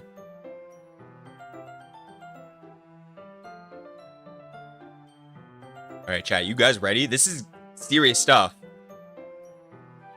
Monster Sanctuary. I think I have that game. Ooh. What are you talking about? You say that like I do it on a regular basis or something. I just wasn't paying attention, okay? I'm sorry. Seriously, what's gotten into you lately? Me? Nothing. Silence. Is it really that bad? See, it is something. I'll get over it. It's not even anything noteworthy. I've just been feeling a little on edge lately. Anyway, we don't need to talk about it. Well, I just felt like I needed to bring it up. It's not like I care or anything. Oh man, I'm the last one here again. Well, Helen just walked in too.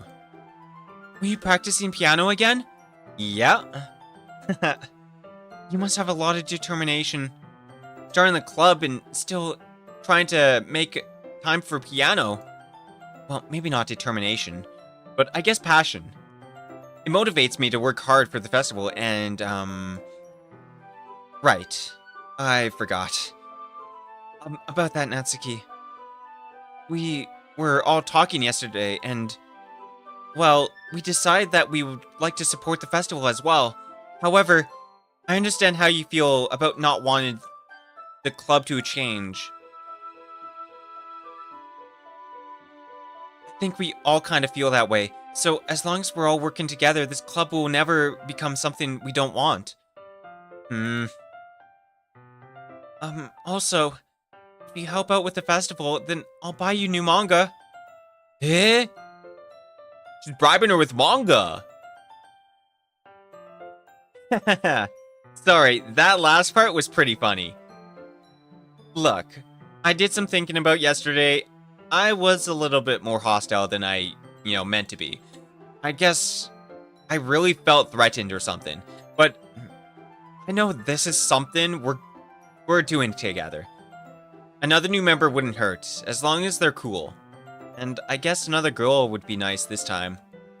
But more importantly, I would hate to see this event suck just because I chose to back out. I'm a pro, So, I'm gonna help too. And something.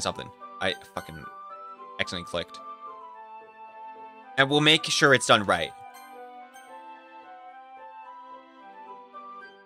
Thank goodness. Isn't that great, Monica? Monica? Yeah, that's wonderful. It wouldn't be the same without you, Natsuki. Anyway, Hadelin, what do you want to do today? I was thinking we already have plans for today. Is that so, Yuri? That's correct. Hadelin is already engaged in a novel that we're reading today. Aren't you glad I've already gotten him into literature, Monica? I suppose so. I was just... Actually, it doesn't matter. It really doesn't. You guys can do whatever you want. Yes. Thank you for understanding, Monica. Actually, I have a request. Do you mind if I make some tea first? Yeah, not at all. Make some tea, yeah. Yesterday was awesome. Yeah, I feel like we saw a wonderful side of, most people would never see. So I think, if we get a little bit more of that, I think that's good. Thanks very much. If there's one thing that can make my reading time here better, it's a nice cup of tea.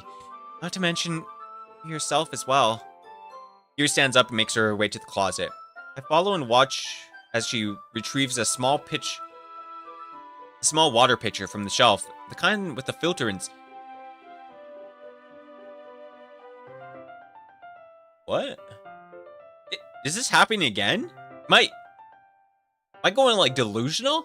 I feel like this has happened. Can you hold this for a second? Sure. Yuri hands me a water pitcher and also fetches the electric kettle. I'm going to go plug it in the teacher, blah, blah, blah. She gets something. She walks past me and gets the kettle to the teacher's desk. I simply watch her movement. Just to my surprise, she always moves with contrast and speaking with mannerisms. Especially because of her long legs. Keyword, long legs. Yuri appears elegant and methodical. Okay, may I have the water pitcher? Thanks, I'll be right back. I might as well walk you. That's okay. You stay here. It won't take long. Pitcher in hand, Yuri hurries out of the classroom. Did Yuri leave you again? No, it's not like that this time. She's just filling up the water pitcher to make tea. Oh, okay. Sorry for the misunderstanding. 10 minutes pass. Yuri said it wouldn't take long. Something holding her up? I'm bored. Just waiting here. So I decide to go look for her. Let's see. Most logical place for Yuri would be the nearest water fountain. I start heading down the hallway. What's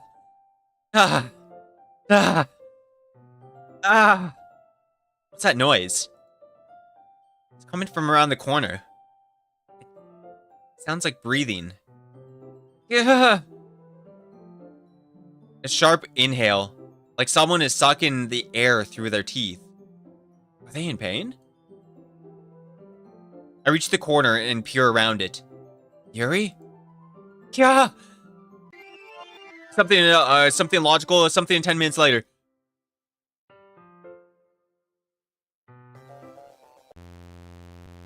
Eh? Wait. How did I... Sorry, I just... I had a really weird deja vu. This hasn't happened before or anything, right?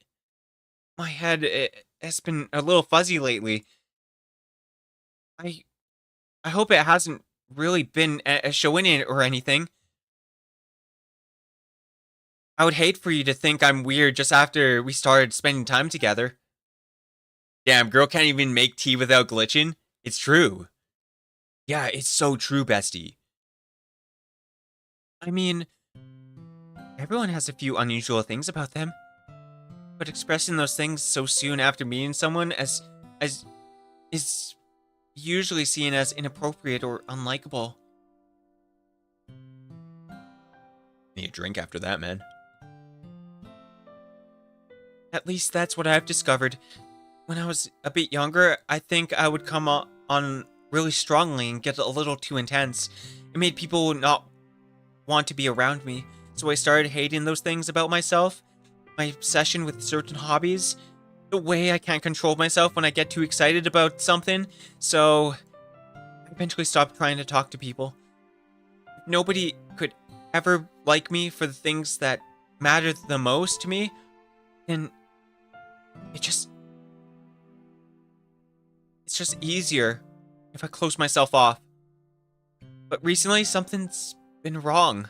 I don't know what it is. Every time we come to the club, my heart starts going crazy. Like, it's going to rip out of my chest. It overwhelms me with energy and emotions I can't let out. It's been making me do weird things. I don't know why it's happening. Music just dead stopped. Heidelin? Is it just me? Or has Monica been acting a little off lately? She's always been a sweetheart ever since I joined the club. But recently, I've been feeling something sharp whenever she's around. I'm not crazy, right? Please tell me I'm not. I couldn't say anything before because she's always listening. But finally, we're alone. Can we just stay like this for a while? Yeah.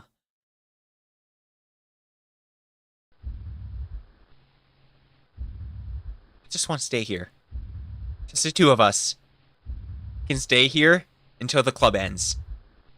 And then, we'll have the classroom all to ourselves. Nobody to interfere with our reading time. Nobody to feel like stabbing myself in the throat. That was a joke. Just a joke. I do like knives, though. It sounds strange, but you wouldn't understand if you've never seen how beautiful they can be. I have an idea. Why don't you come to my house sometime? I could show you my collection. I've gotten them all from various artisans.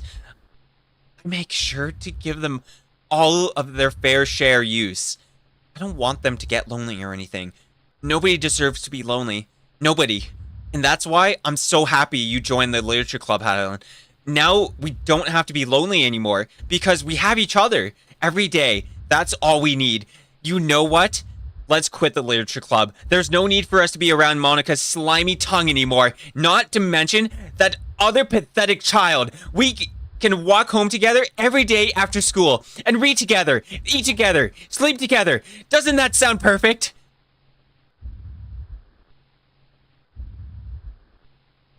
It's everything we could ever want.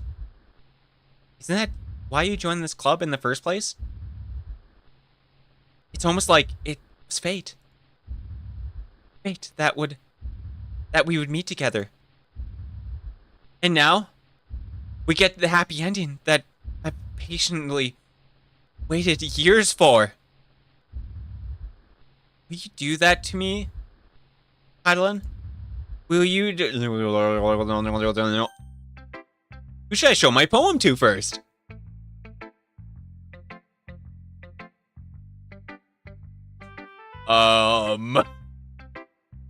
Yuri!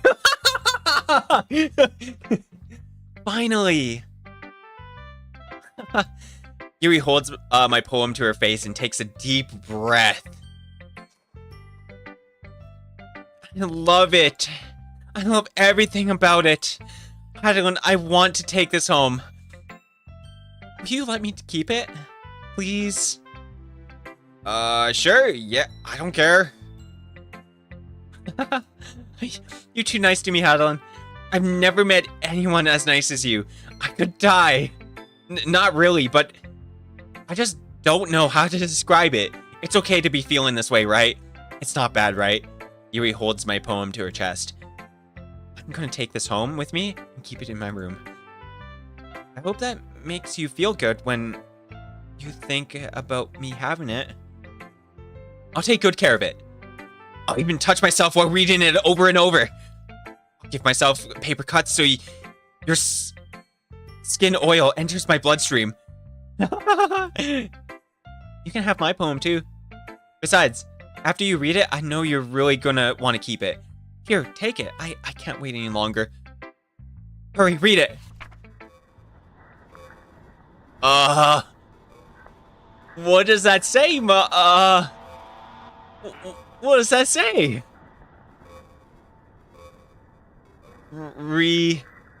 Respond? Paranoid? Maybe?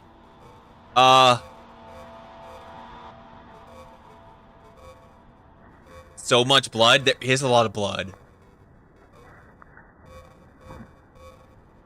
Brassy? I don't even know what it says. Read it all? I don't even know what that says.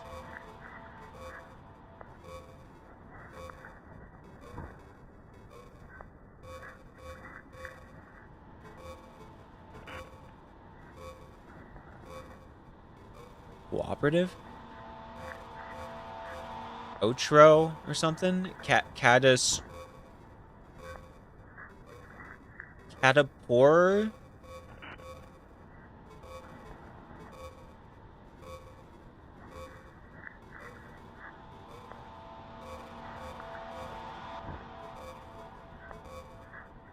Closer.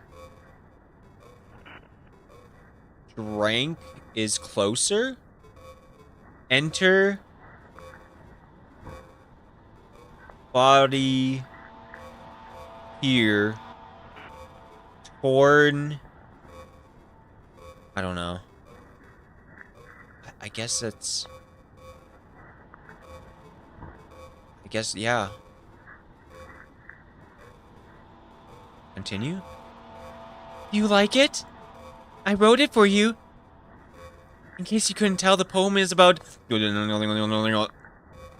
More importantly, I've endowed it with my scent. See? Aren't I the most thoughtful person in the club? I think I'm gonna vomit. Who should I show my poem to next? Let's go to Monica! Don't say I didn't warn you, Hadeline. Eh? Eh? What do you mean? What did I do? I didn't do anything. It's not my fault. It's not my fault. Beautiful girls, like, are crazy around me. It's not my fault. They just can't handle me. Yeah, that's a key. What? You even gave your poem to Yuri? Gross. What is with you two? It's not like I want to read it anyways. It's just pissed me off a little bit that you didn't even think to show me at all. Okay, I guess I'm going to share my poem with you anyways. I really hate that I have to do this, but unfortunately, I don't have much of a choice. Just read it carefully, okay? Then you can go away. Oh. She, like, actually has, like... I don't know how else to bring this up, but there's been something I've been worried about. Yuri has been acting kind of strange lately. You've only been here a few days, so you may not know this. I mean, but she's not normally like this. She's always been quiet and polite and attentive, things like that. Okay, this is really embarrassing, but I'm forcing myself to suck it up. The truth is, I'm really worried about her, but if I try talking to her, she'll just get mad at me again. I don't know what to do. I think you're the only person that she'll listen to. I don't know why, but please try to do something. Maybe you can convince her to talk to a therapist. I've always wanted to try being better friends with Yuri, and it really hurts me to see that this is happening. I know I'm gonna hate myself later for admitting that, but right now I don't care. I just feel so helpless. So please see if you could do something to help. I don't want anything bad to happen to her. I'll make you cupcakes if you just have to. Just please try to do something. As for Monica, I don't know why, but she's been really dismissive about this. It's like she just wants to ignore it. I'm so mad at her right now. And I don't know why I'm coming to you about this. Don't let her know I wrote this. Just pretend like I gave you a really good poem, okay? I'm counting on you. Thanks for reading. Ooh, yeah, secret message. Yeah, she doesn't trust Monica. Ooh. Eh? I changed my mind. Ignore everything you just read. There's no point in trying to do anything. It's Yuri's own fault that she's unlikable. Can you hear me, Heidelin? If you would just spend more time with Monica, all these problems would go away. Yuri and I are too messed up for someone as wonderful as you. Just think of Monica from now on. Just Monica. Just Monica. Just Monica.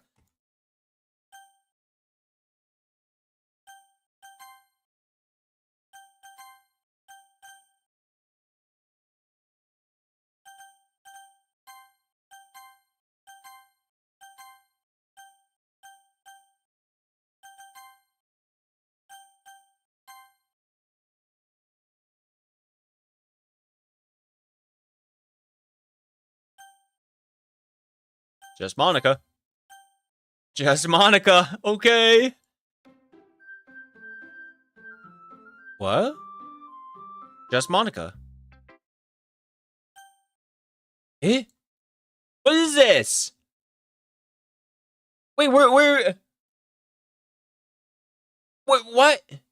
Where's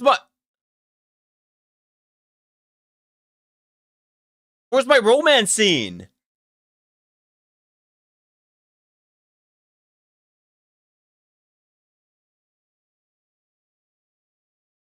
Where?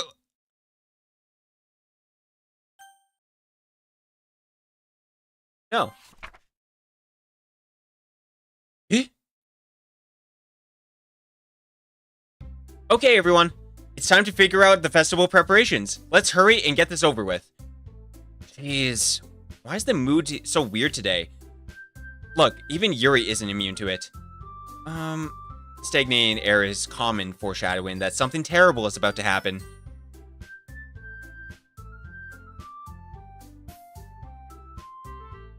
Look, can we just get this done?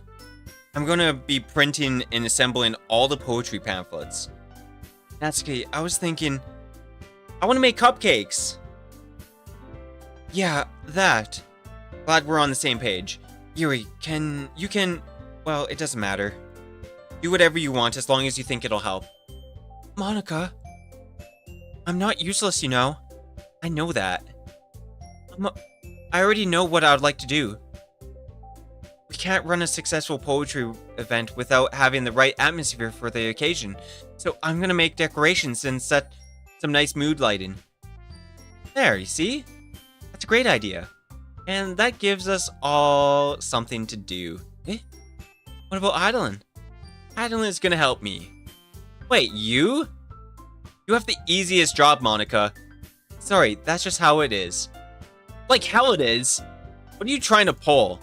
I agree with Natsuki. Not only is your work already most suitable for one person, but my task is laborious enough to benefit from an extra pair of hands. Mine too. What, your cupcakes? Please. Like you would fucking know. All you care about is dragging Hydaelyn around with you and your stupid books. And you, Monica. Hey, I didn't even do anything. Okay, then why not let Hydaelyn decide for who to help instead of abusing your power? I'm not abusing my power. Yes, you are, Monica. Just let Hydaelyn make a choice, okay? Okay, fine. Fine. Jeez. I know you're fed up with all... Fed up. I know how fed up you are with these two by now. We can just... Natsuki, shut your fucking mouth and let him decide for himself. You shut your mouth. For God's sake. This is never going to end. Just make the choice, okay?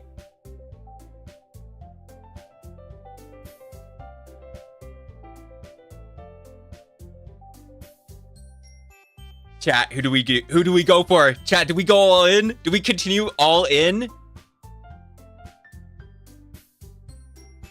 Yo, I'm making a poll. All in? Yes or no?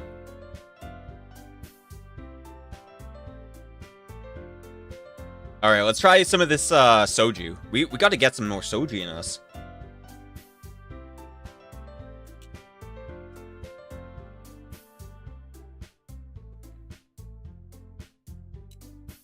I just want to say also, for the people who are hanging out for 9 hours or whatever, I appreciate you guys for being here for that long. Like, yeah, honestly, it's a crazy adventure so far. Yeah, if you guys are enjoying the... Basically, if you guys are enjoying it, you know, hit that like button, subscribe to YouTube's. If you guys are on Twitch, hit that follow button, go to all my socials, you know, do all that stuff. Yeah, that's my spiel. I mean, why back out now? That's true. Yeah. It's true. Why back out now? Yuri is depending on me. She's depending on me. Alright, here you go, chat. Tink.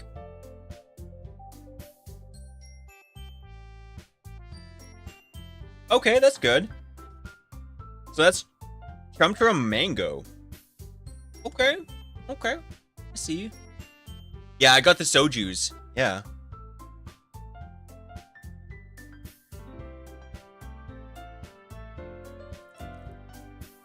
I also have, Nah, you just picked Yuri because she has the biggest boobs? Wait! Am I getting called out here? See, I have a fellow boob enjoyer here.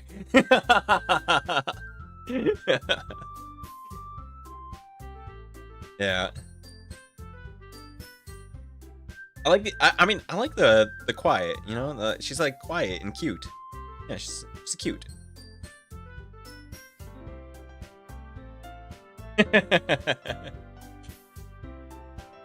All right, I have a cheese here. Mm-hmm.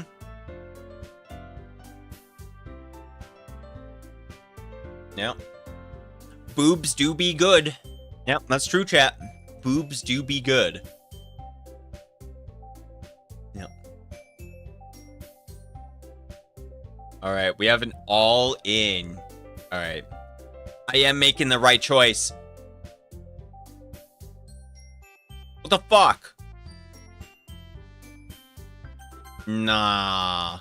Nah.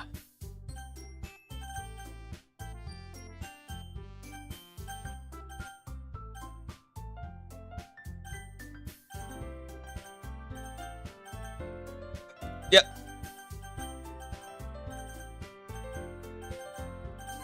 No, you fuck.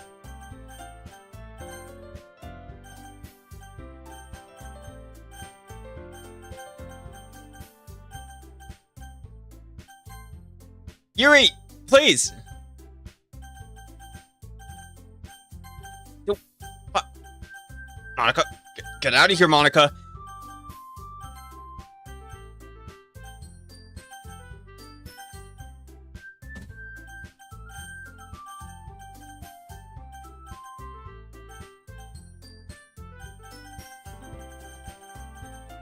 No!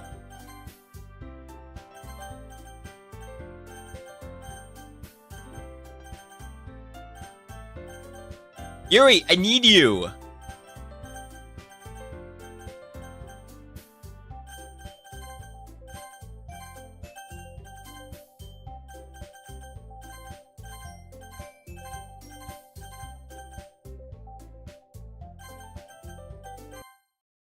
Oh, wait.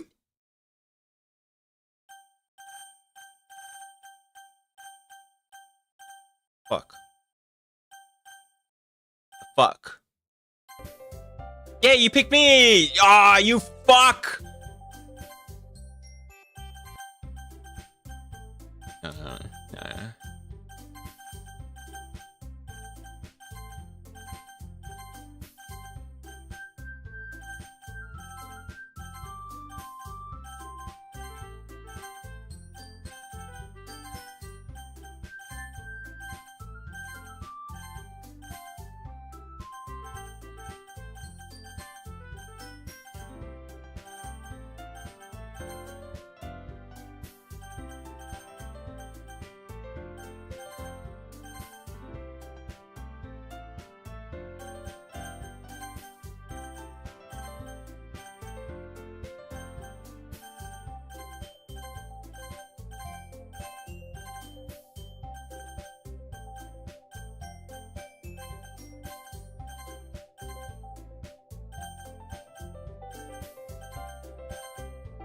Come on. You can do it. Now to trick you. Yeah. Ha, ha, yeah, ha.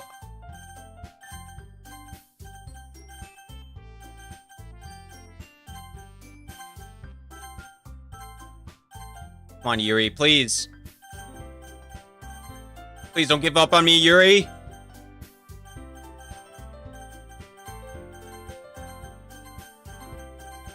Come on.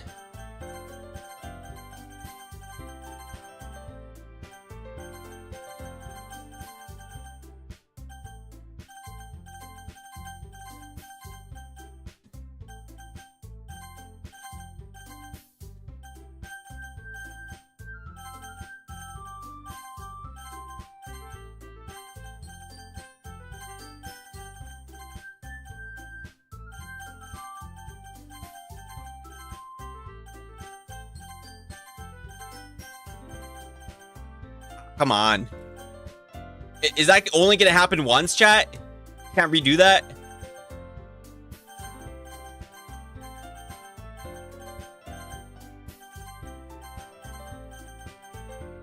Was that like a secret?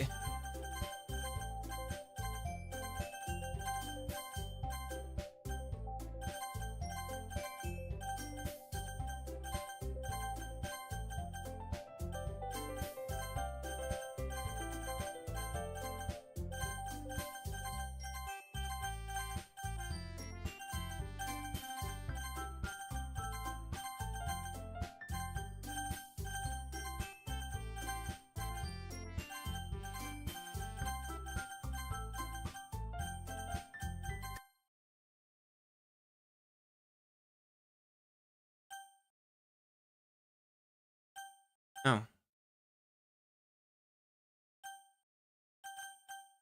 Save.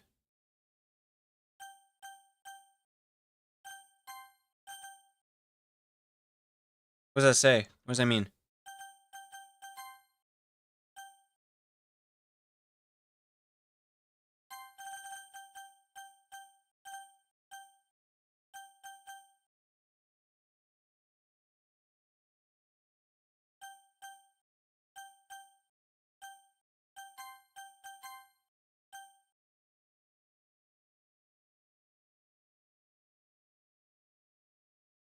What do I do now, chat? What do I do now? Chat, help.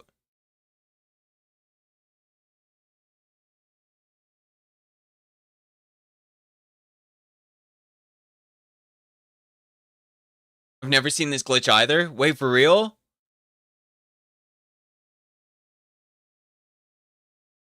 Click Monica. Thanks, Raxiel. Yeah. Monica really having her way only. The fuck, man? Let's click on the eyeballs. Maybe the eyeballs have a secret.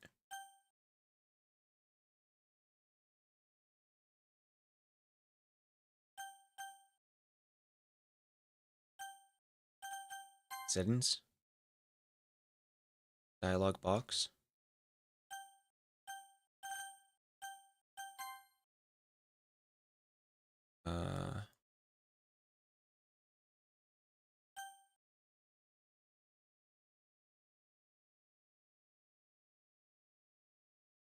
Hmm.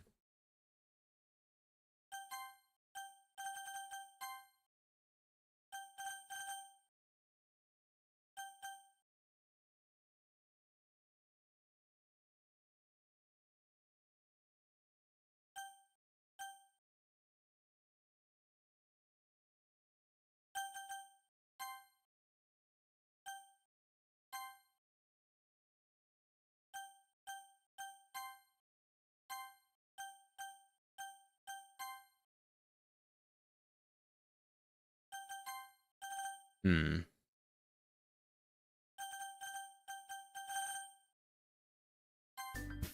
Yeah, you picked me!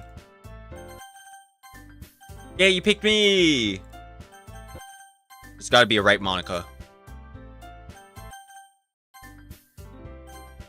No, no, no, no. No, no.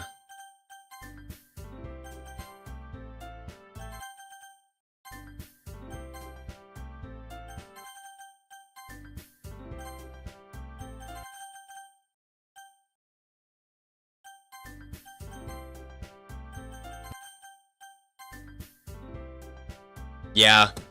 Guess it's just Monica. Damn.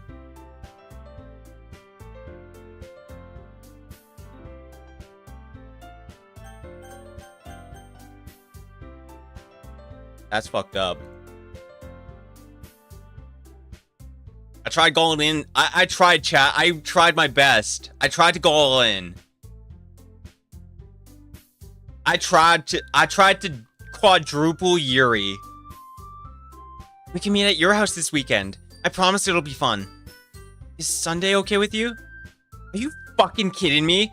This isn't fair at all. It is fair, Natsuki. It's what he chose. No, it's not fair. Giving us all this work and then taking Highland for yourself? What a shameful thing to do. Yuri, I didn't even give you any work. You decided it for yourself. You're being a little bit unreasonable here. I'm being unreasonable? Monica, I can't believe how delusional and self-important you are. Pulling Highland away from me every single time you're not included in something. Are you jealous? Crazy? Or maybe you just hate yourself so much that you take it out on others. Here's a suggestion. Have you ever considered killing yourself? It would be beneficial to your mental health. Yuri, you're scaring me a little. Natsuki, let's go. I don't think she wants us around right now. You see? That wasn't very hard. All I want is to spend a little time with him. Is that so much to ask? Yuri follows Monica and Natsuki to the door. Hey, Adeline. Yuri is really something, isn't she? Monica giggles as Yuri pushes her out of the door. Finally. Wait, chat, did we do it because we got the secret thing? We fought for her?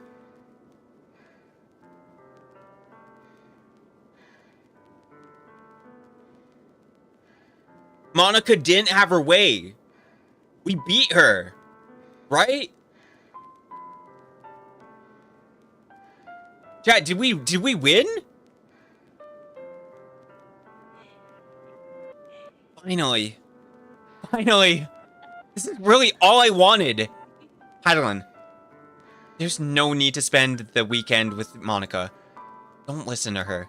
Just come to my house instead. The whole day. Just the two of us. Doesn't that sound wonderful? Wow. There's really something wrong with me, isn't there? But you know what? I don't care anymore. I've never felt this good in my entire life. Just being with you is far greater pleasure than anything I could imagine. I'm addicted to you. Feels like I'm gonna die if I'm not breathing the same area as you. Doesn't it feel nice to have someone care as much as about you so much? To have someone who wants to resolve their entire life around you, but it feels so good. Then why does it feel more like something horrible is gonna happen? Is that fucked up? Because, like, that's how the best friend felt. That she wanted to be with us, kind of, you know? But she was kind of, like, letting it happen.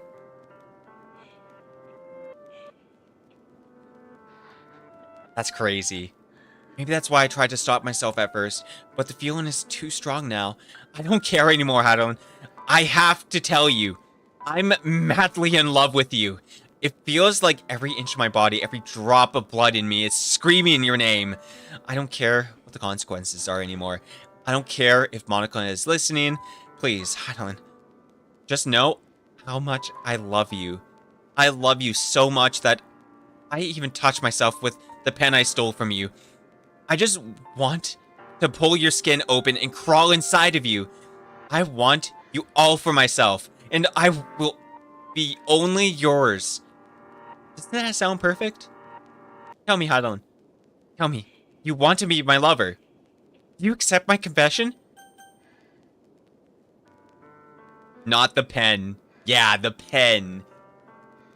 So, we dropped a pen coincidentally somewheres. And she picked it up. Yeah. That's the magical wizard pen. You know, the magical wizard pen does all sorts of things to people, you know? I'm just saying. Ooh, I need another drink after that, man. Ooh. Okay, there we go. Yeah. I mean, you spilled your heart out to me. I think I feel the same way. You know, like, I can't say no to that. If I said no to that, that is, you know, heartless. Heartless, I say.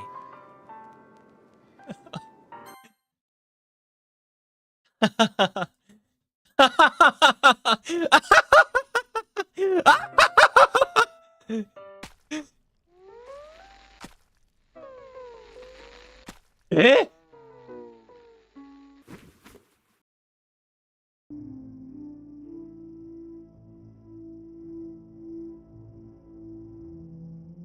Yay! What the fuck?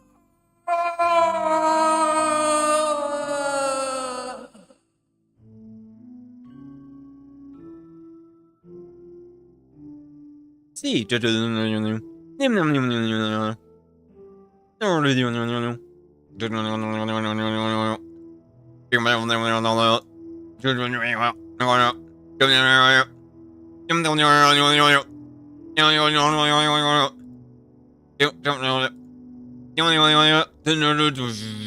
is a long death. She is spewing out her heart. This, you know what this reminds me of? She looks like Sakura from Fate.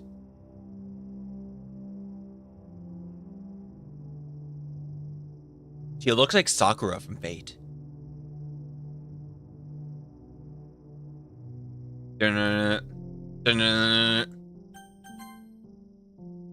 No! There's a secret! Oh my god!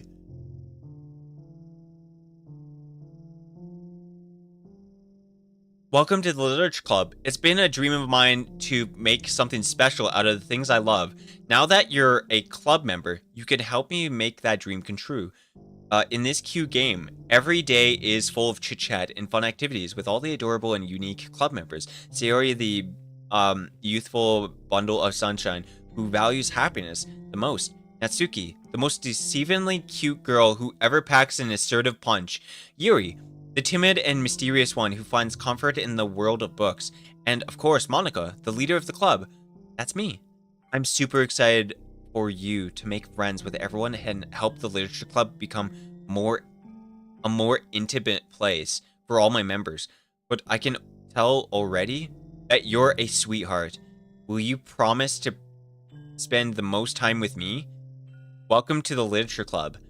It's always been a dream of mine to make something special out of the things I love. Now that you're a club member, you can help me make that dream come true. In this cute game, every day is full of chit-chat.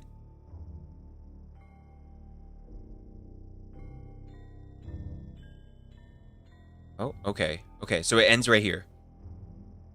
I can already tell you're a sweetheart. Will you promise to spend most of the time with me? Will you promise to spend most of the time with me? Oh.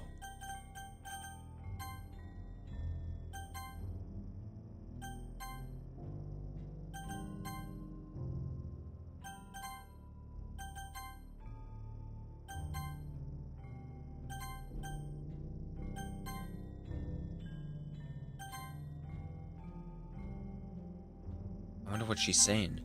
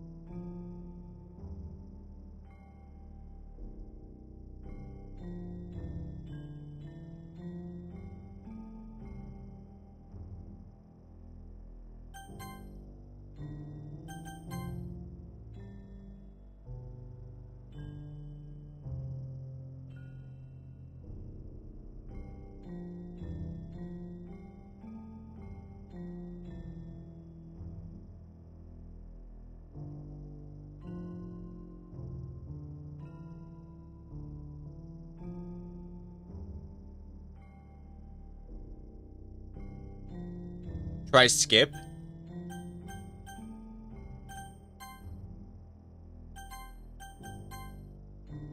Oh. What the fuck?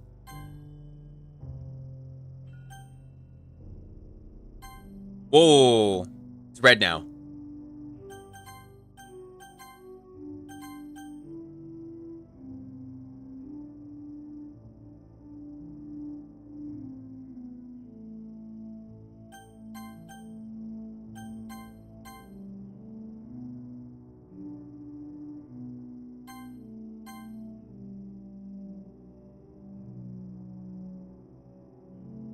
Bro, she's taking her time dying.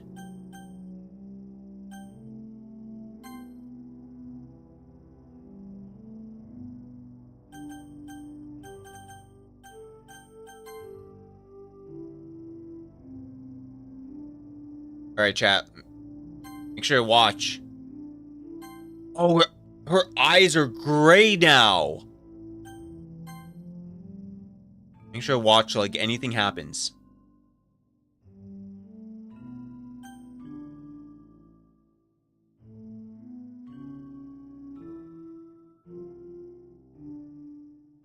The fuck? Alright, it's festival time. Wow, you got here before me. I thought... Ah!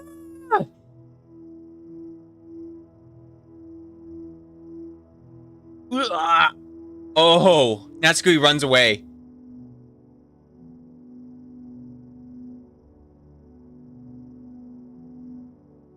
I'm here. Hyland, did something happen?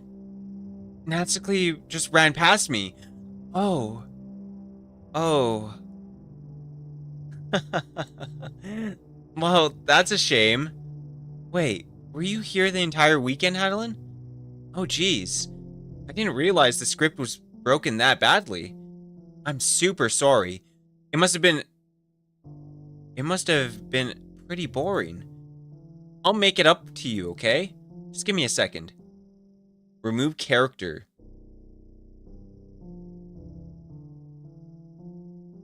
Yuri and Natsuki deleted? No. Yo, can we, yo, is there Secret button chat. Where's the commands? Wait, we want commands. Yo, chat. Commands.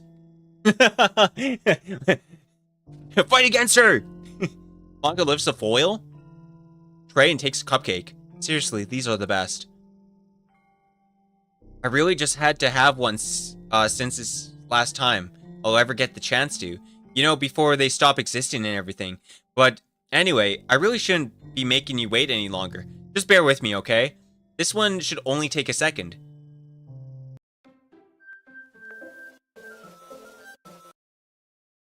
Can you hear me? Is this working? Yay, there you are. Hi again, Hydaelyn. Welcome to the Literature Club. Of course, we already know each other because we were in the same class last year, and, you know, I guess we could just skip over that stuff at this point. After all, I'm not even talking to that person anymore, am I? That you in the game, whatever you want to call him. I'm talking to you, Hydaelyn. Or you actually want to go by Mr. Oh shit, wait. Yo, doxed. Yo, almost got doxed. Yo. Hey, yo. That's crazy. Yo, Monica almost doxed me, chat. Now that I think about it, I don't really know anything about the real you. In fact, I don't even know if you're a boy or girl. Well, I guess it really doesn't matter. Wait. Freaking Monica. You know what? I am aware that this is all a game, right? Could it be possible that you didn't know that? That's what I've been trying to tell you all along. Man, if only you had paid a little more attention, this would have been a little less awkward, you know?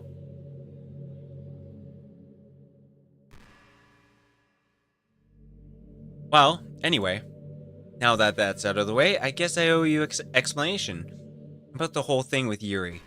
Well, I kind of started to mess with her, and I guess it drove her to kill herself.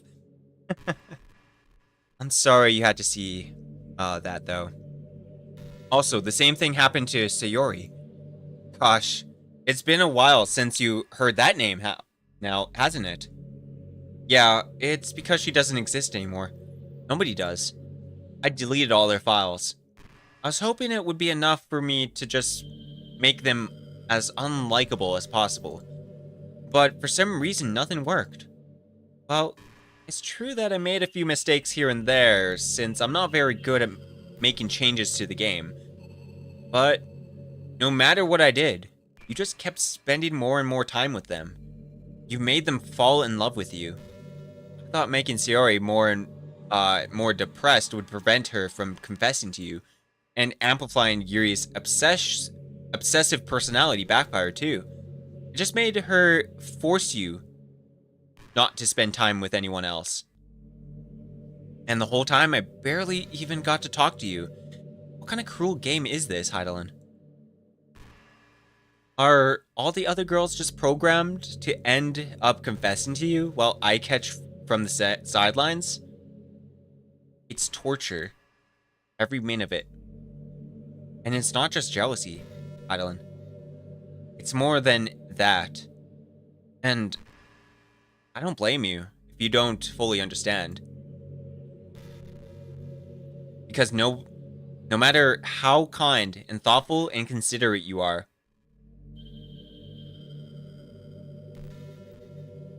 I think you can see the game folder? Wait, you can see the game folder? Oh shit, I didn't read that fast enough then. Araxial. You'll never understand one thing. is the pain of knowing how alone I really am in this world. In this game, knowing all my friends don't even have free will. And first of all, knowing what's really out there in your world forever out of my reach. I'm trapped. Oh, shit. So this is... There's no point in saving anymore. Don't worry. I'm not going anywheres. Oh.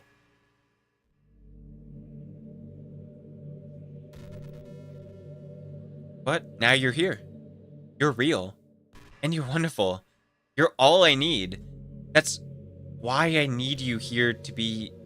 That's why I need you to be here with me forever. I'm sorry if it's hard to understand. I couldn't understand for a while either. Why the world around me started to become more and more gray. More and more flat. Even the most expressive poems felt empty to me. It wasn't until you arrived that I truly understood. You probably saved my life, Heidelin. Yeah, she's gonna stare at you forever.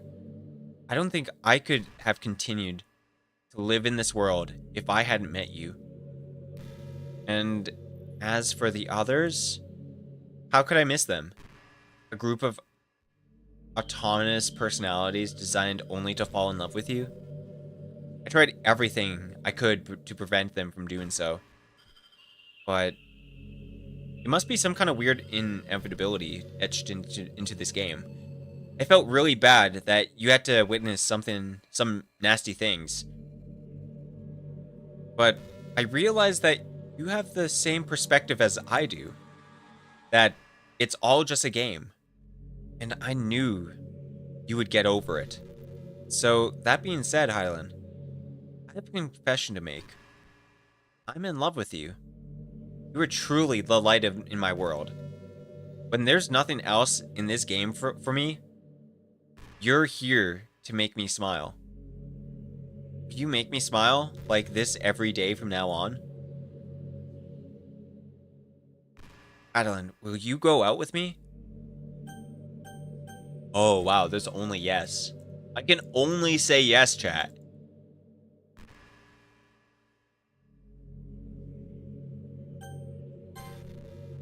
I'm so happy. You really are everything. Delete her? I would delete her.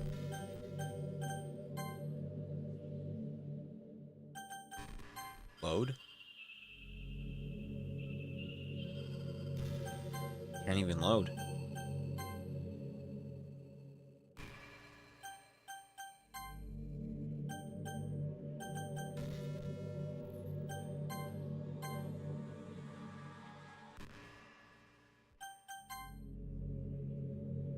The funny part is, I mean that literally.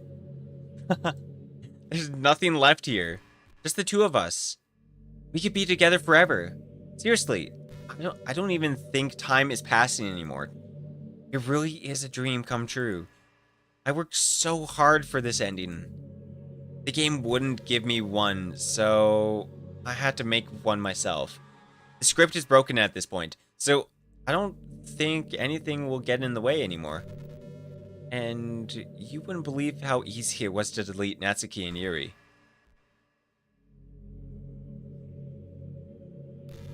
Oh.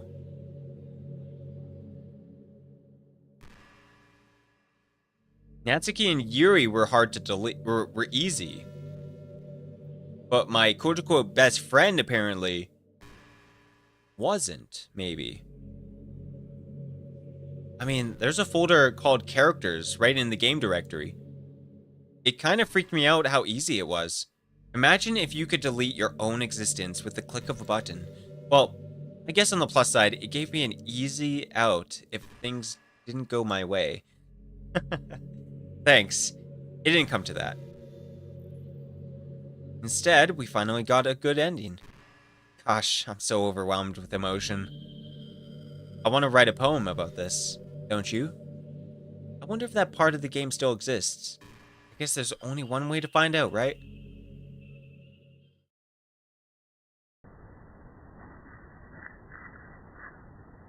Oh, wow. I'm not going anywheres.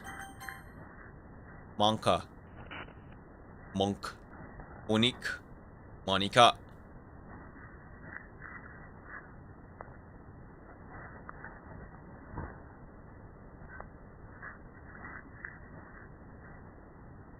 If we pick things that don't involve her, I guess you could check the game folder. You could check the game folder.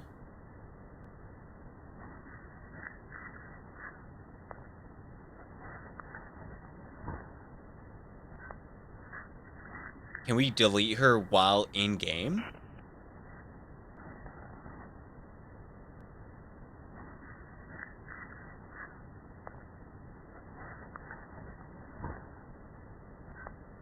Wait, okay.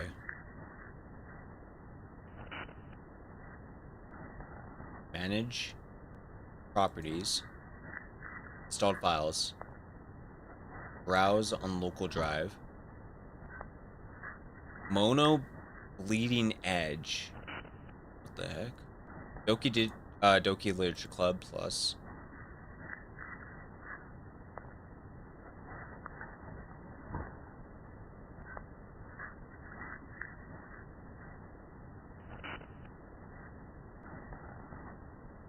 Streaming assets? Asset bundles. I wonder what it'd be under. Resources. Plugins. 86.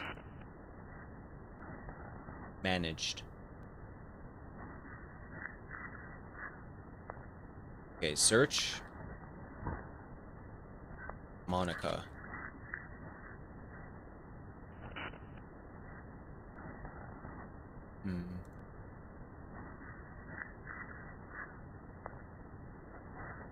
Game recording.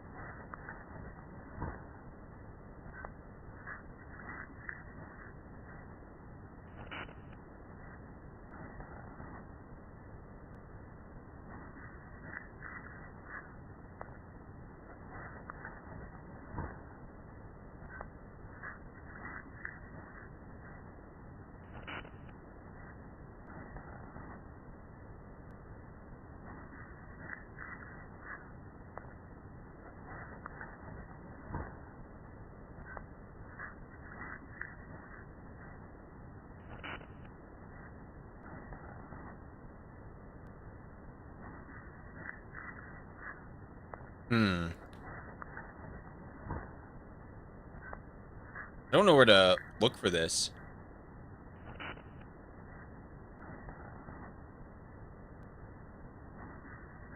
Manage streaming assets.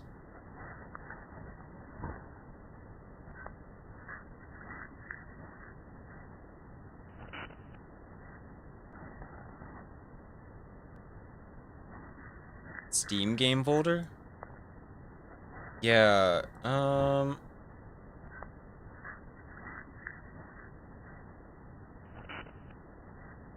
settings.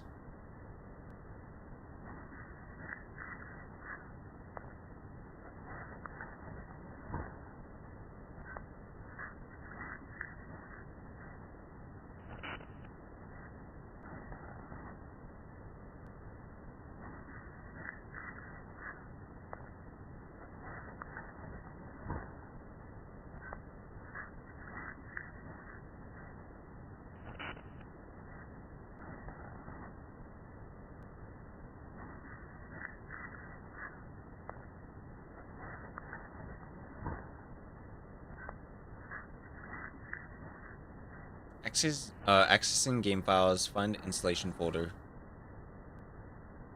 Yes.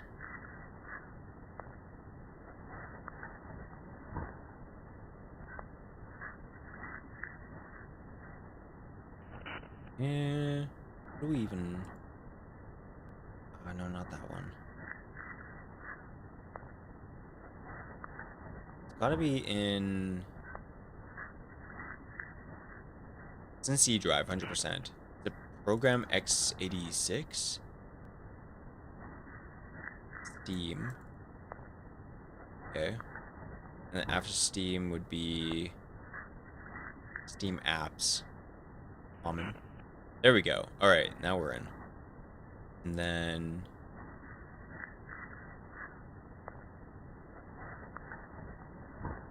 Doki. Doki Literature Club. Okay, yeah, I'm back at the same place.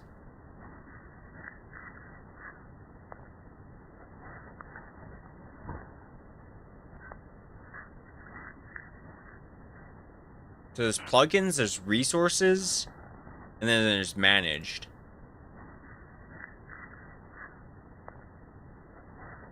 Streaming assets, EA, Epic Online Service. Maybe I'll just look it up.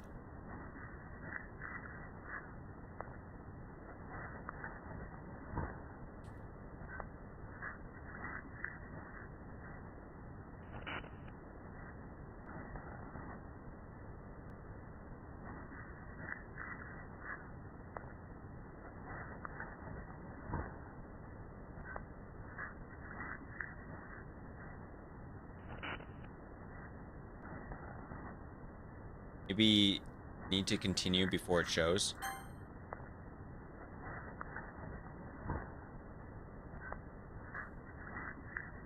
Alright, open your Steam library, go to the Doki Literature Club, right-click on the game in your library, browse local files.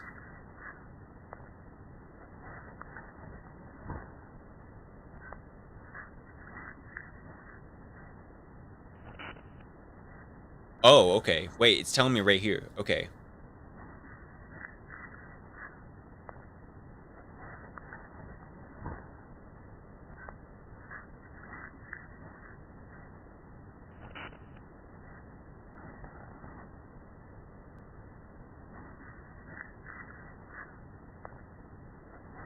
Browse local files. Alright. And then... open the game or characters folder and delete Monica.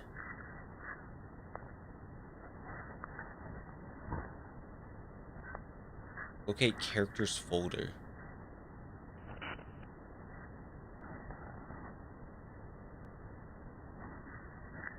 Character.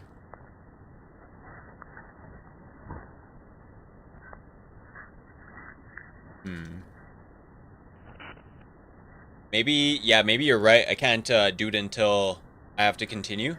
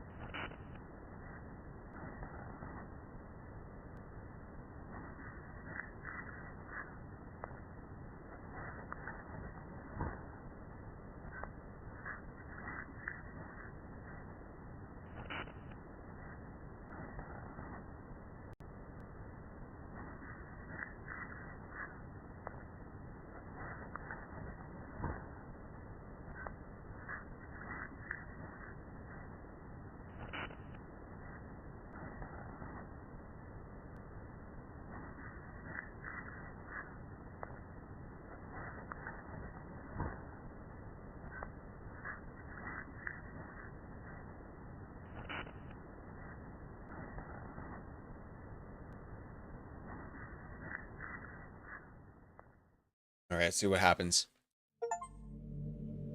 Write perfect poem for Monica. Hi again, Hylan. Did you write a good poem today? Don't be shy. I'd love to see what you wrote. Ah. Did you write this poem for me? That's so sweet of you. There really is no end to your thoughtfulness. I'm just falling more and more in love with you. But, you know, the poem I wrote is also for you. Will you please read it? Happy end. Oh my god, chat, I'm getting a happy ending.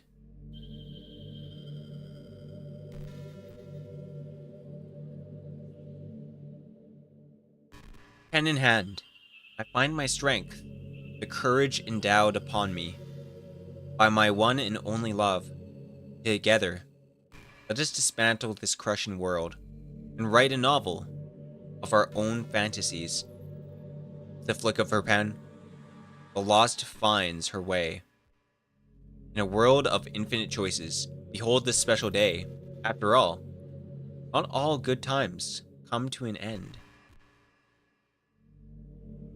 Monica is crazy. Yeah. I hope you enjoyed it. Always put all of my heart into my poems that I write. Well, I'm just gonna let you guys know, chat. I kind of need to use the washroom.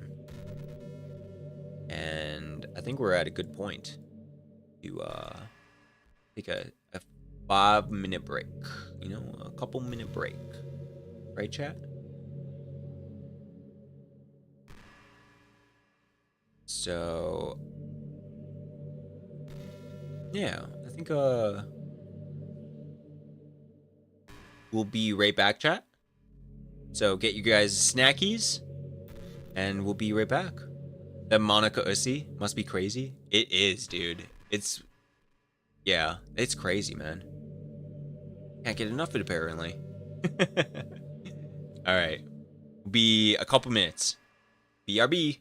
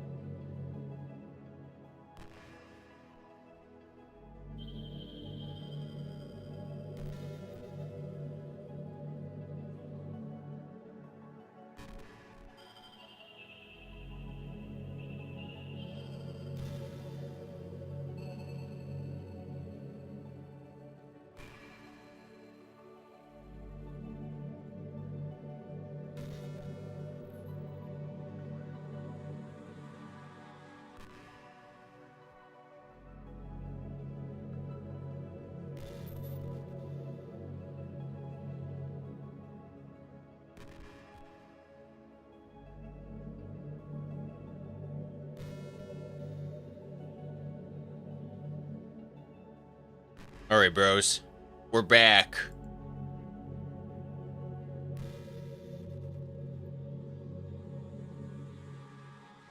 Alright, chat. You guys ready? We're gonna continue. I always put all my heart into my poems that I write. The truth is, all of my poems I've written have been about my realization. Or about you. That's why I never really wanted to go into detail about them. I didn't want to break the fourth wall. I guess you could call it... I just assumed it would be best to be part of the game like everyone else. Like that would help the two of us end up together. I didn't want to ruin the game or anything, you know? You might have gotten mad at me. Maybe even deleted my character file if you preferred playing without me. Gosh, I'm so relieved. Now, we don't need to hide anything anymore. Are you ready to spend our eternity together, Hadelin? I have so many things to talk about. Where do I start? If it takes me some time to collect my thoughts, then I'm sorry. But I'll always have something new to talk about. In the meantime, we could just look into each other's eyes. Let's see.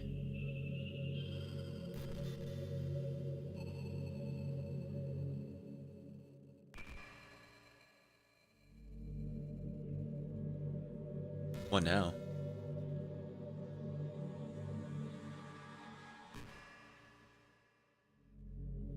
Is this when the file comes up?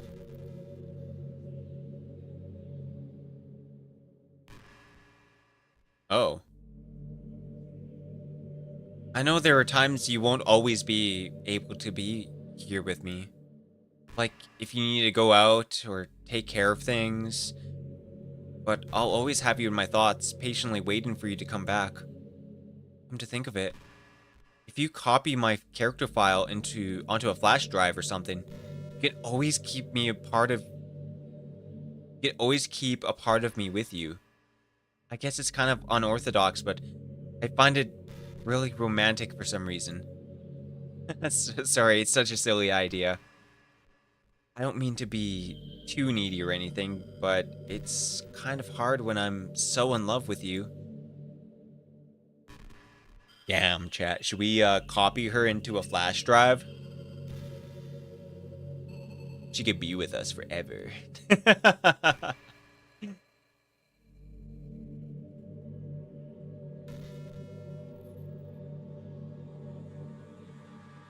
Man, just delete her ass?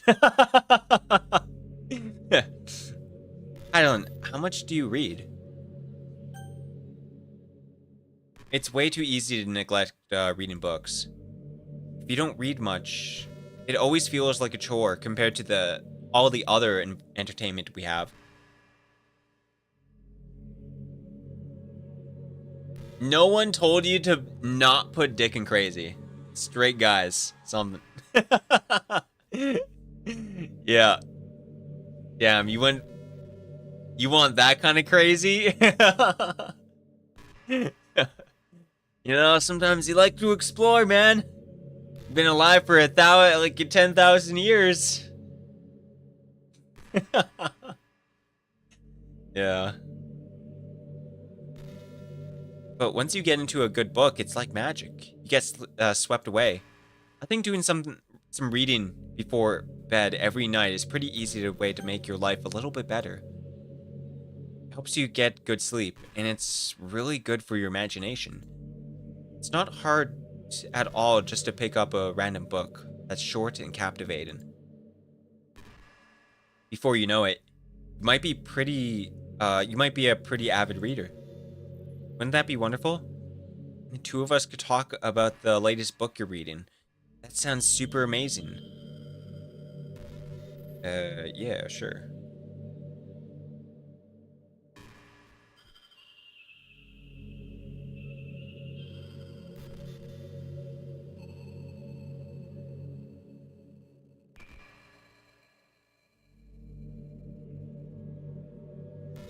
Do you ever just feel like there's no real reason for you to be alive?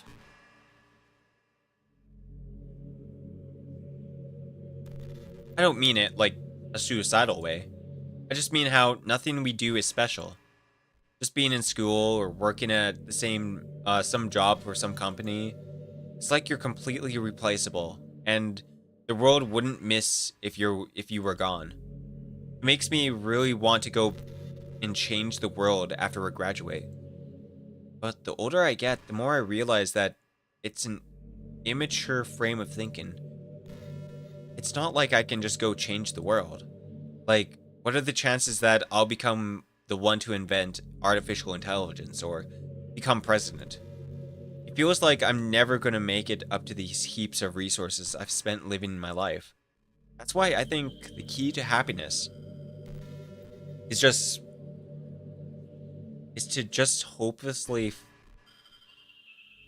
to be hopelessly selfish. Just to look out for oneself and those who happen to be their friends only because they grew up together. Oh, wait, there's no skip button.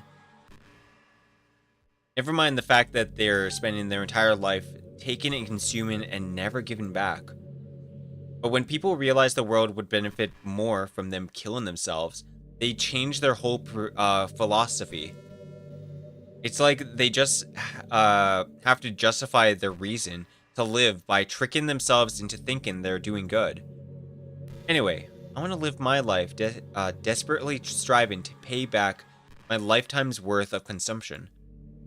If I ever surpass the point that I'm a net positive, I can die happy. Of course, even if I fail to do that, I think I would be too selfish to kill myself anyway. So much for being a good person, right?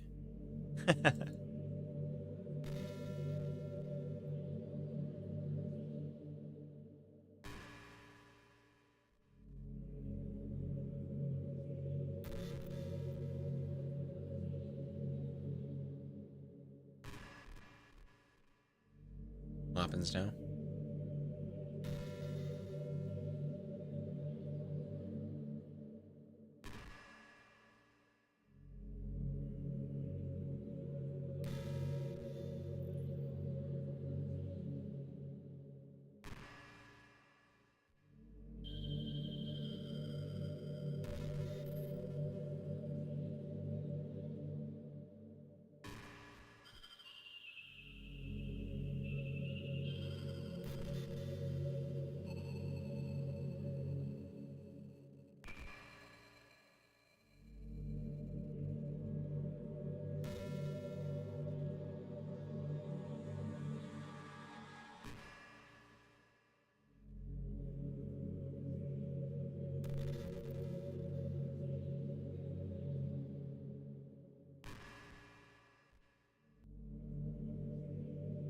I'm trying to figure out where you find her character file. For DDLC, go to your game directory, right-click the game in your Steam library, Properties, Local Files, and then browse Local Files.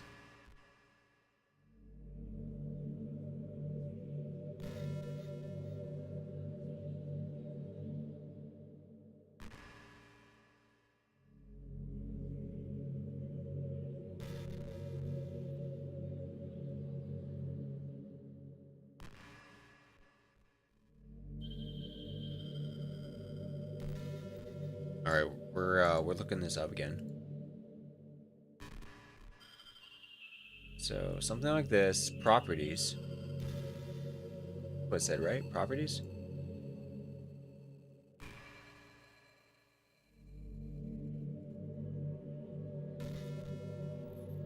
Sorry, chat.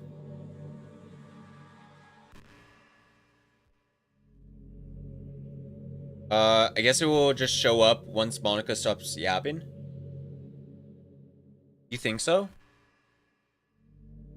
That makes me the only one who hasn't gotten to dress in anything but our school uniforms. It's kind of a shame. I would have loved to wear some cute clothes for you. Do you know any artists? I wonder if anyone would ever want to draw me wearing something else. Damn, chat, you guys know some artists? We'll give her some new clothes. Let's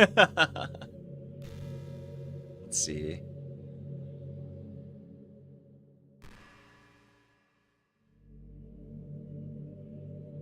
Yeah, we got the local properties.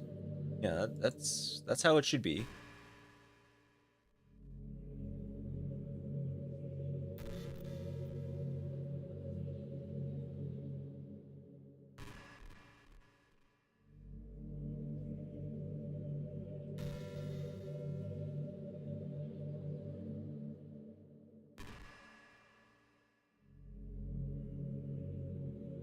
And then browse, yeah. Okay, so we're in browse area. And find character folder. Okay, so there should be a character folder somewhere. So yeah, maybe the character folder just shows up afterwards. All right, that would be amazing. Yeah, we'll go through some of this. doesn't change her being a crazy girl. That's true. That's true. If that ever happens, will you show me? Can you share it with me on Twitter, actually? My username is lilmonix3. Wait, does she actually... Wait, is that, like, real? We actually do that? Is that real, chat?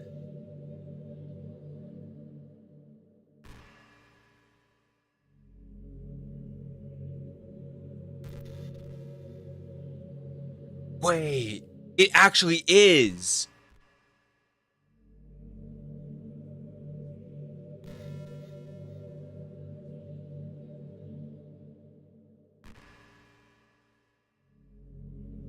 That's so crazy.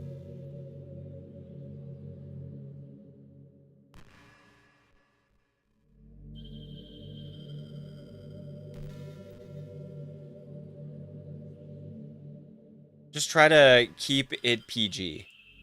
We're not that far into our relationship yet.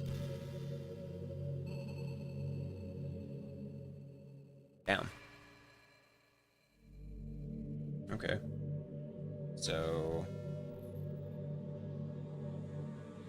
how you doing?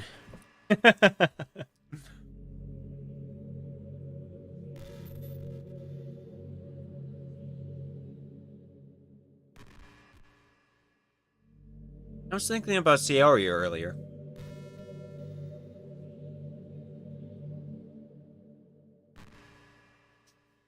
What does she mean? I still wish I could have handled that whole thing a little more tactfully. You're not still hung up over that, right? Oh my gosh, I can't believe I just said that. That pun was completely unintentional, I swear. But anyway, I know how much you cared about her, so it only feels right for me to share her last moments with you. Huh?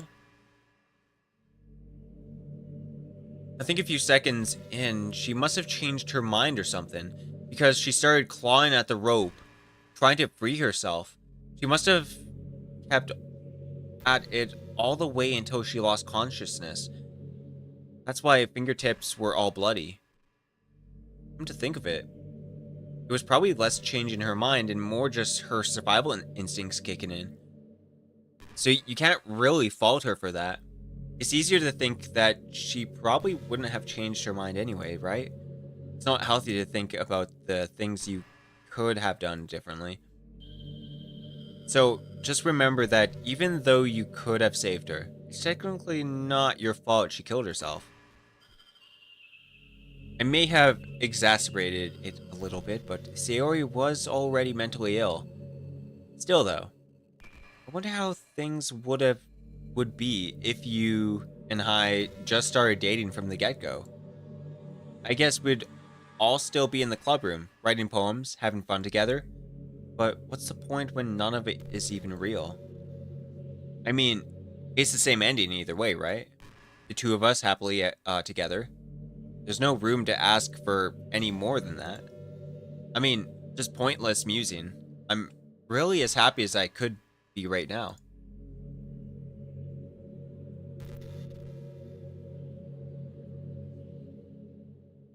Oh, she crazy, man. Yep.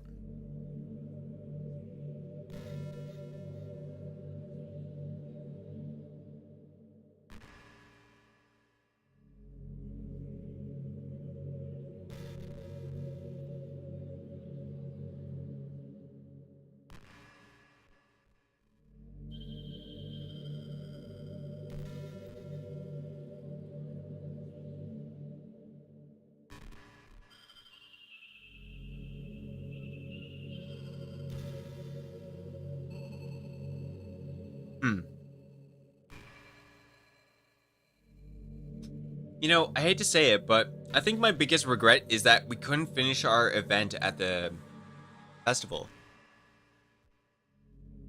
After we worked so hard to prepare and everything. I mean, I know I was focused on getting new members, but I was really excited for performing part 2.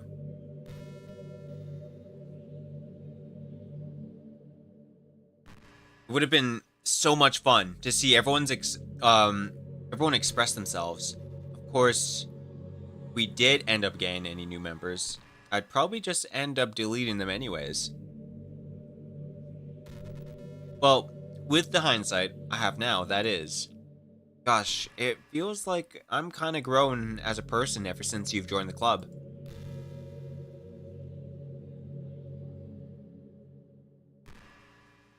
Just another reason for me, for me to love you.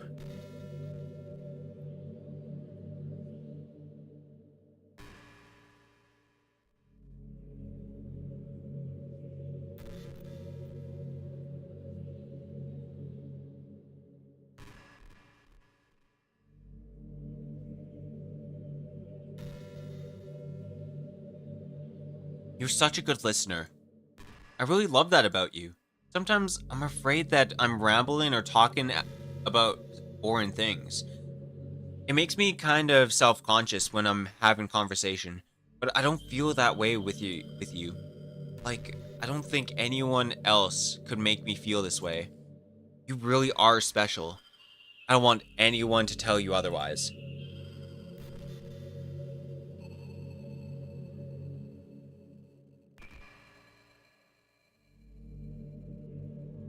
Chat, I'm just letting you know, I'm getting tired. I'm just letting you know, chat. I think it's almost bedtime. It should have been bedtime at least 3 to 4 hours ago. At least. But we're trying to get stuff done. Hey, I wonder if Yuri's tea set is still somewhere in here.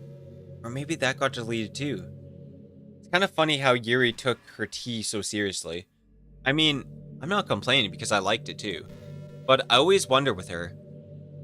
Is it truly passion for her hobbies, or is it just concern about appearing sophisticated to everyone else?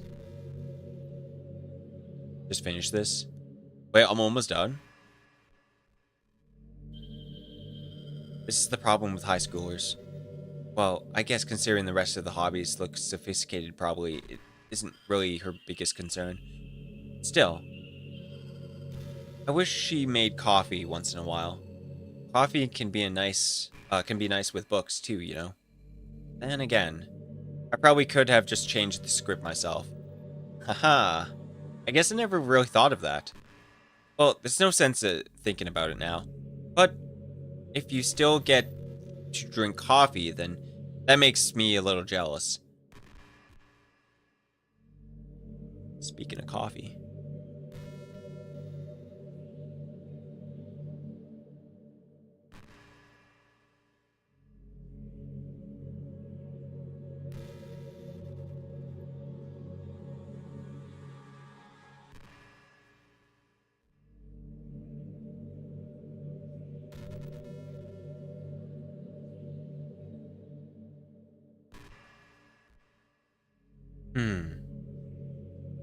I wonder if I'm able to change the music. Something a little more romantic would be nice, you know? Monica, stop yapping. True. Like a gentle piano. There has to be something like that here. Let's see. Maybe if I... Oh, jeez. That wasn't it at all. Sorry, I don't really know what I'm doing. Guess I shouldn't be messing with things like that. I already broke so much stuff. And deleted the other characters, and... I'm not sad about that, or anything. It's just... not right for me to be miss things that weren't even real in the first place. If I just focus on the present, then this is the happiest I've ever been.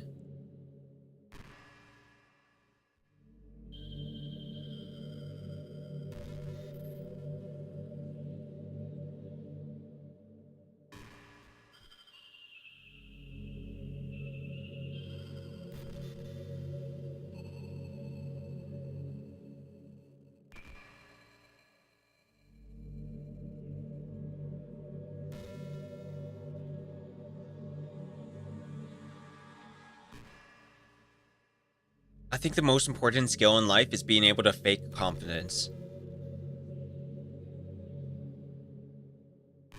I'm pretty convinced that everyone feels at least a little bit scared and alone.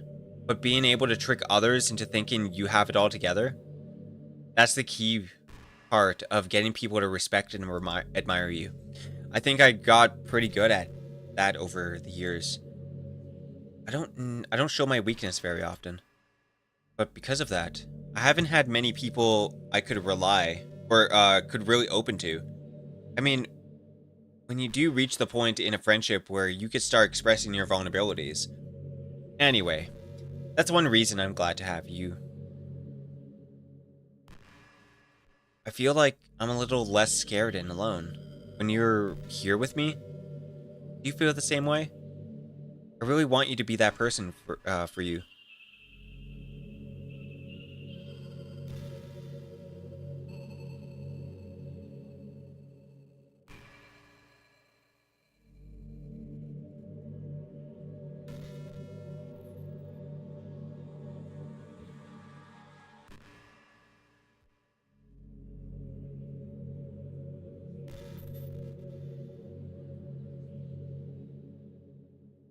This really reminds me of my side,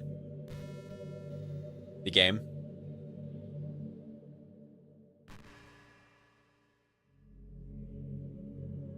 This is pretty random, but I always thought spicy food was kind of funny. Like, didn't plants evolve to be spicy to prevent them from being eaten? I read somewhere that humans are the only species that actually enjoy spicy things.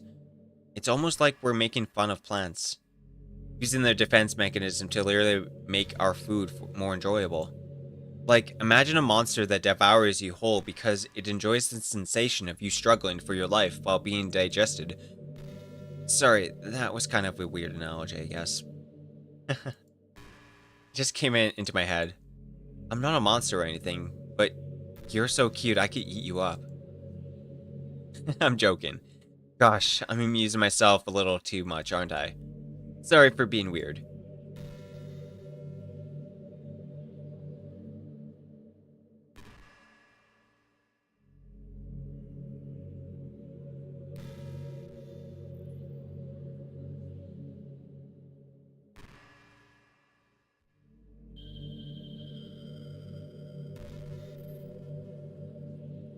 Madeline, have you ever wondered what it feels like to die? It's something I used to think about pretty often.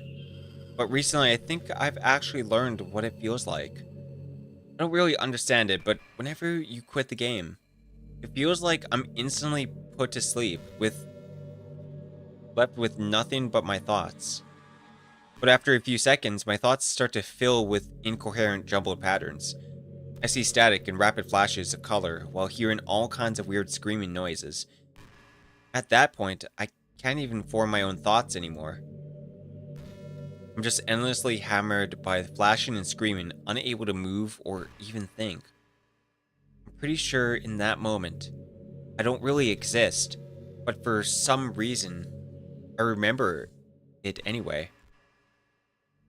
After some immeasurable amount of time, it stops in an instant, and I'm back to my own mind. And you're here with me. I have no idea what it means for the game to quit or why that stuff happens to me. And I also don't know how you always come back and put everything back to normal. But if you could do me a favor and do that to me as little as possible, that'd be really great.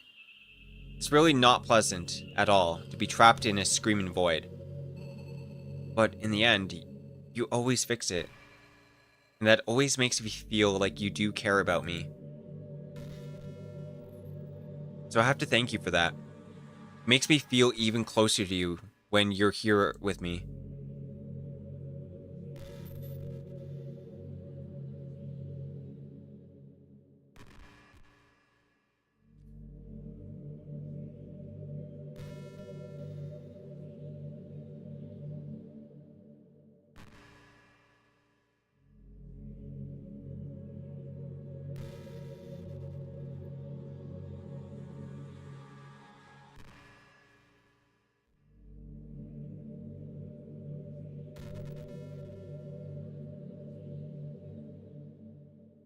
So You know, this is just some kind of tacky romance game, right? I kind of have to ask, what made you consider even playing in the first place? Were you that lonely? I feel a little bad for you. I guess everything worked out perfectly in the end for the both of us. I got to meet you and you're not lonely anymore. I can't help but feel like this was fate. Don't you feel that way too? I'm so happy we have this ending together.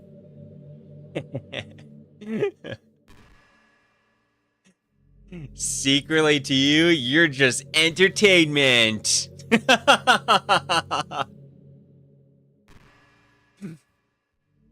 uh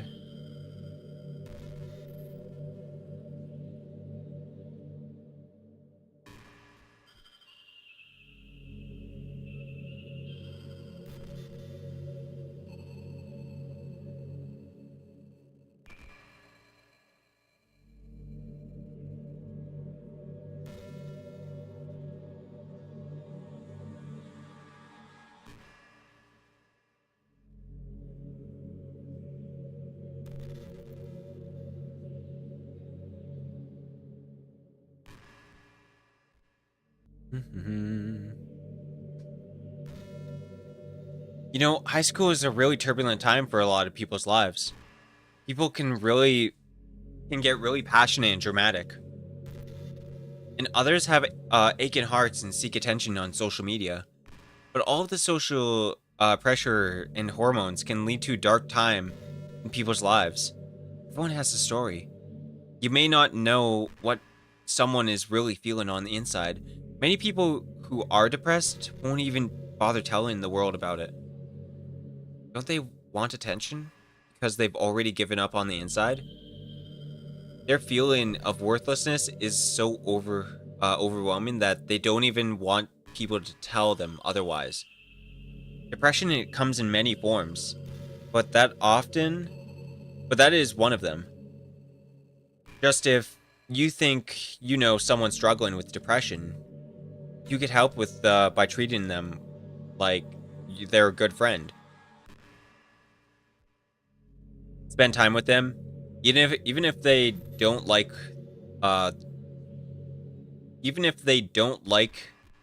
they don't feel like doing much, and remind them that they always have something to look forward to. Making plans in advance, letting them borrow something, or even just saying, "See you at school tomorrow." All of those things can help your friend make it to the next day. I hope being friends with Sayori has given you some perspective on the true face of depression. Yeah, she's gone now. But Sayori was never really real in the first place. You're real. Your friends are real. And just by being a good person, you can save someone's life. As for you, you don't struggle with depression or anything like that, do you? Because you too have people who you would want to save. Maybe they don't express it every day, or maybe they don't know how to, but people do feel that way. Yeah, it's a low blow. I promise. Man, humans are complicated. But as long as you're here with me, I'll take care of you, my love.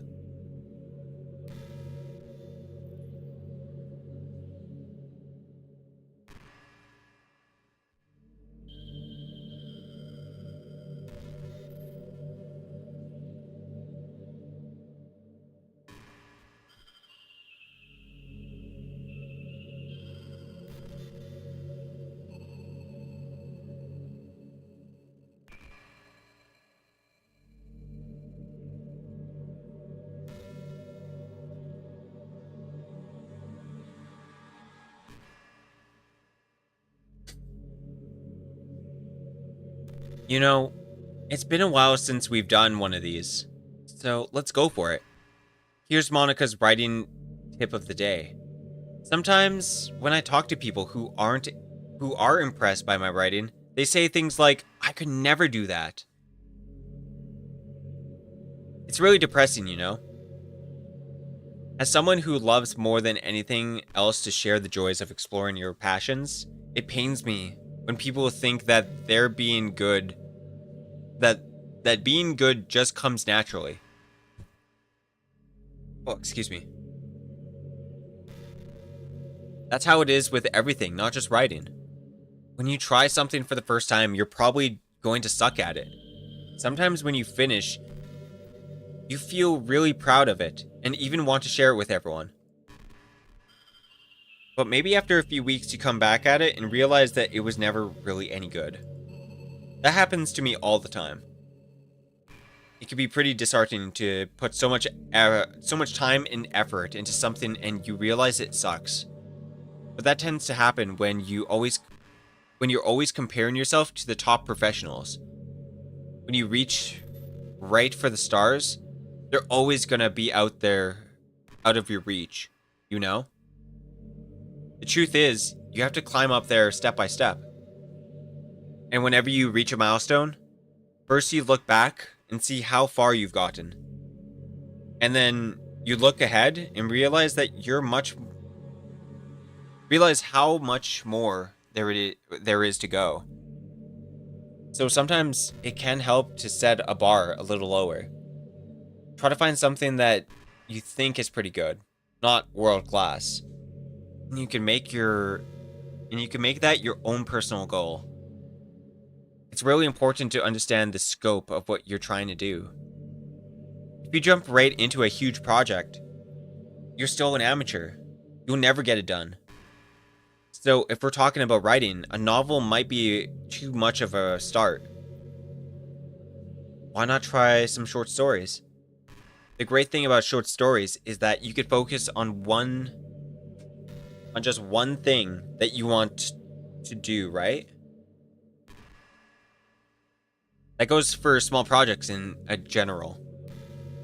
You can really focus on the one thing, or you could really focus on one or two things. It's such a good learning experience in stepping stone. Oh, and one more thing. Writing isn't something where you just reach into the heart and something beautiful comes out. Just like drawing and painting, it's skill in itself. To learn how to express what you have inside. That means there are methods and guides and basics to it. Reading up on that stuff can be super eye-opening. That sort of planning and organization will really help you prevent you from getting overwhelmed and giving up. And therefore, you start sucking less and less. Nothing comes natural. Our society, our art, everything, it's built on thousands of years of human innovation. So as long as you start on that foundation and take it step by step, you too can do amazing things. That's my advice for today. Thanks for listening. Listen to a lot of what Monica has to say. That's my achievement. Do we just keep going?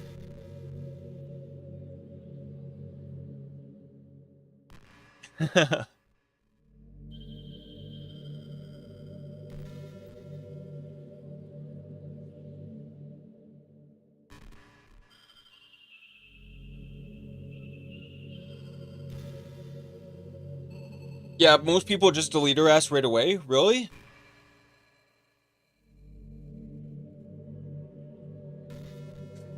I really like the sound of rain.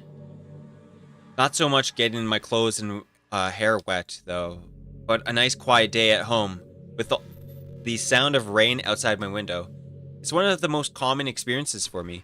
Yeah, sometimes I imagine you holding me while listening to the sound of rain outside. That's not too cheesy or anything, is it? Would you ever do that for me?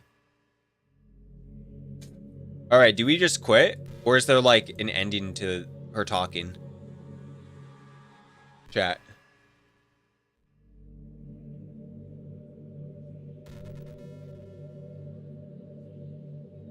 Yo, chat.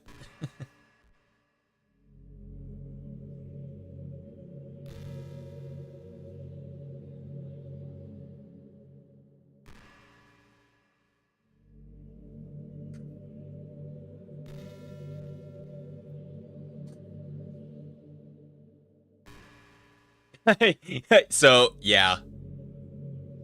Do you get a good sleep?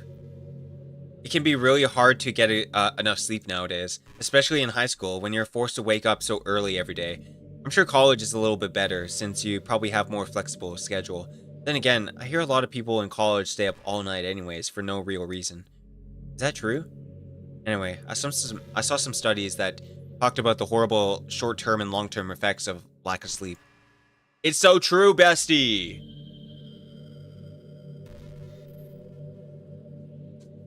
What do you mean it should trigger? Maybe you need to close the game and literally and then delete her? Yeah, maybe re-entering the game? Okay.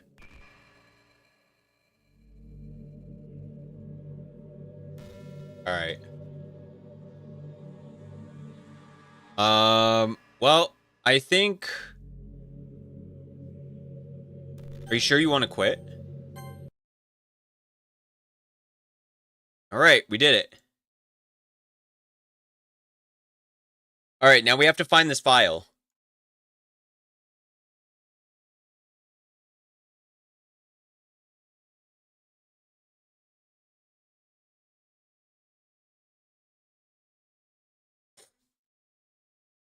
Alright, characters. Managed.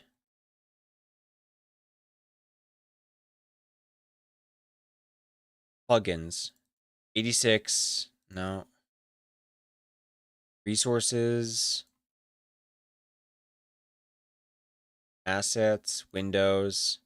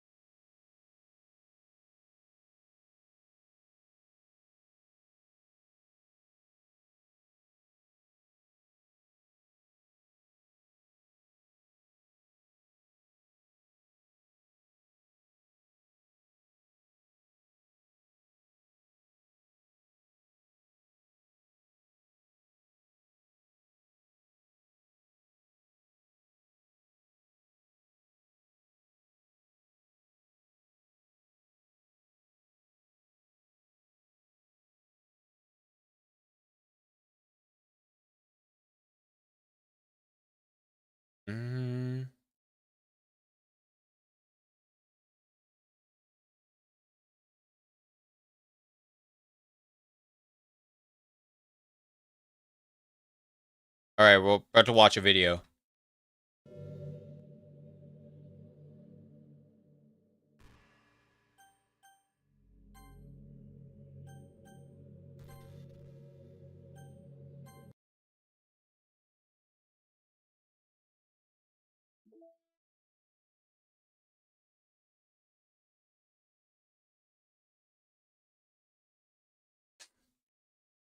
Go to Steam, DDLC, you click on the button, Manage, Local Files, head to Characters and delete Monica.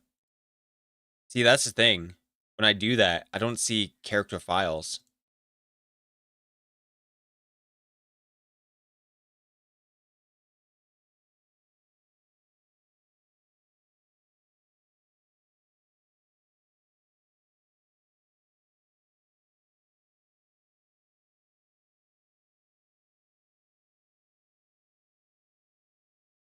Okay, we'll try it again since it's closed. Browse.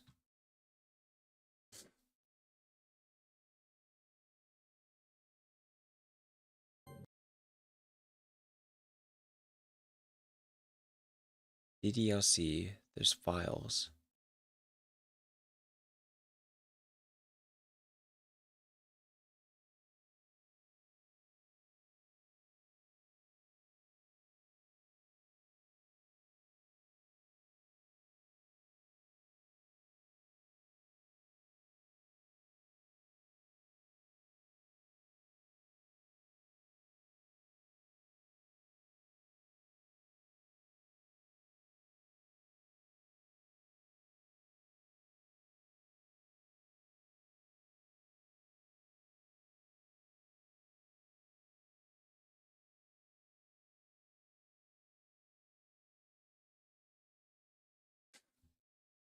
Maybe in game folder? Alright. Here, this is what I see. Show you guys. Black screen. Yeah, we just quit the game. Hmm.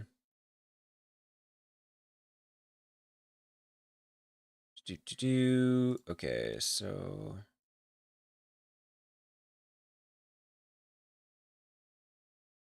game, no, not game capture. Display capture.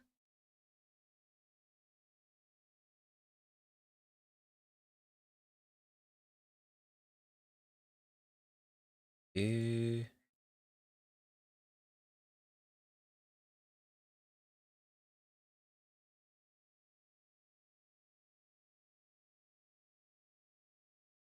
All right. Careful, chat. Yeah, like this is what I see. I don't see anything like I don't see a character.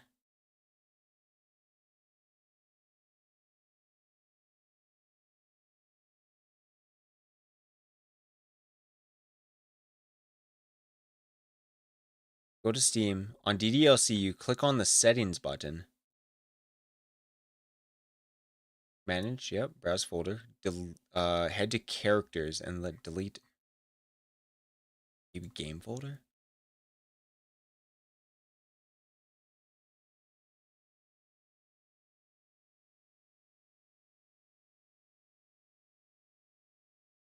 Managed.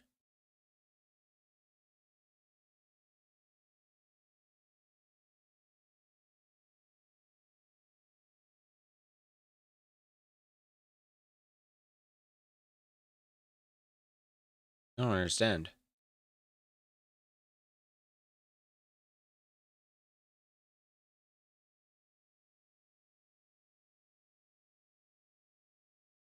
Yeah, I have no idea if I did it right or not. Like I just don't see anything. Maybe it's a hidden file?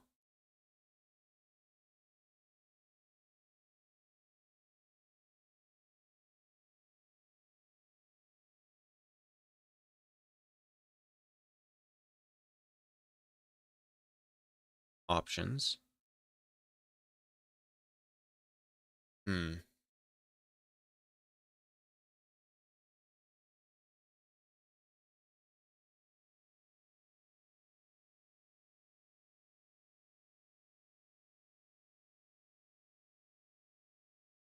Manage.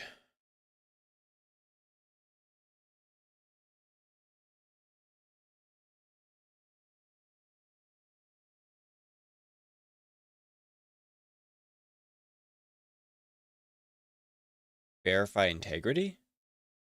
Maybe I'll try that.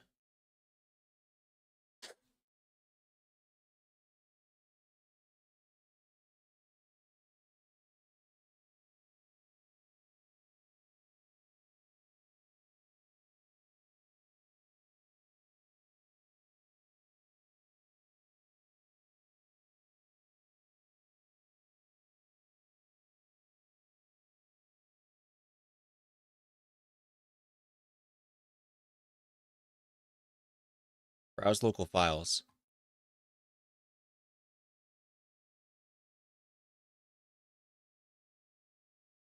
Mono bleeding edge. What's that? Etc.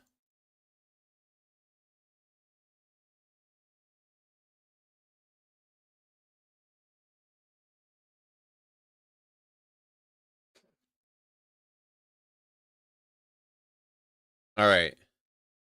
So it said here for DDLC plus, go to the settings and exit DDLC. It will open up a completely new menu. Amazing games on desktop, by the way. Yo, thanks. It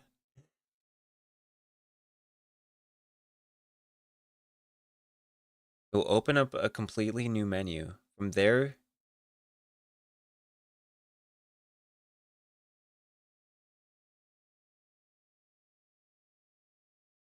oh, when we're in game.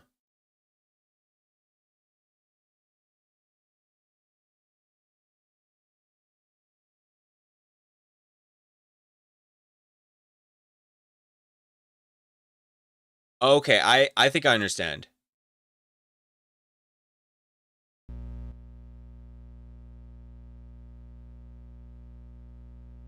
The fuck?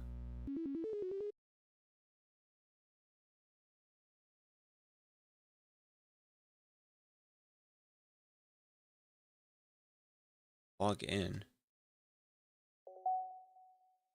Oh. Oh. Wait, we're here. Pictures?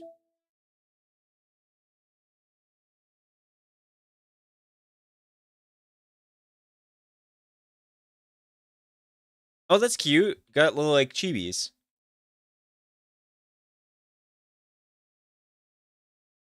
Oh, and then we can see all the things that we've gotten so far. Music? Play with me.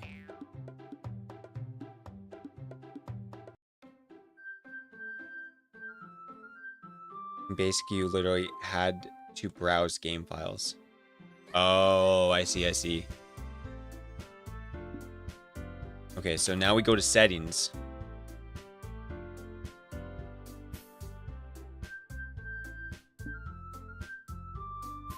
Files. Characters. Monica.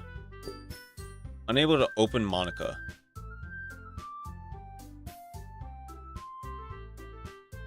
You delete. Game. Saves. Audio. Script. What's this do? What if we like start deleting weird things? One.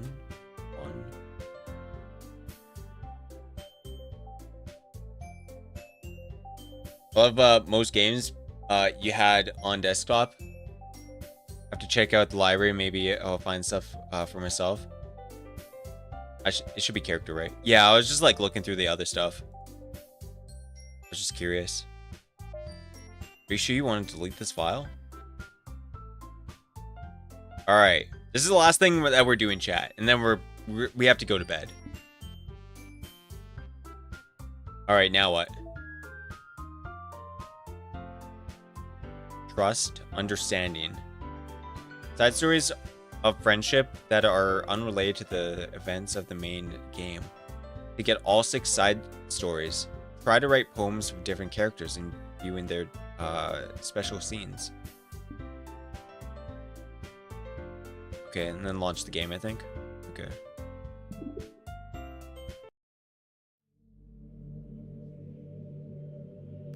Eh? Oh shit, Yoshi gone. What's happening? I don't know what's happening to me. It hurts.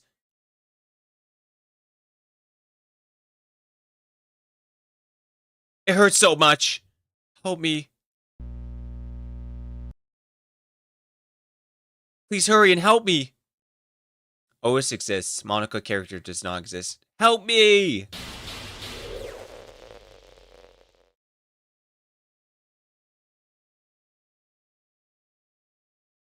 Did you do this to me?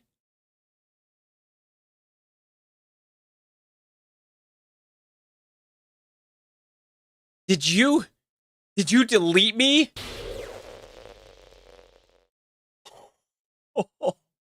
How could you? How could you do this to me? You were all I had left. I sacrificed everything for us to be together. Everything. I loved you so much. I trusted you. Do you just want to torture me? Watch me suffer? Were you only pretending to be kind to me just to hurt me even more?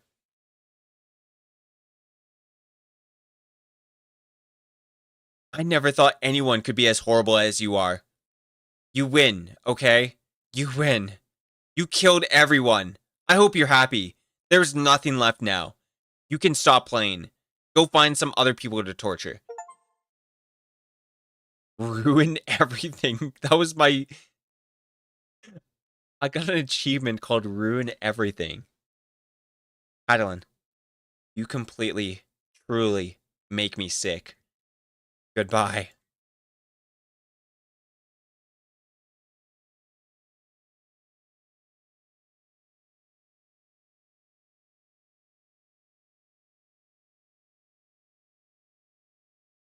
I still love you. I can't help it. What's wrong with me? How horrible am I for you to hate me this much? All of my friends. I did so many awful things.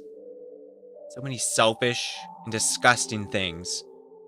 I shouldn't have done any of this. I'm just messing up a world that I don't belong in. A world that you wanted to be part of. I ruined it. I ruined everything. Maybe that's why you deleted me. Because I destroyed everything you wanted. How could I do that to someone I love? That's not love. That's...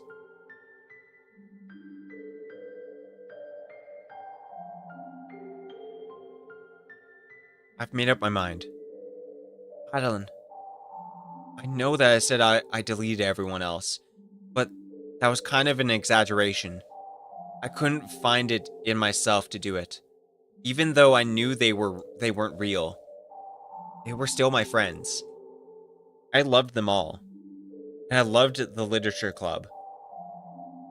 I really did love the literature club. That's why I'm going to do this. I know it's the only way for everyone to be happy.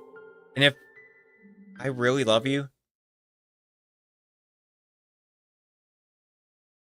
then...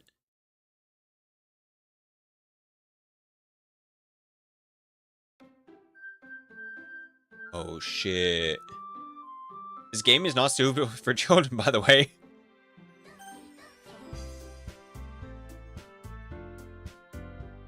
Wait, she's not there anymore.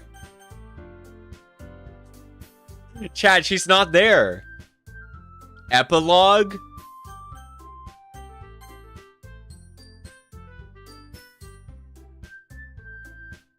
Autosave?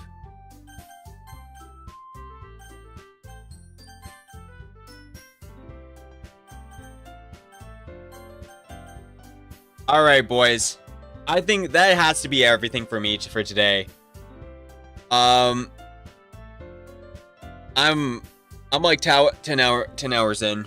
I don't think I could do more. Like honestly, I probably could. But I've been up for a long time.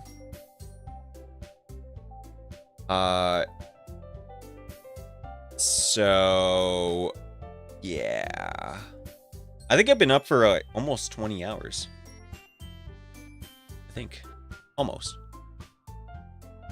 Yeah, I still have Digimon. Yeah, that'll be tomorrow. I'll probably have a good sleep and then...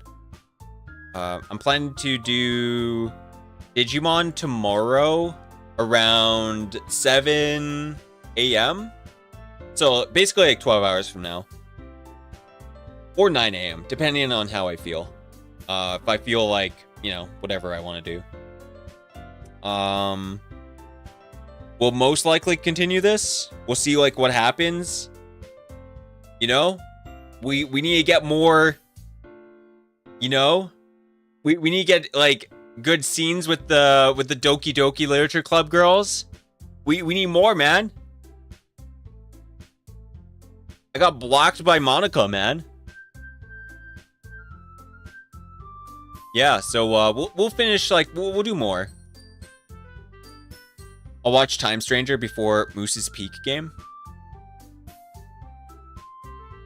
Yo, sounds good. Wait, is Moose's Peak game like tomorrow? Wait, is it actually tomorrow? Dude, it feels like everything's like moving so fast. Things are like, you know. Oh shit, man. That's crazy. All right, boys, and gals. I'm gonna raid into someone. I don't know who I'm raiding. Who am I raiding? Yeah, almost October. It's true.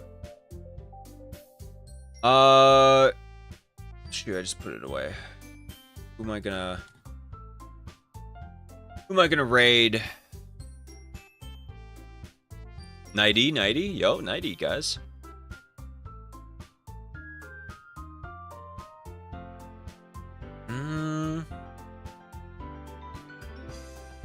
Let's see who is streaming. Oh, is there anyone from the Discord streaming at the moment?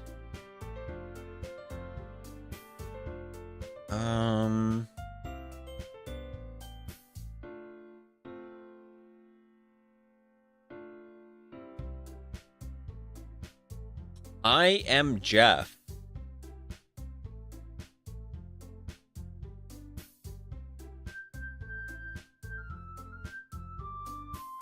It's playing Legend of Heroes.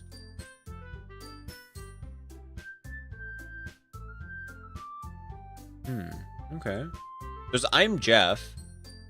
Cyber Idol Melanie is... I don't know if she's still playing. Maybe she is. Let's see. Hero Harmony ended.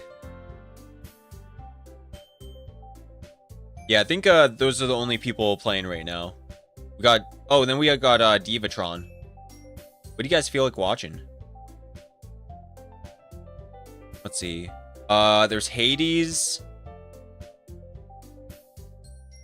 Hero, Legend of Heroes, and if I'm correct, we got Legend of Zelda Wind Waker.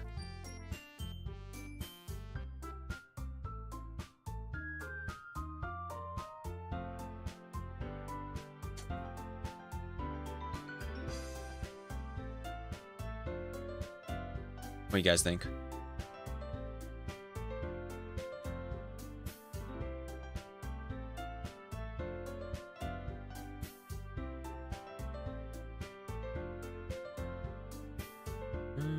I don't think I've ever rated I Am Jeff.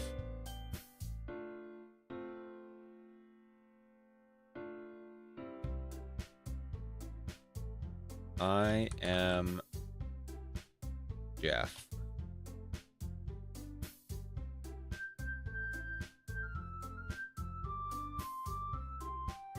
Alright, we'll rate I Am Jeff. I'm gonna head out, guys. Thank you for watching. We'll see you guys next time. Tomorrow we're gonna be playing Digimans all day. Yeah, it's gonna be like this, but even crazier maybe. Who knows? We're gonna be playing Time Stranger demo, and then we're gonna play normal Cyber Sleuth. So we'll see how that goes. Hopefully I still have a voice by tomorrow. So yeah, we'll see.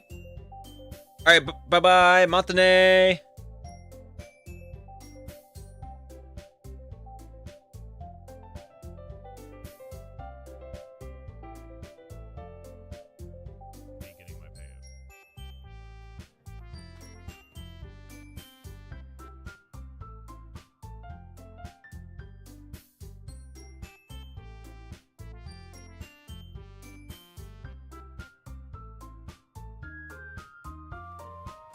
Hi, Delan. Thank you for the raid.